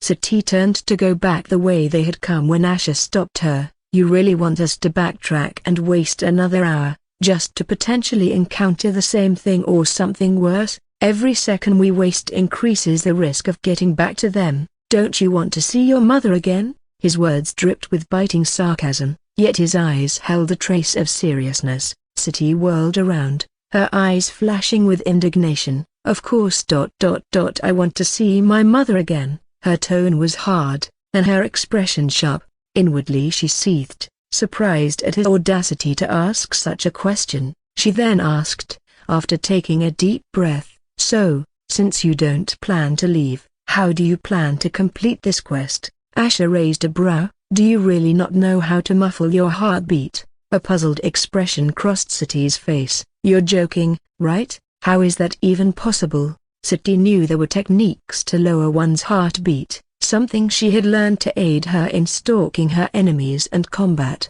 but muffling them was something unheard of, and even if something like that existed, how could a consort who had stayed in the safety of the kingdom his entire life even know about it? Asher remembered something he had learned in his past life and something he even practiced to this day. There is a technique called Veil of Silence. It is practiced to gain a deep understanding of mana in our body but can also be quite helpful in combat and this mini-quest, but it can be dangerous to master, and you must be extra careful since you can risk killing yourself. Sati furrowed her brows, hearing this technique for the first time, feeling quite skeptical. Still, having no other choice, she said confidently, I can deal with it." She felt he was simply making it sound like a big deal, though she didn't ignore the fact that his so-called technique could injure her. She decided to pull back if it got to that point. She just wanted to get this over with. Once he realized how useless all this was, Asher began to explain the method, his voice barely above a whisper to avoid activating the crystals. "First, close your eyes and clear your head. Don't worry and spread your senses anymore. If anybody is trying to get to us in a place like this, we would be the first to know." Citri did feel he was right about that and let her senses rest as she closed her eyes and sat in a meditative pose. Asher continued, his voice calm like a pond. "Now focus your mana around your heartbeat." Citri pulled together her brows as her heartbeat only increased from the strain of heart, forming a kind of protective aura. "This aura will then dampen the vibrations of your heartbeat." Citri pulled together her brows as her heartbeat only increased from the strain of trying to focus her mana around her heart. Seeing her furrowed brows, Asher continued, "Don't be too hard on the flow of your mana. Imagine your mana as a soft, warm blanket. You need to gently wrap it around your heart. At the same time, visualize the blanket absorbing the rhythmic thuds of your heartbeat, preventing the vibrations from spreading." Citri listened intently, her chest tightening as she realized the degree of control this technique required. As she began to concentrate, Asher whispered, "Remember, it's not about forcefully suppressing the vibrations, but softly absorbing them, otherwise, you will achieve the opposite effect." But as she drew her consciousness inward, focusing solely on her heart, an error slipped through. The quiet thrumming began to escalate into a deafening roar, her heart pounding so hard it felt as if it might rupture. She could almost feel the sharp, jagged edges of her disrupted mana brushing against the fragile organ. Her breath began to quicken as she got tensed, not knowing how to get out of this. "Calm down." Suddenly, a pair of rough, large hands enveloped her hands, halting her descent into panic, and the next moment, she felt a foreign mana, like a river of midnight fire, flowing into her through the point of contact, instantly intertwining with her own. His mana was distinctly different from hers. It was weaker, yes, but it was rich, wilder, fiery yet dark, as if a nebula had condensed itself into a raging inferno. Yet, its touch was surprisingly gentle, like a guardian, providing a safe harbor in the chaotic storm. For a moment, Citri was entranced by this paradoxical sensation, the blanket of mana around her heart becoming meek and following the rhythm of his mana. The feeling of another's energy coursing through her system was unusual, but it wasn't uncomfortable. Instead, it felt like a mystical touch and unusually intimate, making her cheeks redder. She felt like he was touching all over her heart, his energy spreading through every inch of her body. All these strange and sensitive sensations made her body tingle and her lips press together, but she knew he was doing it to help her and didn't reject his mana. After her initial thoughts died down, she was more surprised at how much control he had over his own mana. Not even some of the experts she knew were capable of such delicate control, especially in the body of another person. It was akin to guiding a needle through one's body blindly, hoping it wouldn't pierce anything. "Now, try it again, and this time don't try to forcibly bend your mana to your will. Treat it gently like a child, and it will listen to you." Asher's voice softly echoed behind her ears, though she was still skeptical if all this was really her fault or if his technique was flawed in the first place. Still, as Citri began to follow Asher's instructions, her initial skepticism slowly ebbed away as she was relieved to feel a blanket of mana slowly forming. As she mentally wrapped the blanket of mana around her heart, she could feel an inexplicable calmness wash over her. The world around her seemed to slow down, and the pulse of the crystals became a distant hum. She could still feel the beats of her heart, but they seemed muffled, like the sound of a distant drum. Even the vibrations that she thought were inseparable from her heartbeat seemed to have lessened, absorbed by the mana enveloping her heart. A sense of tranquility descended upon her, unlike anything she'd ever experienced. It was as though she had tapped into an underlying silence within herself, a silence that existed beneath the surface of her constant thoughts and emotions. In this newfound calm, she felt her senses sharpen, The details of the cavern became clearer, the subtleties of the shimmering crystals more apparent, and the distant sounds within the hollow of echoes more discernible. It was as though her entire being had attuned to the rhythm of the environment around her. She just realized her senses got sharper. This tranquility also affected her emotionally. She felt a distinct sense of clarity, as if the fog that often clouded her judgment had lifted, and amidst all this, there was also a strange sense of connection, an invisible thread linking her heartbeat to the rhythm of the world around her. Overwhelmed by the profound effects of the veil of silence, she couldn't help but slowly open her eyes and gaze at Asher with newfound respect and curiosity. She couldn't help but wonder where Asher had learned such a refined and nuanced technique. Where did you learn this? She now realized how he was so good in combat. This was probably one of the biggest reasons. She was also surprised that Asher taught such a powerful technique to her. Usually,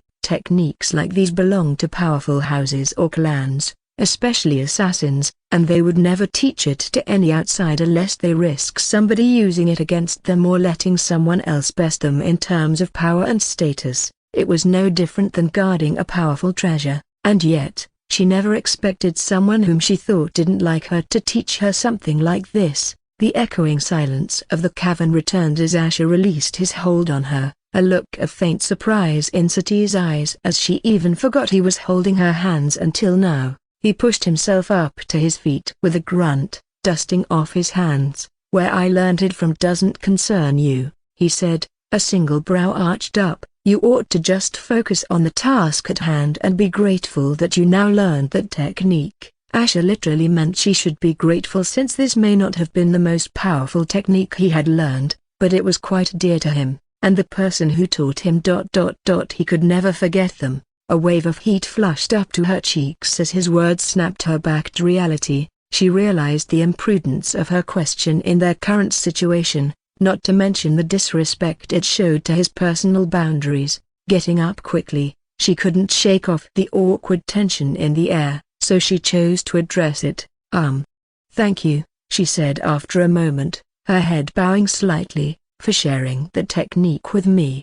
I can imagine how important this technique must be to you," Sati said with a serious look of appreciation. The gratitude came from her heart, laced with a newfound respect for him. He had a technique that could possibly alter the balance of power among the houses and clans, yet he chose to teach her. Even if he needed her, he could have turned back and searched for another tunnel, but instead, he took the risk, helping her in a way she hadn't anticipated. Asher's eyes didn't leave Sati as she expressed her gratitude. His gaze was intense, piercing even, but not unkind. "I trust you with it because Rowena trusts you," he finally responded, his voice holding a firm and solid quality, "and also because you are Marina's daughter." Sati's brows furrowed at the mention of her mother, a flurry of emotions stirring within her. She lowered her gaze, concealing the confusion that crept into her eyes. Why would he include her mother in this?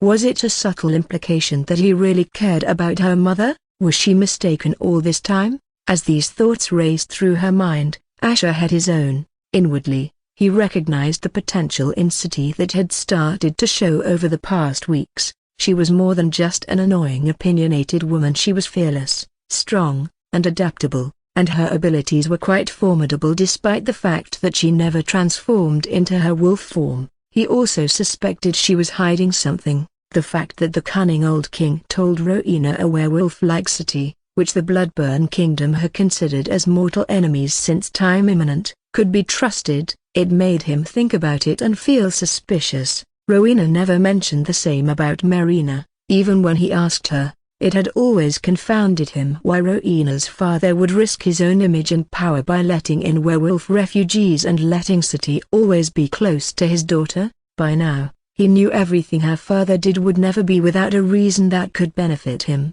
Asher felt that keeping Sati closer would help him decipher this mystery and, maybe, figure out why all of this had happened to him. If she was the key to understanding what the Demon King was up to, then he was ready to unlock the door. So what better way other than to gain her confidence even if he didn't want to teach this technique to anybody else? There was also the fact he needed her to be more sharp and powerful now that they were alone in this situation. He can't risk dying because he held back. He gestured to her to follow behind him as he took the first step while City watched from behind. As the first step landed on the bed of dark violet crystals, the crystals beneath him remained dormant, devoid of their previous hum when she first took a step, making her feel astonished.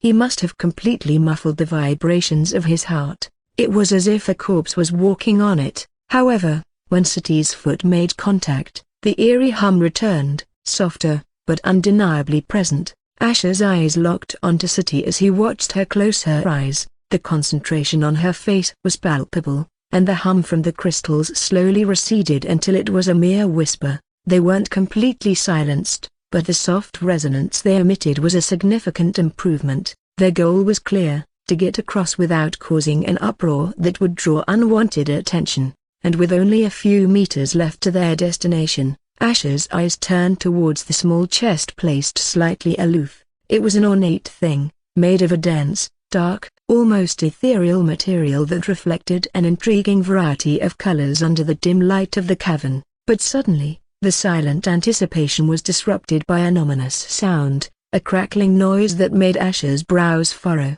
He spun around just in time to see City's armor and weapon gloves begin to crack, lines of fracture spreading across their surface like spider webs. Her eyes widened in shock as the last remnants of her armor crumbled and fell to the ground, revealing a tantalizing view that could make the staunchest of men falter. The rich, dark red fabric of her undergarments barely covered her womanly curves, the thin fabric wrapping around her ample red breasts, accentuating her deep cleavage. Her collarbones, sculpted like fine marble, drew a mesmerizing line down to her chiseled abs. If it was any other moment, Asher would have appreciated such a sight, especially since it was her, but their precarious situation allowed no time for such thoughts. As the crystals began to hum louder, reacting to City's heartbeat getting louder as she instinctively moved to cover herself, the sudden shift in noise made Asher click his tongue in annoyance. "Keep still," he admonished her, before abruptly swooping down and lifting her into his arms. "You." The embarrassing and audacious action of his startled her, causing her to instinctively push against his chest, but his grip was ironclad, and he shot her a warning glare, his voice a low growl. "Don't fucking move, or I will drop you." The crystals, which were starting to hum dangerously, fell silent almost immediately. It was only then City realized that the crystals reacted only to those who were standing on them. This made her stop resisting, as whether she liked it or not, this was the only way to get across. This also made her realize Asher had been purposefully keeping his steps slow to keep an eye on her while she could only move slowly because of the immense concentration it took to muffle her heartbeat. Just how much has he mastered this technique, and how long does she have to stay in this embarrassing position? Were his arms and hands always this strong and warm? Asher released City, dropping her on the ground freely once they were safely across the bed of crystals. He stared at her incredulously, his eyes sweeping over her scantily clad form, before he heaved a sigh and pinched the bridge of his nose. "How in the seven hells," he muttered, shaking his head, "did you not think to change your armor if you knew it was about to lose its durability? This isn't some amateur's game, City." City's face flushed, embarrassment washing over her. She tightened her arms around herself, trying to shield her semi-nude form from his gaze as best as she could. I didn't expect this to happen. The spare armor and weapons I had.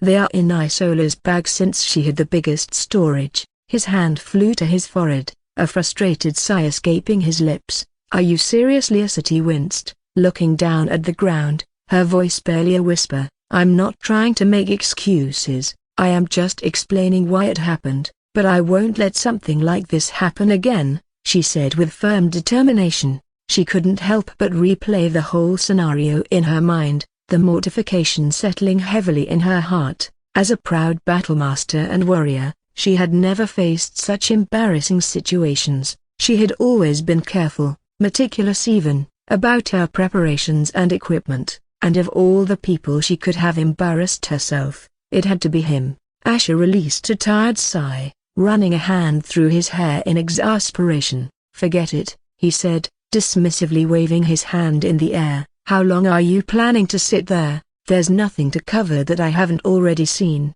Saying so, Asher turned around and made his way towards the chest. A message popped up in his mind signaling the completion of their quest. City's face turned an even deeper shade of red at his words. She snapped her gaze away from him, her hands subconsciously tightening around herself. City couldn't help but feel piqued by his words. Not only was he unfazed by her current predicament, but he was also reminiscing about that incident. She might have misjudged some things, but she wasn't wrong about him being a pervert after all. Swallowing her embarrassment, she loosened her arms around herself, the chilly air making her shiver as it brushed against her exposed skin. With a huff of annoyance, she rose to her feet and followed him toward the chest. Her pride as a warrior wouldn't let her sit there and sulk, not even in this mortifying situation. With a loud creak, Asher opened the chest, revealing dozens of dark violet crystals. His eyes glowed in satisfaction as he received a message in his head. "You have gained 15,000 Divya shards." He smirked, not at all surprised by the handsome reward. After all, though the quest had been relatively simple for them, he knew that for others, it would be a daunting challenge, unless they could fly. Hearing City approach, he turned slightly to see her looking over his shoulder with curiosity. "Did we get anything good?" she asked, her eyes keen on the chest. Her question pulled a smile onto his face as he replied, "We got 15,000 Divya shards and 100 resonance crystals." At her blank look, he added, "These crystals are pretty useful for detecting intruders. They can give us a warning if someone or something tries to get close." A look of realization dawned on City's face as she nodded in understanding. "We can use them whenever we need to take a break or rest," she suggested, her mind already thinking of how they could best utilize the crystals. Asher nodded with a smile as he pulled over his spatial bag and stuffed the resonance crystals into them, realizing that these dungeons may also give them a chance to earn treasures like these to survive this quest. As Asher rose to his feet, his eyes wandered, quite without his consent, to the sight of the twin peaks enticingly outlined by the dark red fabric wrapped around City's chest, while a drop of sweat got swallowed by her deep cleavage. City, realizing where his hot gaze had landed, quickly turned to the side, a look of piqued annoyance on her face. "Your Highness ... You are the royal consort. Please be more mindful," City said, her cheeks flushed while cursing why the air had to be so hot enough to make this piece of cloth stick to her skin. Asher slowly curved his lips, a glint of amusement in his eyes. He knew she was indirectly questioning his manners and decency. With a casual shrug, he replied, "Sometimes, City, one's gaze lands where it will." He let his words linger in the silence for a moment before continuing. "If there was a delicious dessert before you and you just happened to see it, would you quickly avert your eyes or not?" Flashing a disarming smile that didn't quite reach his eyes, Asher turned and started walking away, leaving City in stunned silence. She blinked, her mind racing. Was he insinuating she was a delicious dessert? Was it a compliment or? Her eyes widened as it suddenly clicked, making her suck in cold breath. How boorish. He was good, she had to give him that. Good at veiling his indecent thoughts behind a cloak of harmless words.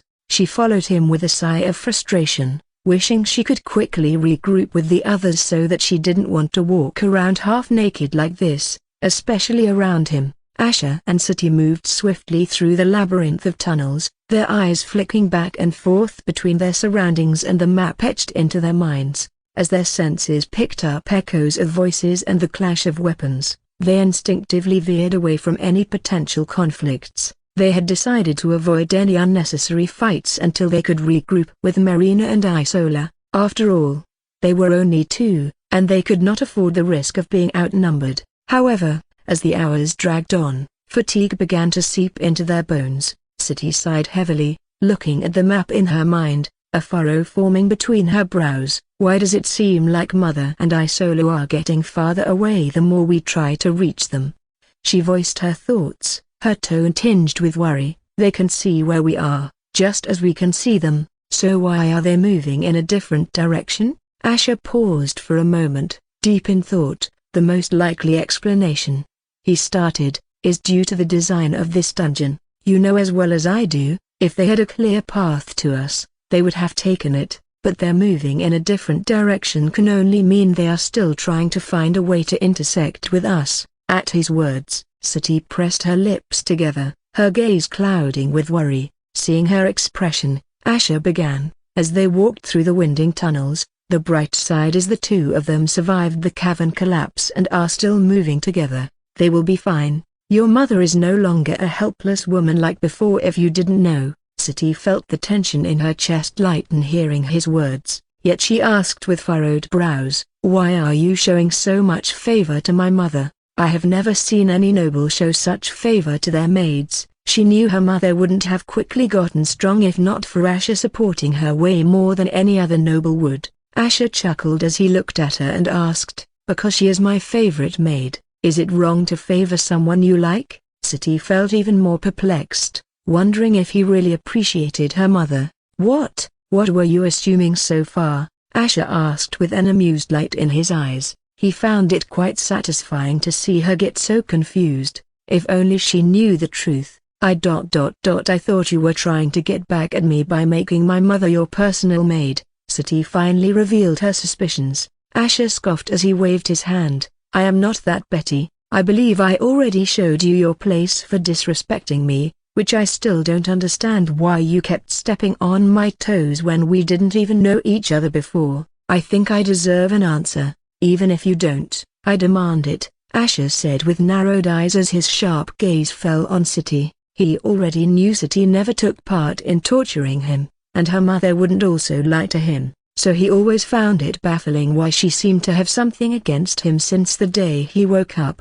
Sati's expression became complicated as she averted her gaze. She had always regretted how she treated him after he woke up, especially since her mother also got involved because of her actions. Feeling his piercing gaze, she finally looked up at him and said, "It had nothing to do with you and I have always regretted my past actions." Thinking about it in hindsight, Sati knew Asher could have made her suffer using the power of his status to get back at her, but he didn't. This was the only fact that made her feel that maybe he was not as bad as the other nobles. "What do you mean? It's nothing. It's quite silly," Sati said with a long sigh as she added, "You reminded me of someone I used to hate. Being useless and burdening everyone around them, but I know your circumstances were different, and you aren't really useless." She then deeply bowed and said, "I sincerely apologize for my actions at that time." Asher gestured to her to rise as he shrugged. "It does seem silly, so let's forget it as a silly matter." Asher inwardly smiled as he said this. He then gestured at their surroundings. "We should rest. Our supplies are limited, so we need to be careful with what we eat and drink." He pointed to a narrow path that ended in a dead end. "We'll rest there," he declared. "We can take turns sleeping when it's time." Sati frowned, her gaze flicking over the spot he indicated. "But won't we be trapping ourselves?" she asked. "If anyone or anything comes from either side, we'll be cornered." Asher smirked at that, his fingers closing around two resonance crystals from his spatial bag. "Did you forget?" he said, pulling out the crystals and showing them to Sati. "I'll place one of these on each side, a few meters away. The moment someone gets close, the crystals will vibrate. We'll hear it and move before anything can even happen, but still, one of us will sit at the entrance and keep watch." "Don't they have a time limit before they become useless?" Sati asked as she looked at the two dark violet crystals. "Yes. Each one of them can stay activated for 2 hours, but we have 100 of them, and we may even find more on the way. We will just replace them right before they burn out," Asher said as he handed over one of the resonance crystals to her. A few hours had passed since Sati had taken up her post as the watch, her eyes scanning the subtle darkness around the narrow path where they had decided to rest. If it wasn't for the rocks having a subtle glow to them, they would have been walking in total darkness. Not that it would be too much of a trouble for her. Eventually, her gaze fell onto the stone slab where Asher was currently fast asleep. "Your Highness," she spoke softly, her voice echoing slightly in the eerie silence. "It's time to wake up." When he didn't stir even after calling to him a few times, she let out a soft click of her tongue, irritation and disbelief seeping into her whispery voice. "Your Highness, wake up," she repeated, her tone getting harder. However, he remained as still as a statue, his deep and steady breaths indicating that he was sound asleep. Finally, out of options, Sati reached down to turn him over, hoping the physical disturbance would wake him, but, as she did, her eyes widened in shock at the sight of the ridiculously large bulge in his pants. She quickly covered her mouth, her eyes darting away as a blush spread across her cheeks. It took a few moments for her brain to process what she was seeing while Asher finally stirred awake, rubbing the sleep from his eyes. He blinked at her in confusion, a frown forming on his face. "Why the hell are you staring at my cock, Sati?" he asked in a gruff voice, brushing his hand through his silver-white hair. "Now do you understand the example of the delicious dessert I told you earlier? We just can't help it. No need to feel ashamed about it though, it's quite natural." Her face turned even redder, the words causing her to whirl around, her back facing him. I wasn't," she stammered, her voice trembling. "I didn't mean to, I really didn't." Sati winced, wondering when she would stop embarrassing herself like this. Not too long ago she cursed at him for being indecent and now ...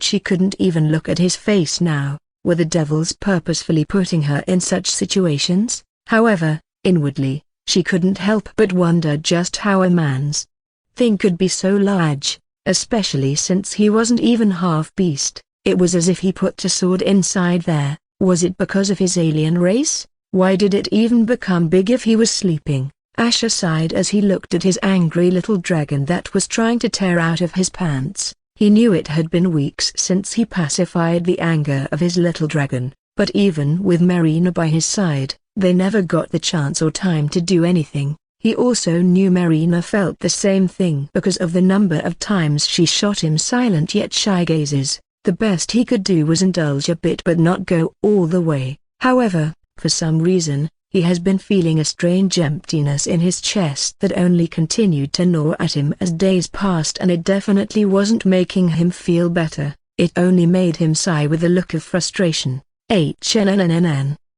Suddenly, a subtle humming sound came from the left side of the tunnel, making both Sati and Asher become vigilant as he got up on his feet.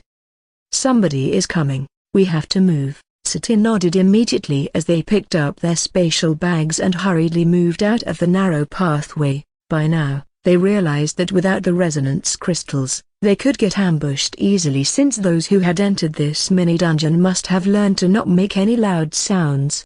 After 10 grueling days of surviving the labyrinthine hollow of echoes, Marina, Khaleesa, and Isola finally crossed into a safe zone. As they stepped over the threshold, the eerie silence of the place gave way to the low hum of life and activity. The narrow, winding tunnels opened into a vast cavern, its high ceiling adorned with shimmering stalactites that cast a faint, beautiful glow, making the cavern look like a city under the stars. It was as if they had stumbled upon an underground metropolis, bustling with activity. At first glance, the city seemed to grow organically from the cavern itself.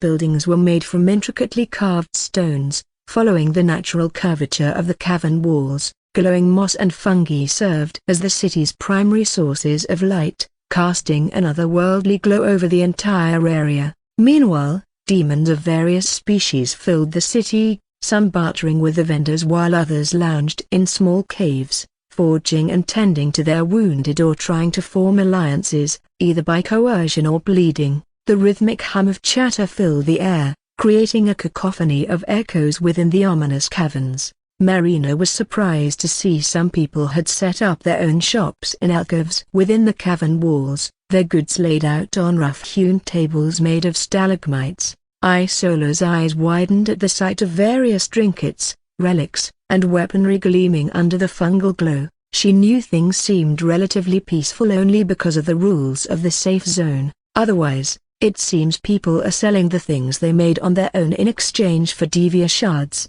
Quite a wise way to get some without risking their lives, Isola said to Marina, who nodded with raised brows as she took a look around them. They know many groups had already lost at least someone who had learned a limited scroll. The remaining members of those groups must be trying to compensate for their loss by buying things directly from other people. Marina mused before her expression became doleful. This just makes me worry for Master and City. The map shows that they have yet to come upon a safe zone, and we are still so far away from them. Isola gently placed her hand on Marina's shoulder as she said with a soft gaze, I know the longer they are out there without a safe zone in their sights, the harder it would get as their supplies run out, but don't worry. We both know Asher and City are more than capable of surviving on their own. They know how to get things done without making too much noise. Literally, Isola meant every word she said, especially regarding Asher, since she knew Asher was more than just the strength he had now. As someone who had once been the strongest hunter, she knew he knew things and had nurtured sharp instincts that would give him an edge over the others when it came to surviving. Marina looked up at Isola, the worry in her eyes lessened after feeling the confidence in Isola's voice. For some reason, she felt that Isola wasn't saying it to reassure her but that she was really confident about it. Khaleesa let out a soft, weak mew as she looked at Isola, who nodded and said, Yes, Khaleesa, he will be fine without us, and we will reunite with him soon. As the pair ventured further into the safe zone, the murmur of the crowd took on a different tone, because of Khaleesa's huge size and the two stunning beauties walking in front of it. No soul failed to notice them. Whispers hissed through the crowd like a chilling breeze. Marina, with her sharp senses, could not miss the sideways glances, the raised brows, the quiet gasps, and the overt pointing. Word had spread of the royal consort's party entering the Hollow of Echoes, and the sight of the Umbral Fiend Princess and the royal consort's maid, minus two of their party members, including the royal consort himself, had sent shockwaves through the crowd. The whispers grew louder, curiosity and fear intermingling as the crowd questioned the whereabouts of the royal consort and his companion. Were they already dead? Such news could shake up the entire Bloodburn Kingdom and the rest of their realm as well, since most of them standing here had already had terrifying rumors about the potential of the royal consort. Especially the fact that he possessed an immortal bloodline. Marina clenched her fists upon noticing some people gloating and scoffing upon realizing Asher was not among them. Surely, they were people who obviously didn't like the Bloodburn Kingdom or her master. Some of the people had their faces looking like they were containing the urge to ask something. They wanted to know if these two beauties, especially the Umbral Fiend Princess and the legendary Kraken, wanted to join their group, but they either knew they weren't qualified to ask, while some didn't have the courage, thinking they might take it as an insult. However, everyone knew that most groups would dream of having an alliance with these three. Any group that has them would surely stand a chance at coming out victorious. Those who had heard of the Umbral Fiend Princess and the rumor of her being a soul devourer deeply bowed as she walked past. To witness a soul devourer walking amongst them was an honor in itself. As they navigated through the bustling safe zone, Marina found herself glancing over at Isola, an aura of calm amidst the cacophony. It's unusual, you know, Marina began, her voice echoing in Isola's mind. Master has begun to entrust you with more and more significant tasks. I have never seen him do so with anyone else. Marina remembered how Asher gave the Devia crystal to Isola to safeguard. Marina thought how he would never do that with anyone else other than her, and Isola wasn't bound to him in any way to command her complete obedience. Isola looked at Marina with a complicated glint in her eyes. I hadn't given it much thought, she admitted. Marina shook her head, a soft smile lighting up her face. It's all right. Ways she couldn't describe but for the better. In fact, it's heartening. I am glad he is trusting you with things since he needs someone like you in his life. Marina had noticed how Isola and Khaleesa together had changed her master in subtle ways she couldn't describe but for the better. She also instinctively and through her observations felt that Isola was one of the most honorable women she had ever met. Marina's voice carried warmth, making Isola return the sentiment with a soft nod. Thank you for feeling that way about me, Marina. But it's not just about me. I am only helping him because I believe he can carve a peaceful future for us all, and you're a significant part of his life, even if he may not say it. Without you, he wouldn't be able to look after himself properly, and considering the kind of person Asher is, he needs someone like you." Marina's eyes widened, a blush creeping onto her cheeks. She looked away, stammering with a look of appreciation.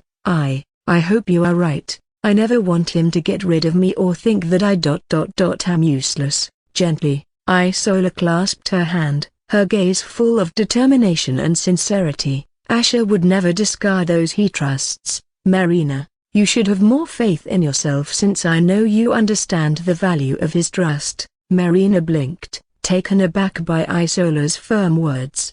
She offered a faint smile, her heart lightened by the reassurances, each word like a warm beacon. Suddenly, the air in the safe zone stirred with a shift in energy, the murmuring chatter quieted, the usual hustle of trade gave way to a collective intake of breath, and the atmosphere tensed like a taut string ready to snap.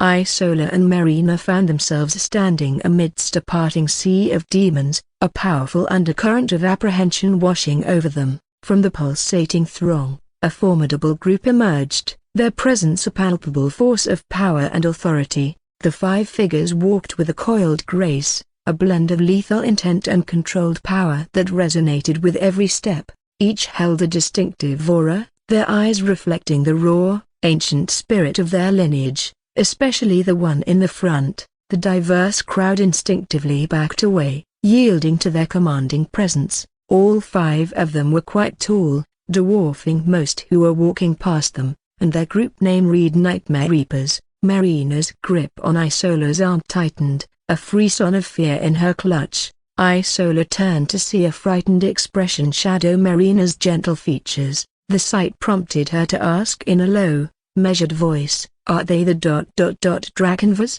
Isola had only ever heard about them but never saw one personally due to them living on the other side of the world. They were a striking mix of man and dragon, and their history was deeply connected to the Bloodburn Kingdom. But she wasn't surprised by Marina's reaction since everyone knew the Drakenvers ruled the Draconese Kingdom and hated the Bloodburn Kingdom to its bones. They were also feared greatly since the Bloodburn Kingdom ruled the south and the werewolves the east, while the Drakenvers commanded a lot of power in the north and west combined. The only reason they or the Bloodburn Kingdom never locked horns in the short past was only due to the distance and the potential collateral damage that could be caused in a war. The one who attacks first would surely stand a chance to lose more. Marina nodded, her breath hitching. "Yes, and I had brained we would never encounter them here, most of all the one leading them. Aganon, the prince of the Draconese Kingdom. They already have collected more than 60,000 shards." Marina could only imagine how efficient they must have been to collect so many shards quickly, but she wasn't shocked since she knew their prince was a soul devourer. Nevertheless, Isola remained calm, and Marina steeled herself, standing their ground as the group approached. The man in the front, who seemed like their leader, a towering 6-7 feet figure with jet black skin glimmering with scales, strode forth, his fiery red eyes boring to theirs, and midnight black wings fluttered ominously while his intimidating presence filled the space around him. Their leader stepped forward and spoke in a voice that was as rough as rolling thunder, sending an involuntary shiver down the spines of those who heard it. His gaze never wavered from Isola. "What a coincidence. To run into you here and the Kraken. House Thorn truly lost their teeth," Aganon said as he looked up to glance at the young Kraken briefly, who was staring at him with wariness. Circe, the woman beside him, her dark yellow serpentine eyes assessing Isola with a predatory interest. Her crimson skin seemed to glow in the luminescent light, the silver strands of her hair falling around her shoulders in a stunning contrast. "The rumors do not do you any justice, princess. You look even more beautiful than what they say and it makes me quite jealous." Flanking them was Erebus, his charcoal gray skin blending with the shadows that danced along the cavern walls. His spectral white hair flowed like a ghostly river, his void-like eyes appearing as unreadable as a moonless night. "Focus, Circe, this is not the time to play," he whispered to her. making Circe let out a subtle scoff. On Agamemnon's other side, Rune's royal blue skin adorned with golden runic tattoos stood out. His brawny figure exuded raw power as he eyed Marina with a look of hate and contempt. "Oh, you three seem to be alone. I heard the royal consort was in your group. Did something unfortunate happen to him?" Vespera, the only calming presence in their intense formation, asked with a look of innocent curiosity. Her lavender skin, midnight black hair, and spectral eyes painted a hauntingly beautiful picture, a stark contrast to the fear she evoked in those around her. However, despite how innocent Vespera's question seemed, Isola and Marina could feel the danger in her question. Chapter 261. It's my choice. The pointed question hung heavily in the air, casting an invisible weight upon the gathering crowd. Marina, her fingers still firmly gripping Isola's forearm, met Vespera's gaze without flinching. With a thinly veiled derision, she retorted, "Master Asher is alive and well. We will reunite soon." She knew this woman was purposefully trying to stir trouble for them by asking such a question aloud, and so she also made sure to answer loudly. Vespera's chuckle echoed, a chilling sound that left no warmth in its wake. "Oh, my apologies, I didn't realize the Bloodburn consort's pet was right here," she said, the words laced with scorn as her eyes flickered to Marina, a contemptuous glint twinkling in their depths. Before the discomforting tension could reach a boiling point, Circe, her voice smooth but laced with condescension, turned her attention to Isola. "Tell me, why would someone as distinguished as you want to spend your time with a traitorous bitch who is a rat to her own race?" she asked, her dark yellow eyes gleaming with sinister amusement. Isola's eyes grew cold, an icy glacier in the face of Circe's challenge. "Marina is my friend," she stated, her tone steady, the words heavy with unspoken warnings. "I will not stand here and listen to you insult again." Circe curled her lips with an incensed look while Marina looked up at Isola with a softened gaze. A tense silence followed her words, an invisible force field pushing back against the two women's scornful comments. Suddenly, Agamemnon's hand raised, a silent command that brought Circe's derision to an abrupt halt. With a subtle snort, Circe took a step back, her serpentine gaze never leaving Isola. Agamemnon's fiery eyes bore into Isola. "Princess Isola, you are something quite special," he admitted. "You and your people don't deserve to be slaves to the Bloodburn Kingdom." Isola's gaze did not waver under his scrutiny. She shook her head, a strand of hair falling forward, a lone beacon of disagreement. "You misunderstand, Prince Agamemnon," she replied, her tone devoid of any uncertainty. "Neither I nor my people are slaves. Despite the war, the Bloodburn Kingdom has been merciful, especially the Queen and her consort." Agamemnon shook his head, his gaze still fierce and heavy. "The Bloodburn Kingdom has twisted the narrative in their favor," he declared. "If you and your people were truly free, why did their queen strip you of your kingdom and titles other than to rob your dignity?" His words echoed beside her ears, an unkind echo of a painful past. He continued, "They keep you close because of the life crystals." Unperturbed by the tension his words had caused, Agamemnon continued, his eyes never strayed from Isola's as he proposed. "I your kind generously provide, and you know this is true. Does the shame of losing your kingdom, you and your parents' dignity, and the humiliation of being led around by the Bloodburn Kingdom not weigh on you?" The truth in Agamemnon's words stung. Isola's lips pressed together in a tight line, a silent response to the harsh reality being dredged up. Beside her, Marina clenched her fists, her eyes filled with worry. How she wished her master was here. He would know how to handle people like Agamemnon. Unperturbed by the tension his words had caused, Agamemnon continued, his eyes never strayed from Isola's as he proposed. "I want you to join us and form an alliance. With our help, we can free your people from the Bloodburn Kingdom one day. My people will restore the respect and dignity that your kind deserves. We will stand together as equals. I can promise that on behalf of my kingdom, we can also help you survive this, because we both know your group isn't strong enough, especially if you all manage to reach the higher dungeons." His words brought a spark of hope, a flicker of possibility in the stark reality they faced. or so anyone in the shoes of Isola would feel. Marina thought, yet the gravity of his proposal was not lost on either woman. You need not worry about the consequences. You can say you were forced to cooperate for survival, and if it makes things easier, we can ensure no unnecessary witnesses remain. Marina's heart skipped a beat. The thinly veiled threat was aimed directly at her. Aganon was suggesting her death as a casualty of this new alliance. Since she heard this conversation, even if she believed in Isola, she also knew what was hurting Isola the most, and that reason caused her heart to flicker with doubt. "Thank you for your offer, Prince Aganon," Isola began, her voice cool as the surrounding cavern, "but I must decline. I've given my word to the royal consort. I will stand by him. That is my choice." Isola's words were firm, and her eyes contained no hint of hesitation or doubt, making Marina let out a sigh of relief inwardly and feel grateful. Circe, standing to Aganon's side, scoffed, her disbelief coloring the air. "How ridiculous! Is she joking?" she sneered, but her derision was cut short as Aganon's voice cut through the tense silence. "You're making a grave mistake, Princess Isola." He then briefly glanced at the kraken before looking at Isola. "I can't fathom why you would honor a pledge made to a man who even caused the death of Ra."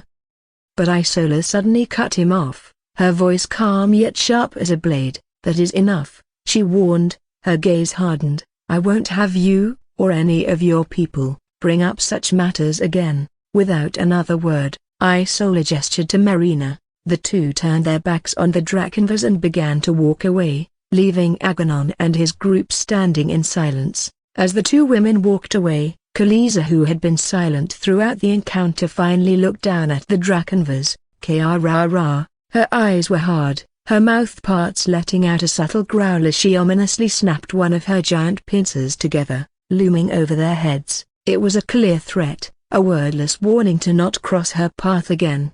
With one last deathly stare, she turned to follow Isola and Marina. As Isola and her party retreated, Circe couldn't contain her outrage any longer. She hissed, "Sea bitch!" her voice echoing around the cavern. "How dare she spurn our Aganon's kindness like that?" Rune, who had been silent throughout the confrontation, let out a low grunt. He turned to Aganon, his golden tattoos glinting ominously in the faint light. "What now, Aganon?" he asked, his voice grating and thick with barely concealed anger. Aganon watched the three retreating figures for a moment before he spoke. His voice was steady, his eyes cold and resolute. "Our plans remain unchanged," he declared. "I did not anticipate the Umbral Princess to respond as such, but that does not alter our objective. The Bloodburn Kingdom is on its way to its doom. If the Umbral wish to share their fate, then so be it. They will all succumb to us anyway." A small, cruel smile crept onto Vespera's face at this. "That is a given," she agreed, her spectral eyes shining with malicious delight. "Judging from the confidence of Asher's pet, it would seem that alien is still alive." Circe scoffed at this, her dark yellow eyes flashing with derision. "Even if he is, he won't remain so for long," she retorted, her voice filled with venom. "The bounty we have put today on that alien with the so-called immortal bloodline is so tempting. Even those far beneath him might try their luck. His time is running out, and even more so now that he doesn't have a soul devourer or the kraken to protect him." The people standing around were finally able to release their breaths as they saw the two groups part. They could only gossip to each other, wondering what this powerful party from the Draconese Kingdom was talking about with the one from the Bloodburn Kingdom. It was a surprise they didn't feel any killing intent considering the history between those two kingdoms. Isola and Marina walked in silence for a moment, Khaleesi's immense form looming over them like a protective shadow. Eventually, Marina broke the silence, her voice unsteady. "Thank you, Isola," she murmured, her gaze fixed on the rocky path ahead. "I have to be honest, for a second, I wasn't sure how you were going to respond to Aganon's offer. Logically, anyone else would have taken it." Isola remained silent, her gaze distant and unfocused, her thoughts seemingly miles away.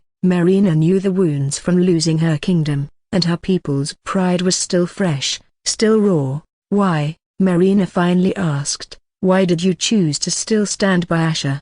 Isola finally turned to Marina, her eyes glazed but firm, a quiet strength radiating from her. Other than the fact that I would never believe the words of a stranger, I told you before, Marina, I believe in Asher, I believe in the changes he can bring about, she said, her voice steady. Aganon and his group are wary of Asher's potential. They wanted me on their side to ensure Asher had no allies to support him. Isola's gaze hardened, her voice carrying a newfound resolve. This is proof, even without knowing Asher personally, these powerful people from around our world are wary of him. They fear his potential, whether they believe him to have the immortal bloodline or not. Inwardly, Isola wondered how much different their reactions would be if they knew who he really was. Maybe they would even risk everything to kill him as fast as possible. Marina listened to Isola, her eyes widening in realization. She smiled, a sense of pride welling up in her chest for her master, and feeling happy at Isola's choice.